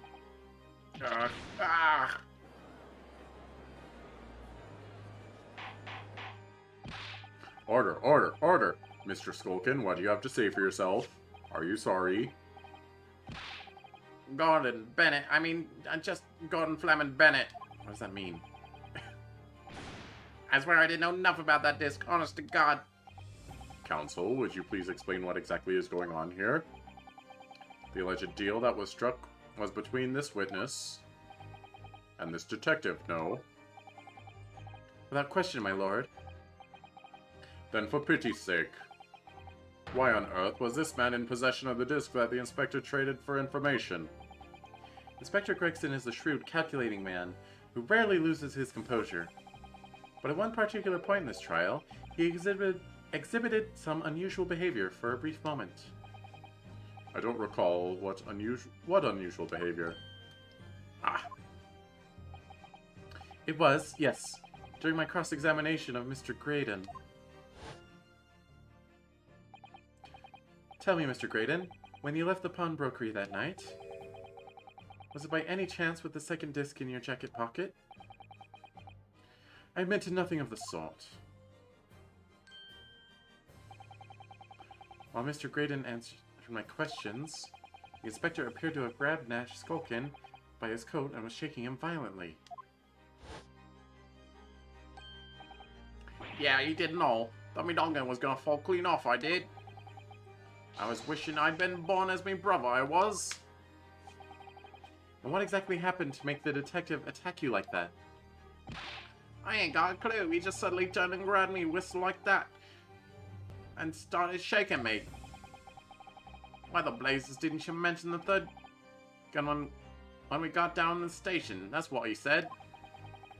Yelled it right in my ear hole, he did. My head's been throbbing now. The way the detective behaved was extremely out of character. But looking back now, it must have been then that he did it. That was the opportunity Inspector Gregson created for himself in order to hide the disc.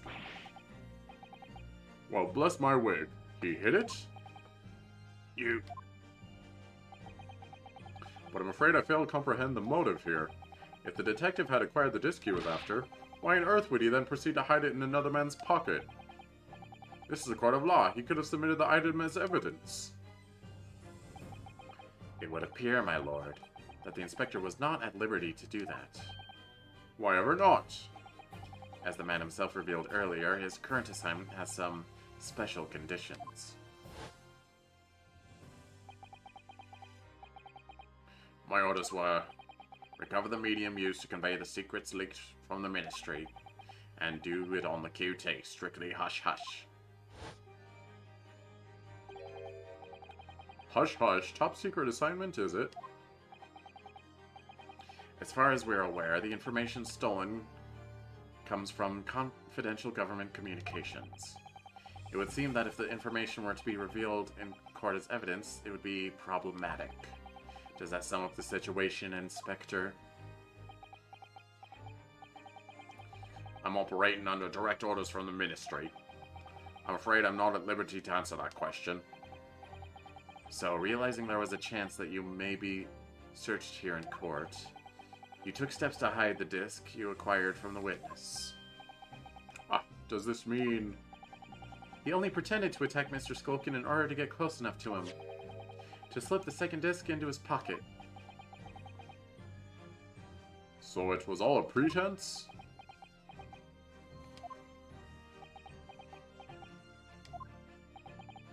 Well now, Inspector Gregson, and you, Mr. Graydon, are you prepared to admit to the accusations made against you of this alleged deal? Of course not.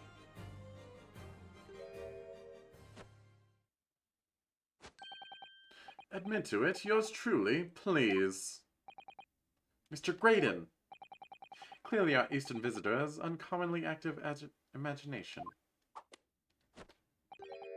However, there's no proof that I passed that disc to the inspector. Objection. But then, how do you explain the reason why you knew about the peephole? I'm under no obligation to explain. Yes, you are. What? Yes, I lied in my testimony. That I admit, so sentence me accordingly. But that is all I admit. Murder, leaking government secrets, striking a deal with the detective. All of it is this young Eastern man's fancy. I have no idea what any of this is about. What? You refuse to go down quietly, huh? Well, what about you then, Inspector Gregson? Do you admit to making a deal with Mr. Graydon in order to acquire the disc? Ladies and gents of the jury, as a Scotland Yard inspector, I will declare this and nothing more. I am acting in the best interests of the country. Whatever I've done, it's been in the name of justice. So, as members of the public of this fine country, I'd like to think that justice will be your guiding light when you're making your decisions. Come on. This is quite a quandary indeed. Rarely have I encountered such extraordinary tumultuousness in the concluding of a trial. Nevertheless, in the absence of any further evidence to be presented, I believe it is time that we put the matter to the jury for their final leadings. Well now, as a fellow servant of the Queen and country, I must say that I sympathize with the old inspector. Yes, he's a dependable man, I'm quite sure. In service, one becomes a good judge of character. Even crossing your eyes doesn't help when it comes to looking at this case. It's all blurred to me. Well, as a fellow professional, I'd like to put my faith in the detective, really. Graydon is highly skilled operator. Stop. Currently in presence of idol. Stop. Now you stop. Detective was very much trust in his eyes. More than this, I cannot say. I don't believe it. These 6 jurors are... They're going to believe Gregson if they declare their decision now. Is Ginny going to be found guilty? If I don't manage to produce some definitive evidence right now, then we're going to lose. Oh my god, this trial does not end, does it? Either some proof that Graydon killed Mr. Windibank or stole those government secrets. Or some evidence to force Gregson into admitting that he struck a deal with the witness. Well then, counsel, I think it's time I impose on the jurors to declare their final decisions. No? Did we get that other disc? No, we didn't. That is, unless you have some compelling evidence you have thus far not presented to the court. If I let the judge call on the jurors to announce their leanings, Gina will be found guilty. So there's no choice then, Reno. You have to throw some more evidence at them. This is it now. It all comes down to this. You said that like the last 3 times. Who do I present evidence against, Gregson or Graydon? Don't leave it to the jury.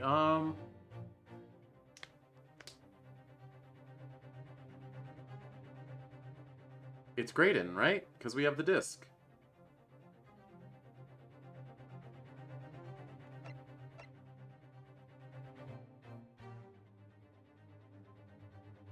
Right? I'm gonna save again.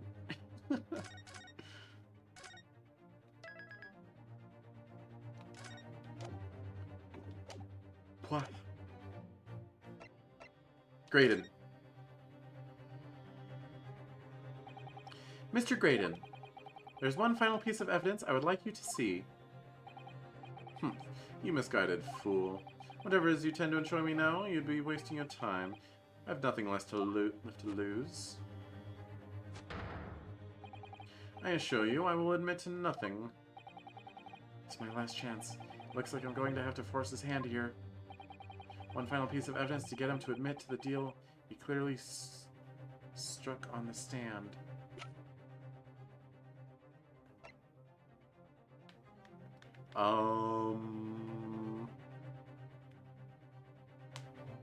Get him to admit. So would a different piece of evidence get Gregson to admit?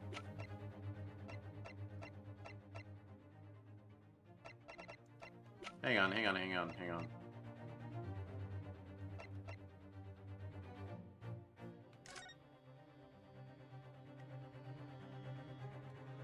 I the underside. Okay, so this wouldn't help with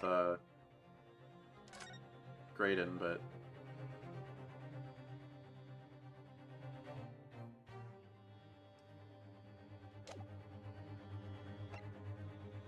we could maybe get Gregson to admit with these. That's like, Gina trusts us, and she didn't do it. You have to... You can't let her get sentenced.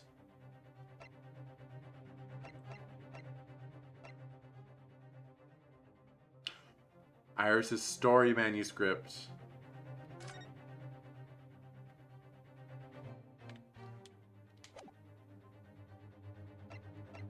Maybe present that to Gregson. Today's paper, autopsy report, crime scene photograph, crime scene floor plan.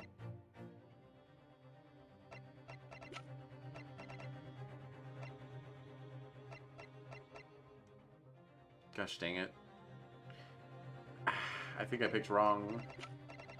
Picking Graydon.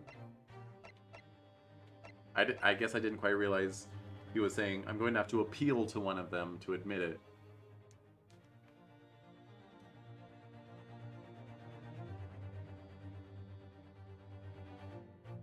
Take that! Oh, music stopped though. Was I right? I mean, I was thinking that's the only thing that could have possibly been correct for Graydon, but... Is that Mr. McGilda's peculiar music box, Counsel? Yes, with the disc already in place, ready to play. So I didn't explain my thinking. Now that we have the second disc, we can prove that it's Morse code, right?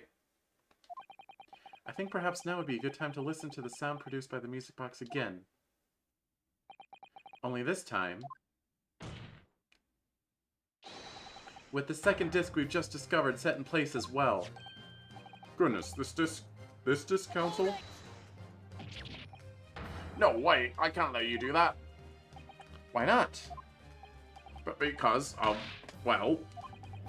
Because it's got nothing to do with this case, that's why. Objection! Not true, Inspector. The defense has already proposed that the sounds heard by the court earlier from this music box were part of a Morse code message. We know that Morse code comprises of two distinct tones. The defense believes that the second disc contains the second tone needed to complete the message. Now we have a chance to confirm that theory. For crying out loud, Sunshine, we're talking about the state secrets here. If you go letting that whole courtroom your confidential information like that, it's treason. Then do you admit the charge? That in order to protect those state secrets, you engaged in unlawful dealings with the witness? You're mad. If you let that secret information out to the public domain, you'll be making an enemy of the entire British government, you idiot. Maybe the British government shouldn't have secrets that the public can't know. Have you thought about that? No? Of course no government ever thinks about that.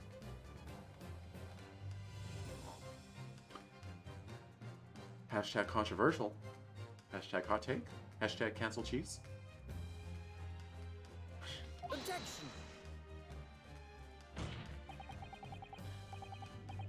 Let's not forget, Inspector, that you, a Scotland Yard officer, leaked confidential case details to a witness. That you continue to lie in court, and all because, by fair means or foul, you're determined to do your duty. Well, by fair means or foul, I'm prepared to do mine. Don't you dare. I will stop at nothing to protect my client. I don't care who I make an enemy of. Especially you, Venzeeks. My lord, if you please, the court must hear the sound it's made by that music box. Come on, Van Zinks, for Pete's sake, stop him. Objection! Oh, the light comes out. Inspector, you should know my methods by now. I'm a prosecutor. I'm no Scotland Yard puppet. Erk. In this courtroom, my duty is to the law, so let me propose a toast. To uncovering the truth, by fair means or foul. No!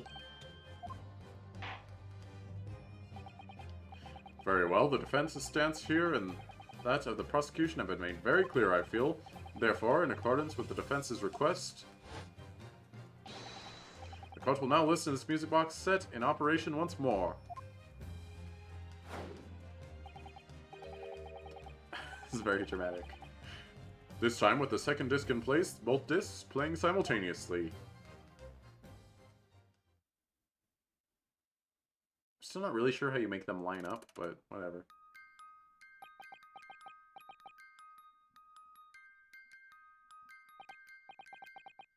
Oh, listen to that.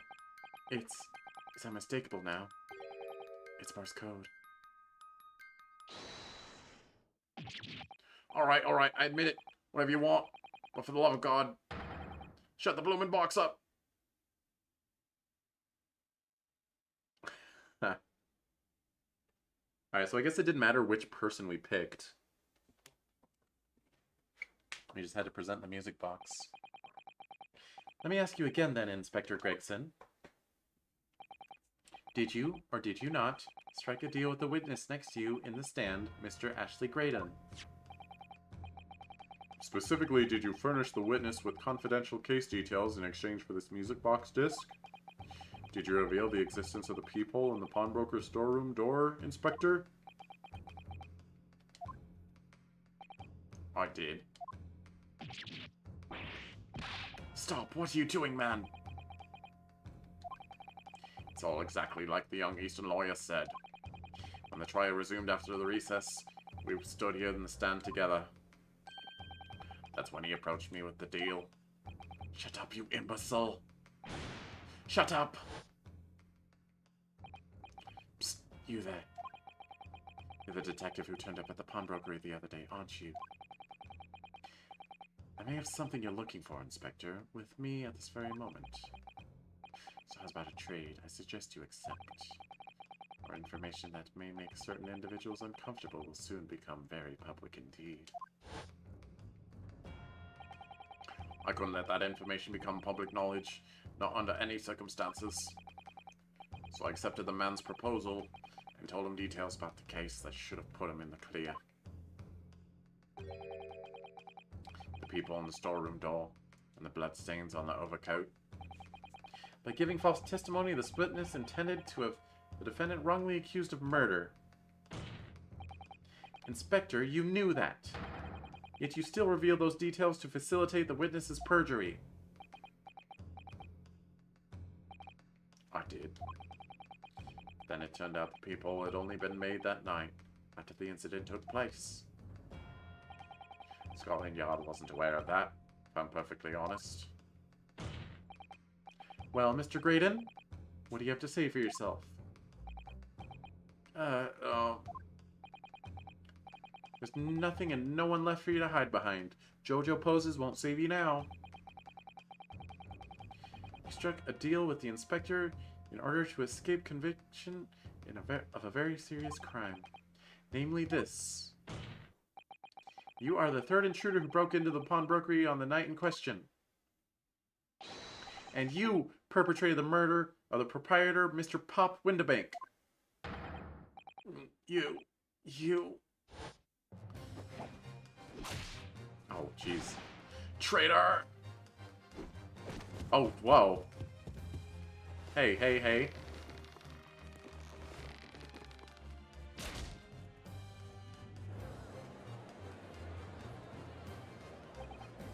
Alright, Gregson doesn't need to die. It's fine. Bailiff, restrain that man. At once. I didn't read that very dramatically, did I? Bailiff, restrain that man. That's it then. It's all over.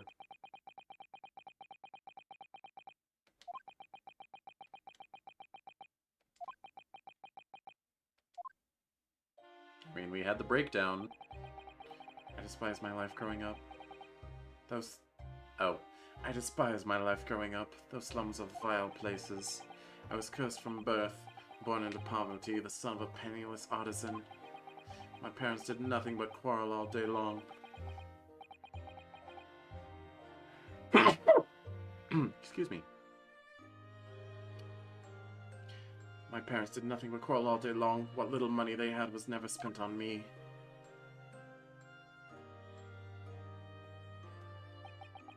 So I set about studying to better myself, to one day escape from that hellhole.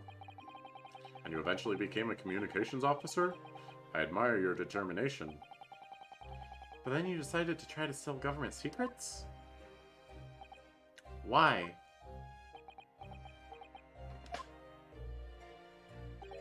Isn't it obvious? Because I wanted money. Even now, years later, the nightmare of my life in the slums wake me in the small hours. I wanted to drown them out, with more money than anyone who lived in that squalor could ever imagine. Then one day, I met him. Mr. Magnus McGilded. You're a fiend with a queer talent, so you are. I've money to throw your way if you're interested. All you need to do is go along with me in a little plan now.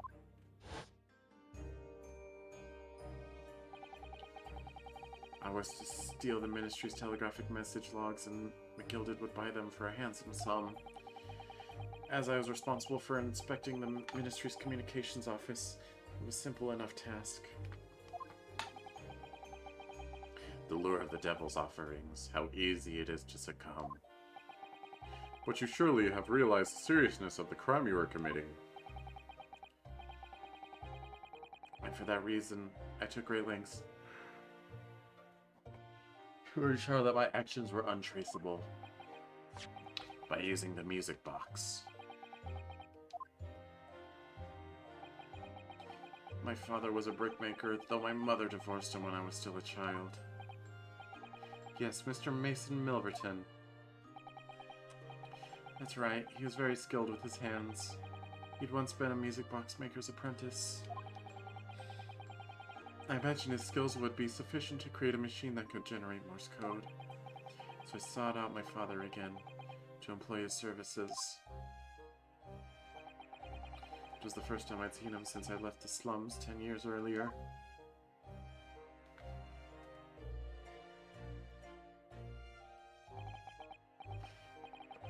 Look at you, Ashley. What a fine gent you've become, eh? He was a different man to the one in my memory. A thin, frail old man. But poverty had never broken him, never corrupted him like it had me. I was sure that he wouldn't help me if I told him the real reason. So I made up a story. I've got some work for you, Father. I need some music box discs made. Music box discs, eh? A musician friend of mine has written some music he wants to sell to the public. I bought the scores with me. There are two, actually. I'd be delighted, son. It's been 20 years since I did any work like this, though. Fetch my tools, would you? They're in the loft. And that's how I had him made the two discs. Thereby splitting the information in two, you were taking considerable precautions indeed. It was to protect myself as much as anything. It meant that I could deal with McGilded in two separate transactions. The first involved the first of the two discs and their music box for playing them. I exchanged them with McGilded for 10 guineas. Then, on receipt of the second disc, he would pay 1,000 guineas. So what happened on the omnibus 2 months ago? Was the second part of the deal the exchange of the second disc? Yes. I'd sold the man information that way a number of times already. But it seems he became reluctant to part with his money. Well, that doesn't quite make sense, Mr. Graydon. For why was it that the omnibus 2 months ago, your father... Oh. Mr. Milverton was the one dealing with Mr. McGilded and not yourself. When I received the 1,000 guineas after my first complete dealings with McGilded, I decided to give 200 to my father for his troubles.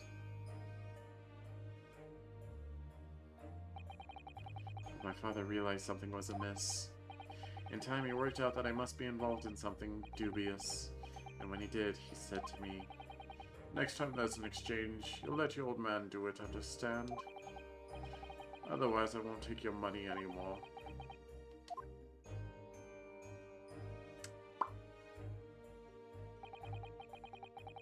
That was my father's way of dealing with it, I suppose. Climb into the omnibus, hand over the second disc, and take the money from McGilded. That's it. He had no idea what was actually on the discs I'd asked him to make. He never knew. Just like I'd never know why everything went so horribly wrong that night. All I know is that the disc was taken from him, and he never returned home.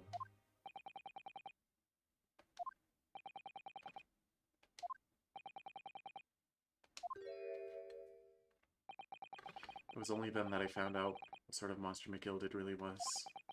So after 10 years of not uttering it once, I swore on my father's name.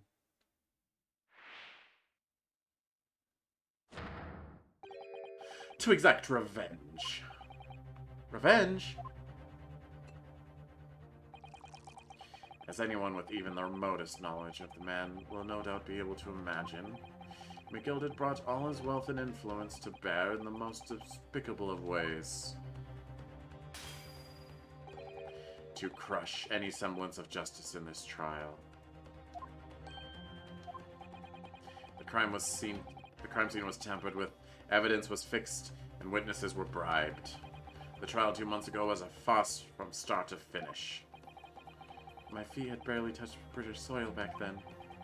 I walked into that hornet's nest completely unaware of the sinister background to it all. I'd made plenty of money out of my dealings with McGilded by then, so I spent nothing in my arrangements 2 months ago. I knew exactly who to hire. If you're willing to pay the price, there are people in the city willing to do anything you ask. McGilded himself had shown me that. Are you saying that... I think you have the picture now. After he twisted everything to his favor in this courtroom to ensure that he walked free, I took matters into my own hands and delivered the justice that monster deserved. I see. A tragic accident following the trial here 2 months ago was planned and executed by yours truly. McGilded's death on that day was caused by this man. I mean, if he was going to get capital punishment anyway, or if he should have gotten it anyway, for murder and for treason. Everything is ready, sir. If you'd like to follow me into the courtroom. What's this, officer? 'Tis sooner than I was led to believe. I hope it's not inconvenient, sir. There were some changes to the schedule. Well, I must be making tracks now. 'Tis time for the inspection. They are going to examine the omnibus again, so I'm told. I asked if I could be present for it myself.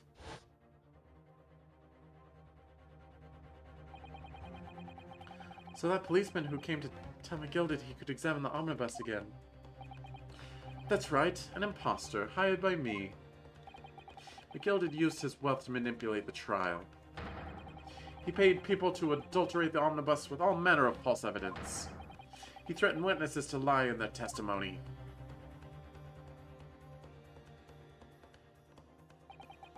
So I gave the man a taste of his own medicine. Once the omnibus was doused in paraffin, one of my sham policemen ushered McGilded inside and sent him on a one-way journey to hell.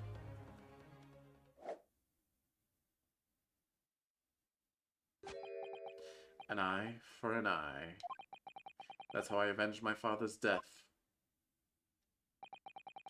A spine-chilling account indeed. But that wasn't the end of it for me. There was a loose end, you see. A loose end? Yes, I should think it's obvious. The second disc, which my father had taken to exchange with McGilded. Ah, yes. There was indeed no mention of it in the man's trial 2 months ago. Clearly because it had been removed from the scene of the crime. When I realized it was missing, I remembered something. Something from the first time I dealt with McGilded.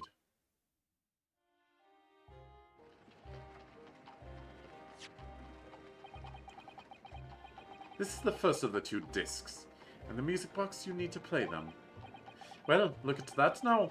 What an ingenious little invention. So then, as promised, 10 guineas for you, young man. What's this? Winnipegg's pawnbrokery? Aye, 'tis a pawnbroker's ticket, so it is. You can use it to redeem an article I've deposited there for you.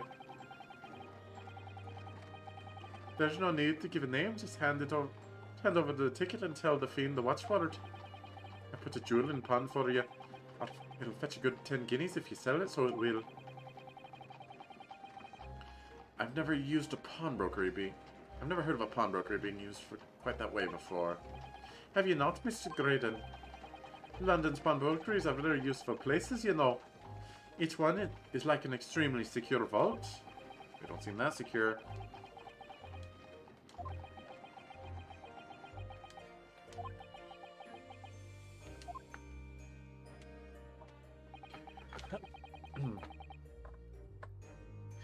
So I knew that if he'd taken steps to hide the disc, it would be in that pawnbrokery somewhere. And on the night he killed my father, he must have entrusted the ticket to someone. Yes, to Gina. I remember now. That was when we first met you at Windibanks that afternoon 2 days ago. You had a description of Miss Lestrade written down. So how did you know who you were looking for? From the trial, that pickpocket's testimony was clearly peculiar. Anyone could see that. I realized immediately that she was another of McGilded's pawns, and that he must have threatened her somehow. I was fairly convinced it would be her who had the ticket, so I started to make some inquiries. I had a strong suspicion the girl would come out of the woodwork on the redemption deadline. And he was absolutely right. And yes, sure enough, she did. All I needed to do was to wait until the girl went to Windibanks to redeem the articles. But unfortunately, she redeemed only McGilded's overcoat, and the one disc that was in its pocket. The all-important music box in the second disc inside was missing. Because it had already been forfeited 2 days earlier. But I was unaware of that fact. Had I not been, I could have avoided my nighttime excursion. Meanwhile, as our investigation into stolen government secrets was progressing, we picked up on the fact that McGilded was involved. Inspector, you've recovered fast. My orders were to recover the stolen information as quickly as possible. So we started gathering the fella's possessions and examining whatever we could lay our hands on. We had a full-scale investigation going on in the yard, but we had to keep it as quiet as we could. Then, when the inspector here took the disc from me in the pawnbrokery that day, I became nervous. I was sure the music box and the second disc were still there in the shop somewhere, so I knew that it was a race against time. I had to find those articles before the police did. So that's what prompted you to break into the place that same night. With the help of your old friends, the Skulkin brothers. What happened that night in the pawnbrokery, I can only describe as a nightmare. While Nash and Ringo were searching the counter, I'd located the music box I had sold to McGilded on the shelves of forfeited articles. And the second disc was inside. Yes, I slipped it into my pocket with a very deep sigh of relief. But then, something entirely unexpected happened. What are you doing in my shop?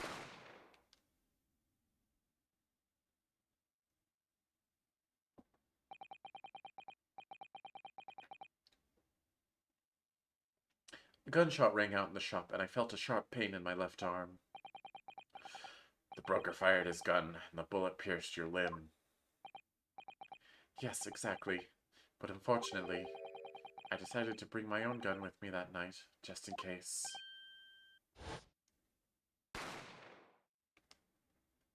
So it's just retaliation.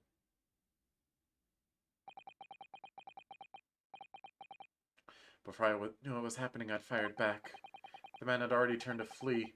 I hadn't intended to fire in his direction, much less kill him.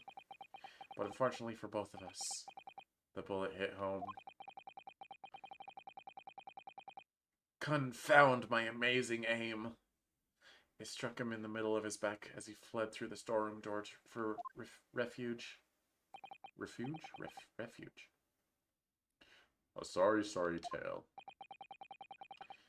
It all took place in the blink of an eye. I don't imagine Nash and Ringo even realized what had happened at first. I was terrified, so I fled. And that's the whole story. It's everything that happened at Windibanks on that wretched night.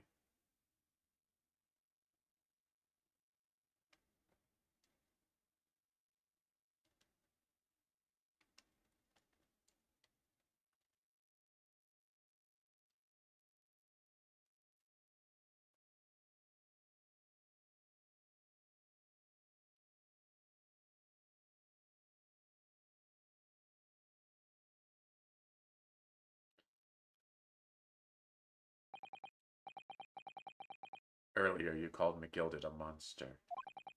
A man who used his wealth and influence to distort the facts and escape justice for the crime of murder. What tragic irony. For what you have done is exactly the same.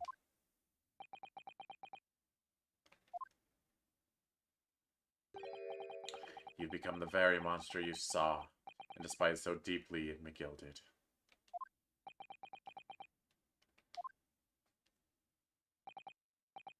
Yes, I think I have.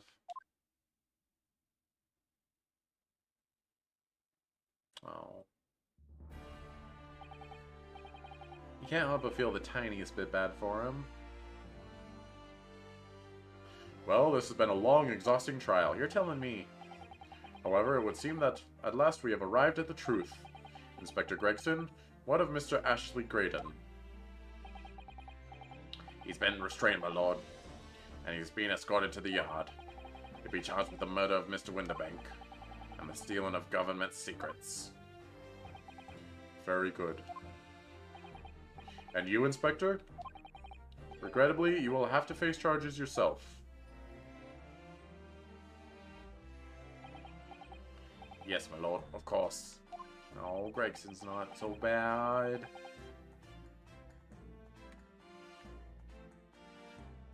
Although he should feel bad about what he did, though.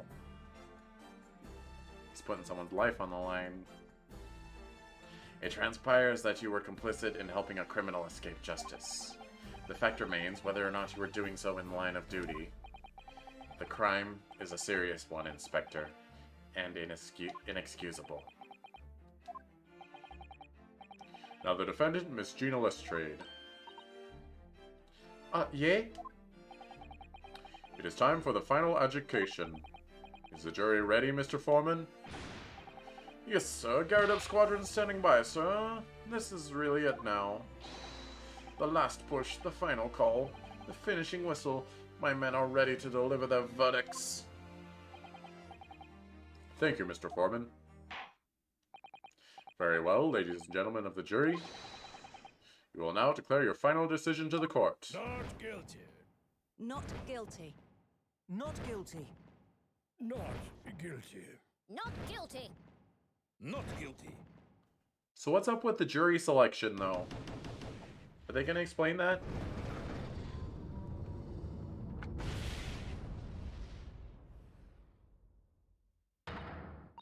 Haha, that's the stuff. I'm off the hook. Finally, Reno. You finally managed to do it. Finally is the word.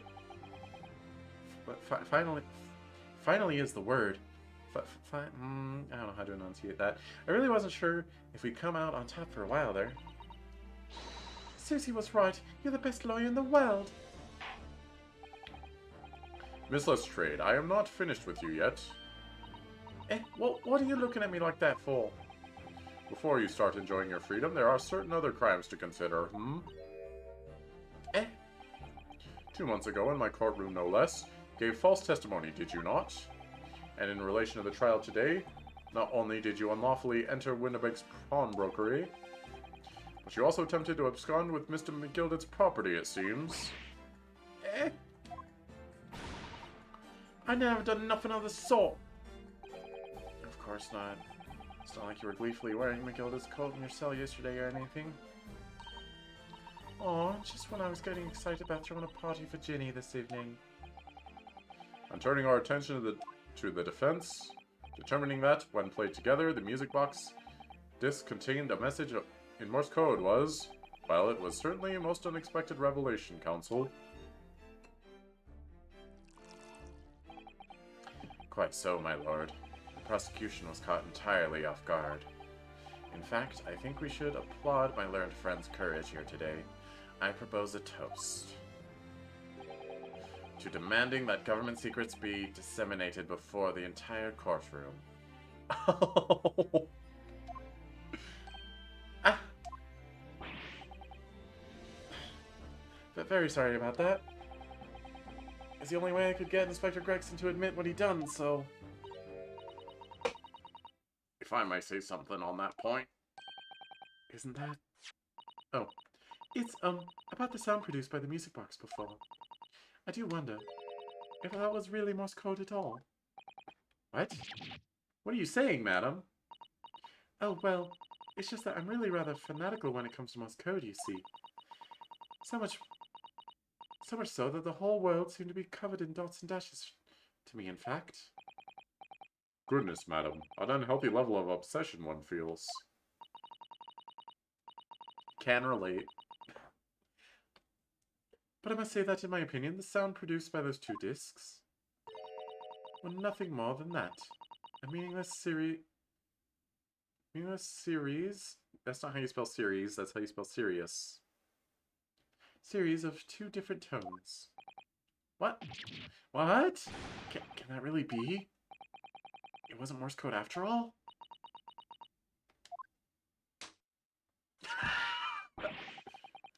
My lord, the defense would like to listen to the music box again. Well, if you're not, how many times do I have to tell you? Those discs contain ministerial secrets, sunshine. This courtroom is not an appropriate forum to discuss the nature of government communications. We know McGilded conspired to trade national secrets with our enemies, secrets acquired from Mr. Graydon. Now that the man has admitted to his crimes, we have no need to pursue the matter further. But it's really going to bother me. Miss Lestrade. Yea, my lord? That which you have seen today in the scoreroom has been extremely disturbing. Falsified evidence, intimidation, perjury, a grim catalogue of depravity. An appalling experience to befall any child. Come on, it ain't nothing I done see most days in the back slums. I beg your pardon? If you wake, you pay for it. That's just how life goes. Gina. Well look, I reckon I've worked something out today. World ain't fair, but if you want it to change, you've got to start at home. Gotta change how you are yourself. True. Well, that's a very laudable lesson, I would say. I eagerly look forward to the born-again Miss Lestrade never gracing my courtroom with her presence again. So she's just gonna get off scot-free then? Now, with regard to the murder of Mr. Pop Windebank, proprietor of a pawnbrokery business on Baker Street, I hereby declare the defendant, Miss Gina Lestrade,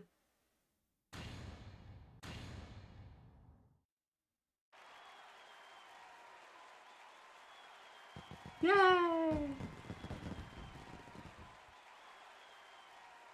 No! Oh, okay. It's like, don't smoke bomb the room. What's wrong with you? That is all. Court is adjourned.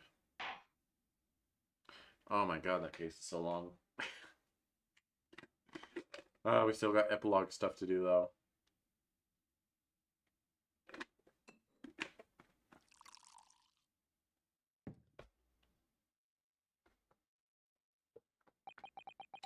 On a personal note, I must say you've surprised me, my Far Eastern friend. Ah! Oh!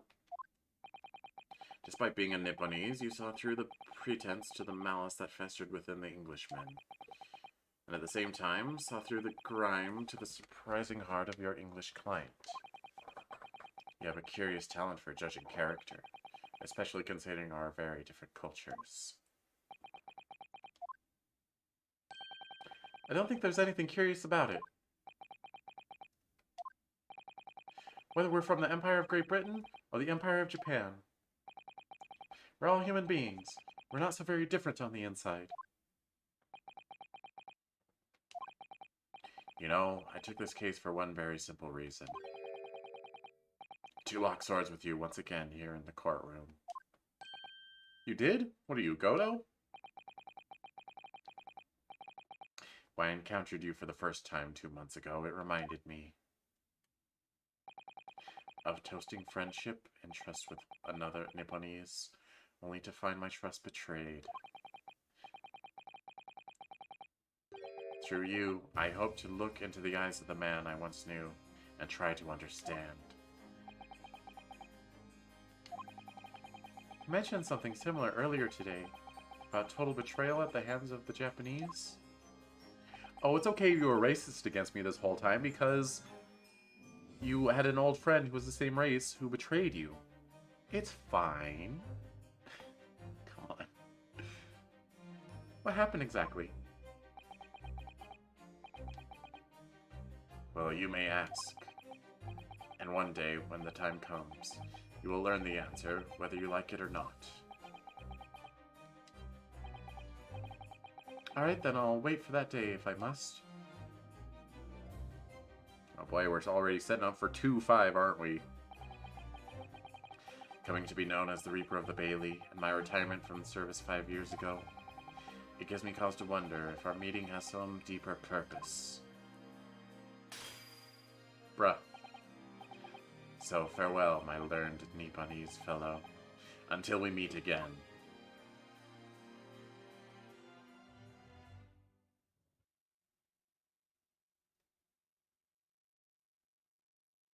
Hmm. 17th April, 5:24 p.m. The Old Bailey. Defendant's Antechamber. It's done. It's over at last. But where's Iris disappeared to? Ah.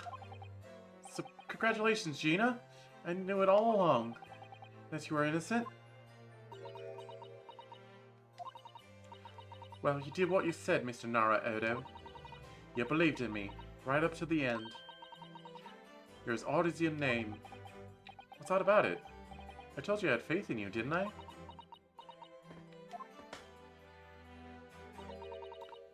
No one ever has before, see? Kept a promise, I mean, properly. That's awful. I figured something out today. All my life growing up in the slums, I never trusted no one. But that's just because I've been scared of being stabbed in the back. I mean, the more you trust someone, the more it hurts when they let you down. Yes, I think I can understand that. After all, I had a taste of it in the trial 2 months ago. I chose to trust someone and paid for it. That betrayal left a big scar. You know though, Gina, I worked something out quite recently too. Trusting in someone else is really an exercise in learning to trust yourself. And when your gut tells you it's the right thing to do, and your trust is rewarded, there's no better feeling in the world. I think I have you to thank for reminding me of that valuable lesson. Oh well, if you say so. Don't make a fat lot of sense to me, though. I'm trying to say that putting my faith in you, Gina, has been a real pleasure. For crying out loud, pack it in! But I suppose I sort of feel the same way. I mean, sometimes trusting someone else is, you know, alright. Thanks.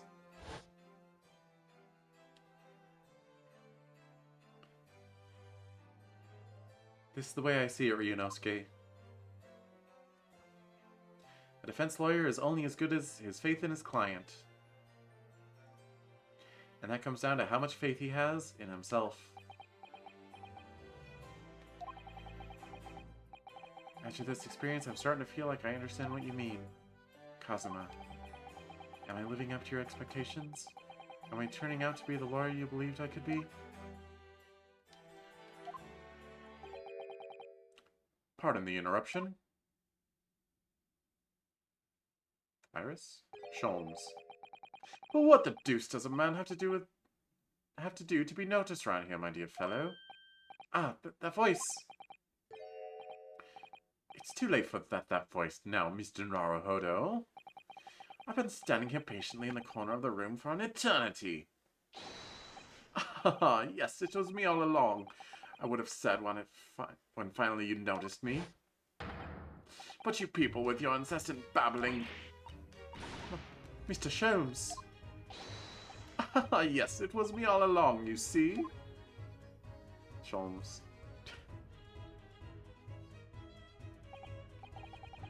I'd assumed you'd been taken back to the hospital, to be honest. Indeed I was, but I managed to escape again. Oh. I happen to be aware of one or two foibles of the doctors who are tending to me. I merely made my knowledge of them known to the man, and he happily issued me a leave of absence. How very above board. But enough of my adventures. That was a fine victory, Mr. Naruhodo. Your tireless efforts justly rewarded, I feel. Congratulations are in order. As a close friend, I tip my hat at you. Oh, thank you. Humph. Some great detective you are. Great at being cold as ice, maybe. Have I irked you in some way, Miss Lestrade? Well, you've been having a snooze in your nice soft bed. Some of us have been fighting up for our lives. I'm fighting for my freaking life over here. Ah, well, that bullet did cause me to lose a substantial amount of blood. It's true. So I have indeed been feeling somewhat cold. Not perhaps cold as ice, but, well, have a feel. Could you take your hands off my neck, please, Mr. Sholmes? And in some way, I suppose congratulations are in order for you too, Miss Lestrade. What's that supposed to mean? Why are you so half-hearted? Well, naturally, it isn't my intention to alarm you, but... an acquittal in a trial for that particular prosecutor is perhaps a little precarious. Well done, Mr. Sholmes, not alarming in the slightest. Oh, the Reaper, you mean? Same way who's found not guilty in a trial he was working on winds up dead anyway, is that it? The very point I was trying to make. As exemplified by the fate of Mr. McGilded, in fact. Ah, but of course, I pay no attention to such irrational drivel myself. Then why bring it up? Yeah, well, it don't bother me. Oh, really? Of course not. The way I see it, the Reaper's a bit like him upstairs. Him upstairs? You mean, like God? Yeah, him upstairs knows what's what, right? He knows what people are like on the inside. He won't have got the wrong end of the stick. There's some covers like that bog trotter what are rotten to the core. At the end of the day, I'm upstairs. Him upstairs makes sure they get what they deserve. I suppose that's one way of looking at it. The other is illegal manslaughter, but you know. Divine justice is one thing, though. The Reaper taking matter into his own hands and claiming lives is another. Well, I ain't like the likes of McGilded or this world. I ain't like the McGildedids of this world, so I ain't scared. I got principles, see?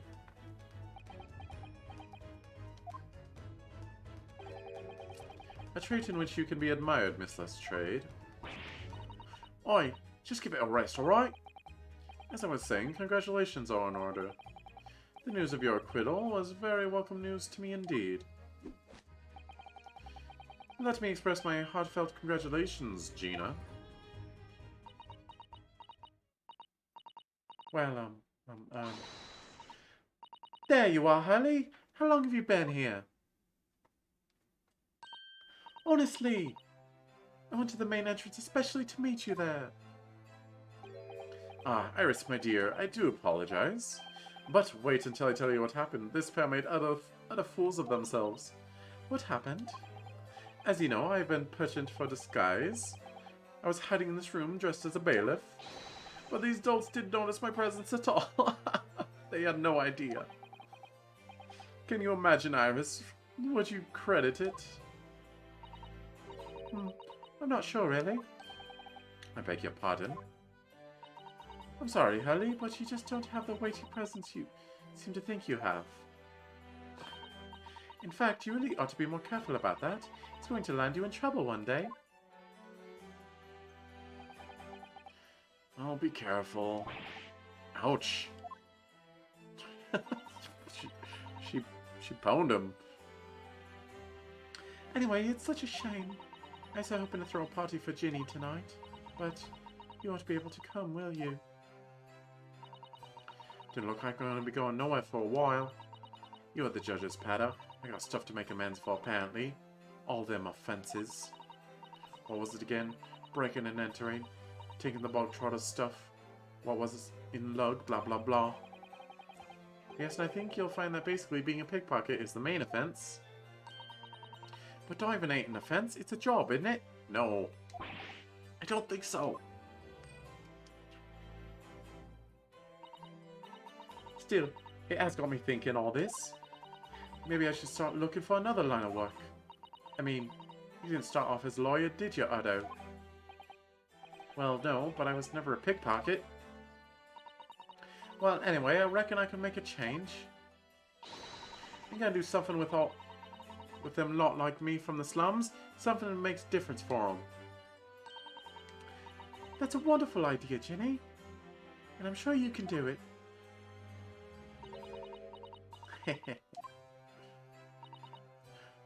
What is it? Oh, come on. Don't you do this.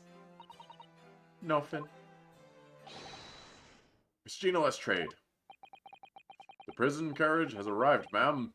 Come with me to the rear gate at once. Right. Well, looks like I'm off then. Yes, goodbye, Gina. And good luck. Otto? Yes? Ah! Don't do it. Stop. Stop. Ah! What was that for? I don't know. I mean, I don't know what to say, so... Don't get violent tsundere on me. Ah, indeed. Perhaps the situation calls for a phrase hitherto missing from your vocabulary, Miss Lestrade. Eh? On occasions such as this, I would recommend a simple thank you. Oh. Oh yes, it's good advice, Ginny.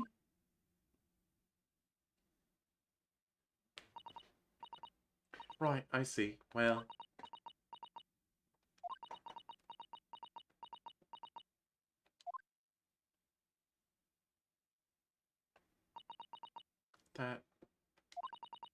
Thanks, Otto.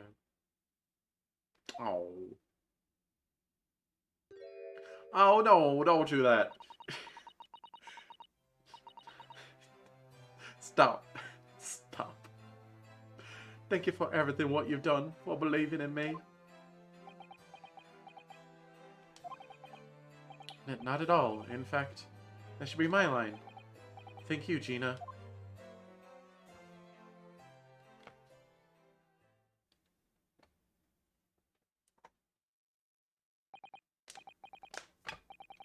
Well, there she goes. I wonder if I'll ever see her again.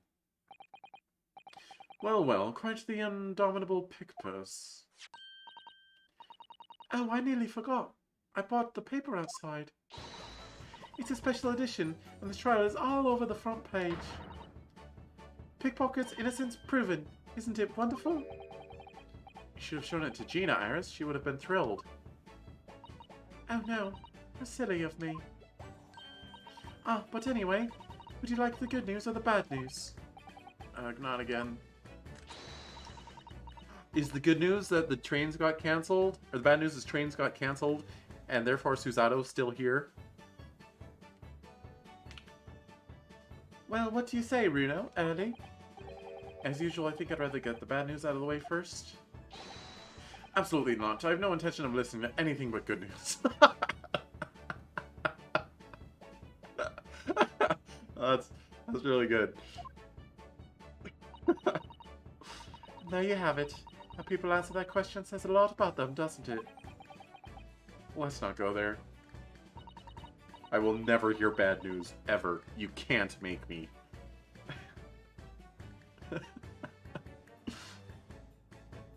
Alright then, maybe let's start with the good news this time.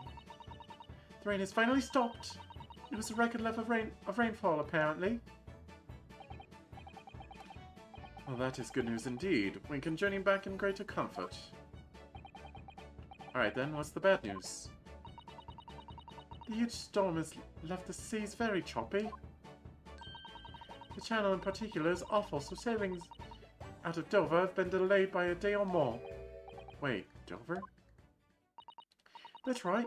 If we head to the station immediately, we may still make it in time to wave Susie off. But there won't be a train, surely? We couldn't be that lucky. Who do you think I am, Mr. Naruhodo? Mr. Sholmes? I rushed to Victoria Station earlier and made arrangements for a special express. Wow. If we hurry now, we shall be there in time for dinner. And I know of a fine restaurant that serves the most delicious baked sole. I don't... The great detective does it again! Indeed he does. I happen to be aware of a number of the rail transport director's foibles. What? I merely made my knowledge of them known to the man, and he happily laid on the locomotive. Elementary. Blackmailing people. Again. Just an idea, but it might be wise to stop manipulating people that way. What are we waiting for, then? To London, Victoria.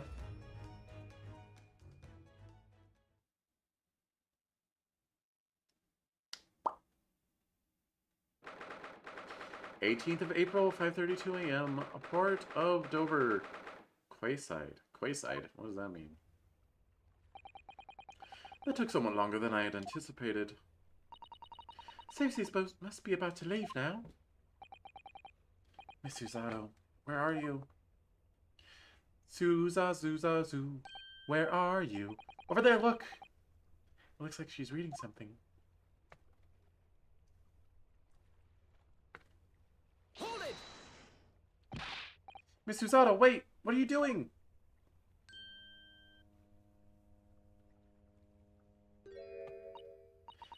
Mr. Naruhodo? What are you doing here? We came as soon as we could after the trial. I mean, we heard that the sailings were being delayed due to the bad weather, you see. Oh, I see. Then tell me, how did Gina's trial go? It went well. She was acquitted.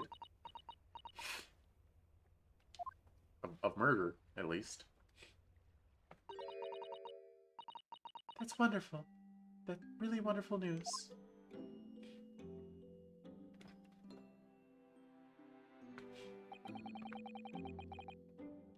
The book you're about to throw into the sea was your Encyclopedia of British Law. It was your Encyclopedia of British Law, wasn't it? Oh dear. I was hoping you hadn't seen that. I'm not worthy of practicing law in any way now. So, I'm saying my final farewell. You're saying goodbye to law? You, Susato-san? Would I be correct in assuming it's because of the peephole, Miss Susato? deliberately altered the scene of a crime, and then I tried to hide the fact. What I did is utterly unforgivable.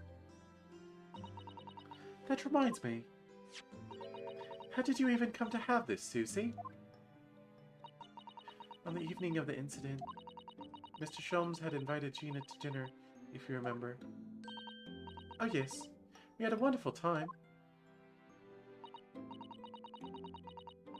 Well, Gina gave us a little introductory lesson, didn't she? To the art of pickpocketing, I mean. Oh, that was so much fun. I stole Rudo's armband. Yes, please don't do that again, Iris. That band's very important to me. Well, if it's so important, you should pay more attention to it. You didn't even notice for ages. On a whim, I thought it would be fun to see if I could take the cat flapper-mat, so I put it up my sleeve. Really? And then I rather forgot about it, until I found myself in Mr. Windibank's shop with it later that night. I see. And then...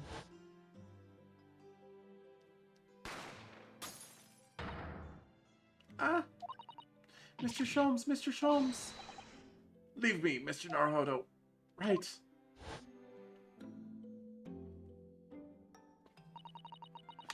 After Mr. Naruhodo left the shop, I started to think that door started to play on my mind. Storeroom door. The storeroom door, you mean? Yes, if Gina was anywhere in the shop, I realized it could only be behind that door. And at that moment, the little device that I had up my sleeve sprang to mind. I was so worried about Gina, I simply had to know.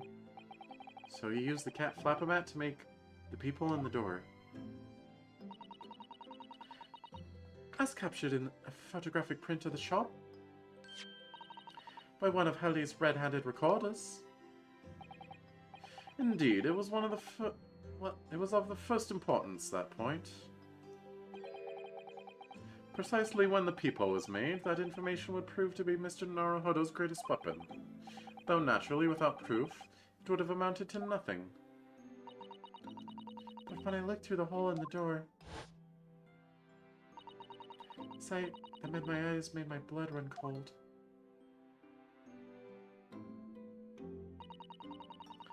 Thoughts started to run through my mind.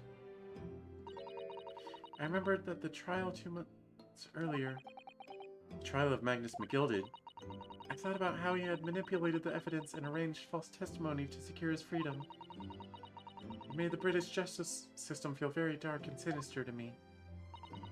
And then, a terrible thought occurred to me. What if some wicked criminal was planning to do the same thing now? Because from the appearance of the crime scene, it looked exactly as though Gina had shot Mr. Windibank. Even though I was sure she would never have done such a thing. You were worried that the true culprit would try to frame her for the crime? That's right. Then I realized. It'd be very difficult for anyone to give false testimony in this case. What do you mean? Well, the crime appeared to have happened behind a door of a locked room. For someone to claim falsely to have witnessed it, there would have to be a way to see beyond the door. Ah. For which a peephole would be the very thing. Only the peephole I had made wasn't actually there until after the crime had been committed, of course. And the criminal would know that, so it wouldn't make any difference. But the possibility of a rather ingenious trap was there, was it not? A trap? Is that why she did it? So, is that why you kept it a secret, Susie? You never mentioned that you had made a peephole to anyone, not even the police. I know. And I knew at the time what I was doing was wrong. A criminal offense, even. That's why I decided to confide in Mr. Sholmes. If Mr. Naruhodo was completely backed into a corner with no other possible means of escape, the truth about the peephole could save him. That was my plan. She really does think of everything. But then, why didn't you just tell me everything before the trial began? My dear fellow, you're not thinking straight. If she had done that, it would have rendered you complicit in the whole escapade. Ah. You could have been disbarred if you had been seen to have knowingly tampered with a crime scene. So Miss Susato decided to shoulder the burden of responsibility alone. For your sake and Miss Lestrade's. Miss Susato. The truth is, when it happened, I did it because I'd lost a little of my faith in the law. Oh. I was worried that the right person wouldn't be convicted of the crime. But the moment I allowed myself to think that is the moment I lost my right to call myself a judicial assistant. I don't know about that. I don't think every lawyer believes, or every prosecutor believes, that it's always the right person that gets found guilty. Evicted. Not evicted. Convicted. Evicted is different.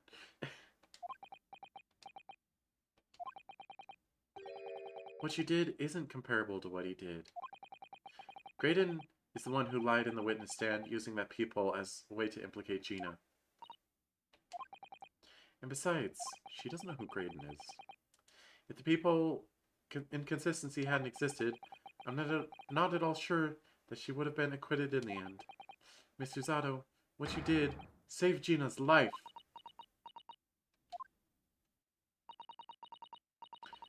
Well, with your kind words, Mr. Naruhodo, you saved me too, from my regrets.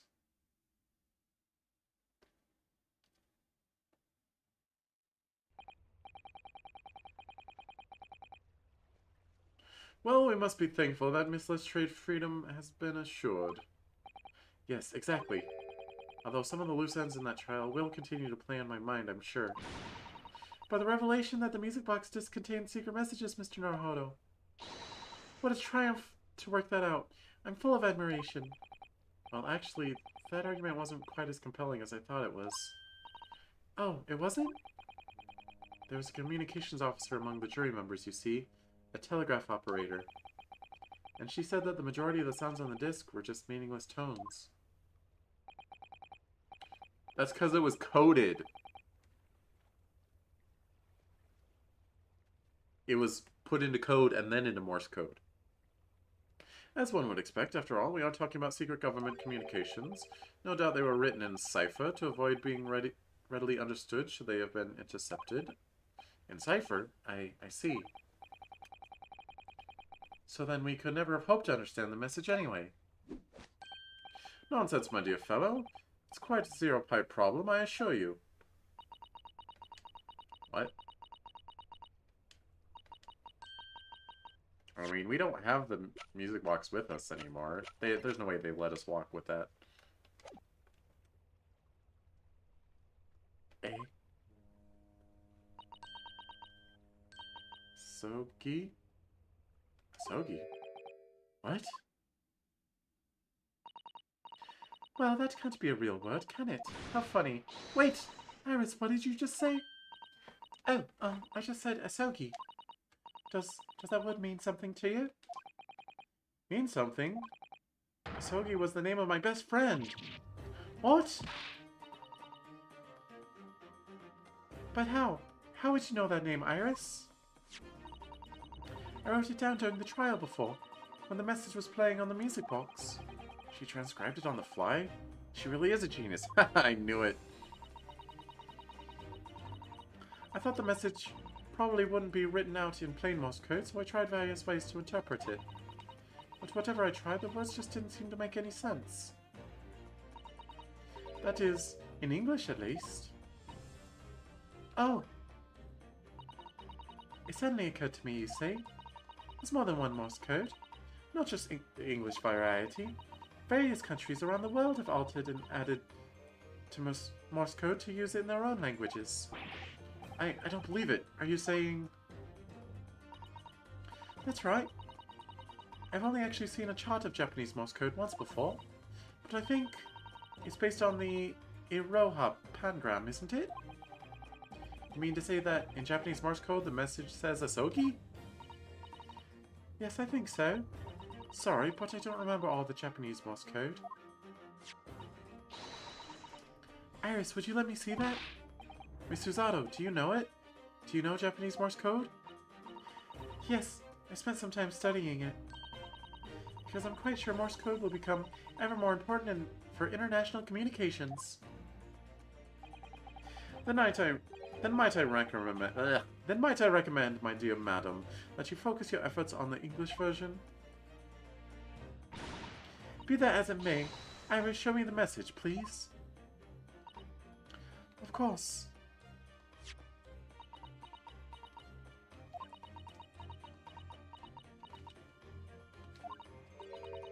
But what can this possibly mean? Whatever is in that long sequence is supposedly meaningless dots and dashes. It's made the color drain from Susato-san's face. There's no doubt that this message is written in Japanese Morse code. So the British Empire has been using Japanese for its secret communication? I don't understand the reason why, but the message appears to be a list of 4 people's names. 4 names? The first is Kei Asogi. Kazuma Asogi. Why? Why was his name on that disc? The second is A. Shin. Shin? I don't recognize that name. The third is T. Greguson. Gregson? Oh, that would seem Tobias Gregson as the third man on the list. What's his name doing in the secret government communications as well? And the last name... What's the matter, Miss Susato? It's just so strange. So unexpected. Is it my name or is it your name? Oh, what is it, Susie? Don't keep us in suspense.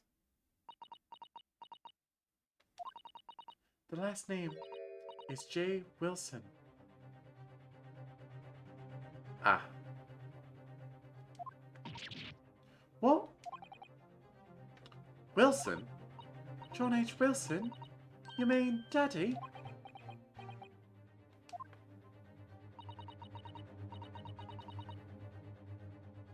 It says only J. Wilson, so I'm afraid I can't be sure. Wait. What was the name we didn't know? A. Shin.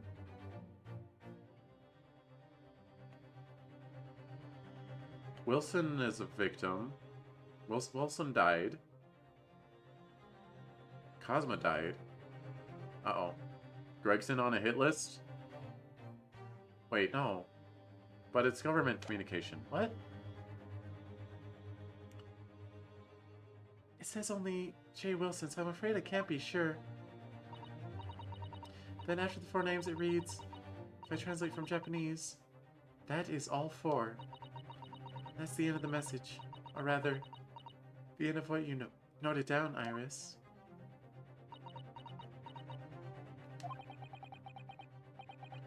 I just can't believe it. Who'd have ever thought that those discs contain Japanese Morse code? Not to mention a strange list of some disturbingly familiar names. A. Shin? Is that actually just Asian? Is that Ryunosuke? It would appear that for this particular message is a communication of some kind between Great Britain and the Empire of Japan. So, Daddy could be in Japan then, where Susie and Runo come from. Oh, well... no. It's not very likely, really, is it? I mean, there are thousands of people with the surname Wilson, and there must be lots of J's among them. Professor John H. Wilson, visiting professor of medicine, at the Imperial Yume University. We can't tell Iris about that now. We just can't. The truth will come out eventually, Ryunosuke. This is strange. Somehow, in solving the case of Mr. Winterbank's murder today, I feel like I've rolled back a boulder at the mouth of a very dark cave. I do wonder if perhaps it's a dark cave that we shouldn't go wandering inside. The truth will come out eventually. Honk! Honk! Oh dear, the ship is going to set sail soon. Yes, it seems so.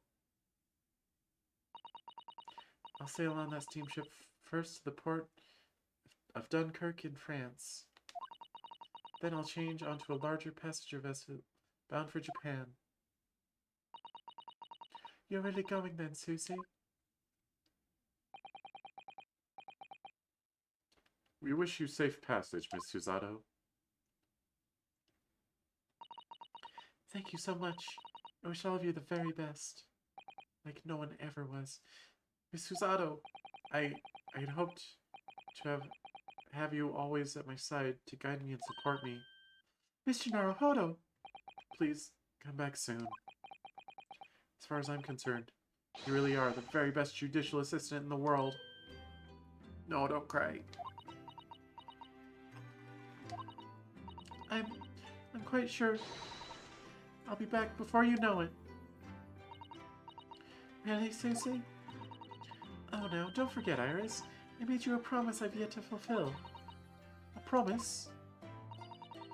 About your manuscript? Ah. Oh yes, the Hound of the Baskervilles. Well, I'll be waiting for you then, Susie. A promise is a promise. Definitely, Iris.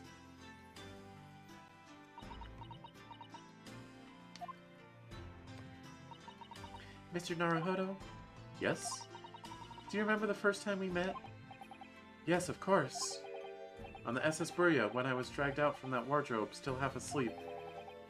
If I remember rightly, you threw me halfway across the cabin with the Susato takedown. You know very well that I'm talking about after that. It's strange, but being thrown together as we were in that case, I somehow felt straight away that you were the perfect person to continue Kazuma-sama's great legacy. Miss Susato, and my instincts were right. I really want to believe... No, I'm sure that... I'll be back soon. Farewell until then.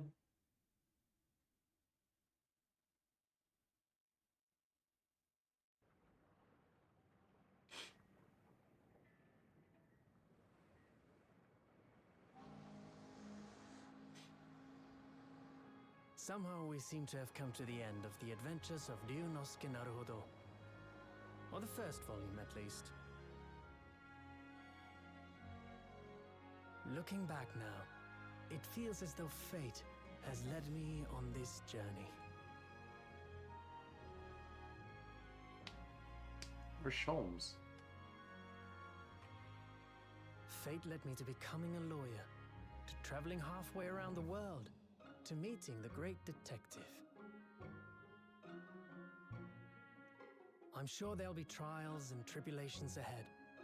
Of course there will. But whatever happens, I know I'll be able to turn my fortunes around. Where's Sholmes? After all, I have the greatest friends in the world on my side.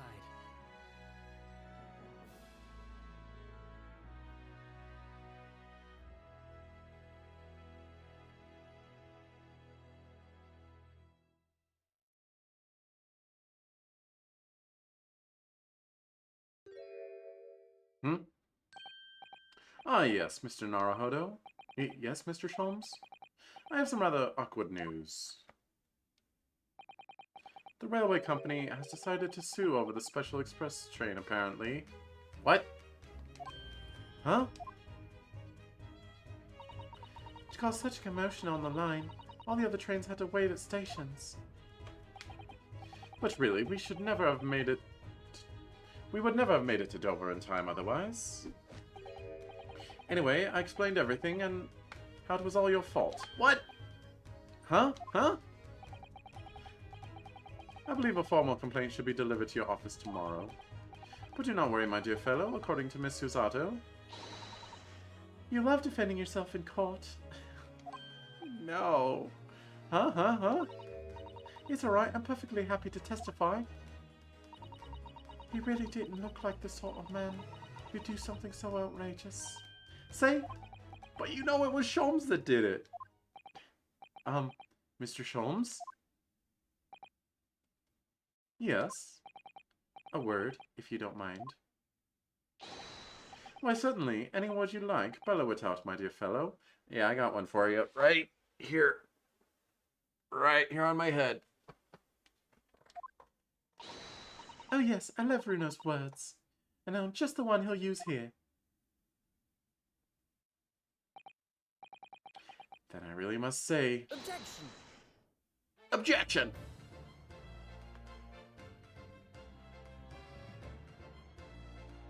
He still raises his hand in court. Let's go. Yes! Alright. I'm not sure when I'll get around to case 2. Alright, here's my plan, folks. Here's my plan for the time being. Oh, never mind. In the following weeks, hundreds of music boxes arrived at Baker Street from all over Europe. Something was afoot. Though it transpired, I had ordered them all myself. So I advertised them for sale, with used by Mr. Sholmes to solve an important case. And the money I've earned, consulting detectives' work, pays a pittance by comparison.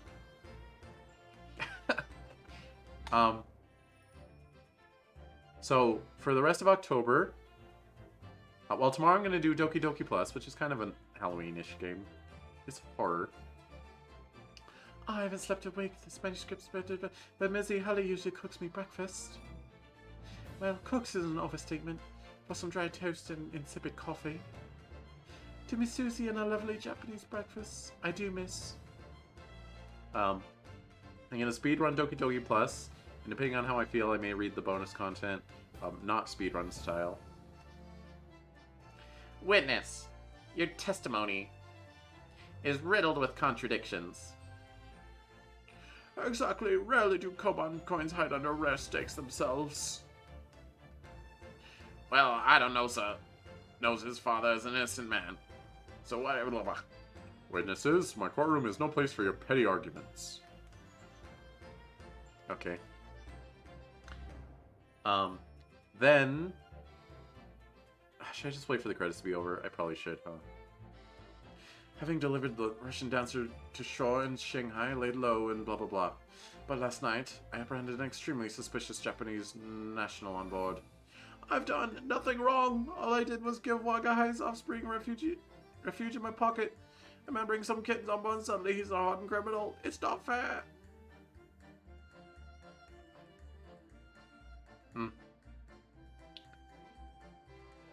Good game, though. I only feel like the last course ran long because A, I was voice acting it, and B, just visual novel type games. So they just feel like they run longer when you're streaming them as opposed to just playing them by yourself. Like a great clock, in fact, whose hundreds of parts mesh together in perfect unison. Sorry, I ignored most of your talk, Strongheart. Now, if you'll excuse me, I have but 2 minutes and 37 seconds until my next appointment. You're absolutely a villain in number 2. I am so sure of it. I'm surprised you weren't a villain in this one.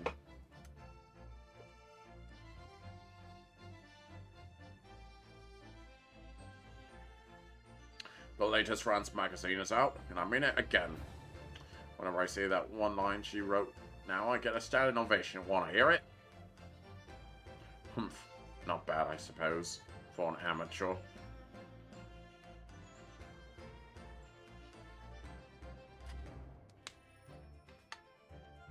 Ha!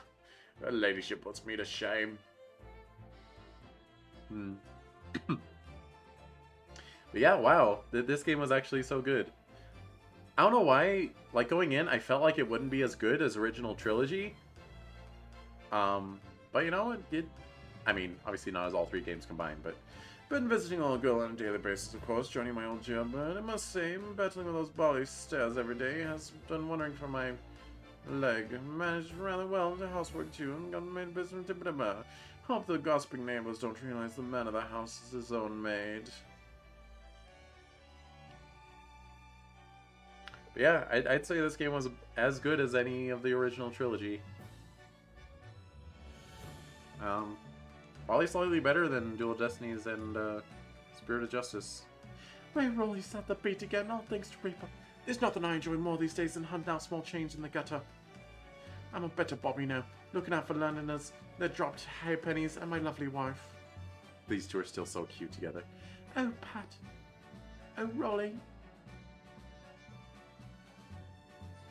They're so cute.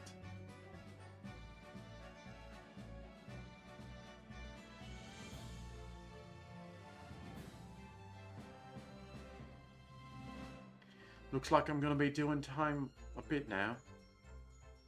But Iris comes every day for that matter, so it ain't too boring.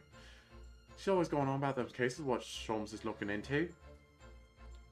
Criminal investigations are kind of interesting when you get into them.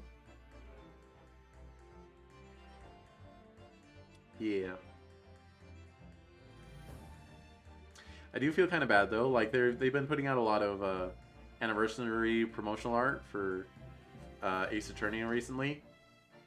Oh, yes, I renounced my upbringing and chose a life of sophisticated crime, but regrets, please. Give on, bruv. This ain't the Ash we used to know. We got time to plan. Come back in Milverton and Skulkin's Milk Run, right? The Three Musketeer, what's it? Look at the neighborhood for all it's worth. Don't you have a death sentence? But yeah, all the anniversary material's been showing Phoenix Wright and Ryunosuke. I feel bad for Apollo. He's so like shoved by the wayside. Like he wasn't a protagonist. Get out of here. Or Edgeworth. Like he has 2 games to his name. Past 6 months, but without painful goodbyes and wonderful encounters, I've come to realize that's what life is all about. Naruhodo-san, I promise. Your assistant will return to you one day, but for now, I leave you with many memories and a heartfelt wish that life will treat you well.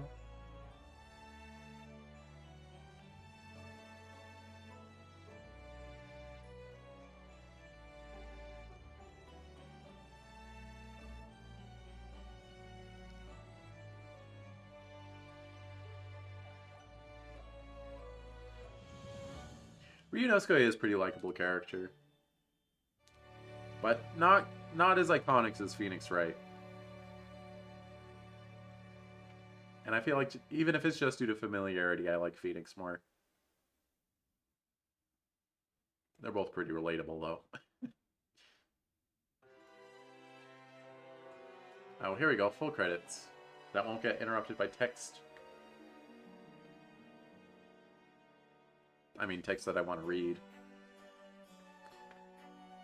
It's mean to put Cosmo on the credits. Anyway, my plan. Okay, tomorrow, since I finished Great Ace Attorney Chapter 1, tomorrow I'll do Doki Doki Plus speedrun. It'll be funny, haha. Maybe. Well, I'll do it anyway, even if it's not funny. And I may do the bonus content as well. And then next week, I will start Resident Evil 1 HD and... why is the name escaping me? Higurashi. Higurashi Chapter 1. Because those are both Halloween games. By Halloween, I mean horror. So that'll probably be what I'll be doing for the next 2 weekends. And then when I finish with those, I'll pick back up Metal Gear Solid 5. I think I'm going to change my schedule. I think I'm going to ditch my schedule that I promised in my 2-day debut. It's okay, no one remembers. No one remembers what I said. I'm just going to do one game for all 3 days of the weekend.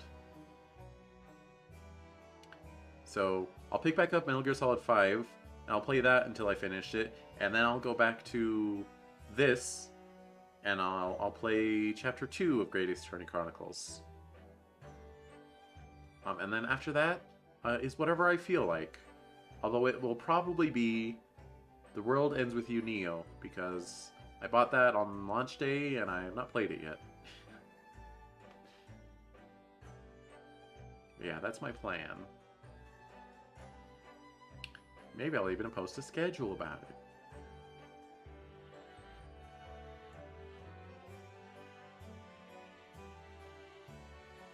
Oh, but actually, there's gonna be some other stuff thrown in there, huh? Because um, Sora comes out on Monday for Smash Bros. So Monday night, I'll probably like Monday early morning likely because I get home at 1 a.m. What do you want from me? I'll probably stream some Sora Smash Bros. Maybe I'll play with viewers. Maybe I won't. But then I'll probably want to play a little bit more of Sora, like on a weekend stream. Maybe. We'll see how I feel. But also, Space Ishtar is coming to Fate Grand Order, I believe. It should be like 24 hours from now-ish. So I'll definitely be doing a gacha stream for that. Or it might be 48 hours from now, which would be very inconvenient for me, because it would overlap with the Sora in Smash Bros. I suppose I could just knock out the gacha stream real quick and then go to Smash Bros. Because it shouldn't be too long. It should only be like half an hour to an hour. Aw, they got... I am appreciating these characters scrolling by.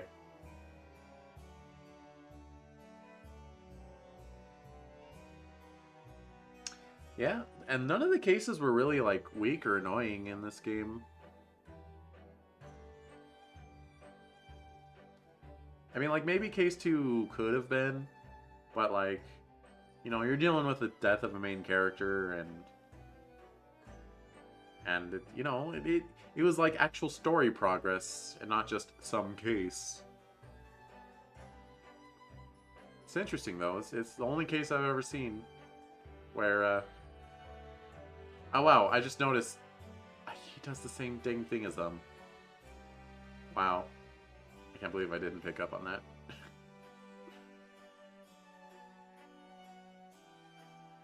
Don't do it, Gina. Don't do it.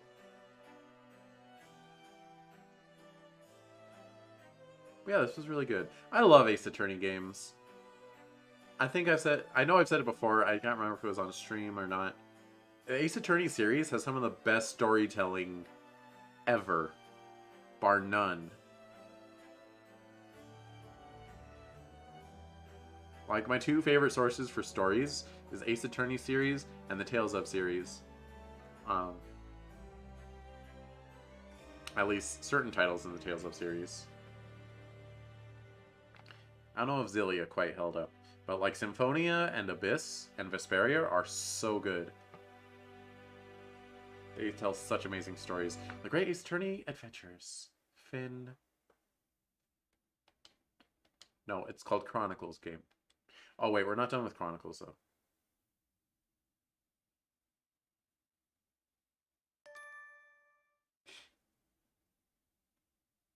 Goodbye, Kazuma. You'll be missed. And you'll probably keep showing up anyway, just like Mia Fey does.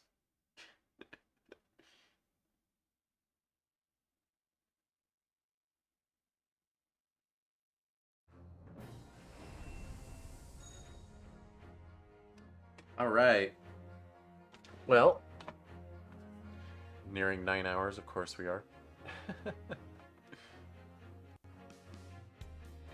Well, if you're still here, thanks so much for watching. Thanks for sticking around with big old Cheese Louise.